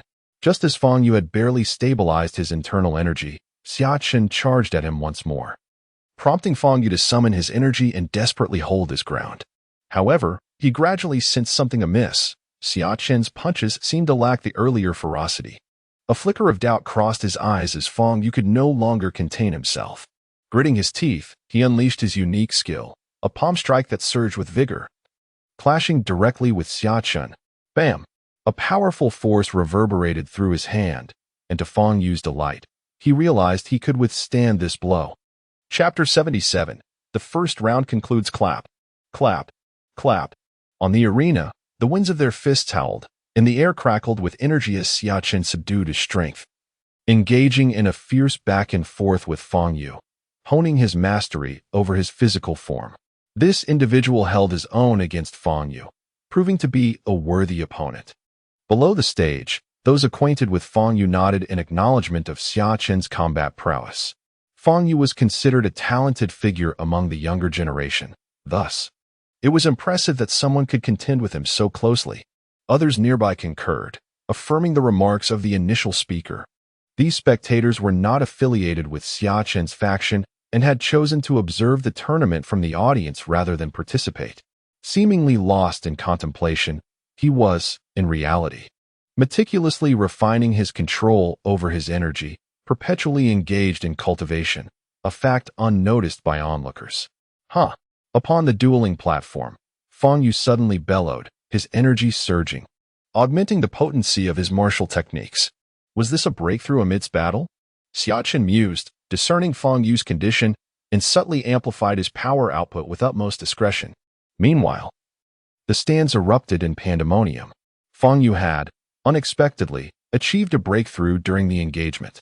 A throng of individuals familiar with Fang Yu exclaimed in astonishment, their eyes nearly bulging from their sockets. A breakthrough amidst battle, an event of extraordinary rarity. While the notion may seem facile, its execution is exceedingly arduous. After all, the dynamics of combat are ever-shifting, and those capable of breaking through under such circumstances are invariably individuals of exceptional talent and potential. Alternatively, succumbing swiftly without recourse, or proving to be an inadequate match, could render such a breakthrough inconsequential, or even lead to instability in one's foundation. Fortunately, His adversary appeared formidable, showing no signs of imminent defeat. Bang! Upon the dueling platform, Fang Yuan felt a surge of anxiety, fearing that Xia Chen might suddenly unleash a devastating blow, or that he himself might be abruptly vanquished. Such an outcome would render his hard-earned opportunity futile. However, to his relief, the opponent's strength also surged unexpectedly, ensuring that even with his breakthrough, they remained evenly matched. Moreover, his stamina was astonishingly inexhaustible. Despite the protracted duration of the battle, he exhibited no signs of fatigue. Truly terrifying. However, upon recalling Xia Chen's initial strike, which had nearly incapacitated his right arm, and observing Xia Chen's unhurried and seemingly leisurely demeanor, Fang Yu breathed a sigh of relief, realizing that his opponent was cooperating with him. With a surge of determination, Fang Yu exhaled forcefully and began to unleash his full potential, striving to develop his combat prowess to its utmost extent. Xia Chen, equally intrigued, recognized that Fang Yu's breakthrough would allow him to further refine his control over his physical form. Otherwise, he would have to expend additional time analyzing a new opponent. From an external perspective, the fact that Xia Chen could withstand Fang Yu's attacks even after the latter's breakthrough was astonishing. Observers marveled at Xia Chen's hidden strength, acknowledging that Fang Yu's combat abilities were already exceptional for his age, and his breakthrough only amplified his potential. Numerous figures exchanged glances, expressing their amazement and admiration. As time elapsed on the platform, Fang Yu's realm gradually stabilized, and his combat abilities were refined to a considerable degree. However, a momentary lapse in concentration led to his downfall, succumbing to Xia Chen's fist. Accepting defeat with grace, Fang Yu conceded, "Xia, I admire your strength." "Thank you, brother." Xia Chen had intentionally avoided inflicting serious harm, opting instead for skillful techniques. Consequently, Fang Yu was able to rise swiftly after being knocked off the platform, expressing his gratitude with a respectful bow. Indeed, Xia Chen responded with a smile, acknowledging Fang Yu's appreciation. While he had utilized Fang Yu as a sparring partner, the latter had undoubtedly benefited from the experience, making his gratitude well-deserved. In the 80th match, Xia Chen faced Fang Yu, emerging victorious. As the referee's voice resonated through the arena, Xia Chen modestly descended from the stage and took a seat before Ma Chao, patiently awaiting the progression of the competition. The 84th match commenced, pitting Wan Qing against Li Hai. Soon, the next contestants appeared on the ring where Xia Chen had previously battled Fang Yu. After observing for a brief moment, Xia Chen averted his gaze, choosing instead to sit on the ground and channel his internal energy, quietly recuperating from the exertion. For Xia Chen, who had already attained the pinnacle of the 7th level of martial sovereign, watching these martial artists engage in combat proved to be rather tedious. Only battles at the martial sovereign level could offer him any semblance of inspiration, though such insights were negligible. Ultimately, cultivation must rely on one's own endeavors. As time gradually elapsed, the sun reached its zenith, yet the matches continued unabated. A planned intermission of half an hour allowed the participants, who had been waiting since morning, to regain their vitality and partake in lunch. Once the half hour concluded, and after a sufficient respite, the arena resumed its spirited contests. The first round of the elimination tournament persisted for 2 hours post-lunch before finally concluding. With the conclusion of the first round, 600 competitors remained, and the second round was scheduled to commence at the break of dawn. As the formidable warriors of the martial sovereign realm announced this decree, a collective sigh of relief emanated from the recently concluded fighters. Having just faced their opponents, none were in peak condition, and the thought of beginning anew at that moment would have been excessively arduous. Chapter 78. The Might of the Eight Extremes. The position of consul in the Forging Alliance is undoubtedly a coveted prize, attracting a multitude of participants to the arena. Currently, 600 contenders remain. Among them, many possess hidden talents, all striving to attain their peak state. Time flows slowly as the morning sun gradually ascends, casting its first rays upon the world. In the midst of his cultivation, Xia Chen reluctantly withdrew from his meditative state, pondering the nature of the opponent he would face today. If his adversary proved to be too weak, it would lack excitement. Indeed, even among these 600 individuals, Xia Chen could be considered an anomaly. While others yearned for weaker foes, he secretly hoped for a formidable challenger.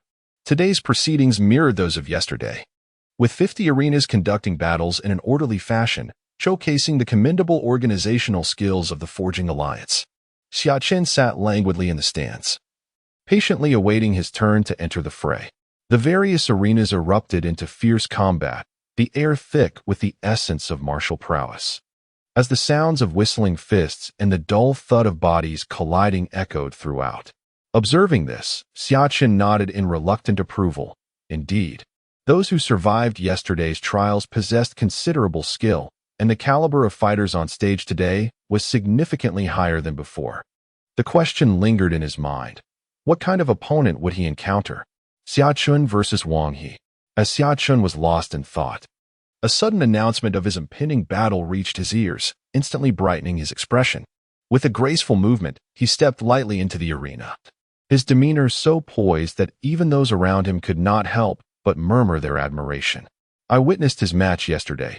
He possesses a certain skill. Indeed, his agility is quite impressive, suggesting he harbors formidable abilities. I have yet to fully comprehend the depth of this character, having only encountered him for the first time yesterday. The spectators below engaged in hushed discussions about the two combatants. Upon Xia Chen's ascendance to the stage, whispers began to circulate. What chance does this fellow stand? His opponent is none other than Wang He. In response to the murmurs, someone nearby scoffed dismissively. Wang He has recently risen to prominence within the alliance. Known for his extraordinary strength, even seasoned veterans find themselves outmatched by him. It is said that he is on the brink of attaining the rank of martial sovereign. Is that so? If so, Wang He is undoubtedly favored to win this match. The crowd erupted in astonishment. To be so young yet poised on the threshold of martial sovereign foretold a future of remarkable achievements. The prowess of a martial sovereign in such arenas is virtually unparalleled, allowing them to dominate all challengers. Amidst the commotion, a towering figure stepped onto the stage, standing nearly 9 feet tall, with arms as thick as Xia Chen's thighs. Xia Chen raised an eyebrow at the sight. Wang He's physique hardly matched his name. He had certainly never encountered such a robust crane. Hey kid, if you don't want to get hurt, you should step down now, lest I accidentally injure you later, Wang He declared arrogantly as he took the stage, his voice deep and resonant, akin to a muffled drum. Upon hearing this, Xia Chen couldn't help but smile.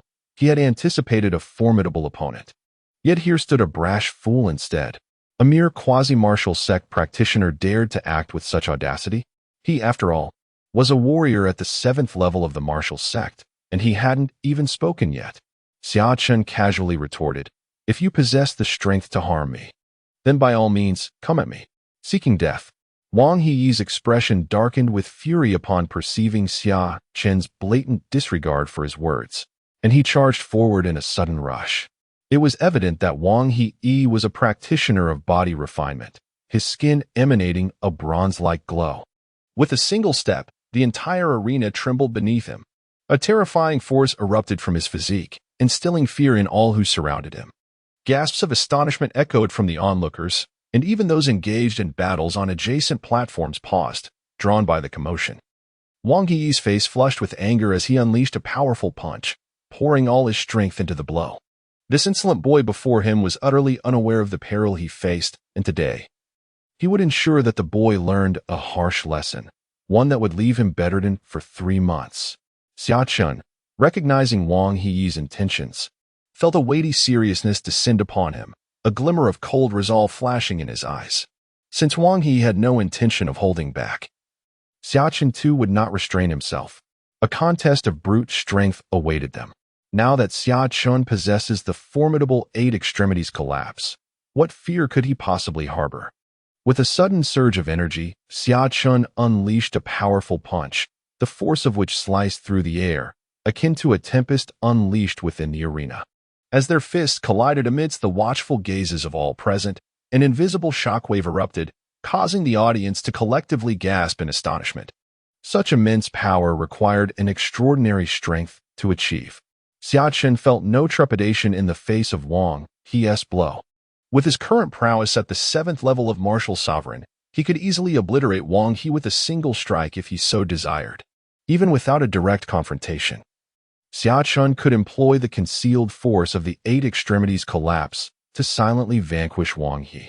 However, recognizing that Wang He, despite his arrogance, bore him no personal enmity, Xia Chen opted for restraint, merely amplifying his strength slightly, sufficient to put Wang He at a disadvantage.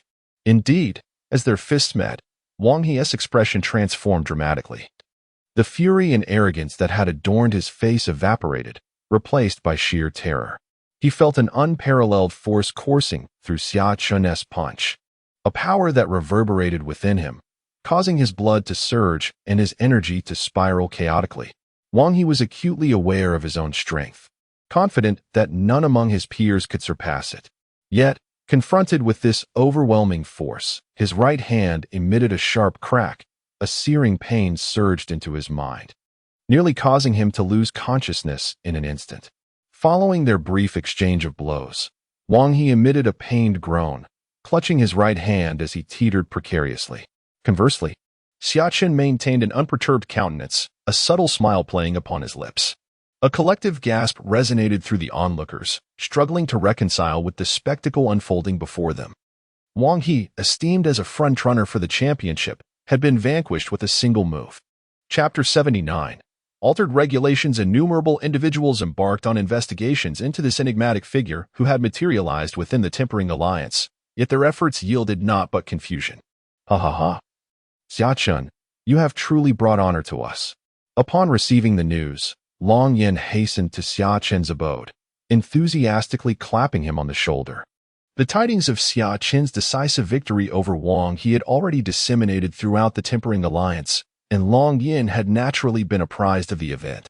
At present, the entirety of the Tempering Alliance is likely speculating as to the origins of such a formidable individual as yourself. However, even if they were to exhaust their mental faculties, they would remain ignorant of your background, Long Yin exclaimed mirthfully. Previously, he had believed that a joint effort between himself and Tai Man would invariably secure a position as a leader for Xia Chen. Alas, Yang Zhankong's obstruction had precipitated this very arena contest. Long Yin harbored a tinge of guilt, but upon witnessing Xia Chen's ferocity, how could he not rejoice? Brother, while I possess some understanding of your capabilities, Yang Zhankong remains a formidable adversary. Henceforth, exercise caution and avoid excessive recklessness. Long Yin cautioned Xia Chen, his expression grave, as if a thought had just occurred to him. Xia Chen nodded upon hearing this, yet a cold smile crept across his heart. Although Yang Zhankong possessed considerable strength, Xia Chen's prowess extended far beyond mere appearances. If a true confrontation were to ensue, it remained uncertain who would ultimately suffer the consequences. Simultaneously, Xia Chen felt a warmth within. Long Yin was indeed a person worthy of forging a connection with, possessing an open-hearted nature. During this tournament, several formidable figures have emerged. I initially believed Yang Zhankong would dominate, but to my surprise, numerous skilled individuals have surfaced, rivaling him without a hint of inferiority, Long Yin stated with utmost seriousness. In response, Xia Chen merely smiled gently, saying, "It's of no concern. This is, in fact, a positive development. As a newcomer to the Forging Fire Alliance, if I do not showcase my strength, even with your and Tai Man's support in elevating me to the position of consul, many would undoubtedly remain unconvinced." Long Yin nodded in agreement, but suddenly, he cast a thoughtful glance at Xia Chen and chuckled. "From your words, it seems you regard the consul position as already secured." Xia Chen laughed heartily but offered no further words. What was there for him to fear with his current capabilities? The position of consul was indeed within his grasp. Observing Xia Chen's silent laughter, Long Yin gleaned some understanding and remarked, "Since you, brother Xia Chen, have expressed it so confidently, I too have gained some clarity." With that, Long Yin made no further delay and departed. Though Long Yin has departed, the summer dust lingers. It seems Long Yin and Tai Man invested considerable effort in his bid for the consulship. Had Yang Zhankong not interfered, the position would likely be his. However, a carefree smile graced Xia Chen's face, seeing this as an opportunity. Since they offered him a stepping stone, he would seize it. He would treat this arena competition as his chance to shine. 2 rounds of the contest have already transpired, reducing the initial 1,000+ participants to a mere 300. These remaining individuals are the elite of the Tempering Alliance, nearly all possessing the strength of a martial grandmaster. While such power is insufficient in Xia Chen's eyes, others view it with trepidation. Have you heard? This arena competition has produced numerous formidable contenders. Rumor has it that several martial grandmasters are among them. Even before the start of this round, the crowd below was already whispering, speculating about the ultimate outcome of the competition. Indeed, this can truly be described as a clash of titans. Many promising talents emerged yesterday, earning praise from several high-ranking members of the Alliance. Is it not so? Have you heard of a figure named Xia Chen? Yesterday, he defeated Wang He, one of the favorites to win, with a single move. That is truly impressive. I've heard of him. Rumor has it he was the one who rescued the Dragon Rock squad. Were it not for Yang Zhankong's vehement opposition, the position of consul would have been his. As some individuals spoke with increasing fervor, they gradually captured the attention of those nearby. Among them, a man with a scar across his face, upon hearing their discussion, abruptly turned, his gaze piercingly fixed upon them. What do you mean by vehement opposition? He questioned. Yang Zhankong's prestige within the alliance far surpasses that of Xia Chen. The position of consul is rightfully his. Even if Xia Chen possesses exceptional abilities, could he possibly wrest the position of consul from Yang Zhankong's grasp? The surrounding individuals, startled by the scarred man's outburst, fell silent. This man, known as Wu Jin, was a close confidant of Yang Zhankong, and upon hearing their words, he was naturally displeased. The 3rd round of today's competition is about to commence. But this time the rules have undergone a transformation. Instead of a one-on-one format, the participants will be divided into 6 groups, each consisting of 50 individuals, engaging in a melee within 6 large arenas. The 10 individuals who endure to the end in each arena will advance to the finals. Upon hearing the elder's announcement of the updated rules, the crowd below erupted in an uproar. This marks the first instance of such an unconventional regulation. Most likely, the abundance of formidable figures this time necessitates an accelerated pace. Hence this new regulation, someone speculated, pondering the rationale behind the sudden shift in the competition's rules. Xia Chen, upon hearing this news, furrowed his brow slightly. A melee involving 50 individuals might present a different scenario compared to a one-on-one duel, potentially harboring some concealed intricacies. Meanwhile, on the opposite side of the stands, Yang Zhankong was subtly smirking. The alteration in the rules had been orchestrated through his considerable efforts. He mused. So what if Xia Chen is formidable? Let's see if he can contend against 10 opponents simultaneously. Assuredly, he and Xia Chen would not be assigned to the same arena. Even if someone were to confront him about this matter afterward, there would be no tangible evidence to implicate him. Chapter 80. Initiating the offensive. It appears that Yang Zhankong is genuinely willing to invest significantly for the position of consul, devising such a scheme to target me. Even if Long Yen, my stalwart barbarian brother, were to seek retribution afterward, he could easily fabricate an excuse to evade responsibility. Xia Chen inwardly sneered, fully aware that he and Yang Zhankong would deliberately avoid being in the same arena. However, he was certain that numerous individuals in his arena were planted by Yang Zhankong, poised to collectively target him. Despite demonstrating remarkable strength in previous trials, he would still find himself overwhelmed by sheer numbers. Yang Zhankong's calculations were indeed astute.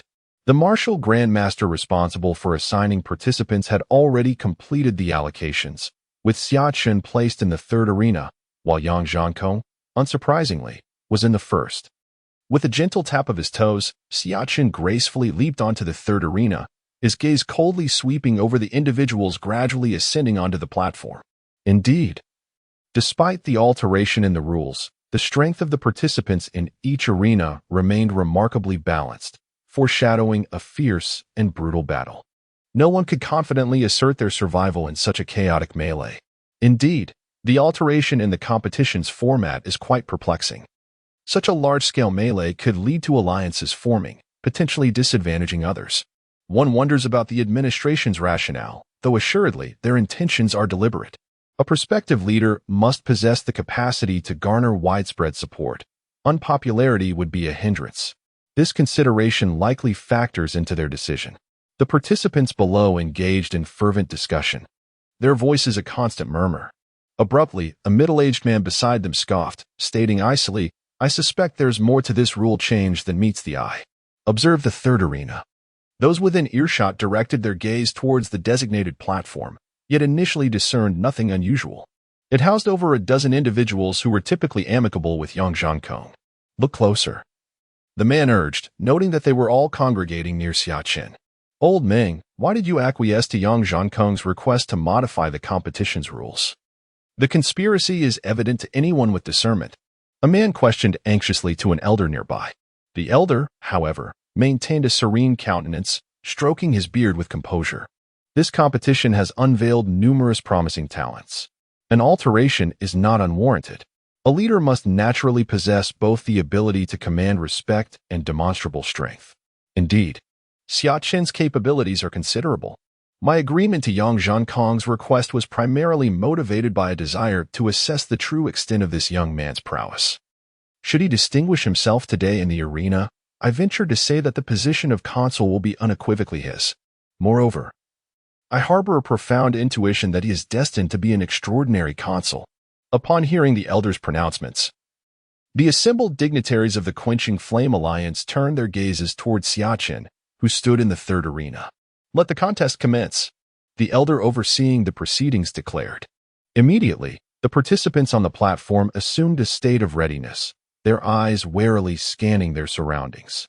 In ordinary contests, one need only attend to a single adversary, but in this melee, everyone is a potential foe, demanding vigilance.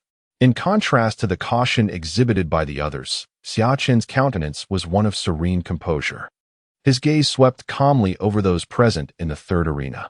It was apparent that the contestants had segregated themselves into distinct factions, the largest of which comprised nearly 10 individuals, presumably the contingent Yang Zhankong had arranged for him. Xia Chen inwardly chuckled. Since Yang Zhankong had so generously prepared this grand gesture, he would graciously accept it. In such a chaotic fray, solitary combat would inevitably lead to disadvantage. Recognizing this, many participants, after a brief exchange of glances, formed alliances, understanding that collaborative efforts would yield greater efficiency. Compared to the alliances forged by others, Xia Chen, standing alone in the arena, became particularly conspicuous, drawing the attention of everyone else. They all seemed intent on eliminating this solitary figure first. "Oh, trying to bully a lone individual like myself, are you? Well, let's see if you have the strength for it," Xia Chen said with a smile, his expression suddenly changing mid-sentence. He took a step forward abruptly, and the power of the 7th level of the martial sect erupted from his body. Upon sensing such formidable energy, the others' expressions turned serious, and they immediately abandoned their plans, realizing this person was not to be trifled with. The last 10 individuals remaining on the arena would emerge victorious, so naturally, they would begin by eliminating the weaker opponents.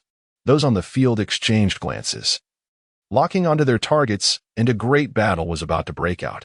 However, no one approached Xia Chen's side. Xia Chen smiled faintly and began to stride towards the 10 individuals. "Since you lack the courage to come for me, then I shall take the initiative to eliminate you all." Those below gasped in astonishment at Xia Chen's actions. In the southwest corner of the stands, some people sighed. Although Xia Chen's strength was considerable, his ambition was ultimately too high. Such behavior was not wise, and it was estimated that Elder Ming had misjudged this time. Such a person could not possibly survive this melee. One person sighed in agreement, saying, "Indeed, how can he prevail against 10 individuals alone? Moreover, even if he were to achieve a Pyrrhic victory, the cost would be too great, and the others would still eliminate him." Chapter 81. Refining the body technique, the 10 individuals observed Xia Chen approaching with measured steps. The leader among them scoffed, glancing around with a mocking demeanor, and remarked, "Do you see? We, the brothers here, are underestimated, as if one person could handle us. We must not hold back." Another voice resonated with laughter. Indeed, since we are held in such low regard, we shall unleash our full strength and teach these fledgling youngsters a lesson. The leader cautioned the others. Although we have received orders to be somewhat more forceful, we must not take this lad's life. Otherwise, we too shall face consequences. The others nodded solemnly in agreement, and the 10 men advanced in unison, encircling Xia Chen. Brother, it would be prudent to maintain a low profile as a newcomer. Revealing too much brilliance may lead to your own harm. The leader narrowed his eyes, fixated on Xia Chen. Unfazed, Xia Chen chuckled softly and replied, Yang Zhankong is indeed willing to invest in this, sending 10 people to deal with just me. I can only imagine how dismayed he would be if I were to defeat you all. Upon hearing Xia Chen's words, one of the men erupted in fury, pointing an accusatory finger at him and bellowing, You arrogant brat. Even if you perceive the underlying truths, what of it? The 10 of us are more than enough to cripple you. The countenance of the leading man darkened considerably, his gaze hardening with a ruthless edge. He stated frigidly, originally, Our intention was merely to vanquish you. However, it seems you have failed to grasp the gravity of the situation. Do not blame us if we are a bit heavy-handed. By all means, Summer Dust retorted, betraying no hint of trepidation, a glint of icy resolve flickering in his eyes. His initial plan was to leverage this competition to hone his physical prowess, securing the position of consul with relative ease. Yet, Yang Zhankong's deliberate attempt to ensnare him had forced his hand. These 10 individuals, seemingly convinced of their imminent triumph, dispatched only 3 combatants. In their estimation, even fielding 3 of their own against Summer Dust was an extravagant concession. Mere rabble, overestimating their capabilities. Summer Dust, undaunted by the prospect of facing 3 opponents simultaneously, unleashed the full force of his dragon elephant prajna and boundless firepower. He found no need to employ the Lingbo microstep, for his sheer power alone was sufficient to overwhelm them. The trio advanced with a leisurely air, already assured of Summer Dust's defeat. They held back their full strength, wary of accidentally killing him outright. Each launched a punch, their momentum not insignificant, eliciting gasps from the audience below. It's over. Summer Dust is surely finished. Had he allied with others, his strength might have offered a glimmer of hope, but his hubris has sealed his fate. Indeed, this youth is ultimately too arrogant. A touch of ability has inflated his ego beyond measure. Perhaps this setback will serve as a valuable lesson. Dismay washed over the crowd as they lamented their misjudgment, foreseeing financial ruin from betting on Xia Chen. Murmurs of his impending defeat rippled through the stands, with some sneering while others despaired, undaunted by the onslaught of 3 adversaries. Xia Chen unleashed a thunderous roar and retaliated with a formidable punch. The force of his blow generated palpable shockwaves that reverberated through the arena. The impact was devastating. His fist crashed into the trio, unleashing an immense surge of power that sent them hurtling backwards, utterly defenseless. This sudden turn of events captivated the audience. Spectators who had previously written off Xia Chen were now awestruck by his unexpected triumph. In the southwestern corner, even the skeptical elders of the Quenching Fire Alliance exchanged astonished glances, admitting their miscalculation. We underestimated him, they conceded, marveling at Xia Chen's formidable strength, which rivaled that of a martial sect expert. It seems the boy has been concealing his true capabilities, one remarked. Yet, despite his hidden strength, his chances of prevailing against 10 opponents remained slim. A wave of agreement swept through the crowd, their gazes fixated on Xia Chen, anticipating a potential surprise that might defy expectations.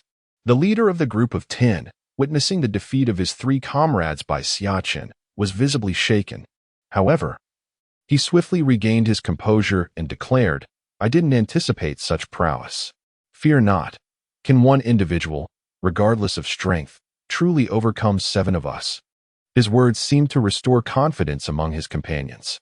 Indeed, Xia Chen, despite his apparent might, was but a martial arts exponent. Could he truly vanquish all 7 of them? This youth possesses an uncanny aura, yet even at his peak, he is no match for our combined might. If we unite and unleash our full potential, his defeat is assured, the leader asserted, his expression grave. Though initially taken aback by Xia Chen's display of power, he quickly steadied his resolve. Of what use was Xia Chen's strength against the collective force of 7? Attack! With a resolute cry from their leader, the others surged forward, their faces now etched with determination. Bring it on. The concept of defeat is foreign to me, Xia Chen. Facing the 7, Xia Chen's spirit remained unyielding, and he initiated the first move. Employing the Lingbo microstep, Xia Chen navigated the onslaught of attacks with nimble footwork, while his true abilities far surpassed those of his opponents. His publicly known strength was merely that of a martial arts exponent. To overwhelm them with sheer force would be too astonishing, potentially drawing unwanted attention from those with ulterior motives. Consequently, Xia Chen intended to leverage his Lingbo microstep technique, employing agility to triumph over his adversaries. This approach, while still astonishing, would be logically sound and less likely to provoke excessive bewilderment. Initially, Xia Chen planned to evade the 7 individuals' deadly attacks using Lingbo microstep, awaiting their exhaustion before launching a counteroffensive. However, it seemed someone or something desired otherwise. He noticed a sizable and radiant red envelope suspended above the head of the group's leader. Simultaneously, a system notification echoed in Xia Chen's mind. Red envelope from the myriad realms has been refreshed. Initial level red envelope 1. Chapter 82, 3000 Thunderclap Movements. The moment Xia Chen executed his movement technique, it naturally captivated the attention of countless onlookers, eliciting gasps of astonishment from the crowd. Virtually no one present had ever witnessed such an ethereal and enchanting movement technique. Now that Xia Chen displayed it, it was undeniably captivating. Numerous times, the enemy's attacks grazed his clothing, causing spectators to hold their breath in suspense. Yet, each time, he managed to evade with remarkable finesse, prompting cheers of admiration for the spectacle. What manner of movement technique is this? I have never encountered it before. It is exceedingly refined. I cannot decipher its trajectory. He has evaded all of these attacks, and even manages to launch counterattacks amidst the openings. Truly exquisite, akin to a spectral entity. My eyes struggle to follow his movements. Utterly captivating. Within such a confined space, he executes incredibly precise shifts and displacements, repeatedly evading their attacks. Truly wondrous. His lithe agility was remarkable. How had he honed such reflexes, where his body seemed to anticipate and react instantaneously with each attack? His preternatural combat sense and instincts were formidable, stemming not only from his extraordinary movements but also from his profound strength. However, Xia Chen was indifferent to the accolades. His sole focus was the prize, the digital envelope. The system was relentless, and it seemed his only recourse was to confront these adversaries head-on to claim his reward. He licked his lips, his gaze fixated on the radiant envelope. It was his only objective. Spurred by the incentive, Xia Chen's actions gained a sudden, electrifying swiftness. He struck with the force of a thunderbolt, his form flowing like a dragon as he charged toward the leader. Evading their attacks, Xia Chen pinpointed one of his opponents. With a subtle shift, his right hand lashed out with unrestrained power, sending the man flying. The remaining 6 were visibly shaken by Xia Chen's effective counterattacks amidst their assault. After a brief hesitation, they intensified their efforts, unleashing their full power, recognizing the grave threat Xia Chen posed. Oblivious to their shock, Xia Chen pressed on, closing in on their leader. Realizing his strategy to strike at the head, the 6 rushed to defend their leader, converging to deliver a unified blow. Begone! Those who obstruct me shall meet their demise. In an instant, Xia Chen furrowed his brows, his singular desire focused on acquiring this red envelope, wishing to avoid further entanglement with these individuals. However, should they insist on courting death, he would bear no responsibility. Xia Chen's right fist gradually coiled at his waist, and after a brief moment of gathering strength, he unleashed a powerful punch. The 8 extremities erupted with full force, 8 streams of concealed energy surging forth. Yet, he had no intention of taking their lives. The energy would merely be sufficient to incapacitate the 6 men. Once the 8 extremities burst was unleashed, how could these individuals hope to withstand it? They were all sent reeling backward by the force, while Xia Chen darted forward, closing the distance to the leader. The man's expression betrayed a flicker of panic, but he quickly regained his composure. Nonetheless, Xia Chen had no desire to engage in prolonged conflict. Without hesitation, he struck with a fist that sent the man crashing to the ground, simultaneously pressing his left hand against the top of the man's head. Ding! Congratulations, host. You have acquired the Heavenly Tier Body Technique, 3000 Thunder Illusions. The third tier Thunder Illusion is a Heavenly Tier technique, but given the host's current limitations, only a fraction of its power can be harnessed. As the host's strength grows in the future, the true potential of the 3000 Thunder Illusions, 3000 Thunder Movements, will be unleashed. Xia Chen's heart surged with elation, although he had already mastered the Lingbo Weibo, a technique merely suited for evasion. It did not align with his assertive nature. Now, the 3000 Thunder Illusions served to rectify this deficiency, offering not only a method of movement, but also formidable offensive capabilities. However, Xia Chen was in no hurry to unleash the newly acquired 3000 Thunder Movement. At present, these individuals were merely opponents he could vanquish at will, and to do so would be rather uninteresting, since young Zhang Kong had prepared such a grand gift for him. He naturally intended to make the most of it. Xia Chen continued to utilize these 6 individuals to master his Lingbo microstep, and he experienced a significant improvement in his control over his physical strength, which delighted him. Although he had obtained the 3000 Thunder Phantom Body, he could not abandon the Lingbo microstep, as it was also an extremely rare movement technique. Perfecting it might allow him to glimpse the secrets of reducing a world to an inch. In any case, he was not in a rush and could take his time with these individuals. As time passed, the other 3 arenas gradually determined their final 10 victors. But the battle in the third arena had yet to conclude. The battles outside of Xia Chen and the 6 individuals had essentially ended, and the remaining individuals were all formidable, wary of one another, and unwilling to make the first move. They were clearly waiting for the battle on Xia Chen's side to end, so that when Xia Chen was defeated, the strength of the 6 individuals would inevitably be greatly weakened, and then it would be the wisest choice to strike. As for Xia Chen's victory, they had not even considered this outcome, as one person facing 6 was a guaranteed loss in their eyes. Gradually, everyone's attention shifted to the third arena, or rather, to Xia Chen. Even those who have triumphed in other arenas have turned their gaze towards Xia Chen, whose performance in this battle has been nothing short of exceptional. When did such a formidable character emerge from the Forging Fire Alliance? I was completely oblivious to it. Fortunately, despite his prowess, he is remarkably reckless, foolishly attempting to confront 10 opponents single-handedly, an endeavor doomed to failure. In the stands, a victor from the first arena observed the clash on the third stage in silence.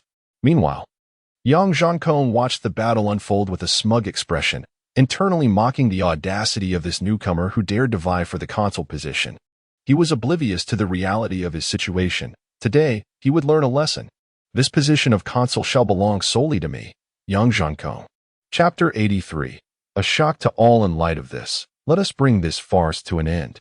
Young Zhang Kong, I graciously accept your grand gesture, Xia Chen silently proclaimed within his heart. In that moment, amidst the astonished gazes of the 6 adversaries, Xia Chen suddenly accelerated, deftly evading their attacks while delivering a series of swift strikes. After such a prolonged engagement, the 6 had been exhausted to the point of depletion, their bodies devoid of any residual strength. They had initially believed that Xia Chen would falter before them. Yet who could have anticipated that he would still muster the vigor to launch a counteroffensive? In the present day, Xia Chen's attacks require little force to overwhelm his adversaries. Thus he refrains from displaying excessive power, confining himself to the capabilities of an ordinary martial artist to vanquish these opponents.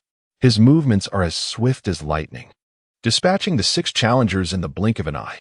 On the third arena, aside from Xia Chen and these 6 individuals, there were 8 others. Now, with the defeat of the 6, 9 contenders stand victorious. Previously, Xia Chen faced 10 opponents alone, with scarcely anyone believing in his chances of success. Even after he exhibited his ethereal agility, doubt lingered in the minds of the onlookers regarding his potential for victory. They perceived his struggle merely as an effort to buy time, futile in the grand scheme, and anticipated that once he exhausted his strength, the 6 would easily overpower him. After such prolonged evasion, nearly all believed Xia Chen had reached his limits, incapable of launching any further attacks, with his defeat merely a matter of time. Yet, no one anticipated that Xia Chen still possessed the strength to strike, expelling all six from the arena. The atmosphere fell into a profound silence. Even the sound of breathing seemed palpable. Xia Chen's performance today left an indelible impression on all present. Upon witnessing Xia Chen's sudden onslaught that led to the swift elimination of the six, Yang Zhankong's smile vanished, replaced by a chilling gaze directed at the defeated foes. Disdainfully remarking, "What a bunch of worthless fools, unable to defeat even a single person among 10. From the southwestern corner of the stands, the upper echelons of the Quenching Fire Alliance breathed a collective sigh of relief, the outcome of today's contest having evidently defied their anticipations. Indeed, a cunning lad, an elder remarked with admiration. We had presumed that his defeat was inevitable once his strength waned. Yet who could have foreseen that he had been conserving his power from the outset, awaiting this very moment?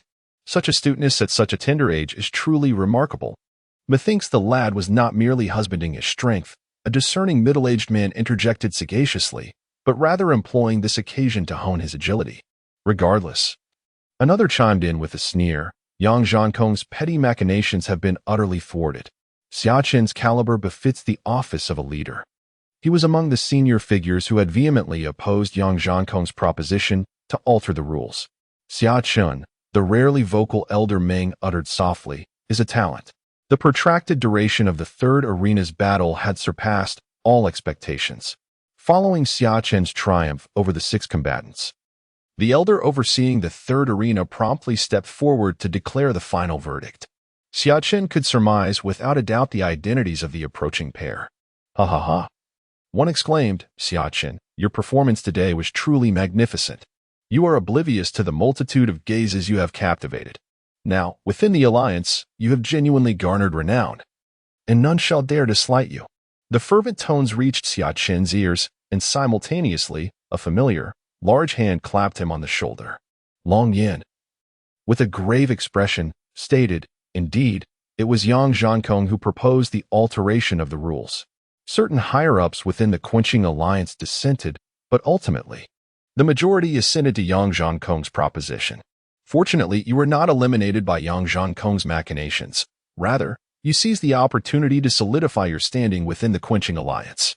Long Yin glanced up at Xia Chen and chuckled. This was not entirely detrimental. Originally, Tai Man and I harbored concerns that even if we elevated you to the position of consul, your recent arrival might render it challenging to command universal respect. However, following this arena contest, it is likely that everyone will recognize you, the newcomer. Your reputation has been forged, thereby mitigating many potential complications upon assuming the consulship. Upon hearing Long Yan's words, Xia Chen nodded in agreement. Despite the disruption caused by that grandson of Yang Zhankong, this arena contest proved to be a rather fortuitous event for Xia Chen. Chapter 84. Charisma Unleashed. Long Yan issued a sudden, guarded warning. Given Yang Zhankong's capacity to orchestrate such cunning schemes, it is difficult to guarantee that he will not resort to further trickery. Brother Xia Chen, you must exercise utmost caution. Such individuals are capable of anything for the sake of fame and fortune. Xia Chen gave a slight nod, his heart warmed, and said leisurely, "Understood. I am not afraid of Yang Zhankong. If he doesn't provoke me, fine, but if he dares to, I will let him know the consequences of incurring my wrath." Seeing the glint of determination in Xia Chen's eyes, Long Yin nodded reassuringly, for he knew Xia Chen's character well. He was by no means one to suffer in silence. "Very well, since you understand the rationale, I shall take my leave. There are still matters to attend to in the company." After Long Yin departed, Xian Mei threw herself upon Xia Chen, pressing her marble-like bosom against his firm chest. "Young master is so impressive. I have heard tales of your heroic deeds today, and it has been ages since I have experienced your prowess." Xian Mei cooed as she snuggled against Xia Chen's chest, exuding charm. As soon as Xian Mei finished speaking, an even more melodious voice echoed in Xia Chen's mind. Due to the host's charm, the reward has been refreshed ahead of schedule. One primary reward available. Xia Chen was momentarily stunned, then inwardly ecstatic. It's different being handsome. Enticing a beauty even comes with rewards. It would be foolish not to take it. Xia Chen glanced down, and, sure enough, there was a radiant reward on Xian Mei. Looking at Xian Mei's coquettish allure, Xia Chen smacked her shapely bottom, scooped her up in his arms, and headed towards his chamber. Come, let young master show you just how formidable I am. Suddenly, from behind the tightly shut door, a series of delicate moans emerged, echoing for several hours. The members of the Xia Chen battle team passing by could not help but express their admiration, giving a thumbs up towards the room. Although his strength could not be enhanced in the short term, the rewards from the envelope would surely not be of poor quality. After contemplating this, Xia Chen turned his thoughts to more pressing matters. The arena competition was already well underway, with the initial 1,000 participants dwindling to a mere 60, and the day of the finals was fast approaching. Confronting such challenges, Xia Chen felt no trepidation. With his current prowess at the 7th level of martial sovereign, he was more than capable of overcoming any adversary. However, he was curious about the next scheme that Yang Zhankong might concoct against him. Having thwarted his plans this time, Xia Chen knew that Yang, with his character, would not easily let this go. Bring forth whatever tricks you have. I eagerly await the challenge, he thought, his gaze sharpening momentarily before returning to its usual composure. As night deepened, it was the perfect time to practice the profound technique of the cycle of sun and moon. This method was replete with extraordinary benefits, and Xia Chen would not miss any opportunity to refine his skills. He promptly settled into a meditative position in the courtyard to begin his training. Just like any other night, he swiftly entered a state of deep cultivation. As the hour grew late and the moonlight bathed the earth in silver, the world around him fell into slumber. Suddenly, a sharp sound pierced the air, resonating throughout the courtyard of Xia Chen's residence, rousing him abruptly from his meditative state. With unforeseen alacrity, he extended his hand, seizing the frigid arrow aimed directly at his heart, snapping it with a slight exertion. Who goes there? Xia Chen's gaze abruptly ascended to the firmament above the courtyard, his form leaping skyward, while Yen Liang had already preceded him. By the time Xia Chen reached the zenith, the assailant had vanished. Yen Liang prostrated himself, expressing profound contrition. It is I who am inept. An assassin dared to target you, my lord, and I failed to detect them beforehand. I deserve to die? Xia Chen, now considerably composed, gestured for Yen Liang to rise. There is no need. The individual tonight undoubtedly came prepared and would not allow us to apprehend them with such ease. Did you manage to discern their countenance? Yen Liang shook his head with palpable helplessness. I am incapable. I did not see them clearly. Upon pursuit, I merely glimpsed a fleeting shadow disappearing into the distance. Xia Chen nodded faintly, regarding Yen Liang. Very well, I understand. You may withdraw. After Yen Liang departed, Xia Chen cast a baleful gaze into the distance, knowing full well the identity of the night's assailant.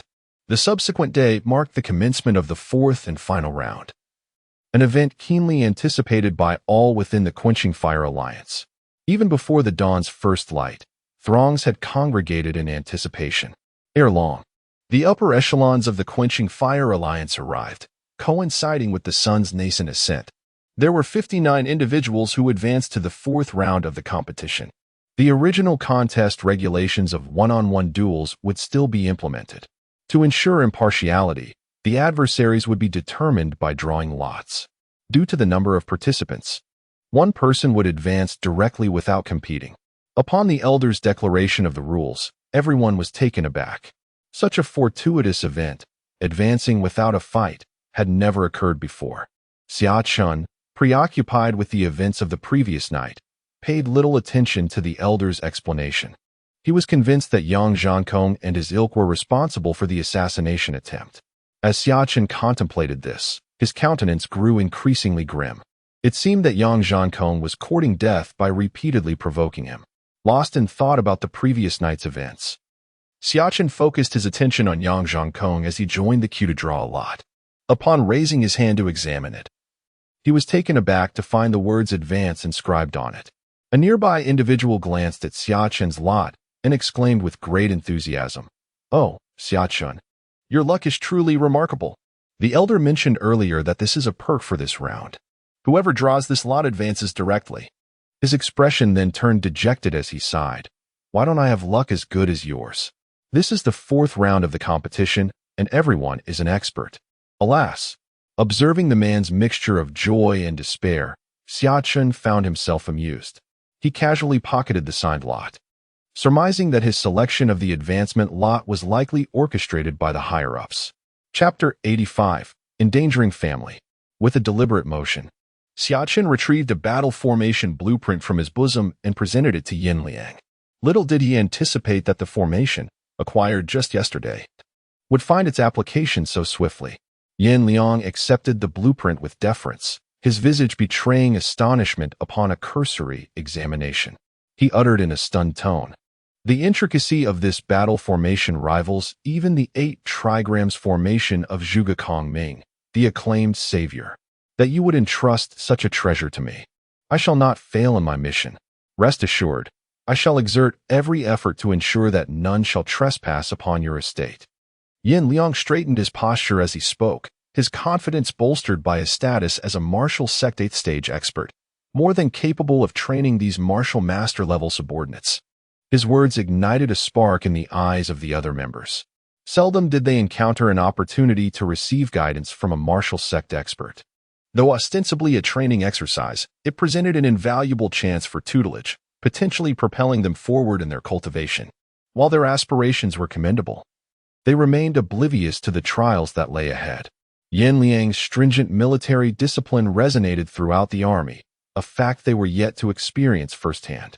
Henceforth, Yin Liang declared, immersing himself in his duties, 3 squads shall alternate in safeguarding the estate, while the remaining 2 shall undergo training in the drill ground. Paired into duos, they shall engage in life-or-death combat. Upon demonstrating improvement, I shall impart to you the intricacies of battle formations. Upon hearing Yin Liang's mandate, beads of perspiration materialized on the foreheads of the members.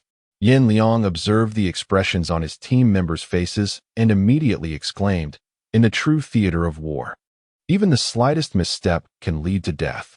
The purpose of this life and death training is to test you, to allow you to experience the fine line between life and death. Only then will your strength witness substantial advancement. Upon hearing Yin Liang's words, the team members were enlightened, awakening to their responsibilities, and swiftly commenced their actions. As Yin Liang promptly engaged in training, Xia Chen nodded subtly. It was evident that his subordinates were still too weak. A mere martial sovereign could infiltrate his estate with ease. He was in urgent need of enhancing their capabilities. In the future, not even a single martial sovereign, let alone 10, would dare to approach his residence lightly. Meanwhile, as Xia Chen directed the training fervently, a pall of gloom enveloped the Xia family in Wuhan County. What a predicament! The Wuhan king had allied with the Four Seas Commerce Guild to encroach upon all of the Xia family's enterprises. In the mere span of a month, the Xia family's assets had suffered a decline of over 30%. If this continued, the Xia family would surely face ruin. Within the Xia household, a somber atmosphere prevailed, and every face was etched with deep concern. The family patriarch, Xia Jiba, bore a troubled expression. Although the Xia family had previously held the title of the wealthiest in Wuhan County, it was said that the poor do not contend with the rich, and the wealthy do not engage in strife with the officials. The Wuhan king, Zhao Xian, was a formidable martial king, commanding military resources at the disposal of the royal family. Formerly, his familial ties with the Xia family precluded direct action on any latent intentions. However, the rift between the Prince of Wuhan and the Xia family, precipitated by Xia Chen, has irrevocably sundered their alliance. Furthermore, Zhao Xian's collaboration with the Four Seas Commerce Association has initiated a comprehensive attrition of the Xia family's resources, even with their extensive holdings. The Xia family is struggling to withstand this encroachment. In the span of a mere month, they have witnessed the dissipation of 20% of their assets. Should this trend persist, the Xia family risks obliteration from Wuhan Prefecture in short order. Consequently, the Xia family members bore expressions of profound dismay. Xia Chalong, with palpable indignation, lamented, had Xia Chen not defied the Prince of Wuhan, our family would not be in this predicament. So what if the princess was somewhat imperious? Must he be so intemperate? If only he had exercised restraint, we would not be facing this crisis today. Upon hearing Xia Changlong's words, the other members of the Xia family remained tacit, neither concurring nor dissenting. Yet, many wore visages of intense resentment, evidently attributing the entirety of the Xia family's current tribulation to Xia Chen. Xia Changlong, as a member of the Xia family, how can you be so disloyal? Xia Jichong retorted slowly, his tone tinged with indignation.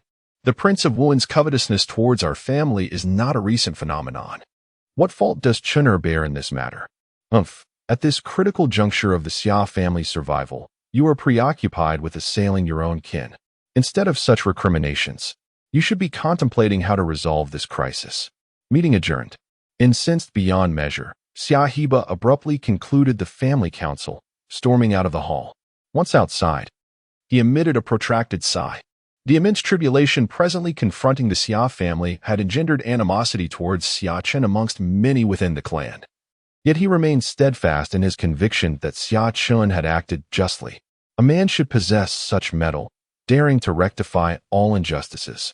He wondered about Chen's well-being in Wui County, lamenting that the Xia family appeared destined to face this calamity. Chen, you are now the hope of the Xia family. Do not fail your father. Chapter 86. Betrayal during the arena battle.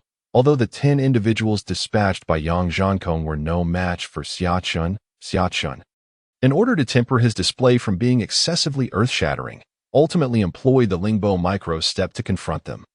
This also served as an opportunity to ascertain the true extent of the Lingbo micro-step's potency. As expected, the Lingbo micro-step did not disappoint him.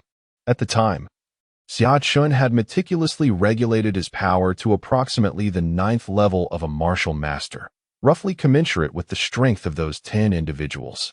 However, relying on the Lingbo micro-step, Xia Chen effortlessly evaded their attacks, the subtlety of his movements being almost indescribable. Now, Xia Chen wields the Lingbo micro-step with increasing proficiency, and this is one of his great strengths. I wonder how the Xia family is faring now, Xia Chen murmured. Reclining in the courtyard during a respite from his training, gazing up at the sky, that Zhao Xian and Su Yuan are vindictive by nature. Since I have offended them this time, they will undoubtedly not let it rest. Furthermore, Zhao Xian has long harbored ill designs towards my Xia family. It is highly probable that they will take action. Despite harboring no sentimental attachment to the Xia family, he held his father, Xia Heba, in high regard, and could not idly stand by while his father faced adversity. It seemed imperative to expedite his endeavors within the confines of Wui County, and to augment his strength as expeditiously as possible. Xia Chen murmured to himself, cognizant that Zhao Xian, the Prince of Wuan, was a formidable Wu Wang powerhouse. Although he had attained the strength of a 7th-level Wu Zong, it was insufficient when juxtaposed with Zhao Xian's might. Xia Chen extended a fist, his gaze fixed upon his palm, his expression solemn as he declared, "Might makes right." The Quenching Fire Alliance's competition had concluded its preliminary stages, and in the preceding confrontation, Xia Chen had exhibited remarkable prowess, garnering considerable attention and elevating his stature within the alliance. Many had eagerly anticipated witnessing Xia Chen's subsequent duels, but to their dismay, he had drawn a bye, granting him direct advancement to the next round, much to the disappointment of those who felt deprived of a spectacle. Xia Chen held little anticipation for the ongoing arena battles, confident that his current strength sufficed to overcome any adversary. However, he harbored resentment towards Yang Zhankong's perfidy, vowing to exact severe retribution should their paths cross. As nightfall descended, Xia Chen seized the opportunity to cultivate the roundness of the sun and moon, immersing himself in practice within his residence. Meanwhile, elsewhere within the Quenching Fire Alliance, a shadowy figure stealthily traversed the city, arriving at another location. Yang Zhankong of the Quenching Fire Alliance, paying respects to Steward Ding. Following a deliberate series of knocks, a servant of Steward Ding's residence opened the door. Recognizing Yang Zhankong from his previous visits, Master Butler Ding, originally named Ding Hao, was at that moment savoring tea in his chamber when a house servant announced the arrival of Yang Zhankong. After a moment's contemplation, he issued a terse command, "Escort him in." I apologize for disturbing Master Butler Ding at this late hour. My purpose is to convey certain intelligence. Yang Zhankong uttered as he entered Ding Hao's chamber, offering a respectful bow. Speak your piece. My patience is limited, though you may associate with my nephew. You have not yet earned the privilege of familiarity, Ding Hao responded with chilling indifference. As a confidant of Prince Zhao Li, the martial guardian of Wu Yi, he possessed the authority to regard all within Wu Yi County with disdain, especially considering his own strength as a peak martial grandmaster. Yang Zhankong, unnerved by Ding Hao's gaze, felt a surge of panic and broke out in a cold sweat. He hastily began, Master Ding, please hear me out. Ding, you had some friction with certain members of my Quenching Fire Alliance. Not long ago, someone witnessed Ding Yu, Ling Jianchou, and others in the company of those members. They were last seen together and then vanished. Yang Zhankong paused, cautiously observing Ding Hao's countenance before continuing. Upon hearing this, I immediately recalled the previous events, which prompted me to disturb you at this late hour. Upon hearing Yang Zhankong's words, Ding Hao let out a scornful snort and retorted, Ding Yu is a martial grandmaster. The members you speak of are undoubtedly the likes of Long Yin and Tai Man. How could they possibly slay Ding Yu with their strength? Are you attempting to frame them? Did you think you could deceive me with such a tale? Having the perspicacity to ascend to the position of confidant steward to the esteemed martial virtue king, Zhao Li, Ding Hao discerned Yang Zhan's ulterior motives with a mere glance, and thus spoke with frigid indifference. Yang Zhan, exposed by Ding Hao's incisive remark, felt a pang of guilt, for indeed, he possessed no concrete evidence. Relying solely on conjecture to arrive at the steward's residence, he had not anticipated Ding Hao's keen perception, which penetrated his intentions with such ease. He had hoped to instigate animosity between Xia Chen and Ding Hao, believing that if the steward sought vengeance, Xia Chen would be unable to vie for the position of consul. However, he had underestimated Ding Hao's shrewdness. If we were to consider the strength of Long Yan, Iron Barbarian, and their ilk, they would undoubtedly be no match for Ding Yu. However, a formidable newcomer has recently joined the Quenching Fire Alliance, Yang Zhan exclaimed, seizing upon a sudden pretext with fervent eagerness. Upon hearing this, Ding Hao abruptly raised his head, as if struck by a sudden realization. That martial grandmaster at his peak. Ding Hao recalled the formidable martial grandmaster he had encountered at the city gates that day. Should this individual intervene, Ding Yu would have had no chance of escape. Chapter 87. Refreshing red envelopes. After Yang Zhan's departure, Ding Hao remained rooted to the spot, a chilling glint occasionally flickering in his eyes. Ding Yu was the most exceptional scion of his lineage, upon whom he had lavished countless efforts in nurturing. Now that he had been slain, how could he not harbor resentment in his heart? He now yearned to exact immediate retribution. However, Ding Hao possesses a keen insight into the prevailing circumstances. Without ample patience, he would not have ascended to his current position. The sudden appearance of a peak martial sovereign may well be the architect of the current turmoil, though he too is at the pinnacle of the martial sovereign realm. He has never engaged in precarious endeavors. It seems prudent to gather intelligence regarding the newcomers from the Forging Alliance. At that moment, Yang Zhankong erupted into a mocking laughter, exclaiming that Xia Chen was courting disaster by challenging him. The fifth round of the competition was on the verge of commencing, with only 30 competitors remaining, drawing near to the climactic battle for the consul's position. To expedite the proceedings, the higher-ups of the Forging Alliance decided to divide today's matches into 2 sessions, one in the morning and another in the afternoon. The consul's position is regarded as a significant rank within the Forging Alliance. Thus, this contest attracted the attention of all its members, eager to witness who would ultimately prevail. Early in the day, Long Yin arrived at Xia Chen's residence, urging him to hasten to the competition. Upon entering, he was taken aback by the scene before him. The place resembled a battlefield. Although the teams on duty fared reasonably well, the remaining 2 squads were in disarray, each member bearing visible injuries. My goodness, Xia Chen, what on earth have you been doing? Were it not for the sight of you standing here unscathed, I might have assumed that your residence was under siege. From a considerable distance, Xia Chen discerned Long Yan's stentorian voice.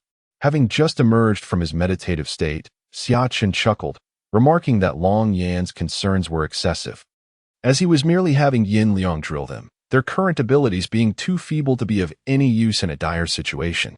Despite Long Yin's inquiry, Xia Chen refrained from disclosing the nocturnal assault by Yang Zhankong. Long Yin retorted, rolling his eyes, that the team members were meticulously handpicked by him and Tai Man. The Sea Army to La Sea Army being sent to Xia Chen. He added that while they were comparable to other teams, they paled in comparison to Xia Chen, rendering any comparison futile. The implication was clear. If Xia Chen deemed such a squad useless, then all the war bands in the Tempering Alliance were worthless. Observing Long Yan's helplessness, Xia Chen smiled wryly, acknowledging that his expectations might be somewhat lofty. Nevertheless, he genuinely anticipated the day when his subordinates would all be martial sect or martial kings, at which point none would dare to provoke him. Long Yin, adopting a vigilant tone, urged Xia Chen to hasten to the day's competition, predicting that the victor would be determined by the following day and cautioning Xia Chen against disappointing his comrades. Accepting a warm towel from the nearby Xianmei, Xia Chen laughed heartily, assuring them that he would not let them down, as that would render their efforts futile. He pledged to join them after completing his ablutions. Amidst the urging voices in Longyan, Xia Chen reluctantly hurriedly attended to his grooming before making his way to the arena. As the competition progressed, the remaining participants demonstrated increasingly formidable abilities, prompting modifications to the arena's dimensions and structural integrity. This was essential to prevent any potential injuries resulting from uncontrollable clashes between combatants. Each arena was thus guarded by two formidable martial masters to avert unforeseen incidents. The contest was officially underway. The elder overseeing the matches wasted no time in announcing the commencement, and the competitors proceeded to engage in battles according to the pre-drawn lots. As Xia Chen had yet to take the stage, he found himself idly observing from the stands. Indeed, the prowess of these remaining contenders surpassed that of their predecessors. Yet they merely reached the pinnacle of the martial apprentice realm. To Xia Chen, their strength was hardly impressive. It was truly vexing.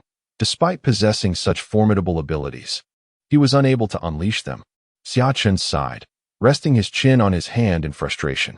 Presently, he was only publicly acknowledged as a 7th-tier martial apprentice, while his combat prowess nearly rivaled that of an 8th-tier martial master. Even if these individuals were to unite against him, he would remain unfazed, capable of overwhelming them effortlessly. However, he could not act on this. Revealing his true strength in such a public setting would undoubtedly terrify a multitude, while fighting beyond one's rank was not unheard of. Xia Chen was poised to transcend an entire realm in battle. It would be apparent to even the most oblivious observer that he harbored a secret, inevitably stirring the curiosity and scrutiny of many. It seems imperative to augment my strength expeditiously. Were I to acquire another spirit fruit, it would suffice to elevate me to the zenith of the martial master realm. At that juncture, even vanquishing a martial grandmaster would scarcely elicit astonishment. At this juncture, Xia Chen experienced a sudden yearning for the advent of the red envelope.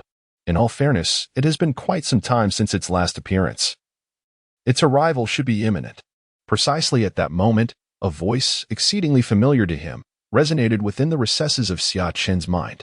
Upon hearing this voice, Xia Chen was suffused with an unparalleled sense of warmth.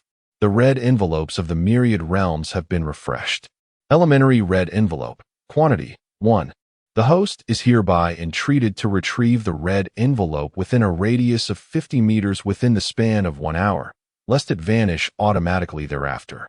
Upon hearing these words, Xia Chen nearly leapt up in elation, his eyes gleaming with resplendent light. "Damn it," he exclaimed, after awaiting stars and moon. The red envelope has finally materialized. Concurrently, the elder officiating the contest announced the roster of the subsequent pairing of combatants: Xia Chen versus Jiang Long. Xia Chen, preoccupied with the quest for the red envelope, scarcely possessed the inclination to partake in the duel at hand. However, given that the red envelope was to persist for a duration of 1 hour, he surmised that an opportunity would still present itself post the conclusion of the contest. However, upon entering the arena, Xia Chen was taken aback. Chapter 88. An exceedingly awkward predicament. "Damn it, you dog of a system, are you not endeavoring to ensnare me?" Where else could it have refreshed but in that location? Upon entering the arena, Xia Chen could not help but darken in countenance, inwardly railing against the system. The reason being that the location of the red envelope's refreshing was exceedingly disadvantageous, having materialized upon the person of the aforementioned Jiang Lang. This suddenly left Xia Chen in a state of confusion. Why, of all places, did the system have to refresh the red envelope in such a private location? Even if Xia Chen were to receive the red envelope, he would feel a peculiar discomfort. Moreover, if this were in a more discreet setting, he could simply knock someone out and seize the red envelope without any fuss. But now, he was under the gaze of thousands. Surely, he could not dare to reach out to his opponent in front of such a crowd. Upon detecting the hosts cursing at the system, the duration of this red envelope was reduced to 10 minutes. At that moment, the system's crisp voice echoed once again in Xia Chen's mind. Hearing this made him want to curse. This damned system truly possessed a measure of intelligence, even quibbling over such trivialities. How was he supposed to navigate his way through the Forged Fire Alliance now? Xia Chen felt overwhelmed, his mind a whirlwind of emotions. After waiting so long for this red envelope to refresh, he certainly couldn't turn it away. As Xia Chen stepped onto the stage, he became momentarily dazed, his expression shifting continuously. Meanwhile, Jiang Lang, on the other side, appeared visibly uncomfortable. Why was Xia Chen fixating on that particular area instead of his strikingly handsome face? A series of dark lines appeared on Jiang Lang's forehead. Could it be that Xia Chen harbored some issues with his orientation? The mere thought sent a shiver down Jiang Lang's spine. Below, the audience was captivated by this peculiar scene unfolding on the stage. As Xia Chen's gaze remained fixated on Jiang Lang, sparking intense speculation among the crowd. My goodness, could it be that Xia Chen has a penchant for men? How terrifying, murmured someone, casting a curious sidelong glance at Xia Chen. This is indeed sensational news. Xia Chen's performance in the previous rounds has been extraordinarily valiant, and his inclination towards men seems rather fitting for his typically robust demeanor. A true man should embrace his desires. We've spent considerable time with brother Xia Chen. Yet how did we fail to notice his unique preference? Long Yan stroked his stubble, speaking with a knowing air. Tai Man scratched his head, at a loss for words, and after a long pause, finally said, "He wouldn't have developed an interest in me, would he?" Upon hearing this, Long Yin felt a surge of blood boiling within him, nearly choking on his own anger. Xia Chen! Jiang Lang's furious shout immediately jolted Xia Chen from his daze. Upon lifting his gaze, he was met with Jiang Lang's irate countenance. What happened? Xia Chen inquired, bewildered. Why are you dawdling? Let us fight. Jiang Lang's face flushed slightly. It was the first time he had been scrutinized by a man for such an extended period. Though he likely wasn't Xia Chen's match, he absolutely could not allow himself to be humiliated in such a manner. He would not back down, no matter what. Oh, all right then, Xia Chen replied with evident reluctance. Defeating Jiang Lang posed no challenge for Xia Chen, yet, how would he manage to acquire the coveted reward that had so painstakingly appeared? Perhaps a clever ploy. Like the monkey stealing peaches? A spark of inspiration lit up Xia Chen's eyes as he thought he had devised an excellent plan. The spectacle elicited a chorus of sympathetic sighs from the audience. Observers noted with amusement that Xia Chen's gaze was intensely fixed upon Jiang Lang, akin to a libertine ogling in a brothel. It was deemed astonishing that a combatant of Xia Chen's caliber, whose prowess rivaled that of a martial grandmaster, would harbor such predilections. It was further remarked that while others might conceal their proclivities, Xia Chen seemed eager to devour his object of affection upon entering the arena, a testament to his robust character. Xia Chen, oblivious to the audience's discourse, was solely preoccupied with securing the prize, which he coveted. His behavior was deemed incontrovertible evidence of his intentions, given his past performances, which were characterized by unmitigated dominance. However, this time his leniency was conspicuous. Indeed, astute observers noted that Xia Chen was consistently attempting to close the distance with Jiang Lang. Had he truly sought to vanquish his opponent, he would have effortlessly overwhelmed him. Xia Chen's atypical conduct suggested a burgeoning interest in Jiang Lang, as evidenced by his uncharacteristically gentle and affectionate blows. It was posited that love could indeed transform an individual. contrasting sharply with Xia Chen's previously fierce and unrelenting combat style. The two were locked in a fierce and seemingly evenly matched struggle, though Jiang Lung's countenance grew increasingly grim, tinged with a subtle flush of embarrassment. A system notification chimed. Esteemed host, the duration for this particular red envelope is dwindling, with but a minute remaining. Seize the opportunity to procure it. Abruptly, the system's voice served as a reminder. Confound it. Xia Chen cursed under his breath, his face darkening as he nearly lost his composure. Chapter 89. The Spiritual Herb. Crimsonwood Fruit. Damn it. I have no choice but to go all out. Upon hearing the system's alert, Xia Chen gritted his teeth and resolved to make a final, desperate attempt. He abruptly launched a punch, the force behind it exceedingly fierce, directed towards Jiang Lang. This punch from Xia Chen harnessed nearly half of his strength, yet even so, Jiang Lang was unable to effectively defend against it. In a fleeting moment, it breached Jiang Lang's defenses. Unable to withstand the force of Xia Chen's blow, Jiang Lang could only endure the full impact, his body subsequently collapsing uncontrollably. System advisory. The red envelope's availability is now reduced to the final 10 seconds. In this critical, hair-raising moment, Xia Chen, under the gaze of 3,000 spectators, seized Jiang Lang's body. Heavens! A clamorous uproar erupted from below the stage. But Xia Chen was in no state to concern himself with the commotion. His sole objective was to swiftly acquire the red envelope. Finally, at the instant his fingers brushed against the coveted prize, the system's voice echoed once more in his mind. Ding! Congratulations, host. You have acquired a crimsonwood fruit, now safely stored within your inventory. Akaji fruit, a spiritual panacea that blossoms once a century, capable of substantially augmenting one's physical resilience and the purity of their spiritual energy. A wave of elation washed over Xia Chen, a serendipitous occurrence where his desires materialized instantaneously.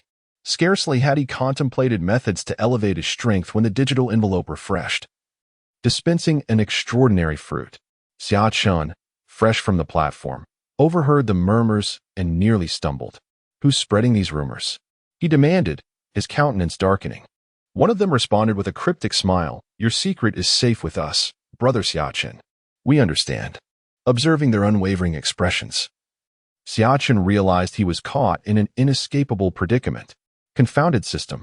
If I can't find a wife because of this, I'll hold you accountable. Xia Chen lamented skyward. Following Xia Chen's descent, Longren and Timan soon approached him. Longden cast an odd glance at Xia Chen before delivering a robust pat on his shoulder.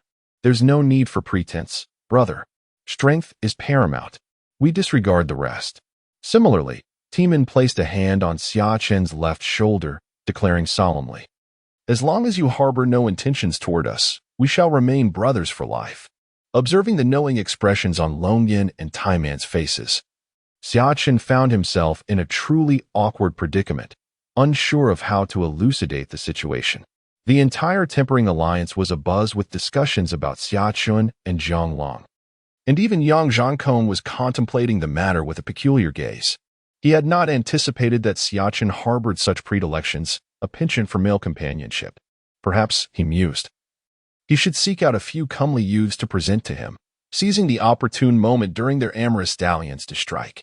Upon witnessing this, Xia Chen nodded in profound admiration. Verily, Yin Liang, the illustrious general of the Three Kingdoms era, possessed undeniable prowess in the art of tactical deployment. In a remarkably short span, he had instilled discipline and order within their ranks. This, in turn, served to alleviate the vexation that weighed upon Xia Chen's heart. Reporting, young master, Yin Liang announced, approaching Xia Chen, the current strength of these individuals is somewhat wanting, hindering their ability to fully unleash the might of the battle formations. Nevertheless, they can now withstand martial sect powerhouses with some effort. As their strength grows in the future, even martial kings may find it challenging to forcibly breach their formations. Despite the significant progress achieved, Yin Liang's countenance betrayed no hint of self-satisfaction. Xia Chen, in turn, subtly observed all of this, inwardly acknowledging his approval. He then gestured for Yin Liang to continue drilling the troops, while he himself retreated into the courtyard. As soon as he stepped inside, Xian Mei and Mei Nu rushed towards him, embracing him in a warm embrace. Doubtlessly, Master must be fatigued from today's contest. Allow this humble servant to attend to you, ensuring your revitalization. It has been quite some time since Master has sought Mei Nu's company. Mei Nu nestled intimately into Xia Chen's embrace, her eyes gazing upon him with tender affection. Though Xia Chen beheld the captivating beauty in his arms, he felt no inclination towards intimate relations. In fact, a sense of frustration welled within him. "Damn it," he muttered. "I am unequivocally a heterosexual man, yet this accursed system sullies my reputation." His countenance darkened at this realization, and he dismissed Mei Nu and Xian Mei, stating, "I am presently occupied. You two may depart." Having once been slaves, Xian Mei and Mei Nu were adept at discerning their master's disposition. Upon noticing the shift in Xia Chen's expression, they wisely retreated, ceasing their entreaties. Alone in the courtyard, Xia Chen sighed deeply. Perhaps the sole source of solace was the newly acquired scarlet wood fruit. Resignedly, he opened his inventory, his gaze falling upon the recently obtained spiritual herb. However, upon closer inspection, his complexion grew even more ashen, surpassing its previous pallor. Chapter 90. Ding Hao's intrusion. The scarlet wood fruit, obtained through the red envelope system, was undoubtedly flawless. Yet, Xia Chen couldn't shake the feeling that its form was somehow amiss. "System," he questioned, "is this your doing?" With a deep sense of helplessness, Xia Chen inquired. Had he not recently uttered a curse? Yet, it seemed the system bore a grudge, holding on to it even now, revealing its rather petty nature. Due to the host's previous invective, the system had adjusted the shape of the redwood fruit. However, its efficacy remained intact, unaffected in any way. The mechanical voice of the system resonated within Xia Chen's mind. Upon gazing at the redwood fruit, he couldn't help but feel a wave of embarrassment, for its appearance was rather peculiar. The system informed him that this redwood fruit possessed the remarkable ability to significantly enhance one's physical strength and hardness, and even elevate certain capabilities. Its original form was already quite strange. The system had merely made slight modifications. Feeling somewhat reassured, Xia Chen retrieved the redwood fruit. His mood still clouded, and promptly placed it into his mouth. It melted instantly, flooding him with an extraordinarily pure power that surged into his lungs, subsequently merging with his limbs and bones, flowing into his 8 meridians. Xia Chen's expression shifted to one of gravity as he summoned all his strength to fully digest the incredibly refined and gentle energy contained within the redwood fruit. The power within was not excessively domineering, and with a modicum of effort, Xia Chen managed to control it entirely, converting it into his own energy. Concurrently, his strength began to soar. Warrior level 7. Warrior level 8. Warrior level 9. The aura surrounding Xia Chen suddenly surged, culminating at Warrior level 9 before he chose to halt, a feat he had intentionally orchestrated. While assimilating the essence of the scarlet wood fruit, Xia Chen deliberately restrained his power. Otherwise, he would have undoubtedly ascended to the apex of the martial master realm. Xia Chen's apprehension stemmed from the potential for lingering complications arising from rapid advancement. Now that he possesses the red envelope system, his gaze is set on the distant future. His current rate of progression is already quite rapid, necessitating a more deliberate and steadfast approach. After fully absorbing the energy within the scarlet wood fruit, Xia Chen invigorated his physique. He felt an immense power surge within him, capable of shattering mountains with a single strike. He has now reached the 9th level of the martial master realm, and his combat prowess has soared accordingly. Xia Chen unleashed a sudden punch into the earth, instantly creating a fissure 3 feet in width. He smacked his lips, estimating that his power now rivaled that of a 9th level martial grandmaster. Currently, his strength is sufficient to contend with a 9th level martial grandmaster, with a substantial chance of victory. Even against a martial grandmaster at the peak of their power, he would be a formidable opponent. Although victory may be elusive, claiming Xia Chen's life would not be an easy feat. The current arena competition is no longer Xia Chen's primary focus, as victory is virtually assured. His immediate objective is to expedite the enhancement of his strength. The martial protector king, Zhao Xian, is a formidable adversary, and it is likely that the Xia family is currently in dire straits. If he wishes to rescue the Xia family, He must possess the ability to contend with Xia Chen, the martial protector king, and the Four Seas Trading Company. Xia Chen was a formidable martial king. It seemed imperative that I elevate my own strength to the martial king realm as swiftly as possible, given his access to imperial resources and a military force. A thought occurred to me. Could the Tempering Alliance be leveraged to my advantage? Though my arrival at the Tempering Alliance was due to the earnest invitation of Long Yin and his cohorts, now that I was here, I resolved not to let the opportunity pass. Securing the influence of the Tempering Alliance could prove invaluable in my future campaign against Xia Chen, the martial protector. Martial king. My gaze narrowed, and I clenched my fist tightly. This newcomer to the Tempering Alliance, named Xia Chen, has garnered considerable popularity despite his recent arrival. His performance in the Tempering Alliance's selection tournament for leadership positions was exceptionally remarkable, and many have high expectations for him. Furthermore, he was immediately appointed as a captain within the Tempering Alliance, his team being known as the Xia Chen Squad, which has already secured a residence within the city. Upon hearing this, Ding Hao furrowed his brow. No matter how formidable a martial master might be, they were of little consequence in his eyes. What truly concerned him was the presence of the martial grandmaster at the peak of their power who had appeared that day. Very well, I understand. You may leave, Ding Hao instructed, dismissing the informant. Ding Hao was lost in contemplation, despite the unease caused by the martial grandmaster's appearance. It would not deter him from his quest for vengeance. I wonder what the relationship is between this martial grandmaster and Xia Chen. It seems I must pay a visit to the Xia Chen squad's residence to investigate. Having resolved his course of action, Ding Hao determined to venture into Xia Chen's residence this very night. Should the martial grandmaster of the Peak Realm be absent, he would seize the opportunity to eliminate Xia Chen. Even if his actions were exposed and discovered by the Tempering Flame Alliance, so be it. As the esteemed chief steward of the martial righteous king's manor, could the Tempering Flame Alliance possibly seek retribution from the manor for the sake of a mere martial master? As the night deepened, a shadowy figure abruptly emerged from the Ding residence, swiftly traversing the firmament until it reached another locale within the city. As a martial grandmaster of the Peak Realm, Ding Hao was virtually among the most formidable individuals in the city. Naturally, he had nothing to fear. As long as no martial king-level powerhouse intervened, he would be invincible. Even if the leader of the Tempering Flame Alliance were to take action, he had the martial righteous King Zhali backing him, although Ding Hao's intentions were well conceived. The defenses of Xia Chen's squadron's residents were no longer as vulnerable and lax as they once were. Under Yin Liang's recent training, the coordination among the three squads had become increasingly adept. They were now capable of maximizing the battle formations imparted to them by Yin Liang. The moment Ding Hao infiltrated the residence, he was detected by the sentinels positioned within. The sentinels issued a warning, and subsequently, the members of the three squads assembled in an incredibly brief span of time. Mere ants attempting to shake a tree, a mantis trying to halt a chariot. Ding Hao scoffed as he beheld the squadron members obstructing his path. With a chilling roar, the aura of a martial grandmaster of the Peak Realm erupted from his frame. Chapter 91.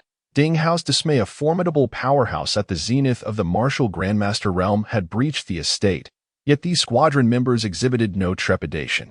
In recent days, under Yin Liang's rigorous training, their resolve had been tempered beyond measure. Yin Liang had frequently subjected them to formations, personally assaulting their ranks, thus imbuing them with extensive experience. Even when confronted with a combatant of vastly superior strength, they remained undaunted. Form ranks. The Summer Dust Squadron members swiftly assembled their battle formation, mirroring their prior training exercises. Encircling Ding Hao with remarkable alacrity, their gazes, sharp and unwavering, betrayed no fear. Observing the squadron members surrounding him, Ding Hao was inwardly taken aback. These individuals, when faced with an adversary of immeasurably greater power, displayed not a hint of panic. Even Ding Hao himself could not help but offer a silent commendation. However, despite his admiration, Ding Hao harbored no delight. He scoffed, "To dare obstruct my path.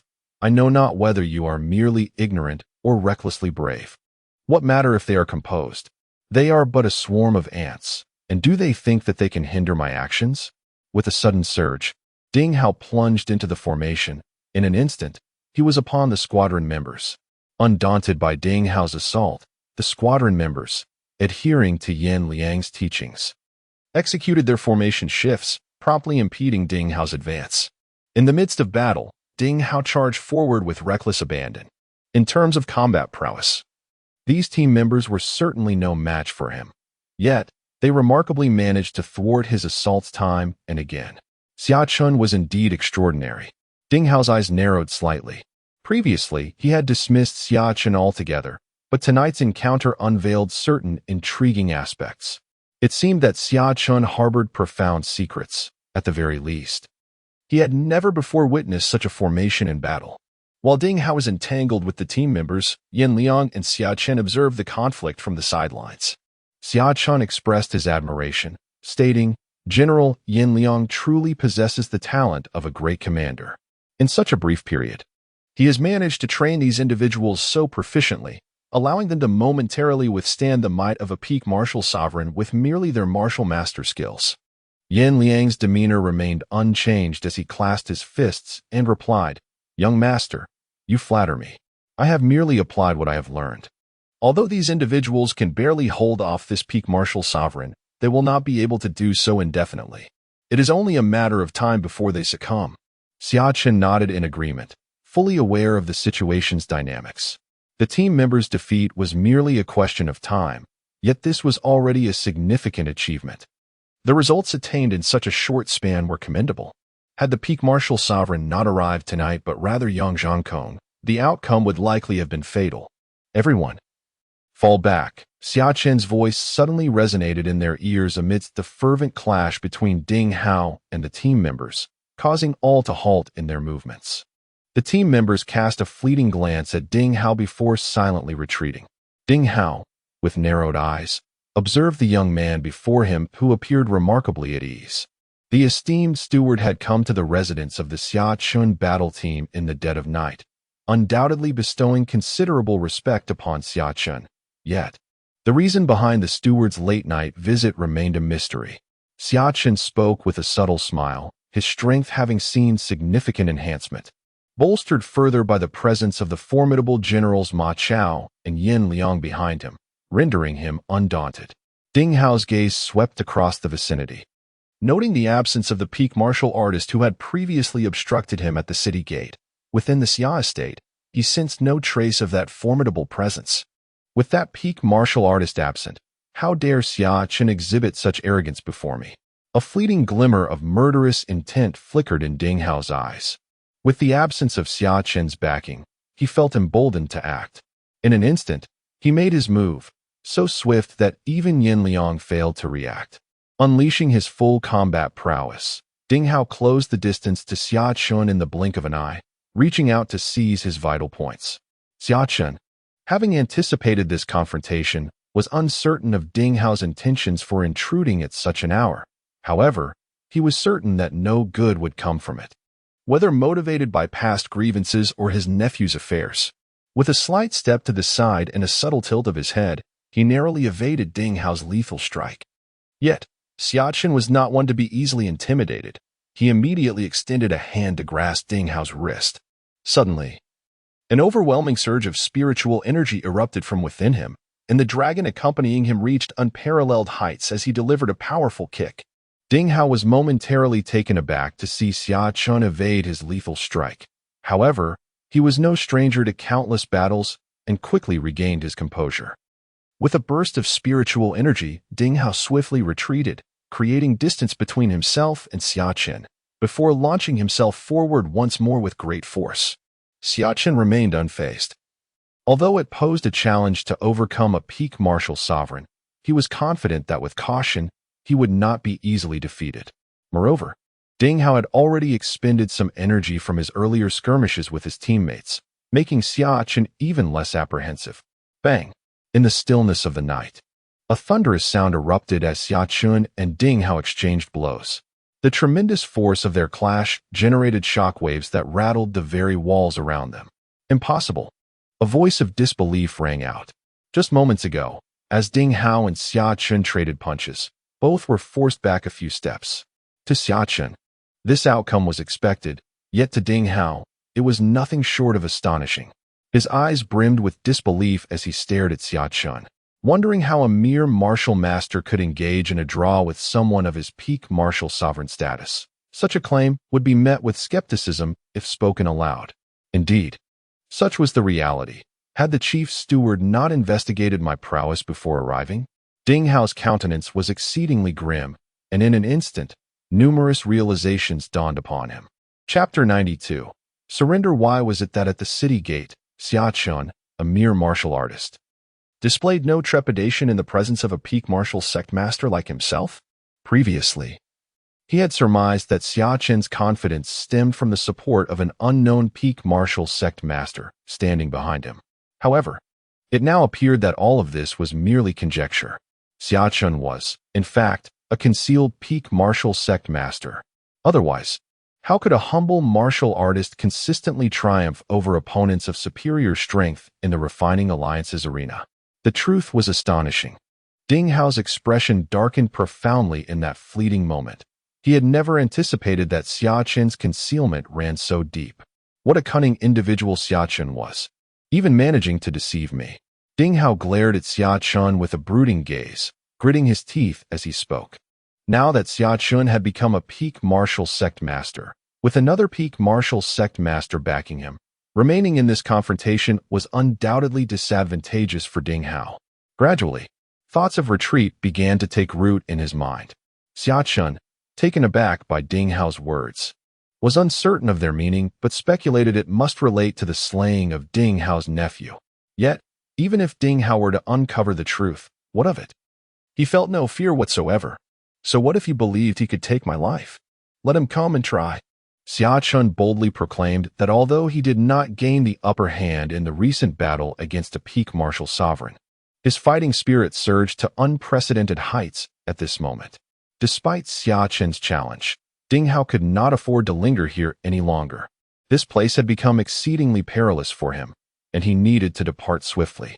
Xia Chen uttered a low, cold admonition. The events of the night were merely a prelude. As the location of Xia Chen's battle team residence remained relatively secluded, thus the fierce confrontation attracted little attention. Those who had noticed the upheaval dared not linger and hurriedly departed. The clash between the peak martial sovereigns was beyond their capacity to involve themselves in. As time gradually slipped away, the arena competition approached its final decisive moment, leaving only 4 competitors. Xia Chen and Yang Zhankong were among them. Upon entering the arena, Xia Chen exchanged a fleeting glance with Yang Zhankong, who wore a smug expression. Xia Chen merely cast a quick glance and ignored him, inciting the latter's fury. Today would determine the ultimate champion. The elder overseeing the competition announced the details of the duel, and a wave of fervent excitement erupted from the spectators, all eagerly awaiting the revelation of the final victor. Ironically, Xia Chen and Yang Zhankong found themselves on separate platforms for the contest. Xia Chen, I must say, your luck is remarkable. Do your utmost to reach the finals. Otherwise, my enjoyment will be greatly diminished. Yang Zhankong taunted as he approached Xia Chen just before taking the stage. Oh? In response, Xia Chen merely raised an eyebrow, his expression betraying no change. Yang Zhankong, observing Xia Chen, erupted into a hearty laugh, exclaiming, Xia Chen, just the other day I fortuitously broke through to the martial sovereign realm. The position of consul is destined to be mine. Upon hearing Yang Zhankong's proclamation, a chorus of gasps erupted from the surrounding spectators. If Yang Zhankong had indeed ascended to the martial sovereign realm, it was entirely plausible that the title of champion would fall to him. At this remark, a faint smile curled at the corners of Xia Chen's lips, yet he uttered not a word. Was ascending to the martial sovereign realm truly such an extraordinary feat? Just the other day, he had bested even a peak martial sovereign warrior.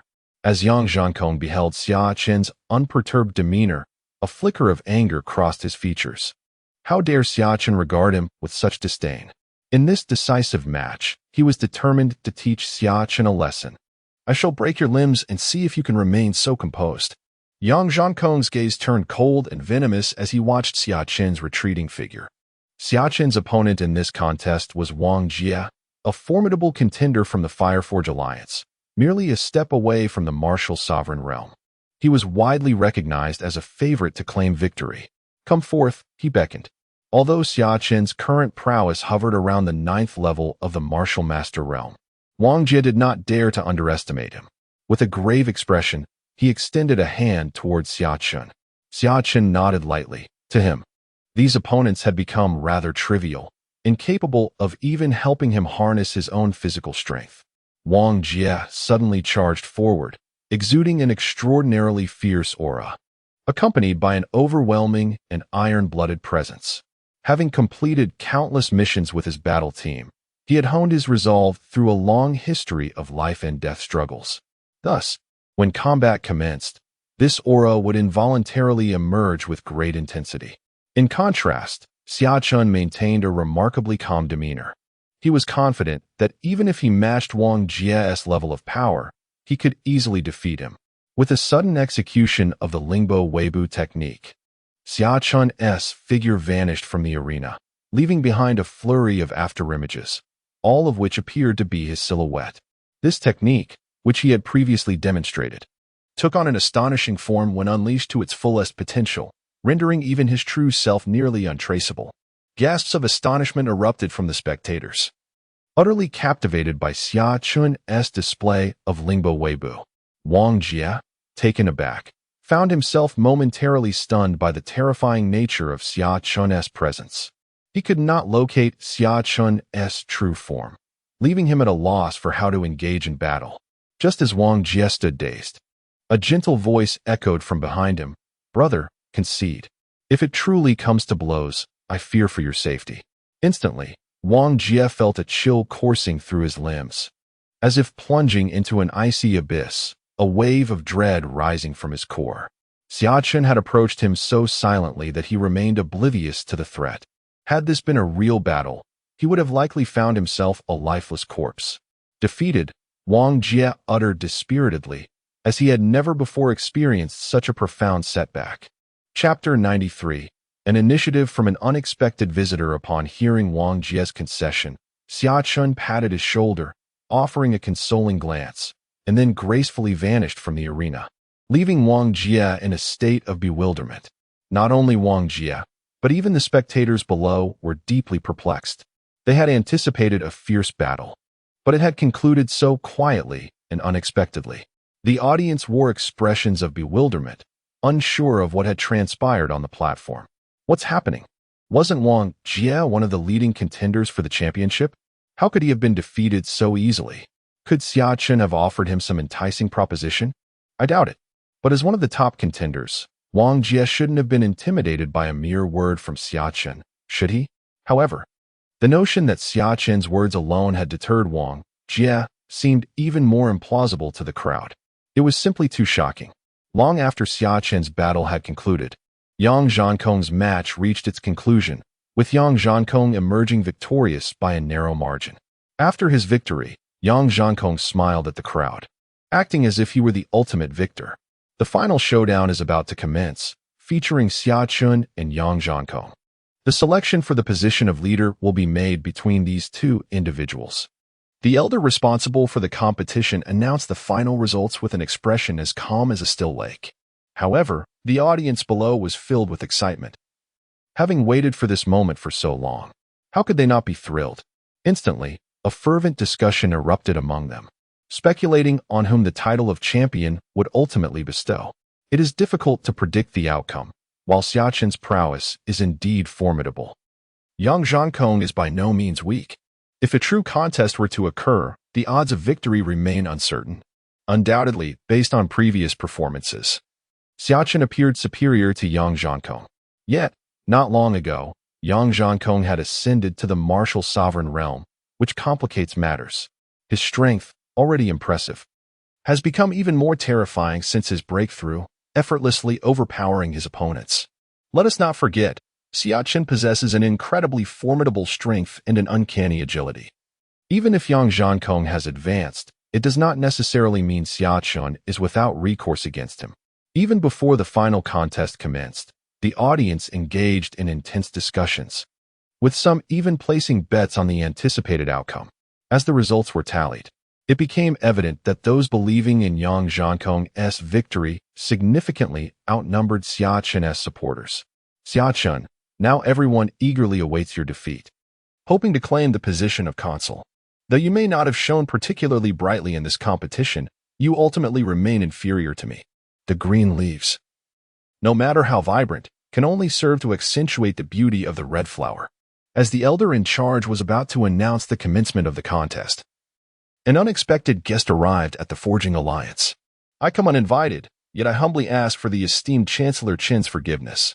As the finals of the arena competition approach, I too wish to witness the remarkable figures within the Forging Alliance. The crowd turned their gaze toward the source of the voice, revealing the regal figure of King Zhao Li of Wui, accompanied by Steward Ding. The aura of the Wui king emanated powerfully, causing many faces in the vicinity to pale. The higher-ups of the Forging Alliance stirred in agitation. The long-standing animosity between the Wui king and the alliance could not be overlooked. His presence today surely boded ill, and a wave of concern washed over the assembled crowd. Nevertheless, the Forging Alliance remained a formidable force in Wui County. Chancellor Chen, a powerful figure of equal standing to the Wui king, rose and proclaimed with a hearty laugh, "Your presence today, King Zhao, brings honor to the Forging Alliance. Please, take a seat." His stature reassured many within the alliance. King Zhao Li took his seat, his expression tranquil as he observed the two contenders on the arena stage, his gaze settling upon one young man, whose demeanor exuded calmness. "Is this the individual you spoke of?" The Wui king inquired of Ding Hao, aware that a mere contest of the Forging Alliance would hardly warrant his esteemed presence. What piqued King Zhao's interest were Ding Hao's previous reports regarding this matter. The emergence of two peak martial sovereigns is no trivial matter. Despite his status as a martial king, the presence of these two formidable peak martial sovereigns constitutes a force that cannot be overlooked, particularly as they have appeared within the ranks of the Fireforge Alliance, which he most vehemently opposes. Chapter 94. Crushing Pressure. King Wu Yi, Zhao Li, arrived in person, instilling a profound sense of pressure upon many. However, the figure of Chen Qingxian standing at the forefront offered a sense of relief to those within the Fireforge Alliance. It seemed that as long as Chen Qingxian was present, they had nothing to fear, even if the heavens were to collapse. As a fellow martial king, Zhao Li dared not act recklessly in his presence.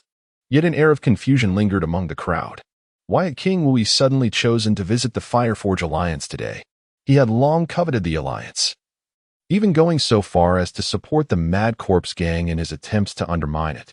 Since King Wu Yi has graced us with his presence, you too must exert yourselves to the fullest, and do not bring shame upon the Fireforge Alliance, Chen Qingxian remarked calmly as he surveyed the two individuals on the field. Following his words, the elder in charge of the competition announced the commencement of the match. Upon witnessing the arrival of King Wu Yi, Yang Zhankong's smile broadened. The more spectators present for today's battle, the greater the sense of achievement he would feel upon defeating Xia Chen. Xia Chen, oh Xia Chen, you truly are unfortunate.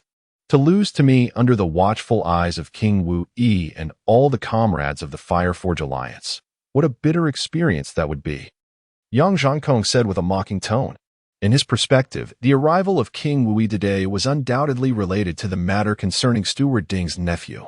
Should Xia Chen be defeated today, both King Wu Yi and Steward Ding would seize the opportunity to punish him. A loss for Xia Chen would signify his utter disgrace and downfall. As Xia Chen gazed at the arrogantly exuberant Yang Zhankong before him, he merely offered a faint smile. Indeed, Yang Zhankong's self-assuredness was quite remarkable. If he did not deliver a resounding defeat to him later, it would be a disservice to himself. Xia Chen, do observe closely. Do not falter under my single blow, for that would leave you utterly embarrassed. Yang Zhankong erupted into a frenzied laughter, an overwhelming surge of spiritual energy emanating from him as he charged towards Xia Chen, a hand exuding a chilling aura aimed at Xia Chen's vital points. Indeed, within the Forging Alliance, there were countless formidable individuals. This young man's nine claw had been honed remarkably well. It was evident he had invested considerable effort into it. Many who had cultivated for decades had not mastered such a technique with his level of prowess. How would he respond to this? Suddenly, King Wui Zhaoli's gaze shifted towards Xia Chen as he casually inquired. Chen Qingxian seemed oblivious to King Wui's actions, chuckling softly before responding. Xia Chen is the newly appointed captain of our forging alliance. Your Highness, it seems you have forgotten. Do you recall the incident at the city gate that day? King Wui Zhaoli suddenly appeared enlightened, exclaiming, "Oh." He genuinely had no recollection of that event, for as a dignified martial king, he would not remember a mere martial artist, unaware that he had already encountered this young man previously. Yang Zhankong suddenly lunged forward, his right hand forming a claw as an eerie chill emanated from his fingertips. Xia Chun's expression shifted to one of gravity. A surge of potent spiritual energy coalesced in his right hand, and it clashed fiercely with Yang Zhankong's lethal strike. Although his current prowess was sufficient to overwhelm Yang Zhankong, he was acutely aware that two martial kings were observing this encounter, compelling him to exercise caution, especially in the presence of the formidable martial king Zhao Li. Zhao Li and martial king Zhao Xian shared a strong bond, and should Zhao Xian have divulged any information about him, he could easily find himself ensnared in peril. Such a remarkable feat for a martial artist to suppress another's chilling aura with sheer force, martial king Zhao Li remarked, his voice laden with admiration.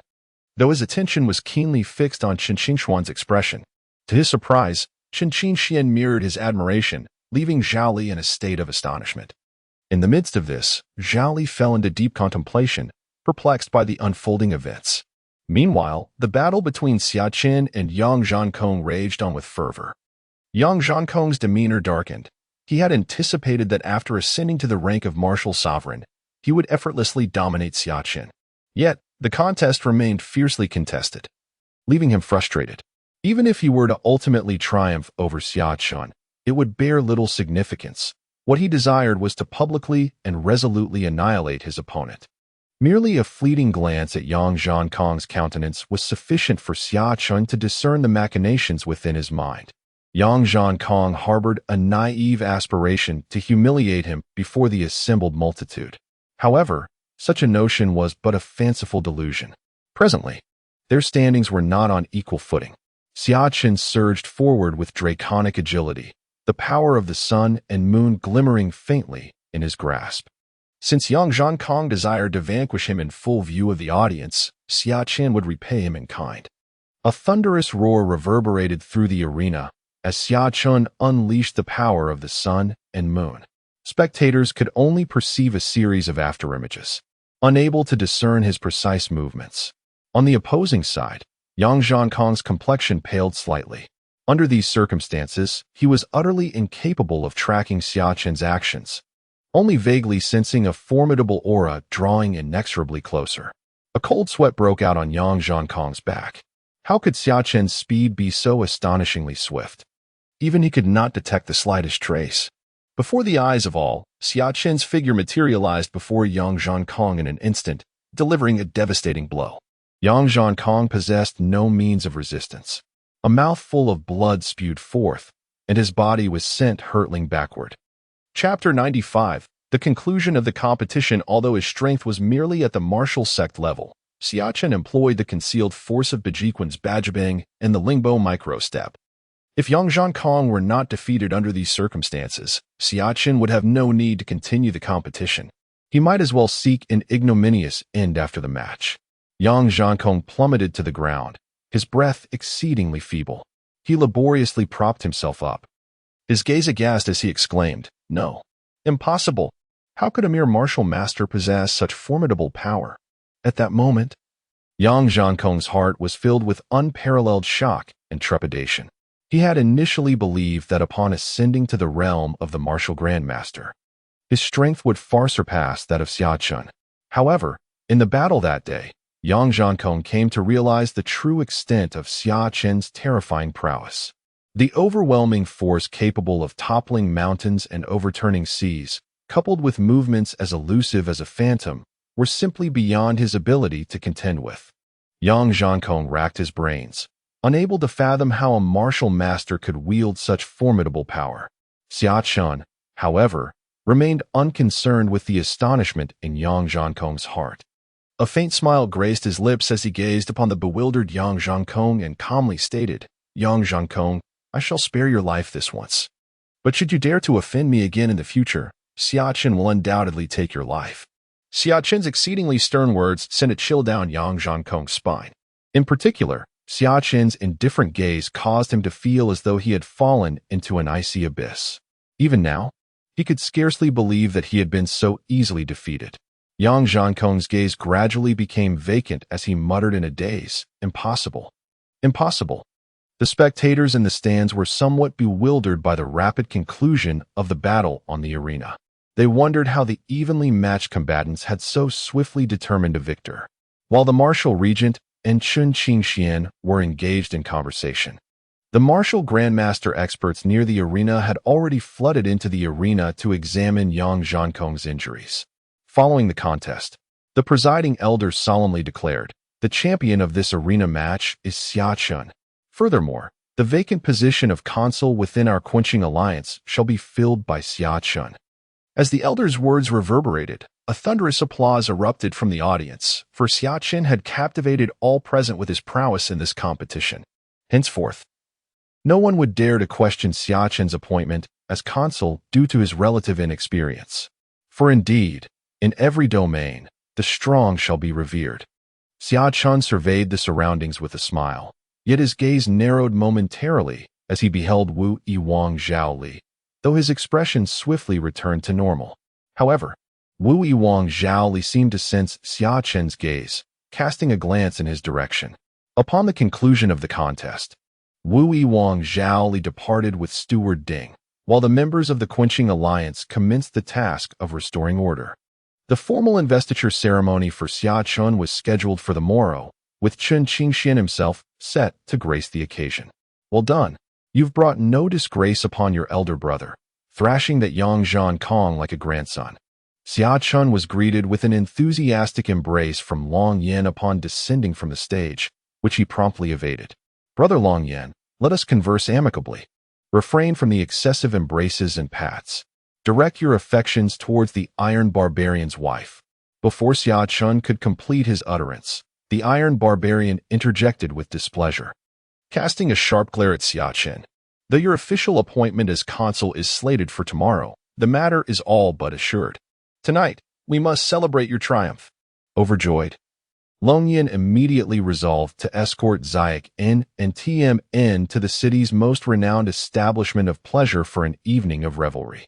Xia Chen, without demur, accepted the invitation, viewing it as an opportune moment to acquaint himself with the city's splendor. However, a sense of unease lingered within him. The unexpected appearance of Prince Hol had stirred a disquietude in Xia Chen's heart. Whether due to Steward Ding or Zhoxn, Zhol's presence signaled an unfavorable omen. As yet, Xia Chen was not in a position to contend with a martial king. He felt a palpable pressure, a sense that his progress was insufficient. While others might perceive his advancement as meteoric, Xia Chen found it wanting. Hu-MNLU, as the most illustrious house of dalliance in the city was known, possessed a formidable reputation and, it was said, the proprietor wielded considerable influence, even commanding the respect of Prince Hol. The fact that a martial king with royal lineage would defer to this establishment was why many of the city's wealthy and influential families favored it. Absolute safety was assured. Despite his origins in the wealthiest family of WN Commandery, Xia Chen was taken aback by the sheer opulence of Hu-MNLU's decor. Verily, pavilions, terraces, carved balustrades, and jade ornaments abounded. "When I am flush with coin, I, too, shall establish a chain of such pleasure houses," Xia Chen vowed with newfound ambition. As he stepped into Hu-MNLU, scarcely had he crossed the threshold when a bevy of comely maidens, their countenances radiant, surrounded him, extending a warm welcome. Of course, Xia Chen evinced no timidity whatsoever, and with a hearty laugh, he entered the establishment, embracing the ladies on either side. Long Yan, a seasoned patron of such pleasure houses, couldn't help but give Xia Chen a thumbs up. Truly, this was his brother Xia Chen, possessing such audacity wherever he went. Although the flowery pavilion was reputed to cost 1,000 gold pieces for a single night, the allure of these charming women was indeed irresistible, and besides, Xia Chen was by no means short of funds. He and Long Yin, along with Tai Man, exchanged cups and toasted each other, drinking countless jugs of wine. When they were both about 70% drunk, the ladies beside them knew that the moment had arrived, and they very proactively assisted their guests upstairs to rest. Chapter 96. The choice for no other reason than that, as Xia Chen ascended the stairs, he sensed a viperous aura locking onto him. The potency of this aura was unlike anything he had ever experienced. Currently, his strength had reached the 9th level of the martial sect. And if he were to fight with all his might, he would be able to contend with even a peak martial sect expert. However, this aura made him feel a palpable sense of danger. A martial king. There must be someone at the martial king level who had set their sights on him. Although Xia Chen's strength had made great strides, and he could even rival a peak martial sect expert, he was still but a child in the face of a martial king. The difference between the peak of the martial sect and the martial king level may seem like a small gap, but it was a distance sufficient to bury countless individuals. Innumerable peak martial sect cultivators spent their entire lives unable to take this step, only to be trapped in the realm of the peak martial sect. Whether or not this step was taken made a world of difference in terms of strength. Given the individual is indeed a martial king, their identity is readily apparent. Zhao Li, the martial valor king. Although Xia Chen harbored a sense of foreboding when Zhao Li appeared at the Quenching Fire Alliance today, he did not anticipate the martial valor king would seek him out so expeditiously. The speed of his arrival exceeded Xia Chen's expectations, hence Xia Chen's astonishment. For he now stood before a martial king, bereft of any means of resistance. However, now that he was targeted, even panic was futile. Xia Chen swiftly composed himself and ascended the stairs deliberately. Upon reaching the 2nd floor, a figure intercepted Xia Chen, revealing himself to be none other than Ding Hao. Ding Hao gestured for the serving girl to depart, stating nonchalantly, "You need not attend to him any further. His Highness requests his presence." A flicker of hesitation crossed the girl's face. While the proprietor of Hanamura House feared not the martial valor king, she was but a mere courtesan, powerless to resist. After a moment's deliberation, she departed. Xia Chen, his countenance somber, gazed at Ding Hao in silence. Ding Hao, observing Xia Chen's demeanor, jested, "Why so subdued today? Were you not exceedingly arrogant at your residence that day? His Highness awaits, do not keep him waiting." With a disdainful snort, Ding Hao turned and led the way. After a brief contemplation, Xia Chen followed directly behind. Indeed, I am remiss in that I was completely unaware of the presence of 2 martial grandmasters within the confines of Wui County. The purpose of inviting you here today is to inquire whether you would be interested in serving under my command. Wui Wang fixed his gaze upon Xia Chen, a faint smile gracing his countenance. Although the Tempering Fire Alliance is a first-rate power within Wui County, I possess the resources of the royal family. You are a man of talent, and if you were to serve under me, your future prospects would be limitless. I trust you will give this matter due consideration." Wui Wang's smile broadened. Upon hearing these words, Xia Chen's mind was set at ease. It seemed that Wui Wang had not yet discovered his true identity, and was merely aware of the strength of himself and Ma Chao. He did not wish for Xia Chen and Ma Chao to remain in the Tempering Fire Alliance and become his adversaries, and thus extended an olive branch to Xia Chen. Xia Chen furrowed his brow in contemplation, and after a long while, he relaxed his expression and cupped his fist in salute, saying, "I am overwhelmed by your Highness's kindness. But I am of meager strength and would not dare to flaunt myself before your Highness. Furthermore, many of my friends are within the Tempering Fire Alliance, and it would be dishonorable of me to depart at this time." Naturally, Xia Chen would never agree to serve under Wui Wang. He already harbored a deep-seated hatred for Wuan Wang Zhao Xian, and to place himself under Wui Wang's command would be akin to walking into a trap. Upon hearing this, Zhao Li frowned, and the aura of a martial king slowly emanated from him, pressing down upon Xia Chen. He fixed his gaze upon Xia Chen and asked, "Xia Chen, your future is boundless. I urge you to consider your decision carefully." The martial king's imposing aura bore down on Xia Chen. who felt his body suddenly weighed down as if by a mountain, his face paling instantly. "Your Highness, I must beg your pardon, but I cannot comply," Xia Chen said, gritting his teeth under the oppressive force. Abruptly, the pressure vanished, and Xia Chen looked up to see the martial king's face unchanged, though now tinged with a hint of coldness. "Since you are unwilling, this king will not force you. However, my steward's nephew was recently murdered, and I intend to seek retribution." Just as Xia Chen resolved himself, the system's familiar voice echoed in his mind. "System notification. The myriad realms has refreshed, with one primary available." Xia Chen's eyes lit up. This sudden might be his last chance. "This one does not understand what your highness means," Xia Chen replied, straightening his chest and speaking with solemnity. In secret, however, he prepared himself, his spiritual power surging within him, ready for battle at any moment. Though the martial king was said to be unmatched in strength, Xia Chen was prepared to fight, even if he was destined to lose. Zhao Li, the martial king, slowly shook his head and said coldly, "Xia Chen, you are not a wise man. Today, you have made a grave error in judgment." Chapter 97. The Martial King Guan Yu. As the martial king's words faded, he launched an attack, his hand striking towards Xia Chen's heart. That palm harbored the full force of a martial king's strike.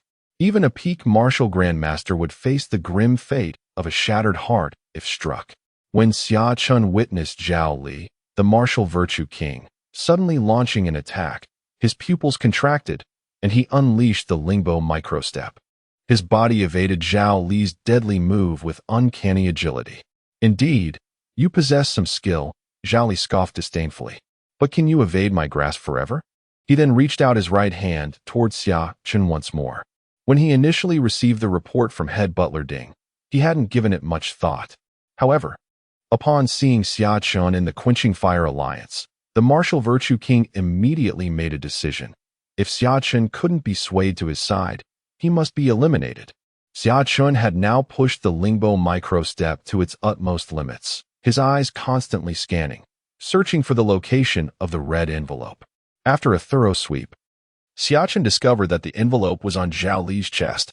If he wished to obtain the red envelope, Xia Chen realized that he couldn't simply keep dodging. He had to confront Zhao Li head-on. "System, oh system, you truly think highly of me, Xia Chen," he thought with a touch of bitterness, though it quickly vanished. "So what if he's a martial king? I, Xia Chen, refuse to believe that I can't withstand a few moves from him." Having made up his mind, Xia Chen ceased his relentless evasion of Zhao Li's attacks and gradually closed the distance. Each movement carried the potential for mortal danger. Summoning the power of the dragon and elephant, along with the boundless strength and the might of the sun and moon, Xia Chen dared not hold back in the slightest. He unleashed everything he had. With his current strength, to face a martial king and dare to conceal anything would indeed be courting death. Even Zhao Li couldn't help but frown. Xia Chen's ethereal speed and terrifying power made him feel somewhat challenged, but that was all. In his eyes, Xia Chen was merely a stronger ant. Like a mantis trying to stop a chariot, an overestimation of one's abilities. Zhao Li exclaimed softly, finally unleashing his full power. The martial king's terrifying aura, akin to Mount Tai pressing down, slowly circulated within the small house. This kind of suppressive aura from a higher realm greatly hindered Xia Chen's movements, making them seem somewhat sluggish. The gap between a martial king and a martial master was indeed too vast, with the might of thunder offsetting the suppression brought by the martial king. Xia Chen's movements became much swifter. He suddenly accelerated, charging towards Zhao Li. Like a moth drawn to a flame, Zhao Li coldly uttered as he watched Xia Chen attack. Indeed, Xia Chen's actions would be seen by anyone as suicidal. Almost in an instant, Xia Chen's figure flickered and vanished, appearing before Zhao Li. A cold glint flashed in his eyes. 8 extremes collapse. Dragon and elephant's boundless power. Might of the sun and moon. In a fleeting moment, Xia Chen went all out, gathering all his strength into his right fist, which he slowly drew back to his waist. Then, suddenly, his right fist struck out like a cannonball, heading swiftly towards Zhao Li's body. Zhao Li also perceived the potency of the blow. His brow furrowed slightly. Yet he would not retreat in the slightest against a junior of the martial grandmaster pinnacle. He made a decisive choice to meet Xia Chen's fist head-on. Bang! An earth-shattering sound reverberated, causing the small cottage to tremble violently. Xia Chen and Zhao Li exchanged blows. During the exchange, Xia Chen's hands flashed across Zhao Li's chest with extreme rapidity. Subsequently, Xia Chen's figure shot backward like a thunderbolt, crashing heavily against the wall. The qi and blood within Xia Chen's body churned incessantly. The full-force exchange with Zhao Li had inflicted severe injuries upon him.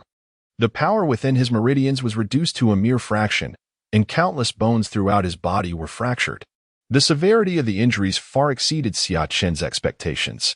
At that moment, the system's cordial voice echoed softly. "Congratulations, host, on drawing the Three Kingdoms General, Guan Yu." Guan Yu, courtesy name Yinchong, was from Xieliang in Hedong. He was a renowned general of the Shu state during the late Eastern Han dynasty. His sword Qi soared to the heavens, a veritable tiger minister. His valor was unmatched in the realm, capable of withstanding 10,000 foes. Alas, his loyalty and bravery were unparalleled before and after. Initial strength, Martial King 3rd level.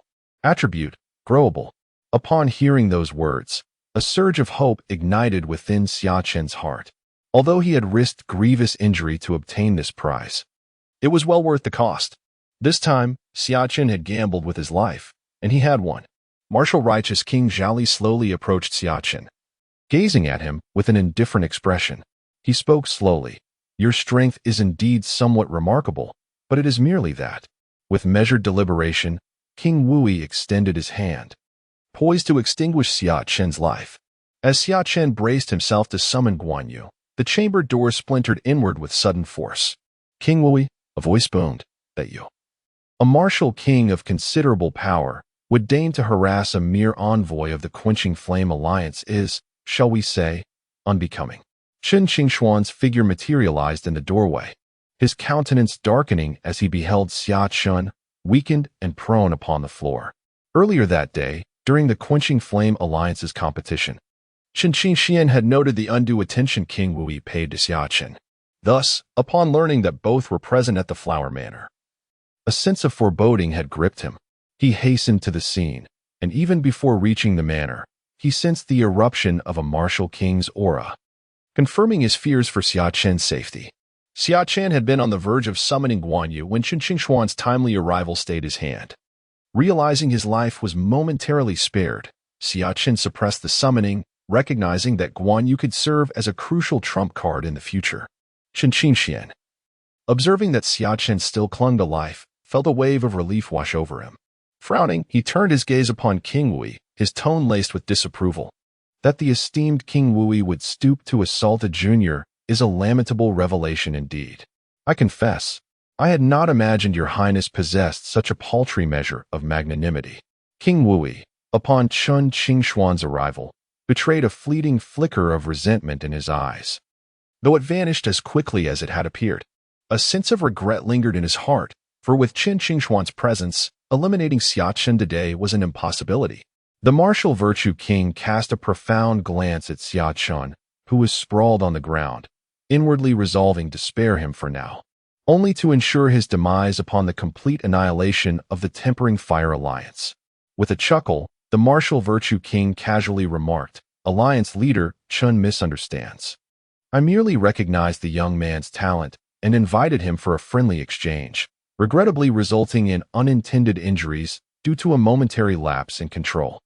It was evident to any discerning observer that the martial virtue king was prevaricating, merely offering a mutual face-saving gesture. Chen Qingxian refrained from further comment, acutely aware of the severity of Xia Chen's injuries, necessitating immediate medical attention. Fortunately, his timely arrival averted what could have been Xia Chen's demise. As Chen Qingxian departed with Xia Chen, the martial virtue king's eyes narrowed slightly. He had anticipated either recruiting Xia Chen or successfully eliminating him. Yet Xia Chen had remarkably endured his assault until Chen Qingxuan's timely intervention. An elderly man with a visage etched with wrinkles wiped perspiration from his brow, remarking with lingering apprehension, "The lad's injuries are grave, bordering on irreparable. An ordinary person would have perished long ago." His unwavering resolve commands admiration. Chen Qingxian, observing the elderly man who had been occupied for quite some time, clasped his hands in respect and said, "I am much obliged, Elder Xian. It is my pleasure to assist the leader of the alliance." When Xia Chen's eyes fluttered open once more, he found himself reclining upon the bed within his own residence. By his side, Long Yin and Tai Man anxiously awaited his awakening. Upon witnessing Xia Chen's eyes open, they promptly gathered around his bedside, Long Yin inquiring with deep concern, "Brother Xia Chen, how do you fare?" Xia Chen discovered that even the slightest movement of his fingers elicited an excruciating, tearing sensation throughout his entire body, causing him to furrow his brow in discomfort. However, upon beholding Long Yan's worried countenance, he mustered a faint smile and said, "My life is as tenacious as they come. You two elder brothers need not fret so." Upon hearing these words, Long Yin and Tai Man were genuinely relieved. Yet, in an instant, Long Yan's expression shifted to one of profound remorse. As he lamented with great regret, "Had I not escorted you to the House of Blooming Flowers, this incident would not have transpired. It is entirely my fault that you, Brother Xia Chen, have endured such a calamity." Observing Long Yan's deeply contrite gaze, Xia Chen offered solace, stating, "You need not reproach yourself, Brother Long Yin. The Prince of Wui had been targeting me for some time. Even if you had not taken me there on this occasion, he would have inevitably found another opportunity to strike." Long Yin and Tai Man both sighed in response to this. It was nigh on an impossibility. The discourse surrounding Xia Chen within the Quenching Fire Alliance had been steadily subsiding after the gauntlet match. However, with the dissemination of this recent event, it stirred the waters, igniting fervent debate among the alliance members. Initially, a number harbored reservations about Xia Chen's assumption of the consulship, yet in the wake of this occurrence, their dissent was silenced. After all, they could not replicate his feat of withstanding a martial king's might. Gradually, Xia Chen became a household name within the Quenching Fire Alliance. Despite his relatively recent arrival, the injuries sustained by Xia Chen were undeniably severe, striking at his very core, as the venerable Xian had noted. Fortunately, Xia Chen had previously ingested a celestial peach, which not only dramatically augmented one's strength but also subtly transformed one's constitution. Thus, Xia Chen was able to endure such grievous wounds without succumbing. Had it been another, they would have perished countless times over. Furthermore, Xia Chen's recuperative abilities were significantly enhanced. Within a mere handful of days, his injuries had substantially healed, a phenomenon that left the physicians attending to him in utter astonishment. In a mere 7 days, Xia Chen had progressed from the brink of death to ambulatory status. Even Long Yin and Tai Man marveled at Xia Chen's formidable resilience, expressing their wonderment. Chapter 99. The inaugural mission. Due to an overwhelming desire to behold the individual who had managed to withstand Zhao Li, the Prince of Wui, Xia Chen found himself the object of intense scrutiny upon entering the room that day. A multitude of eyes, brimming with curiosity, were fixed upon him, engendering a profound sense of unease within him. Chen Qingxian, his countenance adorned with a genial smile, regarded Xia Chen with evident pleasure. Xia Chen's survival had surpassed his expectations, and Chen Qingxian, as the leader of the Quenching Fire Alliance, was naturally elated to have such a formidable figure within their ranks. Henceforth, Chen Qingxian declared with solemnity, "You shall serve as a consul within the Quenching Fire Alliance, overseeing the 18 combat teams of the Southeast District. I shall not fail in my duty." Xia Chen responded in a measured tone. The Quenching Fire Alliance was structured in a hierarchical manner, comprising 4 tiers: the leader, elders, consuls, and combat team captains, with authority diminishing accordingly. Although the position of consul was considered a mid-level management role, it fell short of Xia Chen's aspirations. To command the allegiance of the entire Quenching Fire Alliance, Xia Chen recognized that he must ascend to the position of leader. A full 10 days had elapsed since Xia Chen's ascension to the position of consul, eschewing the conventional practice of a new official asserting authority. Xia Chen encountered no dissent from his subordinates. His prior actions had served as irrefutable proof of his capabilities, earning him the unreserved respect of the entire Quenching Fire Alliance. In a mere 10 days, Xia Chen had effectively managed his 18 teams, ensuring their unwavering obedience. In stark contrast to Xia Chen's situation, the Xia family in Wuhan County found themselves in dire straits. Under the combined suppression of the Prince of Wuhan and the Quattuormeria Mercantile Guild, the Xia family had already relinquished many of their enterprises. However, despite the Xia family's capitulation, Zhao Xian and the Quattuormeria Mercantile Guild remained insatiable, intensifying their encroachment upon the Xia family's assets. In a fortnight, the Xia family convened no fewer than 10 family conclaves in rapid succession. Rumors proliferated throughout the Wuhan prefecture, with denizens speculating on the Xia family's impending downfall, some lamenting while others sneered. Alas, it appears the Xia family is on the verge of collapse, likely to be expunged from the annals of Wuhan prefecture. Indeed, it is regrettable that the legacy amassed by the Xia family over generations should be squandered by the imprudence of Xia Chen, a scion devoid of discretion. Thus, the education of one's progeny warrants utmost diligence. Verily, the Xia family's current predicament stems entirely from Xia Chen's indiscretion. To have wedded the princess was a boon, yet his insatiable desires have instead brought tribulation upon the entire clan. Among the populace, the affairs of the Xia family became a common topic of discussion during leisure hours, arguably the most significant event to transpire in Wuhan prefecture of late. Discerning observers could perceive the impending transformation of Wuhan prefecture, with the once affluent Xia family facing obsolescence, destined to become a fleeting footnote in history. Within the Xia household, tensions escalated as the family confronted an existential crisis. Disagreements arose between certain members and Xia Heba, the patriarch, causing considerable discord throughout the clan. Numerous Xia family dignitaries deliberated on the matter. Bang! Enraged, Xia Heba slammed his palm down, shattering the precious yellow pearwood table beside him. His leonine eyes swept across everyone present as he coldly declared, "Each of you carries the blood of the Xia family. Is it right to sacrifice the lives of our kin arbitrarily to preserve the clan? Is it right to distort reason and invert black and white for the sake of the family's survival? This is not the Xia family way." Xia Heba rebuked the assembly, yet the murmurs below persisted. He felt a profound helplessness. As the Xia family was gradually being devoured, his authority as the patriarch was waning in this critical hour. Those before him were capable of anything to safeguard the family's legacy. Nevertheless, no one dared to speak loudly after Xia Heba's pronouncement, a testament to the prestige he had accumulated over the years. Though Chen erred this time, his actions do not warrant death, and are even justifiable. Do not, and the Four Seas Trading Company seek to consume our Xia family? Let them come, then. The Xia family is fearless. Standing tall in the face of adversity is the true mark of a Xia family man.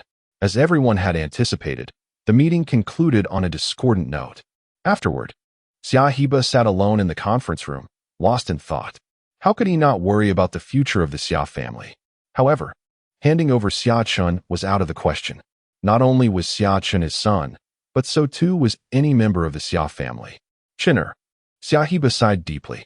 Now that the Xia family's demise was imminent, Xia Chen would be their last hope. As of now, Xia Jiba has not received any information regarding Xia Chen.